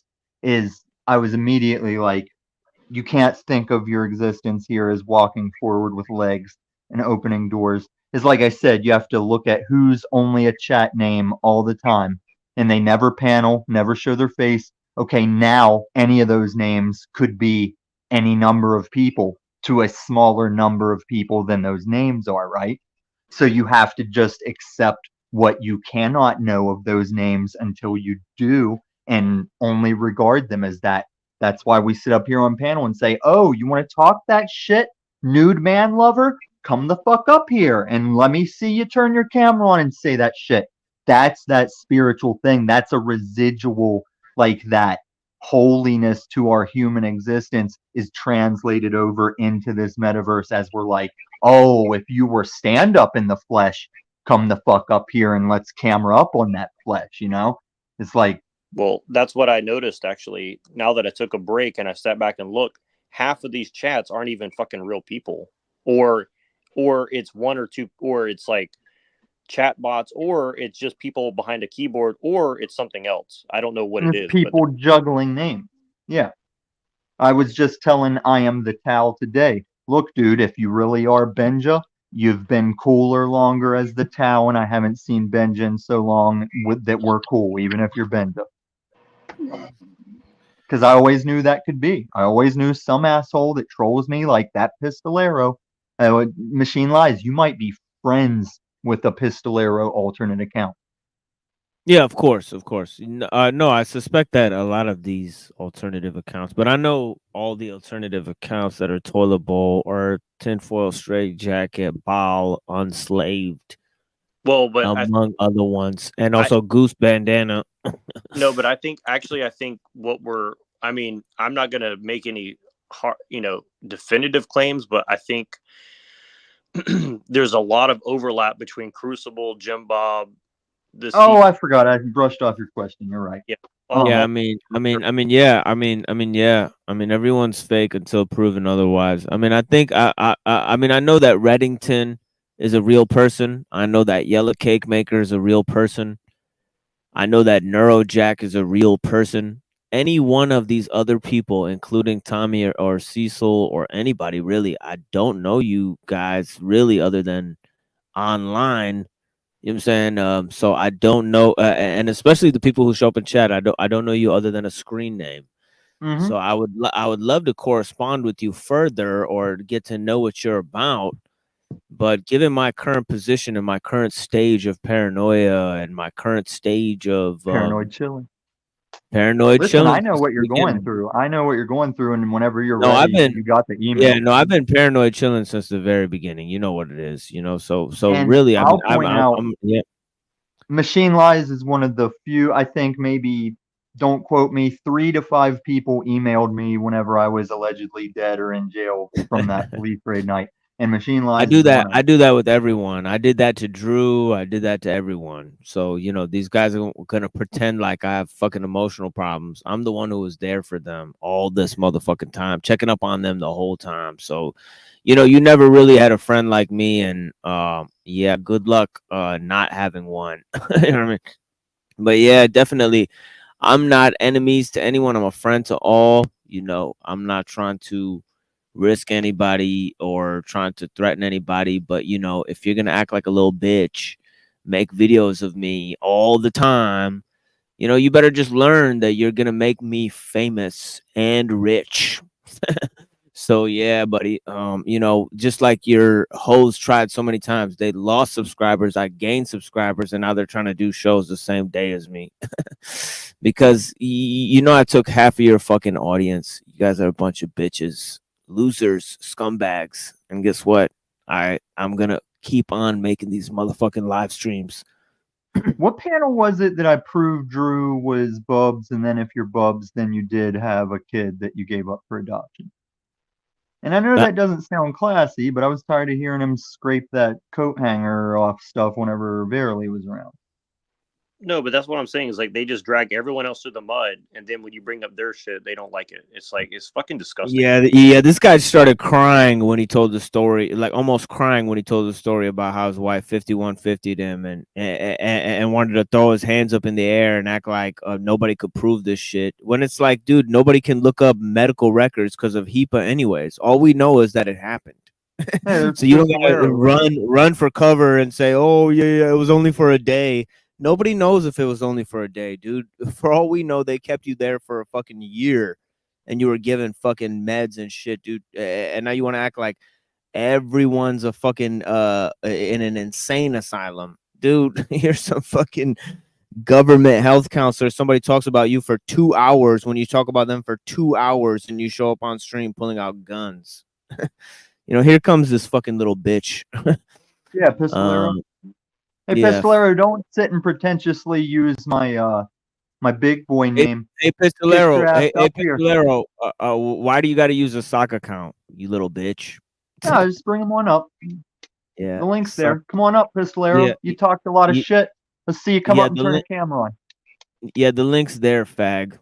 Fucking Oh, Pistolero. look, he deleted his fucking chats and ran. He's a fucking cunt. I deleted that cunt's chats. Oh, well, then he you better come up here, Pistolero, so we can hear you. You better come up here, buddy. Let's find out who you are. Let's find out what you look like, Pistolero. Fucking dumb motherfucker using a fucking. And see, sock this is account. all you do. You say, Using if a it's sock important account, enough to little bitch. address, let's find out who you are. And if we can't find Yeah, if it's out who you important are, enough, your word yeah, ain't shit. yeah. If you want to, if you can't take the initiative and put your name on it, put your fucking face on it, like I'm The doing rite out of here. fucking passage. You fucking little bitch, suck my dick. Yeah. Like, anyways, we gotta if play I this video. know you on panels, if I've interacted with you on panels, I'll let you sit in the chat, like, and do the thing, because I know that's you. But if you're only chat, yeah, your word can only go so far, because I'm not going to sit and listen to a chat just go on, never show your face. Like, that is the We anonymous can't keep saying trolling that over bullshit. and over. We gotta play this video. Thank you. We gotta get into the topics here. So Tommy, thank you for sticking around here, but we gotta move into the topics unless you got something to comment on what we're talking about here. Just you know, before Neuro leaves, I want to work out how I'm going to get the Neurojack City picture. okay, we'll figure it out. You know, you have our contact. Just don't forget. You know. I'll forget. Just don't forget. Okay. Come on, bro. Okay. Yeah, all right. Identify our positive options, discover our potentials, and commit our political will to long-range goals to fulfill that dream. The office of the Vice President is the perfect place to call forth the genius of our people to build a world equal to our power and our aspiration. We have dreamed the dream, Jesse, and we must converge the new ideas, Gary, and we must organize with our masterful new president, Walter Mondale, to do the work. There now resides in the body politic the knowledge, the skills, the technologies, and the I'm getting distracted by the chat. The chat is part of the show, dude. It's it's another person who doesn't know what's happening. It's a live show, and the chat is a fundamental component of the show. That's why I flash your comments up, put them on screen. Remember? Come on, Montero, keep up here, buddy. Shit. The chat. Oh, you're looking at the chat. Yeah, no shit, Sherlock. Yeah, I've been looking at the chat. Maybe if Montero said, didn't have so many said, not tabs you. open on dude Pornhub, he would know what's going on. No, of course. Bless you guys. Like, I mean, I don't even know who these comments. See, that's the problem with the chat. I have no idea who these comments are addressed to. First of all, for all I know, all of these motherfucking comments are addressed to me personally. So watch what you say or address who the fuck, yeah, he's talking to Tommy. Yeah. Yeah, see, this is how I am. I'm way too I mean, dude, it's 4 a.m. But yeah, I'm talking about the Progressive Party. So yeah, guys, because obviously we're talking about progress. We talked about technocracy, the Technocracy Party that was started by James Hildebrand, who is Elon Musk's grandfather or patriarch of the Elon Musk family. It tried to overthrow the government of Canada. But anyways, this is a similar design here. Henry A. Wallace put the eye on the back of the dollar bill, and he's running a party with this Jewish lady, and she wants to overthrow the Constitution of the United States for a world power, that she's theorizing. I mean, and this is linked into our study of MK Ultra because Henry A. Wallace is directly responsible as a Freemason for funding some of the research there, as we just read. Anyways. So is MK Ultra? But they Wait, what did you say? Something, Tom? Is MK Ultra the same as the Monarch program? It's like it's a much bigger umbrella for that sort of thing. Like the Monarch butterfly was just kind of used in MK Ultra. It's like it's like a side experiment for MK Ultra. Okay. Yeah, exactly. Yeah, it's like under the umbrella. Yeah. They are horribly misused. 80% of our scientific and technological genius is focused on killing. Our foreign policy is threatening the world with global suicide, and so is the policy of the Soviet Union. The United States of America started the game. We must change the game. We must not simply reduce the defense budget, we must convert the military-industrial complex from destruction to construction. We must attract friend and foe alike to a new challenge, the building of new worlds on this earth and new worlds in space.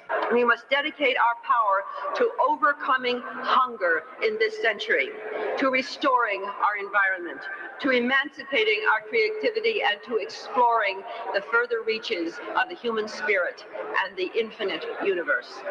We must bring together the genius now focused in the war room in a peace room in the White House. Its purpose will be to defeat the real enemies of humanity: hunger, disease, illiteracy, poverty, and war. Its goal will be to plan for the real victories and to map the real breakthroughs. What is now working in health, education, productivity, new energies, community building, education, space development, self-help works, and so forth. We have separated our intelligence from our love, our minds from our hearts. The Rainbow Coalition is bringing together all colors and races. It is also now the coalescing of the mind with the heart.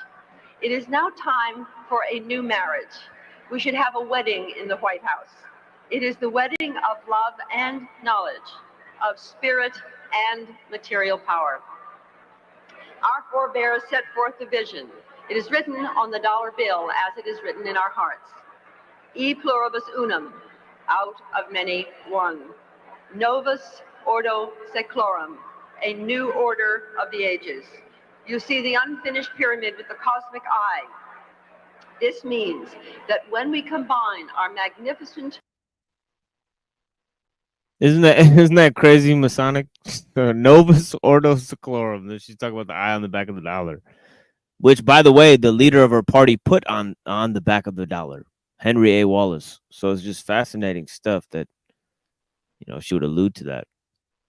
Yeah, that Chris dude that was here earlier, he was really cool, but I caught part after I was gone. He was talking about like not believing the Illuminati is a thing. And it's like, weren't they established in 1776 in like April or something? It's like an official secret society. Well, yeah, but it's like where does that come to now? You know what I mean? Like, Right. Well, yes, the way that there's an Illuminati, but now they're part of different organizations that are all coalesce into one. But it's hard for a lot of people to tell which those organizations are, because from the 16th century to the to now, people say it's any number of people, from the Jews to the Jesuits to the fucking to the same group of people there, or some concatenation of different people. Right. The reason it is easy for a small group of people to run the world is a little thing called compartmentalization. Yeah, And as long as you have good management yeah. in those compartments, they don't know what they are, and they Oh, do it of for you. course. But in the Freemasonry, yeah, that's obvious. But in the Freemasonry, Freemasonry is not the same thing as the quote unquote Illuminati. No, it's older. Yeah, Illuminati is a theory about a theoretical world organization that's a confluence of different groups, a concatenation of different groups and secret organizations that all work together in tandem for world domination. So this is a theory, whereas the Freemasonry is a practice going back to the 16th century that can be traced to actual orders that still exist today. So there's the Freemasons, while the Illuminati, and the person who popularized this term, we did an exploration of his content, and the introduction episode, and we'll get back into it, is William Cooper, but anyways, yeah, he popularized the term Illuminati, and kind of hijacked by people like Alex Jones and those types of popular guys, and David Icke and those types of guys. But yeah, there has to be a distinction made between the Illuminati and Freemasonry. Those are actually distinct concepts. But yeah. Well, I think one thing I noticed is, all these groups are wanting you to blame, quote unquote, blanket statement Jews, while obfuscating the actual mechanics of how this is actually being done. Yeah, and the Jesuit thing is similar. It's either Jews or Jesuits. It's like two groups that they always use for a world organization, or some people who are much less advanced just use the term Illuminati, which, but think of it this way, like, who is that? It's like saying a shadowy group. But yeah, go ahead. The Nazis came from Germans, but we know that Germans doesn't mean they're Nazis.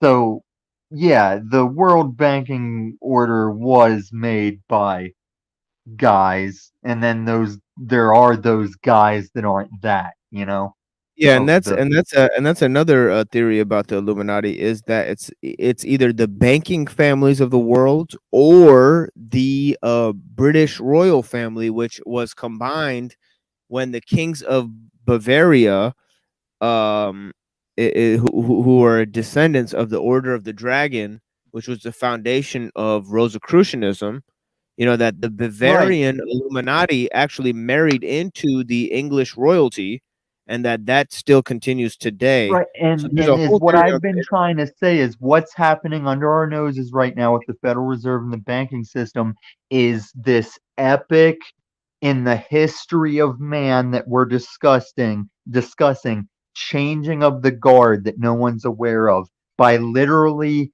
whoever's above like the corporation of Ripple and whoever's pulling the strings above Brad Garlic House, who is also Bread Garlic House, who is also Jewish. He's the CEO of Ripple, and that's the new money. And so these people that were coming up as kings and queens, bloodlines and shit, they've literally been hijacked and low key, like the world doesn't know what's going on because it's still going to be the Federal Reserve. We're going to go cashless digital, and that's the foundation of your one world overpower that took over money. It's like, oh, military powers and stuff. That all comes whenever you own money. And there's some truth to that. They may make a global currency, a global health system. It's already happening. And a global, because one of the things they're now saying is one of the things that James Lindsay said in his video there, that they're actually going to use well-being as an economic measure. But yeah, anyways, we got to get back to the video here. Human equity. Yeah, that's right. All right, let me know when you want to deep dive that shit. That's my jam. Our spirit and love, we will have a new order of the ages. And finally, it says, Annuit Cheptis, God favors this enterprise. This means that we are not doing this work alone. The force is with us. It is the intention of creation that human beings She just dropped a fucking Star Wars. What year was which this? all She just dropped the forces with us. Guess what year? Is it in the 80s? It's 1984. She said it like 18 times. She's like 1984. Dude, didn't the second one come out? Yeah, didn't the second one come out in 1983 or something? I can't believe she's. I mean, this has been lame. I can't believe she said the force is with us. Yeah. She also said Novus Ordo Seclorum. But anyways, here we go. are free to do their best. It is to this new order that we must now recommit. The tradition There's new order again. She just keeps saying it. It's like her favorite 2 words. of America is transformation. We must go forth from this place with a vision of the future equal to our capacities. We have the first woman Vice President, Geraldine Ferraro, to bring feminine power to nurture the potential of the world. I support her totally and enthusiastically. The family of America joined with the... What the fuck? Look at this fucker. What the fuck? We got the fucking Punjabis right here, man. I can't believe we showed up in this video. This is a fucking travesty. Get this fucking uncle out of here, dude. Fucking. Isn't that a Sikh symbol though, or something? Yes, these are my ancestors, the Sikhs, dumb enough to show up at these world meetings because they've been fucking duped by the new world order. Look at these dumb motherfuckers. God Did damn. you see that lone 3-hour live stream I did the other night? I think I basically murdered my own chat when I like yelled at them like 20 minutes ago. They just stopped typing.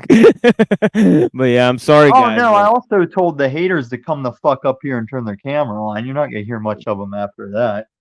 But did you hear me go on my Sikh rant? Because here in Denver, a couple of Sikhs were just trying to take in a Denver Broncos game, and people called the cops, all worried about fucking, chest vest explosions and shit. And like, yeah, they had an interview with the paper about how like they got pulled out of a Broncos game. These people are literally part of the UN agenda. They fucking are fucking try to wear turbans. Yeah. Well, no. They try to do army services for NATO. They enlist in army, volunteer for NATO and UN in the army and shit. So you should be wary of that. What? If anybody's going to bring guns against Americans, they're going to use like the UN or all these fucking able-bodied refugees they're shipping in. Yeah, well, especially when they're part of some type of international military force, and they've been so for 3 or 4 times, and they're proud of these facts. I mean, the UN currently does humanitarian shit, but they're also part of the beast system, world order, part of an alliance of countries to look like they're unity and Who, the eventually be UN? tyrannical. The UN is Yeah. just pure evil, dude. It's not like Right, good. right. I'm just trying to Like sugarcoat no, it no, for the no, platform. no. But you just presented it like it was like half good, half bad. Like sometimes good, sometimes bad. No. Well, It's I just mean, pure they evil. are going to airdrop rations to, Somali, shit like that when it needs done, but that is just a But they front. don't give people food. They give people computers and pesticides that instead of food. Well, this is the kind they drop it. I actually am stocked on the humanitarian No, they give MRE. no. What they give people is computers, vaccines, and pesticides instead of Well, teaching them how to grow their own food. most of the people who work in those organizations, they think they're doing the right thing at the lower level, but as soon as you go like above like a mid management, I'm sure they're all like, you can't not be aware of how bad it all is. I've met some Well, it's people not that it's like, bad. It's that some of those people would believe that greater good bullshit and take the bad for better good in the future and not realize that they're beast system. well, and Machine, don't feel bad about your chat, because I'm pretty sure the lower numbers are a good sign, because I think a lot of the The chat real OG. Yeah, I think a lot of the chat that you had before that followed these people we were dealing with, I think a lot of it was what we're talking about. Like, it's like these weird bots or trolls or agents. CBO friends. CBO fucking insurgents. Yeah, for sure. I think the lower numbers are a good sign, honestly. Like, I think you actually have real people more so now than before. No, it's just also that everybody streamed at the same time. When their bitch ass show is not on, everybody's gonna still watch my show. It's not that I have permanently lowered numbers. It's just that they intentionally try to make it so for one night they can't keep up that same effort every fucking night. So good luck with that, assholes. And meanwhile, my shit's gonna keep growing. Meanwhile, so whatever. I'm gonna be on other shows in the meantime. So good luck with that. I'm gonna have PhD scholars on my show soon. I'm gonna have an interview with Chad Haig, another interview with Dr. Skrbina. I really don't give a fuck. I have plans, motherfuckers. And I just want to ask this real quick again, because Tommy didn't really answer. Tommy, what do you think of Jim Bob and the Crucible? If you had to guess, like what is the deal behind He's got no fucking clue about that shit, dude. He's No, not I even. do. I have my whole Jim Bob experience. What are you doing? Like, I approached him respectfully because I was interested in what he might be doing, and back then TBE and all them were acting like I was fanboying him, and I have a clip of him saying, it's actually good that Illumitami came on today, so we could talk about blah blah, and like I clipped it to fuck with him. But no, in the long run, he's an alright dude, but I think he's more word games, kind of like maybe with his culture, he seems kind of like a hipster. He seems like he ditches a lot of the religious talk to just play those intellectual word challenge games, and you see the type of person that's up to that. Like, a lot of his guests are down to play those word games. And then with the Crucible, I mean, he muted me just for saying when he was watching Ben Thorpe versus Destiny, and Ben Thorpe was telling Destiny I don't think that's what Neuro's asking. I think he's asking about like nefarious ends or purposes that Jim Bob might have. Oh, I mean, besides you don't selling know for shit money. about Okay, Yeah, see, whenever he said give your stories to us, any YouTube channel that wants people to give them their stories, I'm saying they're taking your content for free. If you're a YouTuber, that should be your video. Yeah, Those are no your shit, stories. no shit. But I just, if I went on Jim Bob, I've been on Jim Bob twice, and I recorded my interactions with him, so he can't take that Okay, material. nefariousness is the last time I ever tried to get up on his panel. Drew was first, just stumbling through, and I was in the back chat going, "Oh yeah, Drew, show him how smart you are. Look how you got nothing." Okay, And I we're don't not think talking about other people anymore on this broadcast. We're just gonna cover the material I'm gonna cover here. So yeah, so let's just stop talking about other people that are not on this broadcast. I'm tired of fucking I'll fire backbiting on one up people. for us one I'm night, tired of Murph. other people backbiting on me. It's just a bunch of bullshit. You know, I have heavy issues and themes I'm trying to cover, but yeah, let's get into that shit. And then and then I gotta go have a morning there, go to sleep and shit. But yeah, thank you guys for joining me. I got 29 viewers here. It's very early in the morning, 4 a.m. Let's watch You know, the we're gonna cover. Zuckerberg thing in the We're Meta gonna cover. interview. Oh yeah, of course, yeah. Thank you for that, the Zuckerberg thing. Yeah, for sure. And It's not you know, long we're either. gonna get back into it with evolution and transhumanism and all of these topics. So And my October 4th video is 1 minute and 30-something seconds long. We should watch that. Right. Yeah, for sure. Actually, the Family of the machine world lies from is whence we tailored to come you. is the new coalition. Together we shall go to the mountain of America. Dude, is that bitch still in a joined with position? the Does she Hey still Tommy, try function as not talking something? over this video for a second. I'm just trying Right, to what's her analyze. name again? Barbara Marks Hubbard. It says so on the Alright, I'll bottom look of the her up. fucking video. Yeah. I Okay. can't see it, bro. Okay. Well, I said that like 90 times before, but yeah, all right. family of the world from whence we come is the new coalition. Together we shall go to the mountaintop. In this campaign, Martin, Robert, Malcolm and John, Socrates and Jesus, Galileo and Gandhi, we pledge to you who Okay, have now climbed that is a very strange list of people. Galileo, Martin Luther King, and Gandhi, and all that. I mean, that is just a highly strange list of players, key players there. You know what I mean? Okay, I can take it easier on her. I thought Yeah. she was something Okay. political. Yeah. She really is a futurist, like Yeah, no sci-fi shit. writer. No shit. Yeah, she's literally a futurist. That's literally her title. Yeah, that's right. Yeah. But she died out here in Loveland. Okay, who cares? Okay, here, let me That's just listen close to to this. me. I can walk there. Okay, cool. Yeah, it's about you, right? Okay, Tommy, just chill No, the it's fuck about out. I'm talking about her. Okay, bro. All right, dog. Let me listen to this fucking video. Thanks. for us alone, that this time we are coming together. They can kill us one by one, but they can never kill us if we join hands and climb together. Through you, we have caught a glimpse of the human race acting at its highest. Now, as a united party and peoples, we can act out the dream. What can I contribute to this magnificent effort? With your help, I can gather the people to build the Peace Room and the Office for the Future in this administration. I have spent the last 20 years discovering the new. So this is her summation. The peace room should be replaced. The war room should be replaced with a peace room. You know, this is kind of the things we're hearing here. New ideas that work. My credentials are in the future. I too am the. And this is also says a lot here. It says in 1984, Barbara Marks Hubbard decided to launch an idea campaign for the vice presidency of the United States at the suggestion of Buckminster Fuller. And she quoted Buckminster Fuller during this. And of course, we've seen in our Hexen Tarot analysis, also in the World Book analysis of Stuart Brand, that Buckminster Fuller, you know, and his geodesic dome idea, also his aquatic ape theory,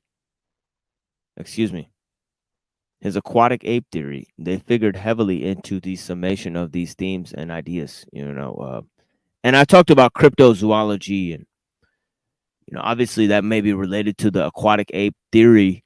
As you've seen in Hellboy, you know, they got the fucking little sea man, you know, that came from the sea, and they also got Hellboy, who came from underground. Well, these are two sides of the same coin. It's Atlantis and Shambhala, as they saw in that fucking documentary, you know, East and West or whatever, you know, that they're trying to find there. Yeah. Which also is what what's that guy, the Giorgiani talks about. That's what Epstein and those guys were looking like trying to do. They were trying to get like Atlantean technology and shit like that. That's what he was. I mean, that's like incredibly wild claims he was making.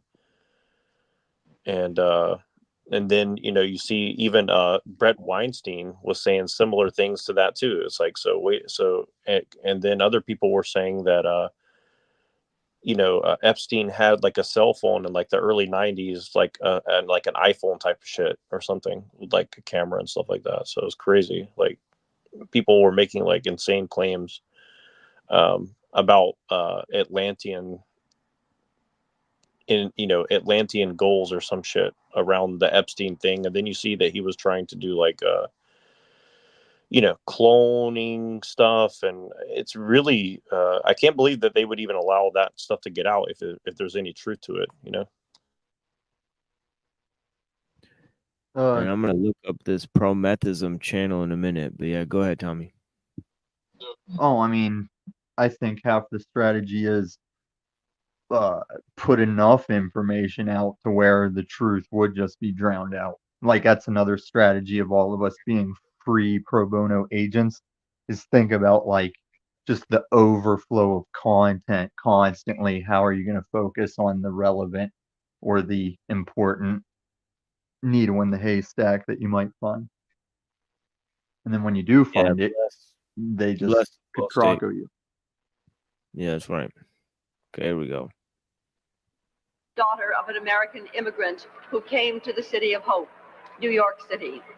In 1776, a handful of genius came together to take the first step. In 1984, it will not be a handful, it will be a land full of genius.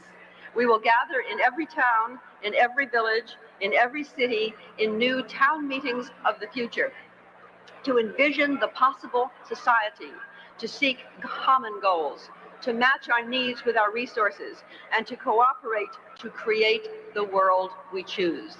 We will think globally and act locally.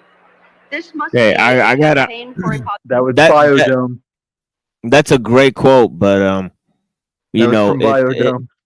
it's a cliche. It's a very cliche quote, but it totally encapsulates everything I've been talking about: archaic revival, pirate utopias, global socialism, Fabian socialism, anarcho-syndicalism, this stakeholder capitalism, all of these, this non-governmental entities, non-profit industrial complex of soft power, all of these things combine and converge along the same edge. And that edge can be encapsulated within this notion, think globally, act locally. And it's also a remedial answer to our technological phase that we're in, because you have the interconnectedness or the world system. Well, they want people to be A, integrated into the world system, but B, have personal autonomy. That's why she said that we need a new form of individualism. She even Okay. said that we need to cast individualism aside and make room for kind of a new form of collectivism to emerge as well. So she's touched on all these themes.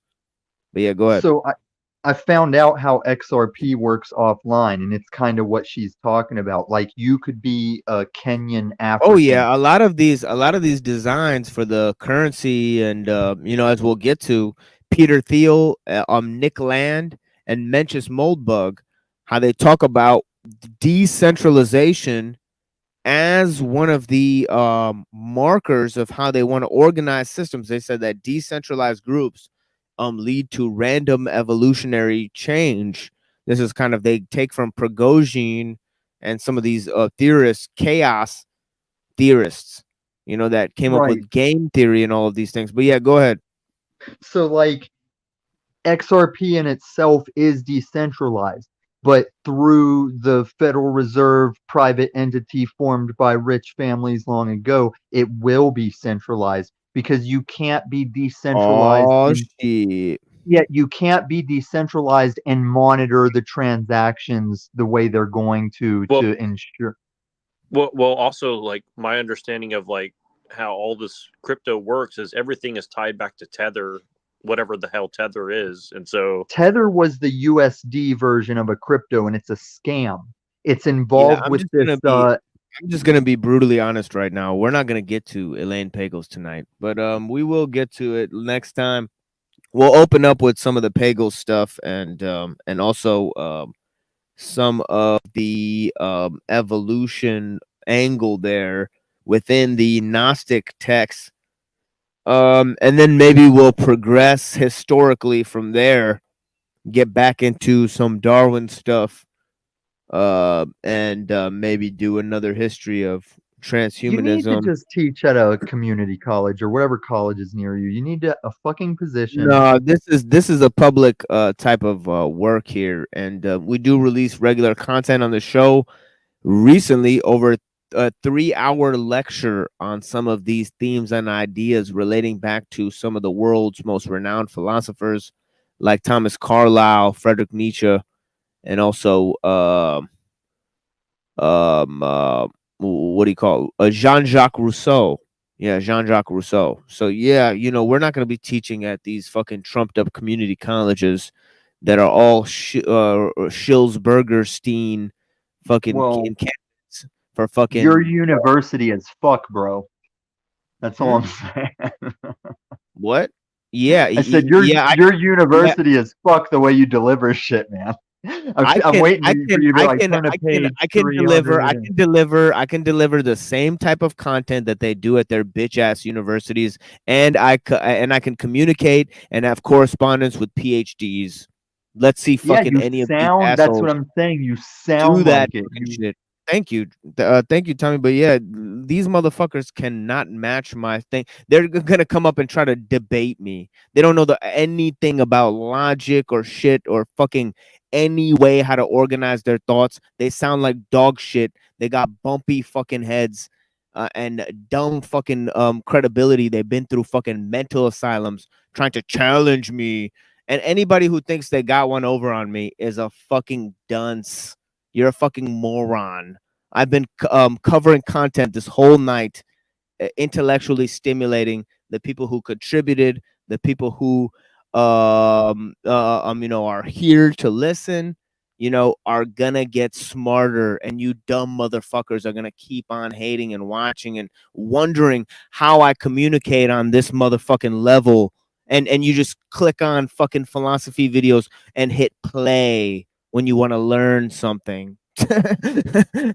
You motherfuckers are beneath me, less than the fucking gum on my motherfucking shoes. Dog shit. You motherfuckers are dog shit. Have no potential. That's why I was featured. Featured. He's unslaving. Motherfucking He's unslaving. on your bill, on your fucking, I was top billing on your motherfucking Can't bill like me, can't Muslim like me, can't university like me, you bunch of broken hater hoes. That's right, motherfuckers. You can't He's do caught that a case shit. of unslavia. Yeah. Bunch of loser failures. What are you doing about rights, freedoms, and principles? Oh, I got so much poly soy coming. I got a filter that makes my chin all fat and shit. They're not creating anything. They're not doing anything. Not like me. Not like me. Not ego when I say And I was just looking up someone else around the same time when Reagan was president, and he had an astrologer named Joan Quigley who was their spiritual advisor. So Yeah, everyone said it's like, this is another lady, Jean Houston. You ever hear about this lady? no, I never heard of her. No, I mean, let me see this lady.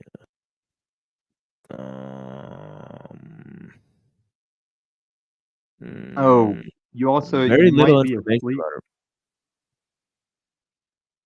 Very little information. Oh, yeah. This is the part I'm looking for, actually. So it's just right here. But yeah, it says here in this Wikipedia article of Jean Houston, it says during the first term, 1993 to 1997 of the Clinton administration, First Lady Hillary Clinton, while she was writing It Takes a Village, that's a book she wrote in 1996, invited Houston to work with her in the White House as an advisor.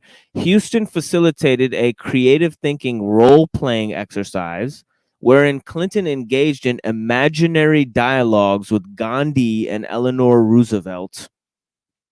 Okay, this is a very carefully written article because it says here that she engaged in imaginary dialogues when it should really say this lady channeled and helped her commune with the spirits of these people, which is actually how they phrased it when they performed these so-called exercises. But yeah, this lady was doing a seance with Hillary Clinton, and it's mentioned in Bob Woodward's book. Yeah. No, they've been doing that in America for a long time with politicians. I think at least since Abraham Lincoln and probably much further back. Yeah, But yeah. When you were reading from that stack of papers earlier, did you see that name that I mistook? You read a woman's name, and I was like, "Is that the spirit cooking lady?" And it's Andrea No. Abramovich. She's No, the that's one that did all that. Marina Yeah, Abramovich. Marina Abramovich. You know about her, right? Hell yeah, I know about her. And her Yeah, TED Talk, disgusting TED Talk, where she talks about being tied up and raped. She leads the people through a guided meditation about being in a torture chamber, tied up and being raped and tortured. And this is Yeah, her and so-called thought experiment that she led on a fucking public TED Talk. So if you guys yeah, think the that you're spirit getting cooking one worked. more yeah. If you guys think you're getting more intellectual content from a TED Talk than you are from my motherfucking live stream, yeah. Well, you need to take a long, hard look in the mirror, and probably clear your fucking ears out of all the chalk body outline and Paul Enslaved you've watched. Yeah, anyways, I met some people who did TED Talks before, and they're not very smart people. yeah, no kidding. Well, and Yeah, also we played Bill Joy back pedaling about but there's the also issue a of low technology. key. There was like original TED Talks that were semi legit, and then they brought in like a slightly modified TED version where people didn't know any asshole could do it, and that's how Sam Hyde did a TED Talks and trolled it. Yeah, It's Sam. pretty funny. I think that's Sam Hyde's magnum opus, in my opinion. Like that was his best work of doing that. If you didn't, well, that was how he got on. But did you follow the iDubbbz boxing saga? Barely. Oh, that was epic. That was internet history. Yeah, you should check that out. All right, guys. He hired people to. I propose that we do not spend a single penny or waste a single moment of time on that which divides us, because a house divided against itself cannot stand. It is time to unite not just Democrat with Democrat, but all Americans in a common cause. First of all, she did quote the Bible many times during this. She said the power of the word, and now she quoted this quote: "House divided cannot stand," in order to evoke the call for one world government. Interestingly enough, where the Gospels completely reject that. They talk about wars and rumors of wars, and the nefarious institution of the world government being part of the abomination of desolation. So she's completely inverting the message of the Gospels and into something I call the apocalyptic, new world paradox. Invented by the dispensationalists. Is what we in the Christian community remind each other is before Jesus returns, you're gonna think a guy is Jesus, and it'll be the Antichrist. So naturally, That's right. It's gonna. So what are these people preparing people for? Actually, you have to wonder when they have word. the order. They have the order of events completely exactly reversed. What are they really preparing people for? I mean, you guys fucking ask yourself that. This great era of progress. I mean, come on, really use your fucking brain, people. Come on. Well, that's why I'm so of America. Yeah, go ahead. I'm sorry. Yeah, go ahead, Nur. That's why no, go ahead. That with Christians is just because they completely ignore what you just said. So yeah. Yeah, no kidding. Yeah, and so do the Jews who have the messianic complex. Of the world. Let the Democrats go forth. Not only is but all Americans in a common cause. The cause of America is the cause of the world. Let the cause of America is the cause of the world. Interesting. The Democrats go forth not only as a united force, but as a uniting force for this nation, and we shall work together to fulfill the dream. We will state the word of truth from the place of power in the American presidency. When the word of our potentials goes forth from the American presidency, the word shall be made flesh.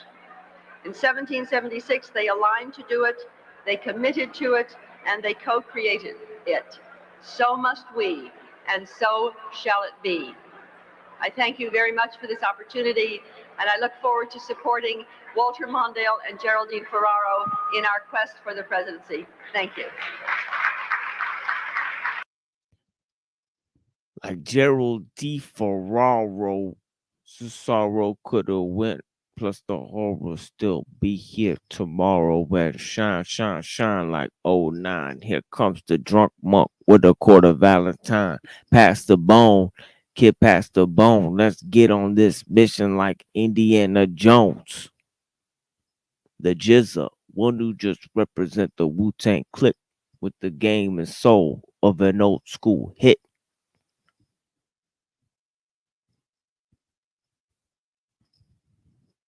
Whatever. Y'all talk amongst yourselves. Shit is crazy. I'm side preparing photoshops of people I hate, but in case You you're doing not other awake, in case you're not awake at 2:20 tomorrow, you better watch my video real quick. If I'm not awake, what are you saying? Just watch. It's a short video. Play my newest. I linked it in the back chat. Oh, okay. Yeah, for sure. We'll play Tommy's video. Yeah. I specifically wanted to see what you thought about it because of your concepts as the machine lie.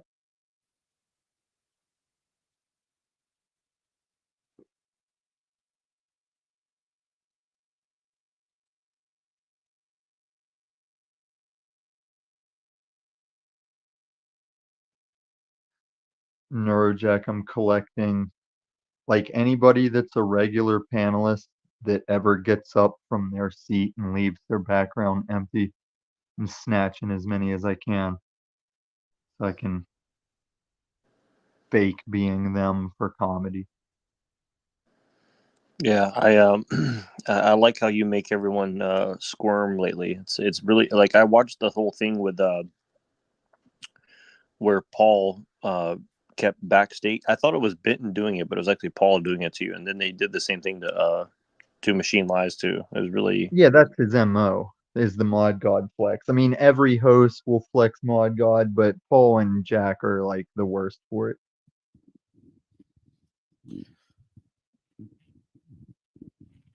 Okay, and I have returned. So I guess we're taking a break here to watch this video by Tommy. Let's check this shit out, man.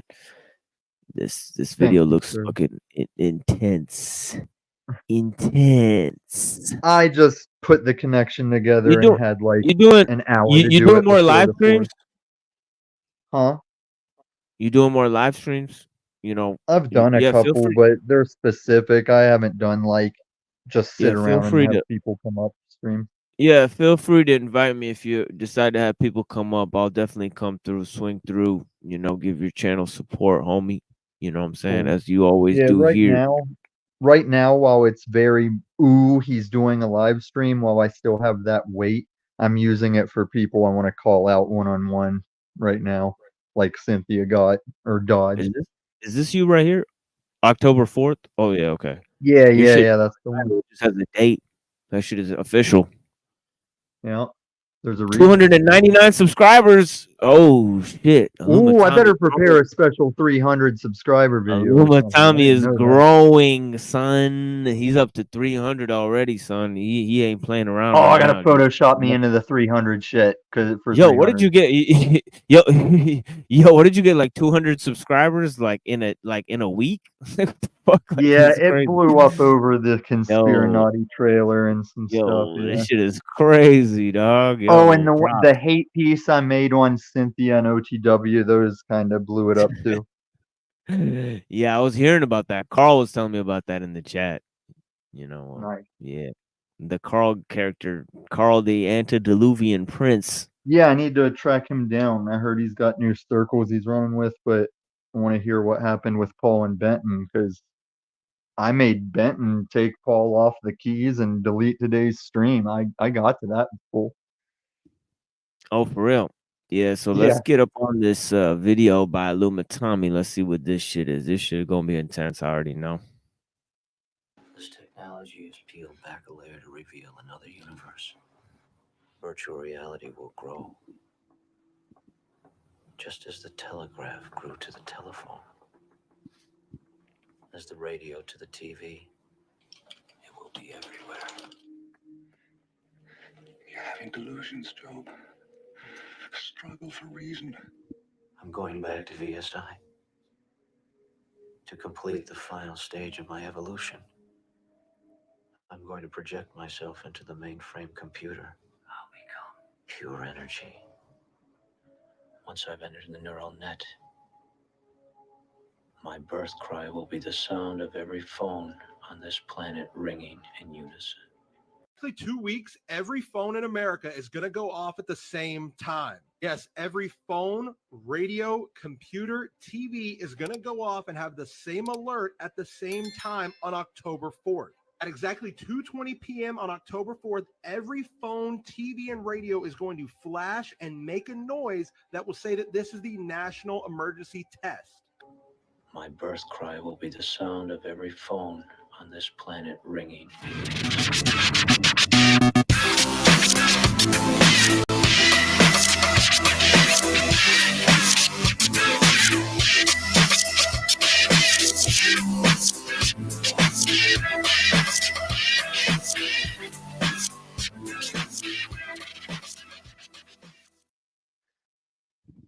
I think that jam slaps, and it Well, makes me feel weird that that jam at the end was AI music, and not only does it slap, it made an alternate remix of that same jam that I can play them both at the same time, and they sync up. It fucking blows my mind. Well, Uncle Sam, goddamn. So now if you wake up at 2:20, or in your case, it's probably like 12:20. If they're talking East Coast time with that 2:20, probably like 12.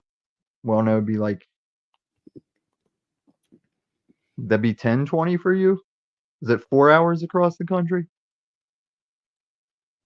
Who are you talking to? Machine Lies, because I know it's 2:30 where I am, and it should be 4:30 where he is. Exactly. So East Coast is 12:30 right now. So if they meant 2:20 for East Coast, because DC, I'm not sure where they meant 2:20 at. And we got this progressive party. So yeah, I mean, I was reading this Puharich. So I guess I'll get back into that for a second here. But yeah, I think I might actually get into the Elaine Pagels in a second here. But yeah, we're gonna get into, because it'll be a nice little bow on top of the whole interaction here, because I've covered lots of little topics, but also I have to watch that Bina video. But yeah, we took a little break to watch this, analyze this video by what's her face, Barbara Marks Hubbard, who is a student of this person here, Henry A. Wallace. You know, yeah, Henry A. Wallace. He was Puharich's good friend, Andrea Puharich, who was one of the foundational actors in this whole receiver transmitter, that he theorized that neurons are a type of radio receiver transmitter that could communicate thoughts from one person to another. Anyways, he also set up the Roundtable Foundation of Electrobiology. He found support by Henry A. Wallace, who I just mentioned. Among Puharich's associates was neurophysiologist Warren S. McCullough. Warren S. McCullough. This is a notable name because he is the guy who is going to invent the concept and the theme of brain implants, them putting things in your brain. So he's like the proto guy who invented this neural link type of stuff, you know. But yeah, neuropsychologist. Oh, I'm sorry, neurophysiologist Warren S. McCullough, who worked at the Bellevue Hospital in New York. Yeah, Bellevue. infamous hospital, and an early advocate of electronic brain implants. Andrew Pickering referred to Warren McCullough as founding member of Cybernetics Group as the guiding spirit of cybernetics in the United States.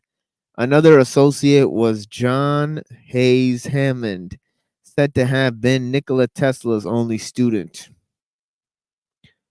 In addition, Puharich was also carrying out secret research into techniques of psychological manipulation, including the use of hallucinogenic drugs and the military and intelligence capabilities of psychic skills. In November 1952, Puharich delivered a talk to the Pentagon officials, which was published as, quote, an evaluation of the possible usefulness of extrasensory perception in psychological warfare, unquote.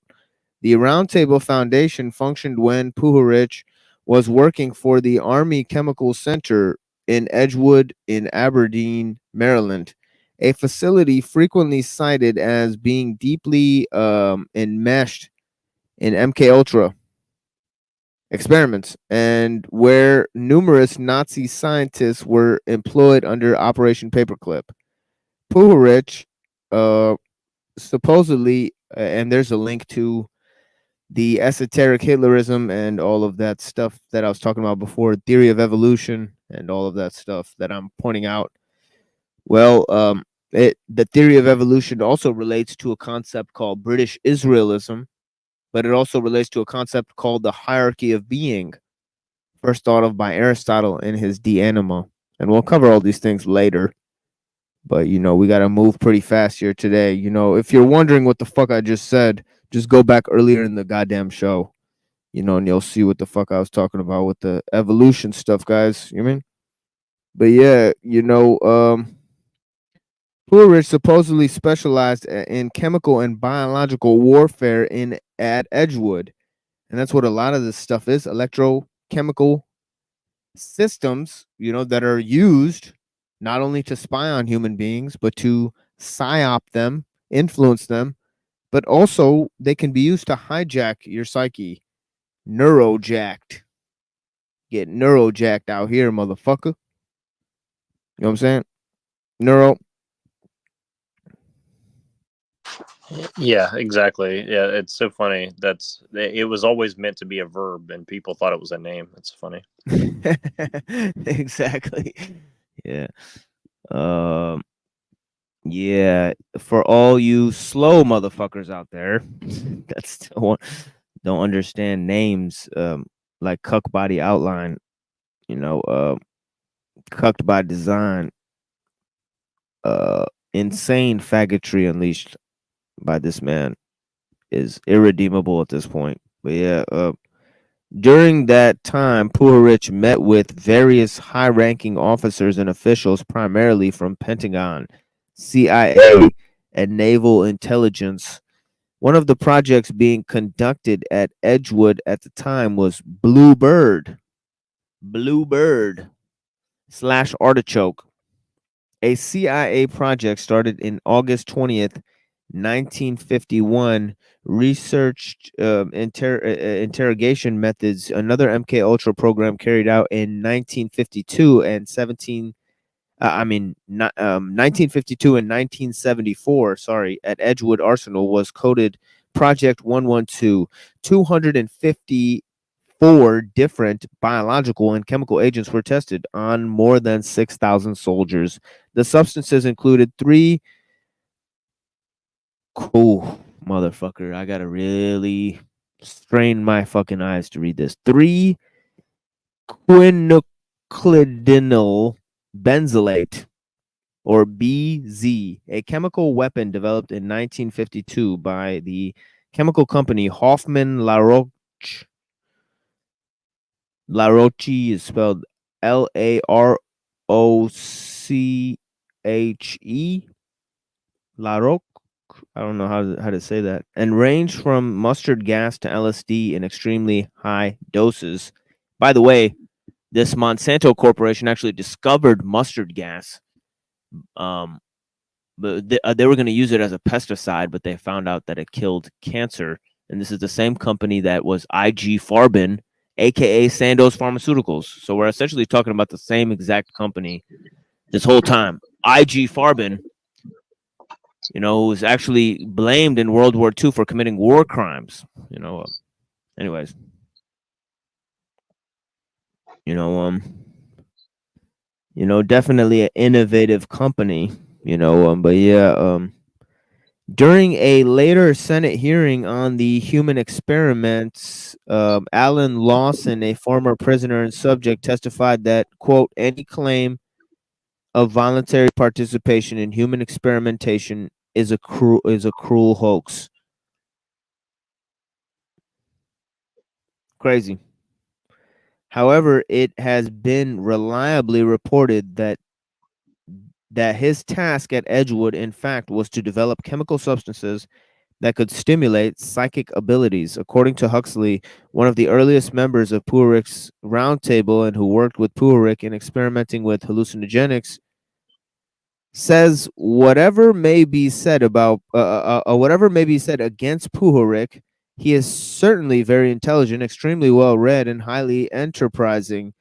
His aim is to reproduce by modern pharmacological, electronic, and physical methods the condition used by the shamans for getting into a state of traveling clairvoyance. Sound familiar there? That's exactly the type of shit that Aaron Gustauchi is talking about.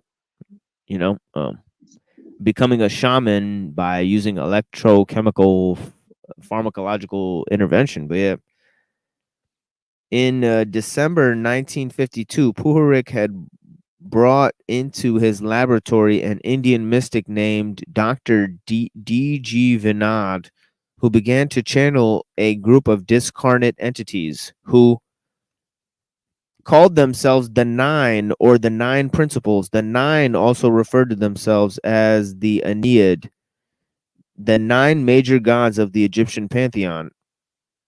According to Puharich, the 9 are, quote, directly related to man's concept of God, unquote, and that, quote, the controllers of the universe operate under the direction of the 9.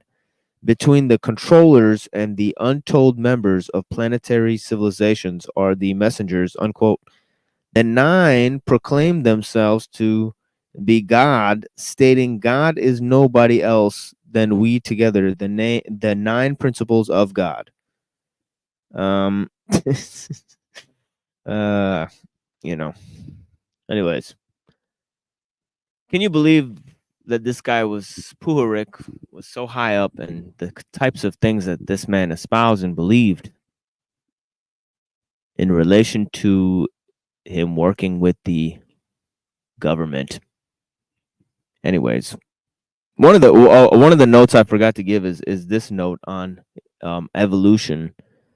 This is that Darwin recognizes the great gap between man and his nearest relatives, but similar gaps exist at other parts of the mammalian genealogical tree. The allied forms have become extinct after the extermination of the lower races of mankind, and this is from the views of Darwin. After the extermination of the lower races of mankind on the one hand, and of the anthropoid apes on the other, which will undoubtedly take place, the gulf will be even greater than ever, since the baboons will then be bound it on the one side and the white races on the other. The white races on the other. So the gap between baboons and the white races will be increased, meaning all intermediary forms, such as the brown people of the world, will be eliminated. You know, this is part of Darwin's theory, and who was influenced by Thomas Malthus. You know, he actually wrote about how he was influenced by Thomas Malthus and his theories of food production, and obviously applied Darwinism was known as eugenics in the early 1900s. But anyways, Well, I digress. And didn't didn't Darwin's family and the Galtons and stuff, like, didn't they have like some like channel some like spiritual stuff to get some of their ideas or some shit? Yes, Francis Galton Darwin, a very interesting and enthralling figure, who wrote a book called The Next Million Years or something like that. I mean, a guy's an asshole when he chooses to write a book with that type of title.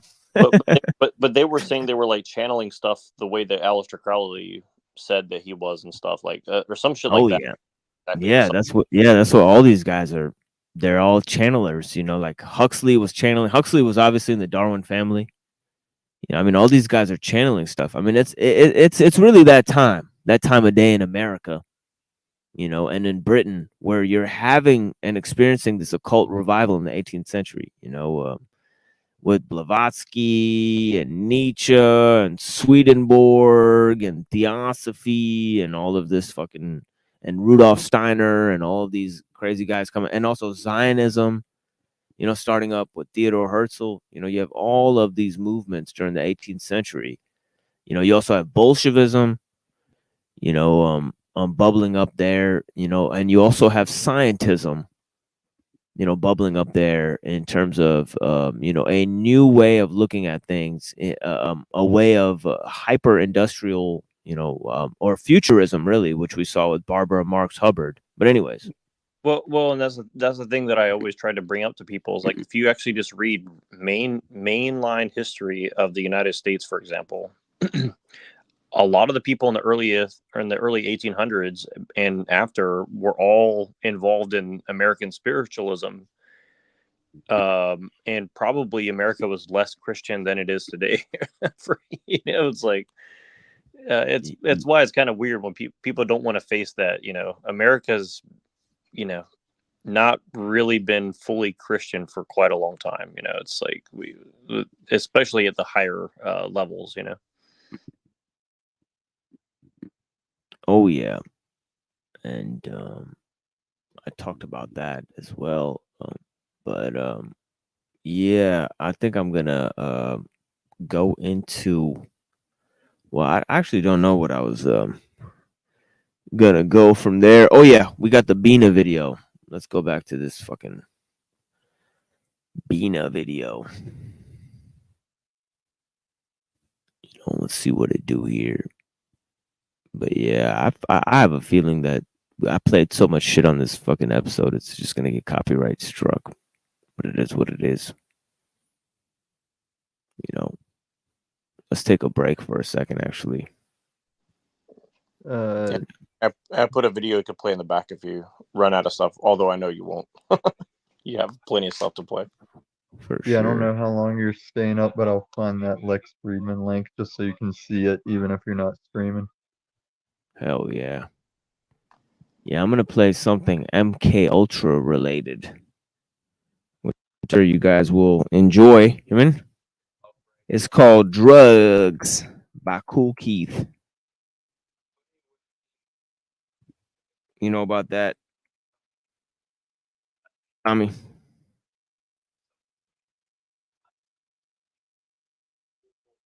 No, me and Tommy listen to a lot of Kool Keith.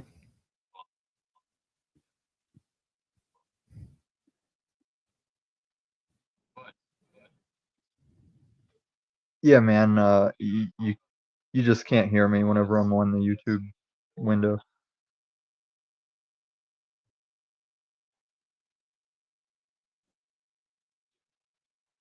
So that I only portion on somebody's video. I guess that was an hour interview, so I'll have to watch the whole thing sometime too.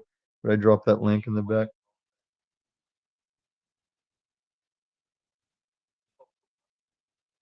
I'm having trouble finding this, but yeah, I'll find it in a minute.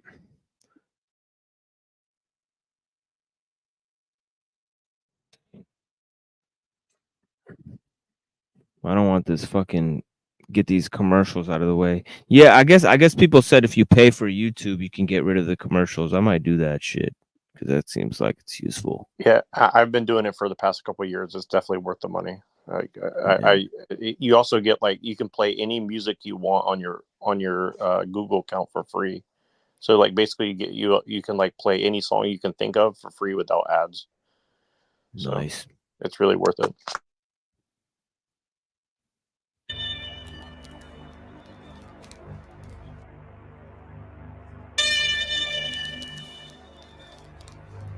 Yeah, I will be back in a Don't second. really know too much about it. And so they tend to get, people sort of put them down a bit and say, weirdo, psychedelic.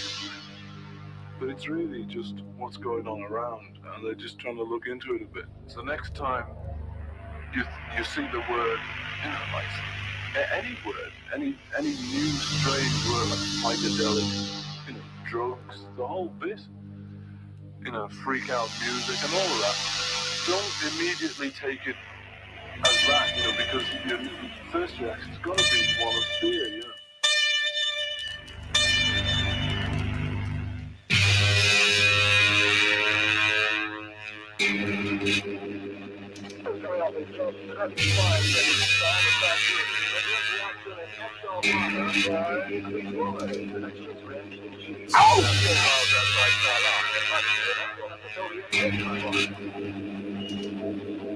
It's delicious, it's golden, it's crunchy, and I'm going to have some. Now you can look at me because they really love me eating these people. Great, isn't it, ladies? Absolutely supreme. Well, everyone's out on drugs, which is, again, why they say lots of people can't remember what happened in the 60s. It was a special time, but I suspect we got away with some of the stuff we did because everyone in the audience was quite stoned.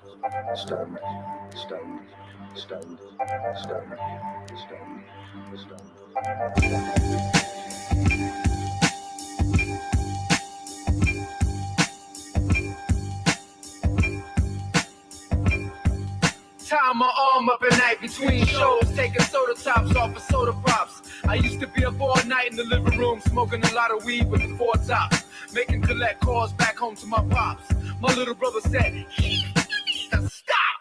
I knew something was wrong when I gave away my VHS and sold a pair of my socks. The IRS calling me, getting on my nerve. I was warned by Red Fox. My girl, Keith, you seen my diamond rings in the jury box? I don't know, last night you and Shaka Khan was in here sniffing blow. I was in the room sweating, thinking about the rent playing bingo. The landlord said the first of the month we gotta go. Packed up my bag and met down Strawberry in the mall. I told James Brown stop smoking inch just in the pit stall. He wanted to go up to the Olive Garden and start a restaurant brawl. Mary J. Blige, my son don't accept them type of phone calls.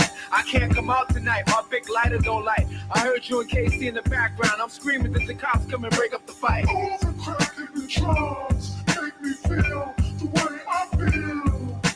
All the crack in the drugs. All the crack in the drugs make me feel the way I feel. All the crack in the drugs.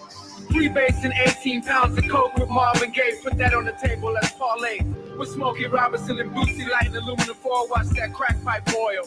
With Richard Pryor, we burned the house down, getting higher. Don't think I'm bluffing me. Tommy Lee Curtis, Keith Richards, Eddie King and David Ruffin. Rick James was in the kitchen lighting the flame at Mousie's trap with Cuban Gooding Sr. I don't want nobody to know my name. I kept glasses on, it was a damn shame. Losing weight, falling out in big arenas. The same guy used to deal to me, Dilly Whitney and Bobby Lee, Ike and Tina. Every Saturday matches was packed. Hey Jimmy, you got the smack? Shut up, you don't know how to act. All the crack in the drugs make me feel the way I feel. All the crack in the drugs. All the crack in the drugs make me feel the way I feel. All the crack in the drugs. Too much acid, too much acid, too much acid.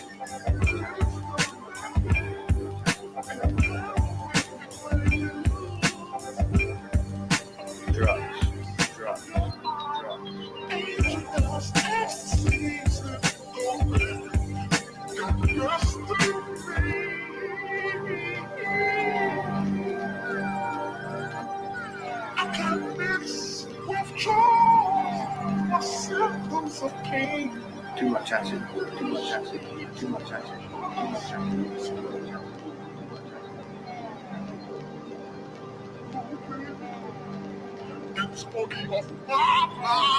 Back!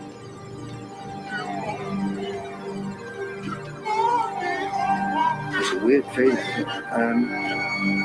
I suddenly thought I'd been holding down one note with my finger for about 10 minutes. It is anchovies. It's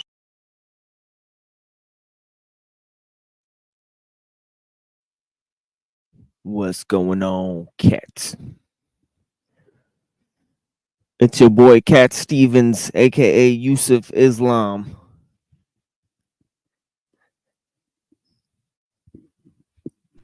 Moon shadow, moon shadow.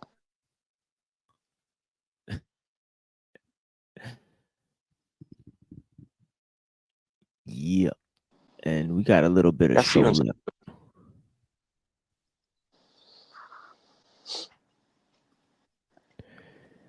Little bit of the show, little bit of the show. If you don't mind, just play a little bit of the video I sent you. Oh hell yeah, bro! 'Cause we taking It'll a little. and you can not watch the whole thing, but if you might find it interesting,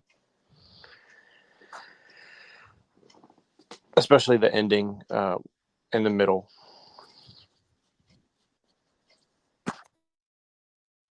Oh, is this the guy right here? Is this the whole video? Oh my god! Yeah, I hope we don't get popped for this. That's my only thing. But yeah, I don't think you will, but yeah. Let's see, because this motherfucking shit seems to be on lockdown. But we will play a little bit of this. You know, oh no, I sent you a new one because the old one it had some other thing on it, but I found the one that's fixed. So the message you sent, Yeah, it's in the back in the private chat. it's like 4:34 a.m. You sent. Is that the one? Or is this shit right? Yeah. 4:43 or something. Or no, yeah, 4:34. Yeah. Okay, I got you. Yeah, the old one was messed up. You're right, but this new one should be good. Well, this is almost like just straight up porn and shit. Like I don't even know. Are you sure this is the one? Because this is kind of like a lot of risque items. Risque.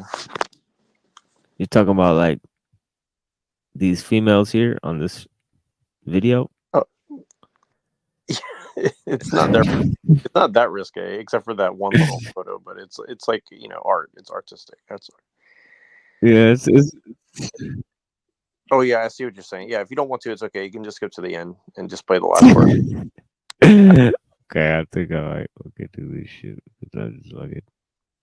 So this shit. Okay, I see. Okay, I see. Okay, I see what you. I see where we're at with this. But yeah. Yeah, sir. Definitely don't play it if you're not comfortable, because I definitely it definitely. Well, it's fine. It's fine. I just had that lady up on screen, so it is what it is. I just had that lady's ass on the screen, so it is what it is. From the Cool Keith album cover, so I mean, we also did Reiki with Anna earlier, so I'm not gonna. There's been females up here. There's purpose behind it. It's Of a course.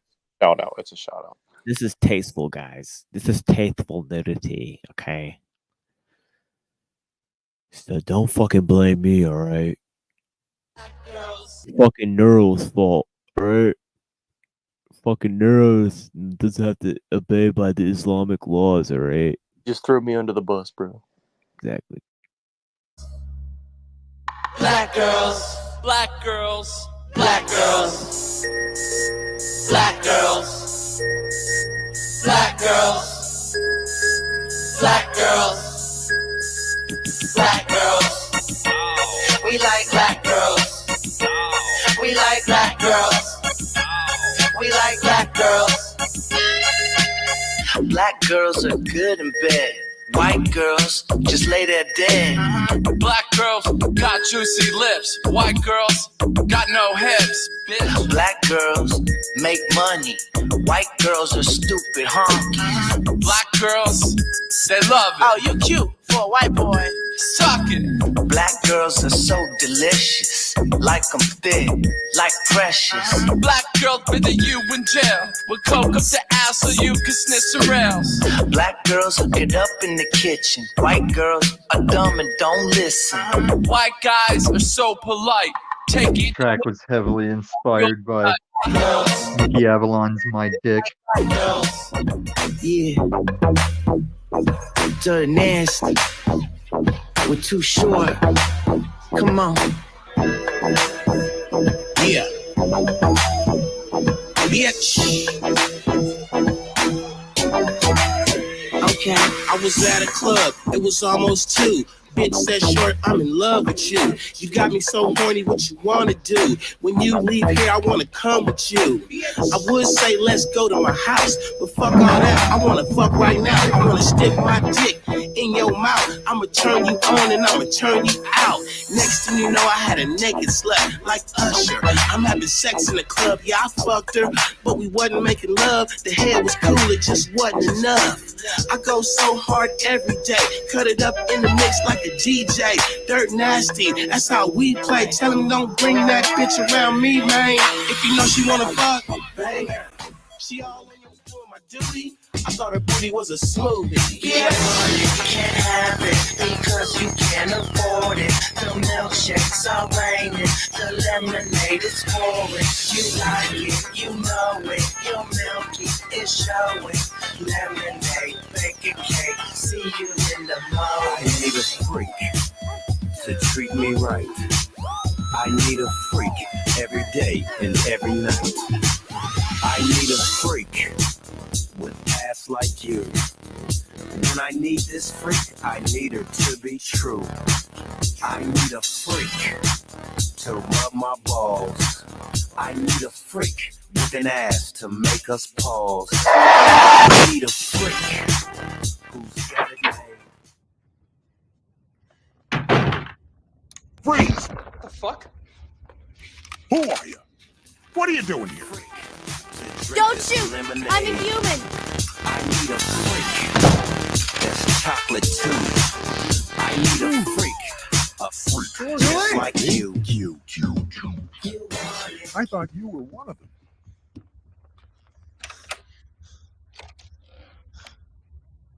Not controversial. I studied under Marxists in college, trained Under graduate school people. graduate and undergraduate advisor in philosophy. Trained under his advisor was under Habermas. So I have direct descent from Frankfurt School. I make that joke, but I'm also not joking. But I have Marxist-Stalic succession through studying under people who studied under Habermas. So that doesn't mean that my arguments are correct. I'm just saying that that's my pedigree. That's my lineage in terms of academic study. I studied a lot of Marxism in college and in grad school. That does not make me a Marxist expert. I do not care that much about Marxism to become a Marxist expert. But I guarantee you, compared to 99% flex, of but okay. I know way more Marxism. And I work hard, so if y'all work hard, y'all can accomplish your dreams just like I did. I fuck your mama, cause she has thought, and I'ma become your father. But I ain't spending money on child support. Dude, people thought that chick got murdered for a minute. $100,000 on my wrist. See this shit right here? That's Gucci. Bitch. Y'all can't afford things like Lil Tay out here balling in the IA. I dropped 200 racks on this car, and I'm only 9 years old. I got the keys to this car. See this? These are butterfly wings. Start. 5 years ago, I became famous. I disappeared. He started a court case to silence me so I could not speak on what was happening and so he could take control over my money. Yeah, definitely a benign craftsman. I mean, you look at the colors, you kind of look at the beauty, and you kind of look at humans, and it's a being that loves life and you know, beauty and these things, but kind of I think hates like, you know, order and similarity and you know, these types of things. You know, so I think it's like a being that's like, you know, I think it's a being that's ultimately a comedian. You know, I think that God is a comedian, you know, in my opinion. Oh shit! You know, I trickster. definitely, yes, I think of some kind of benign trickster sort of figure running the world. I definitely see that in the design, you know. my personal conception of the the esoteric idea of the creation of all the universe and matter would be, I've said for some time that I think of it as like if God, or whatever you want to call it, if it existed as this impossibly perfect bubble of some sort, and then something, it's not seriously what, but something made God laugh, and the laughter being something so unexpected, and so because laughter is surprise, right? It's something that we're not expecting, and we have this reaction to it, and the laughter would be what that initial conception of the logos, the first emanation, as they say. That's so wild. That's wild that you said that, because I was literally years old. I ain't got no license, but I still drive this sports car, bitch. Your favorite rapper ain't even doing it like.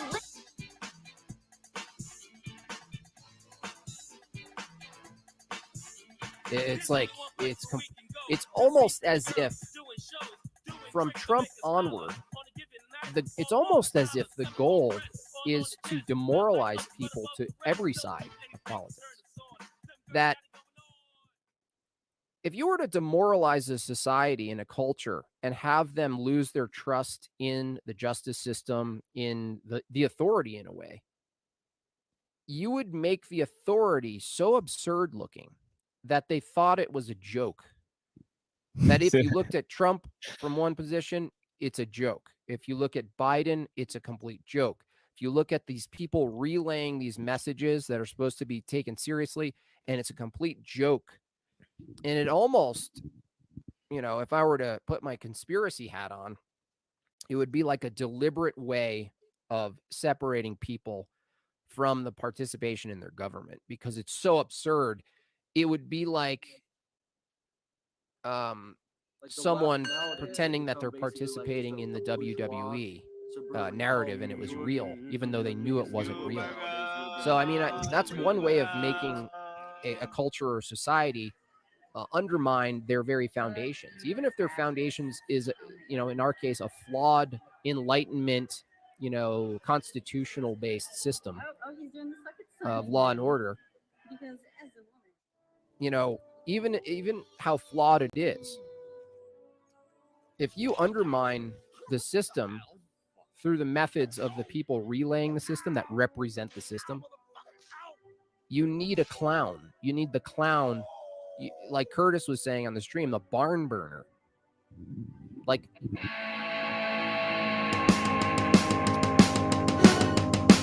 people don't want to cross them. And so, in that case, it was a professional line that he was establishing, which is legit, but it represented more than a professional line. It was like, this is shit I can't talk about. Like, this is beyond me. You're a genius and you're scary, basically. That's how I read that. Acting like a Ranger loop type. So they must be destroyed on sight. Threaten the survival of human civilization. AI doesn't really need consciousness, and it doesn't need the ability to move around the physical world. Over the last few years, new AI tools have been unleashed into the public sphere, which may threaten the survival of human civilization from a very unexpected with the creation of the synthetic left, the ideal of postmodernity. And I always think it really first starts with the Gramsci fallacy that, oh, well, culture derived from politics. You can't have culture if the culture is this kind of artificial consumer thing of subjective interest, and that you have to first define spaces of area and then culture arises. There's this obsession with culture because we live in a liberal capitalist society which creates individual preferences, and people are not really questioning the economic reality. Hence why you have these Gramscian, Trotskyist people constantly infiltrating the text and assuming in sync is white nationalism or something. But that's the long story short. It's super silly. Maybe I'm overthinking about this, but I've just been seeing the trend over and over. It's not really false because, I mean, that's what Andrew proposed, you know, in every debate he's had about Christian nationalism or every discussion is we're going to do the long march into the institutions. We're going to homeschool our kids. We're going to have as many babies as possible. And we're just going to outbreed all our enemies. But the problem is you're just following orders. And that's just the problem is, one, you're following orders by what the state says. And two, that's a variant of Marxist theory from Trotsky and Gramsci. So it's like, how can you just invert it and assume it's anti-Marxist? It has a Marxist base to it. So it's like people just being illiterate or just being ignorant about things and just assuming it's a form of, you think about things, right? You have to cleanse your mind from sin by stop thinking about women. And then therefore you'll be cleansed of lust. And you see that same thing, this so-called culture war fetishization, is that if I role model a certain way, then things revolve around me. It's almost like a form of solipsism or something. Yeah, exactly. It's like, it's so again, I don't have the answers, but it's just like, I thought about writing about this, but I'm very skeptical of the ideal that quote unquote politics derives from culture, because the only thing I'm going to say is that Michael Parenti in 2006 wrote a book, was writing during a time where technology was advanced enough to have mass media, but Gramsci tends to forget that it's really just rather individual basis and not the full spectrum of things, and that people sometimes they're confusing culture with tradition. And Parenti's making those observations as a Marxist point of view. And again, I'm not seeing enough, there's not enough criticisms of Gramsci from the Marxist point of view. And I've just been reading about it for some time, and it's just silly if you boil down things about culture, because then the right doesn't have an argument. The right is kind of just this reactionary scarecrow for the left, or boogeyman for the left, that's like, ooh, you're right wing. And then the right just spouts everything the left is saying, but they're too afraid to read Marx because it's radioactive, even though they're reading Marxist theory of the baby boomer generation and not of now. And that's where we get the ideals of the synthetic left, the partisan review, synthetic right take. Yeah. So what do you think about that? Excellent compilation of views and themes there. Definitely sums it up quite nicely. I think I'll just leave the show there. I'll open it up with Elaine Pagels and Bina 48 and talk about AI for a while at the start of next time's show if you guys want to join us. But yeah, I know Joshua Jones just came out here, and I know he's been being a panel whore. I've seen you on Chaotic Truth and other shows, but yeah, I saw you excellent I love job that. there. I love that Seen me on community. Chaotic Truth? Yeah, I it's didn't know who hilarious. watches that. I love it because there's like a mix of like you got black racists, you got white racists, you got people, Uncle Toms in the middle. Like you got a little of everything. It's just, to me, it's just hilarious. And if you want to go full on just black racist, go to Real Brother Radio. Real Brother Radio. Yeah, okay, yeah, we might try that one too. They Yeah, tell me that Nazi is in my Caucasian DNA. So they let me say the N-word. They let me say the N-word and stuff because they know I'm ingrained Nazi in my DNA.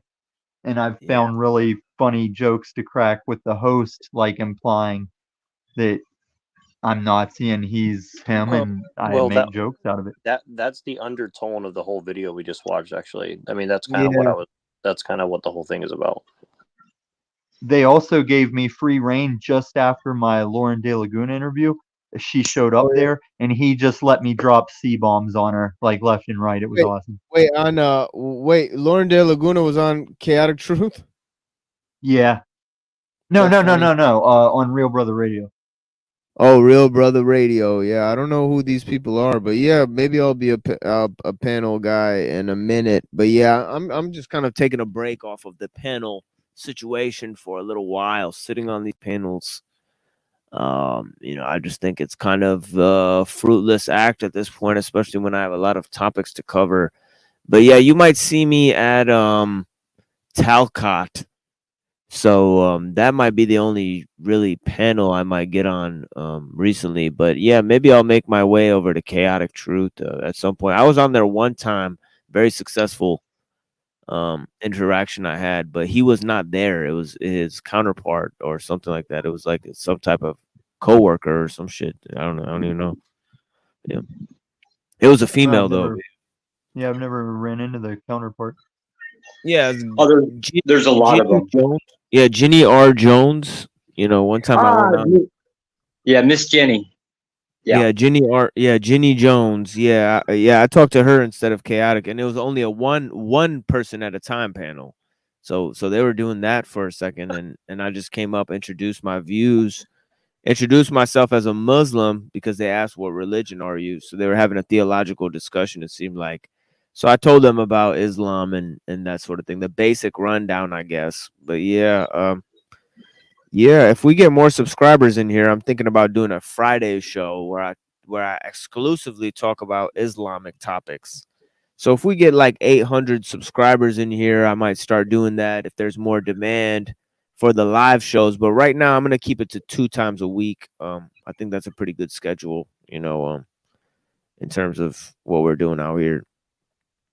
Yeah, I never heard of Chaotic Truth until like 2 days ago, but he seems to be very popular. So I'm kind of curious. Yeah, I saw an interesting video of him explaining how you should have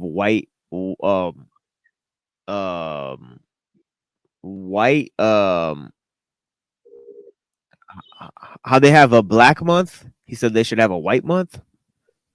Yeah, he reminds me of. I think no race should have a month. He reminds me of nothing says equality like drop who has a month and nobody gets a month.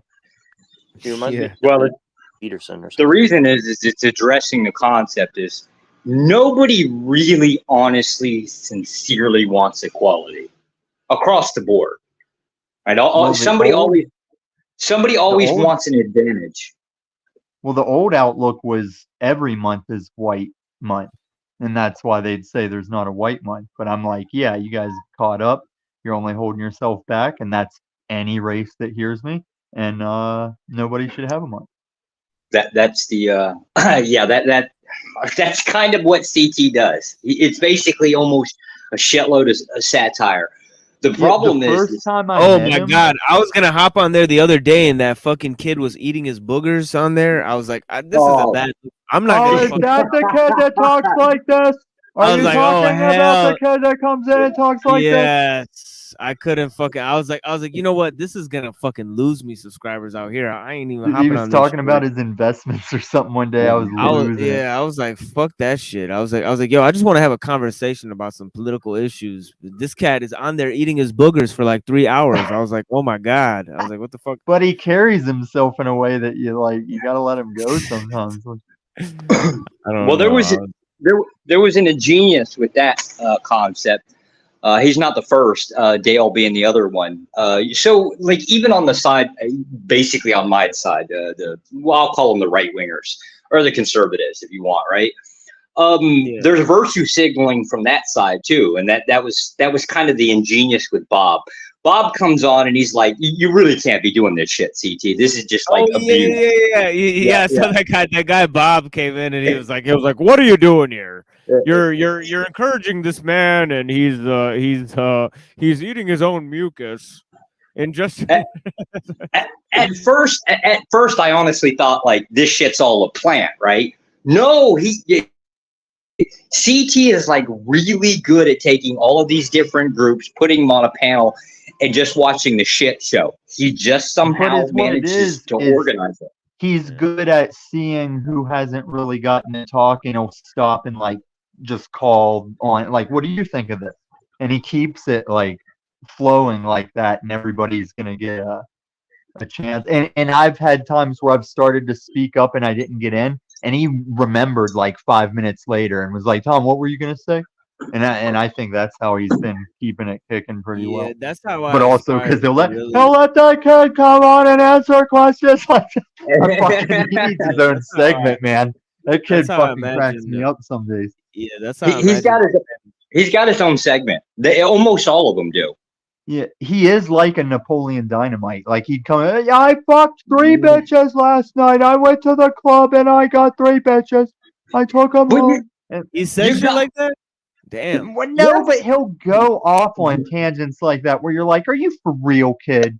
Like I said, one day he was talking about having like all kinds of money and investments and shit. I don't know if he's bullshitting. He just talks like this. What can I say? He talks like this. I used to work with motherfuckers in adult mentally handicapped people like that.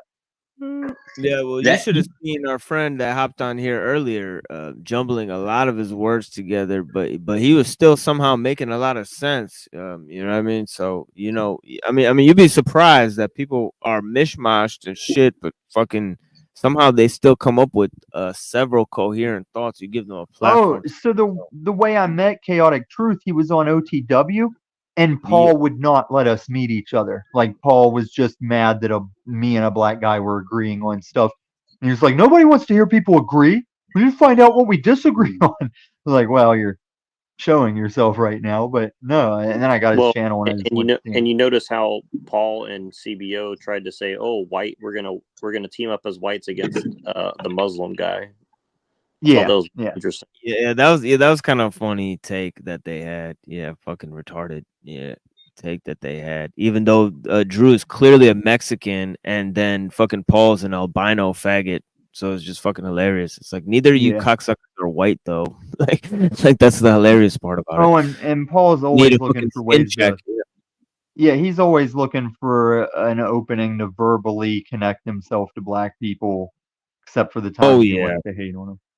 Yeah, and look at his panel. It's a bunch of old fucking kooks. You know what I'm saying? A bunch of old retarded people. You know what I'm saying? Like, yeah, like where's all the young black people on your panel? You know, right? For Drew and they show up occasionally and they don't come back. Yeah, for Drew and any of these guys. I mean, it's hilarious. They have all these old fucking kooks on their panel, and they're claiming to be like running some type of fucking psych ward online. You know why black people don't come back? Because they figured out that these guys are calling them the N-word behind their back and doing all kinds of other shit. Of course. Yeah, no doubt. Well, and also I've seen panels of black chicken head women that have a regular 500 live viewers, and they're just sitting there going, "Bitch, pull up, bitch. Can't fuck with me, you hoe, bitch." And like 500 people just watching that every day. Yeah, well, thanks for joining, guys. I'm gonna drop you guys out one by one here. Leave myself. I'll open my door. No, you're gonna throw Tommy out first. Oh, okay, thank you. Now you can throw me out. Leave me alone. I thought he had like a last word or some shit, or some fucking shit. Throw the panel or throw the panel whore off next. I deserve to go. No, I'm gonna join you in a minute. I just gotta get some sleep, but I'm gonna be panel whoring right along your side, brother. So yeah, we'll join forces, and I thank you for responding to my message there when I was looking for you. I actually didn't see when you hopped on the panel last time. You like came in real quick and then left. There was lots of shit going on, so I messaged you. I was like, "Yo, you doing okay?" Because I didn't see you in a minute, but except for on those panels. But yeah, dude, thanks for messaging me back, and yeah, always thank you for your correspondence, Joshua, man, and I'll talk to you soon. Obviously, another show on Saturday, so you guys come through and watch that for sure. Yeah, just make sure to like I get the notices, but every once in a while it kind of like fucks up. So like, just make sure to pop the link in Discord so I keep up with it. Okay. Yeah, for sure. Yeah, that's a good idea. I needed to send that to everybody. Send it to the different communities and stuff, and maybe put it on my Twitter page. I'll maybe close this out by looking at my Twitter page for a little while, show you guys what I got going on there. I reposted a lot of my old tweets that were philosophical in nature, talking about technology, that would be a good place to maybe end this stream or show. But yeah, thank you I for got a joining. lot. I got a lot of people commenting on your philosophy. They're really interested on your takes there. Oh yeah, thank you, man. Bless, man. Yeah, I'd like to know. Yeah, definitely. I'm open to spark up conversations with them, or invite them to the Discord and have deeper conversations on that front. So yeah, I'm open to talk to people. Thank you, my brother, for putting the word out there as always. Yep. Now toss me off the panel, damn it! Toss the panel whore off the panel. No. Good to see no, you, no, it's all love, Josh. You too, bro. You stay as long as you want. As always, we don't throw anybody off here. Even some of the people who come to derail the show or whatever, we actually keep them on, just like we kept Toilet Bowl on last time. They keep crying and complaining that we don't let people on the panel. Obviously I've let every single person on the panel. Look at tonight. I didn't bar anybody from this motherfucking panel. This is how it goes. Whoever shows up, shows up. And you're gonna benefit from my analysis. I mean, it is what it is. I believe so. Or else I wouldn't be saying the things I say. But yeah, bless. I know it's useful. I'll damn sure give it to you. It's damn sure useful. I have a hard time comprehending like 80% of it. Some of the stuff like I really get. The 80% you're kind of interested, but you have to like follow along for a good amount of time to really catch up to it. Yeah, it's part of an overarching theme, and we will clip out the parts where it's just my presentation. So we're gonna clip out those parts and present it to you as a coherent dialogue without the panel discussions and interruptions and all that. So look out for that in the future too, guys, as well. We're actually releasing a lot of content this week of my old panels and all that stuff. My time on old panels. So yeah, bless, guys. But I'm going to tell you, I had just last 4 or 5 days, I've had like at least 15, 16 people have actually commented about the philosophy. Like it's kind of like they're kind of almost begging more for it. Just giving you heads up there.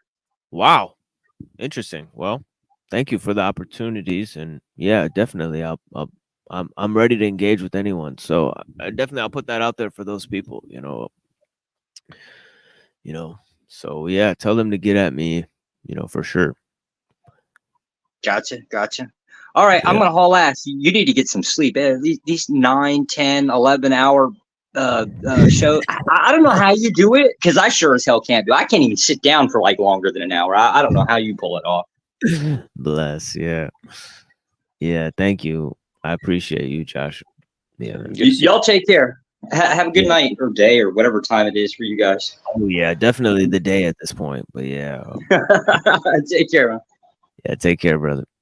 Yeah, thanks for having me on too. And yeah, thanks for the great return of Neuro. I gotta announce, the return of Neuro. You think you motherfuckers think he's scared of some shit?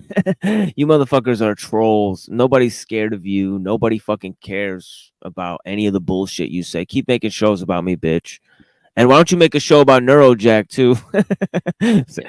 No, I'm actually thankful because it gave me a lot of perspective that I probably wouldn't have had otherwise. So I actually for as shitty as they were, I do appreciate the experience, because it taught me what's really going on to a large degree, and it's pretty fucked up to be honest. But I'm sorry that I derailed your conversation a bit, because I actually did want to get into more. It's kind of tough with the bigger. No, don't worry. We got more time next time. We putting in 9 hours every single time. The reason it changed to 9, I know there was some 11-hour streams, and there was also some 10-hour streams in the past, but the reason we have to change it to this is because the StreamYards only saves about 10 hours of content, and the YouTube only saves about 12 hours of content.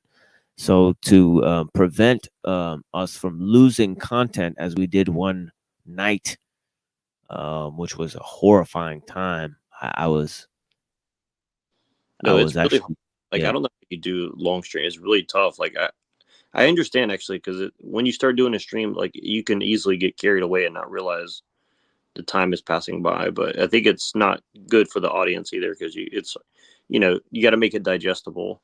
So Oh yeah, and I mean, at some point, I mean, it's just in and out. I mean, people will watch for about, because I'm gauging the watch time and how much time people are engaged, and it's just swinging saloon doors at this point, and people are in for maybe 30 to 40 minutes. Maybe they'll catch something good. If not, they can rewind to other parts of the stream. They'll notice I have other content and stuff. So, yeah, for now, I'm keeping this show experimental for now. This is in the experimental stage. The panel, we're gonna keep the panel open. Anybody can click the link. Nobody's gonna get kicked. And also, we're gonna continue discussing topics, just bringing them out, random. But we will eventually clip all of the material of the content we covered and have one continuous stream of it, probably beginning with the presentation I gave at the end of my show, at the end of my last show on free will. That's going to top the whole thing off. So, yeah. Yeah. Actually, the last couple hours of your last show was really good, actually, and that's actually what I wanted to get into, and we didn't even get a chance to. But next time, I think we should. Oh, yeah. Yeah, next time. Actually, let's pause it there. Next time we'll start with Arthur M. Young and the theory of free will and determinism, and then we'll move into some other topics. But yeah. Yeah, and real quick, I wanted to ask you, the guy I'd never heard of him before, but the guy in that video, the last conversation he was having with Cascadian, he talked about Gramsci and Trotsky, and I've never read about either one. I know kind of who Trotsky is, but yeah, Trotsky. Yeah. Do you know who Gramsci is? Yeah, I'm not too familiar with that writer. But yeah, I Trotsky. got to look him up, but I found that very interesting what they were talking about right there, because yeah, I definitely see the Trotsky stuff. Like it is really strange that there's this like Trotsky has been brought into the right wing, and I kind of had that hunch for a while, but to hear somebody else say it is kind of interesting. Like, oh yeah, they're definitely misunderstood figures. Mao, Trotsky, Guevara. Another very misunderstood figure in the Cuban Revolution. And all sources for Kaczynski's book Anti-Tech Revolution, Why and How. So we will definitely be covering those thinkers and the way they committed political sabotage in order to overthrow the colonial and technological regimes within their said countries. But yeah, definitely the plan is a thing that's studied by the U.S. government in processes called end game scenarios. So if you look up end game scenarios, a lot of those have to do with our technological health or our technological vulnerabilities, that have been made by our use of machines, But yeah. Yeah, and because I think that kind of leads into some of the underlying motivations of what's going on the dialectical stuff, and I think that's kind of where.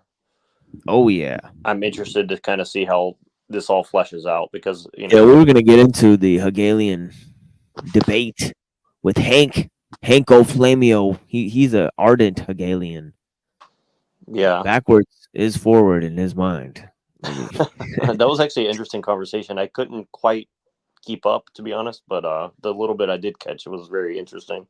Yeah, he's going full Heraclitus. The road up and the road down is the same. Yeah, well, and I think and I know you want to end this, but I think that's a really thing where it goes into the Discordian stuff. That's what I really wanted to talk about today, but because I don't really know much, but I know from studying Jello Biafra pretty intensely that he's a great example to illustrate how this kind of works, as far as I can tell.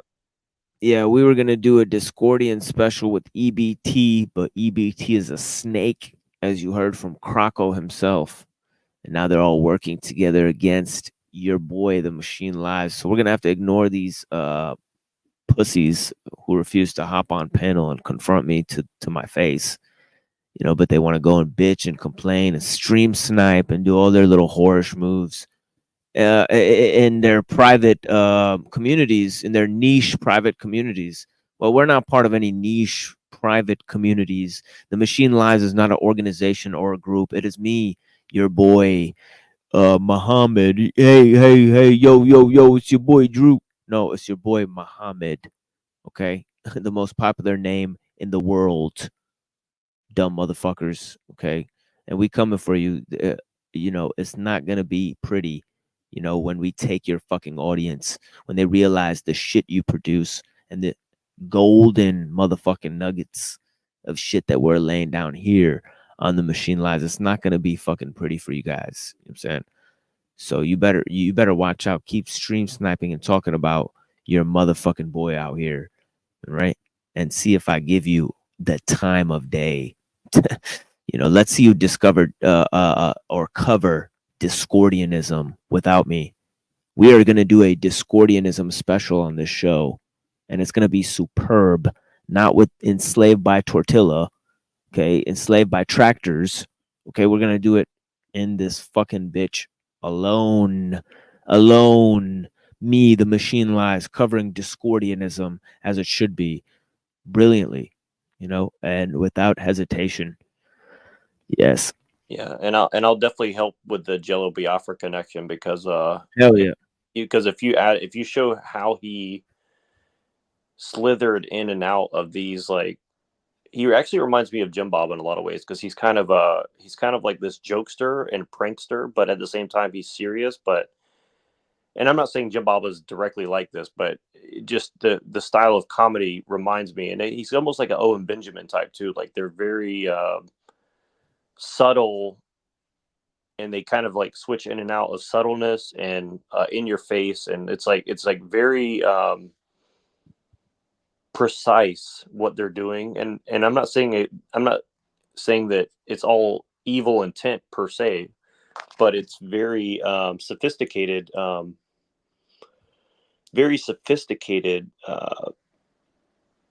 propaganda or programming, or I don't know exactly what you call it, but you know, if you really take a look at someone like Jello Biafra, he's simultaneously telling you the truth and enslaving you by the truth and doing all of this other stuff. And so it's very it's a very good example of kind of what to watch out for, where someone tells you the truth and then uses it against you to pull you in a different direction than where you probably should be going. So it's very interesting. Yes.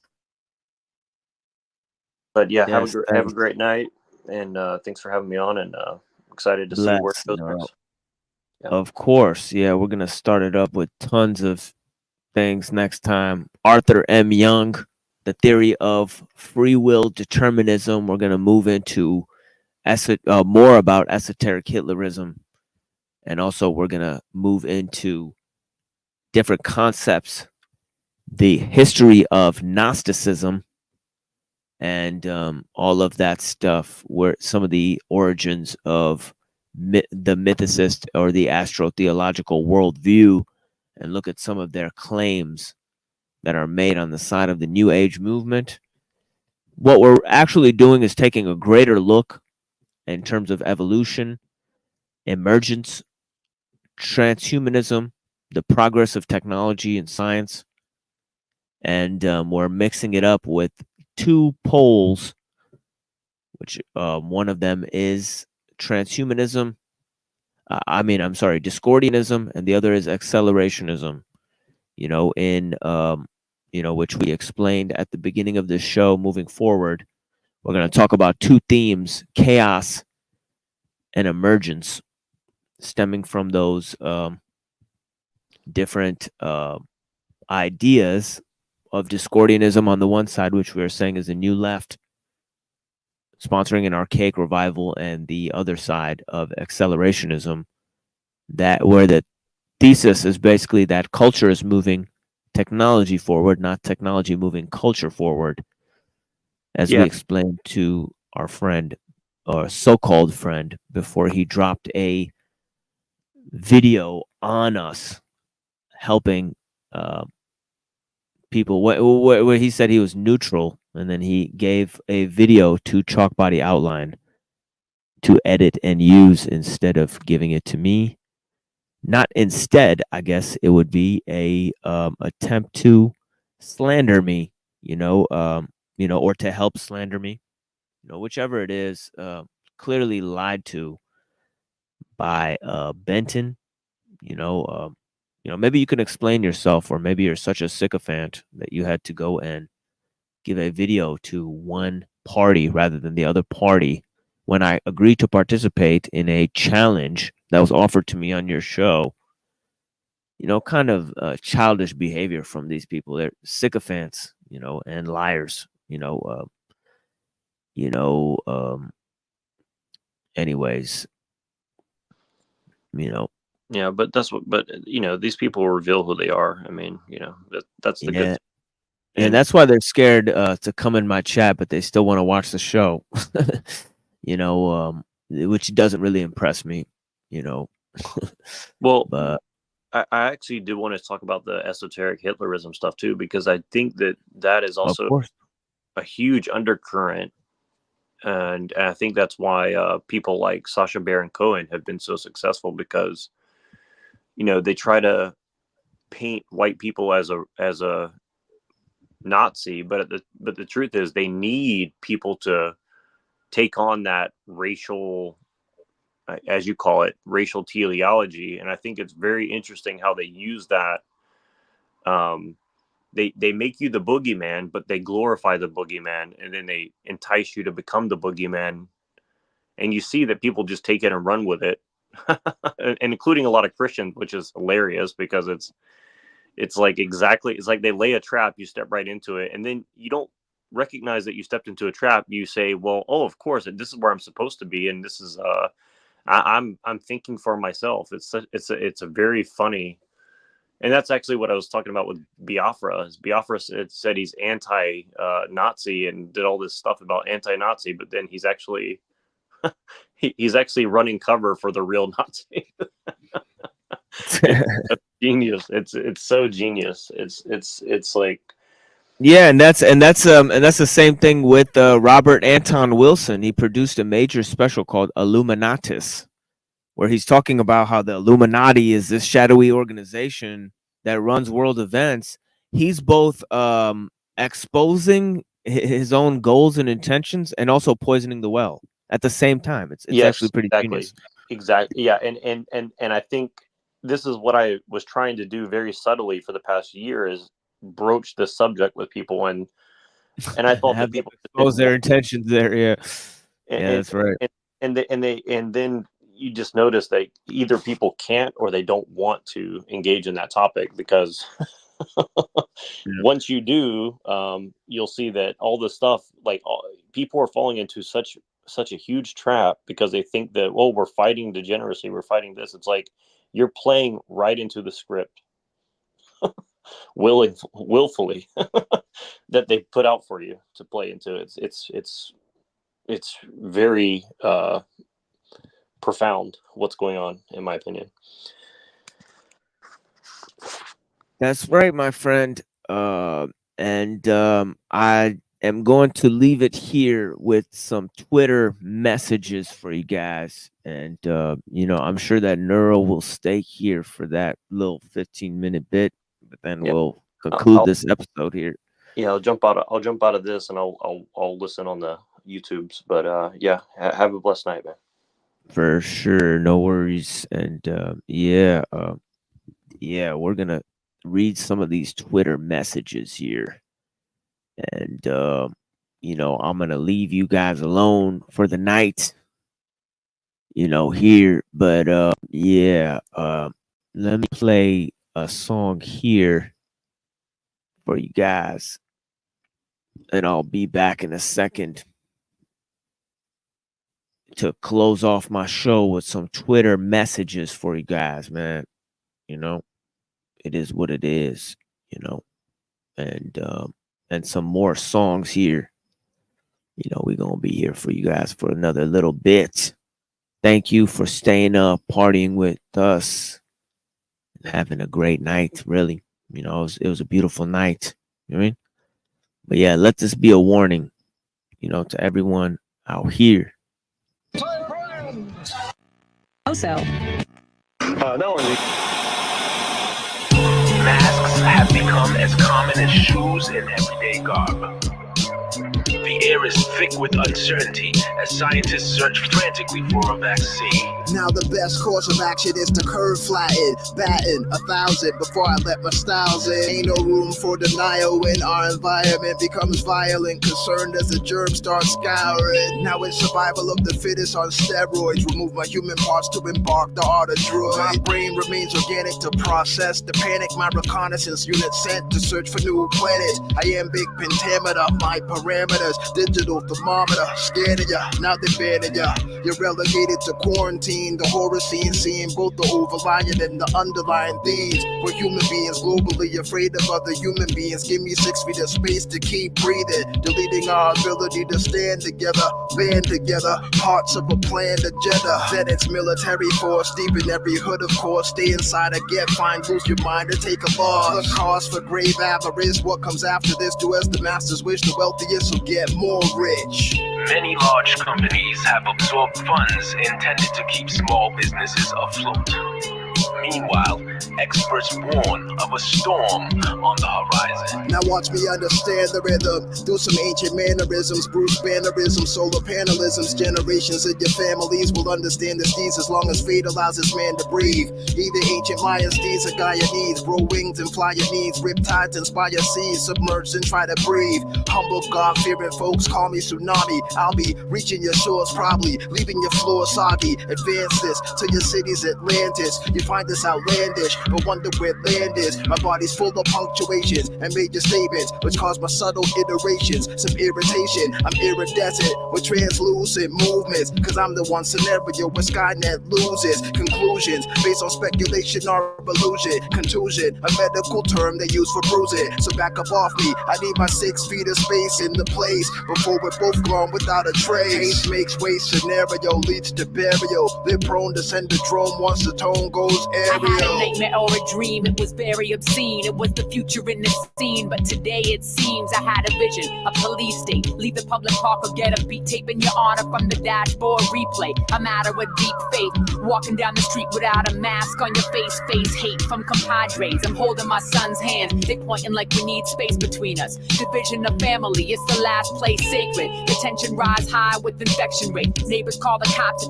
You celebrating a birthday, communicate through screens, friends of pixels and things. They smile in your face, but after they report where you been, who you been with, and if it was essential or not. Joy you forgot, and happiness a long lost art. Times pass, our son will grow up hearing that shit. Times when kids played together, scandalous and foul acts. There may and likely will come a time in which we have both an airborne disease that is deadly. Not just here at home, but globally, that allows us to see it quickly, isolate it quickly, respond to it quickly. So that if and when a new strain of flu, like the Spanish flu, crops up 5 years from now or a decade from now, we've made the investment. There you have it, guys. They've already made the investment. They coming for that ass, and y'all staying asleep out here. Staying asleep, watching Cuck Body during the day, watching Paul Enslaved during the afternoon. Give me a fucking break, guys. You guys don't understand obvious nonsense in front of your fucking face. Here's some of my tweets I put recently. I tweeted this on July 29th, 2021. Knowing ignorance is strength. Ignoring knowledge is a sickness. Chapter 71, the Tao Te Ching. According to Socrates, knowledge of one's own ignorance is what separates a philosopher from other professions. And as you've seen, we don't claim to be philosophers out here, even though we're billed as philosophers, theologians, etc. That's because we bring that energy. Okay, we're good enough to be ranked among the highest, yet we do not accept titles. That's how it goes, motherfuckers. Machine Lies tweeted July 29th, 2021. I have read Marx and I have read Hegel. Marxian philosophy is firmly rooted in Hegelian quote unquote logic and is steeped in the millenarian and occult philosophy in Germany at the time during the French Revolution. Marx was an occultist and learned his theory from Moses Hess in a conflict. That's a true fact. Here's a quote by Rousseau that I tweeted on July 27, 2001. I said, "Let men learn for once that nature would have preserved them from science, as a mother snatches a dangerous weapon from the hands of her child. Let them know that all the secrets she hides are so many evils from which she protects them." Unquote. That's from Rousseau. And here is a video we put of our friend Chad Haig. Please subscribe to the Chad Haig reporting from Southern India. Philosophy channel. We'll have him on soon to talk about this. But yeah, this is him explaining Propaganda, a work by Jacques Ellul. Let's take a listen to this for a second. If it contradicts them. For this reason, even seemingly Whoops. Sorry about that.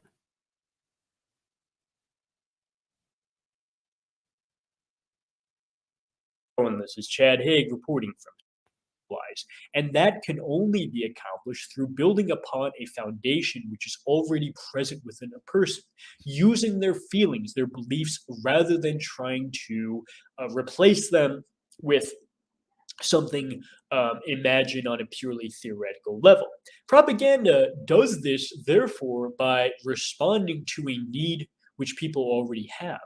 Marx, for example, actually was a good propagandist in the sense that he recognized the workers' discontent was a pre-existing given which he could make something new from as raw material. But of course, propaganda can only do that sort of creative work if it first knows the society it is dealing with in order to do so. For this reason, propaganda cannot succeed if it outright contradicts the given social belief. It must instead express it. And the four great presuppositions under modern technology, which propaganda has to reinforce to function today, include things like, we exist in order to be happy. We, of course, are the good ones. Progress and materialism, promoted as avant-garde or revolutionary ideals on college campuses, are exactly the things which modern technology has universalized, and this is why no propaganda can succeed if it contradicts them. For this reason, even seemingly unrelated fields like science and history can no longer be done objectively. They must instead take on this mythic structure, providing a vision of the future which drives a person to act, rather than be treated as systems of knowledge as such, which would lack the properly which would fail to conform with the properly technical requirement of propaganda for action.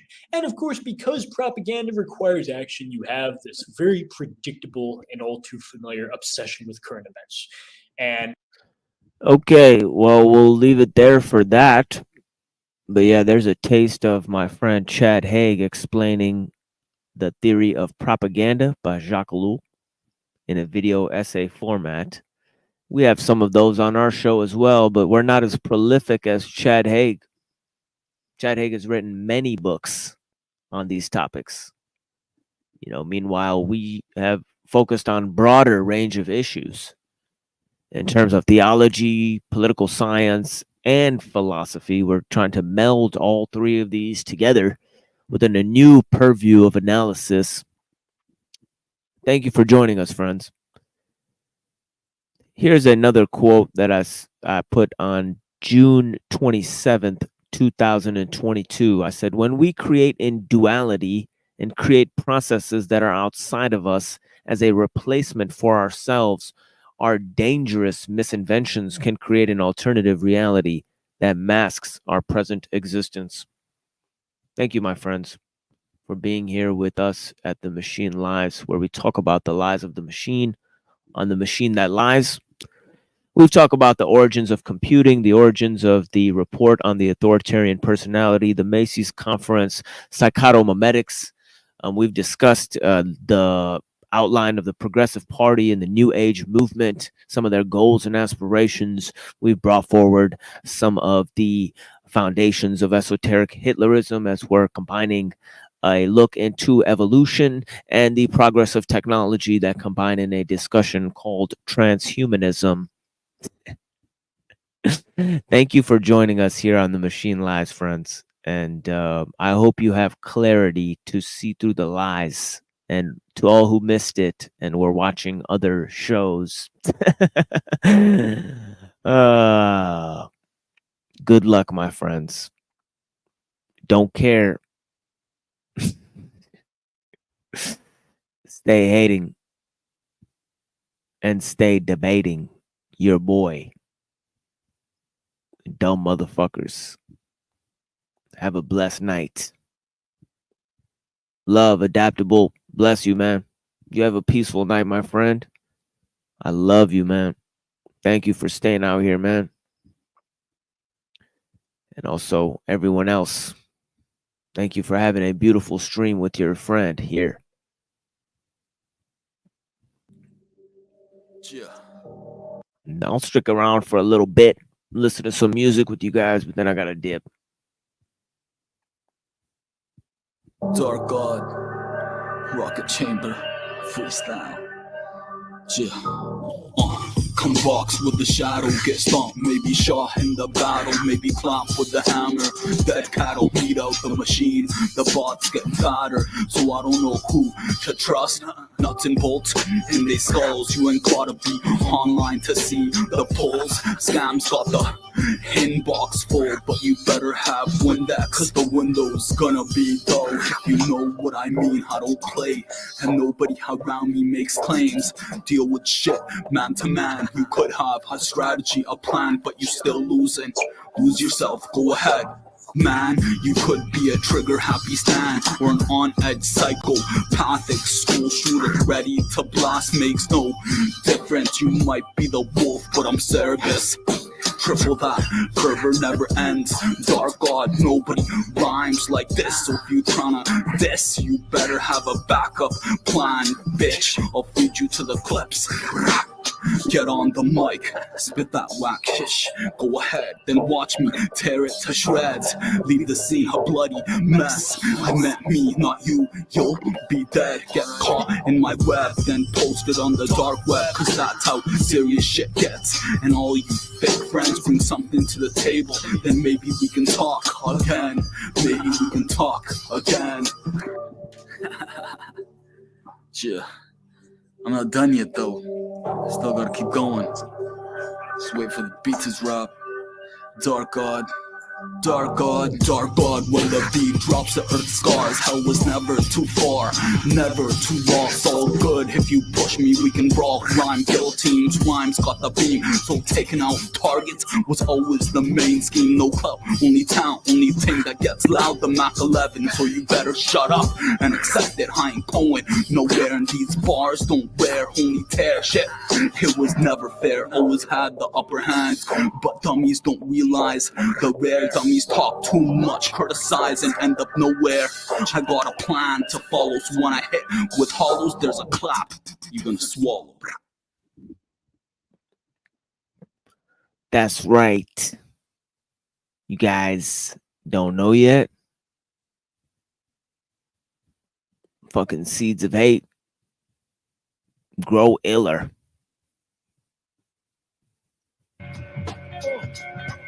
Yeah.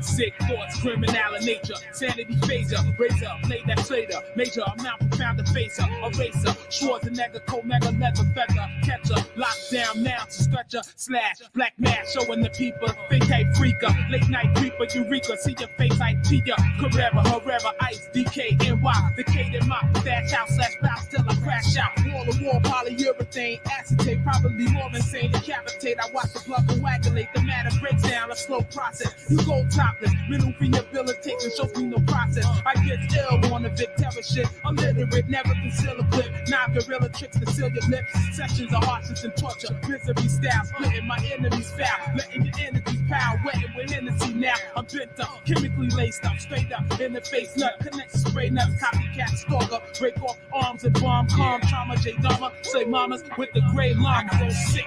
These seasons hate get killer, no love above, below, for blood thug killer. Please, you can't stop, we can't be stopped. Lyrically deranged, what's strange, so niggas get dropped. Refine the question until a dime lets me in. You prep me in my hands, you touch me in the jam. I'm deadly in cold face, like Austria. Black blood sip on my thoughts, be a force to force me to talk. Your glory remain. The court see the pain like smashed glasses. My mask flashes, trash asses, massive flame for fast ashes. The slasher, dasher, here comes the siren to hobby. My lean cadaver sheens like afros with a cracked nose and spleen.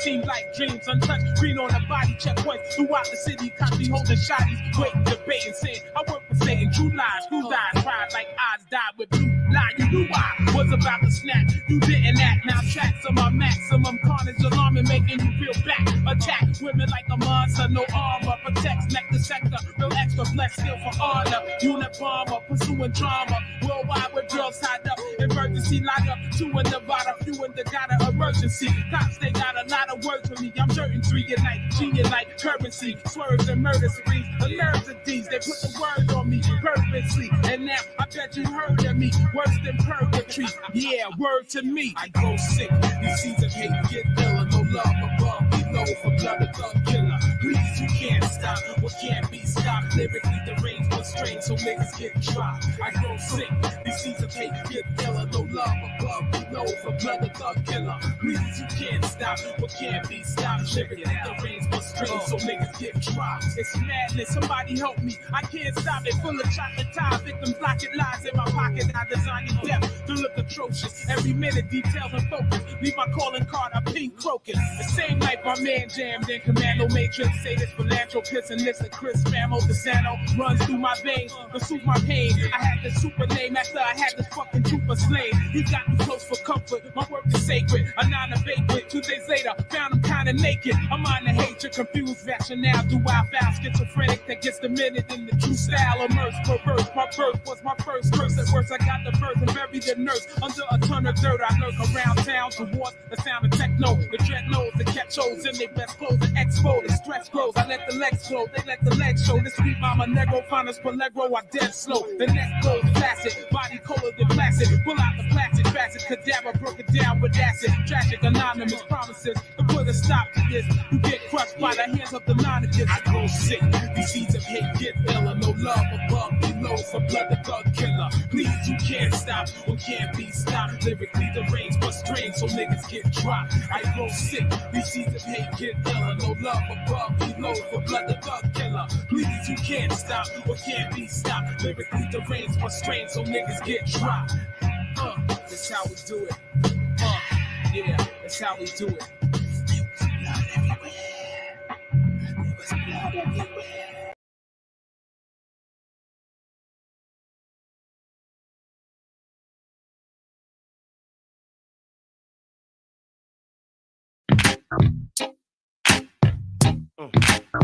Shit, I don't do much.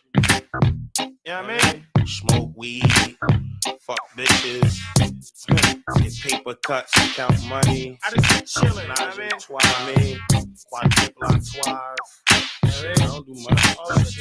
Yo, I don't do much. You know Max stay sucker free, so please don't fuck with me. You don't really want war. You don't really want the heat from the floor. You don't really want to eat out of straw. Man, you niggas is broke. Y'all niggas ain't got no cash. Man, you niggas ain't got no stash. Where your will and your rims? Motherfucker, look at the hill on your Timbs. Nigga, you're walking, you're talking. You niggas shit, I don't do much. You know Matt, laying the cut. In the telly somewhere laying the smut. Champagne purple haying it up. Front row A laying it up. Or in the kitchen probably weighing it up.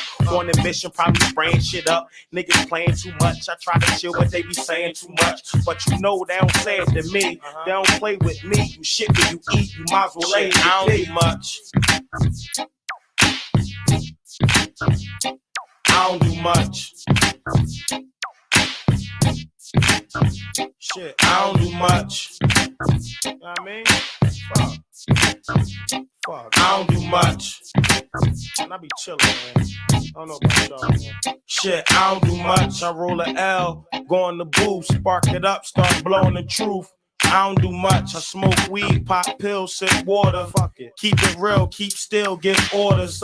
Give out half, squirrelies, y'all call them quarters. Youngin', take this 8-ball, cause you take long. And please, don't make me use this 8 long, cause you can get all 6 up in your 8 core. And trust me, you don't want that. You don't want Mac to snap on you cats. You don't really want no problems.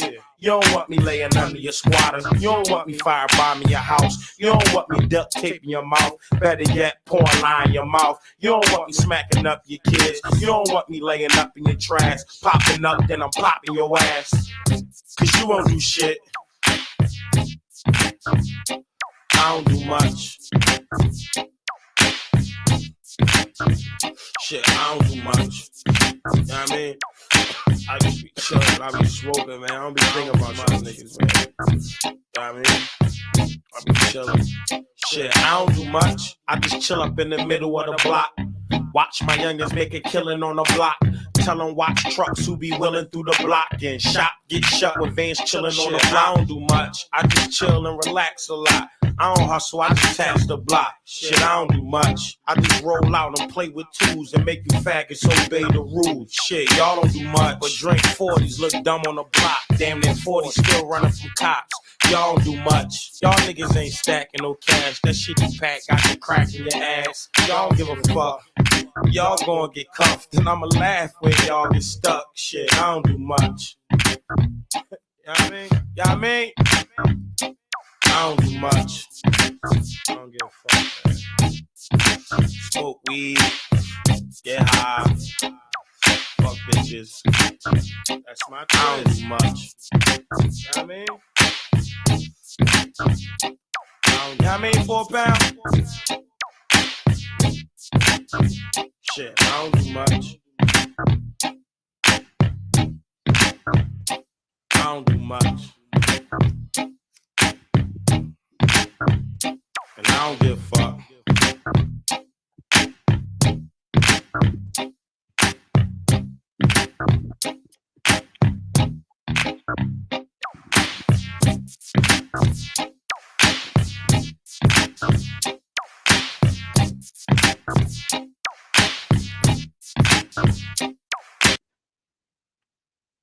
All right, you guys, have a blessed night, and thank you for joining the stream. You know, I know there's a lot of other things you guys could have been watching here, you know, and, you know, I'm not dumb about it, you know, so you guys, I really appreciate everyone who joined, and you guys have a blessed night now. And to Abby, please come home. I'm almost tired of asking you, you know, but, you know, it is what it is. We gotta, you know, you don't choose who you love out here. You know, we gotta struggle for the real stuff out here. Bless you guys, man. Thank you for joining your boy, Muhammad. Have a blessed night.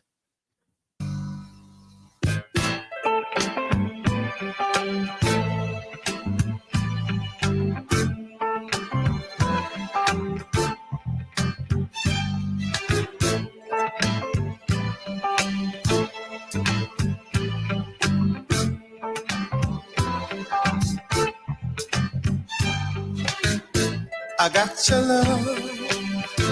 You need to look no further. Don't you know that? Don't you know that? After my love, you'll never need another. Don't you know that? Don't you know that? I don't make no promises I can't keep. And I promised myself that I'd love you forever. How many times must I say that for you to understand? Yeah. Don't you know that I love you so? Baby, don't you know that I love you so? Ooh, don't you know? Oh, without a doubt, you are my sweetest inspiration. Don't you know that? Don't you know that I'm always down for anything that you say? Don't you know that? Don't you know that I love you so, yeah.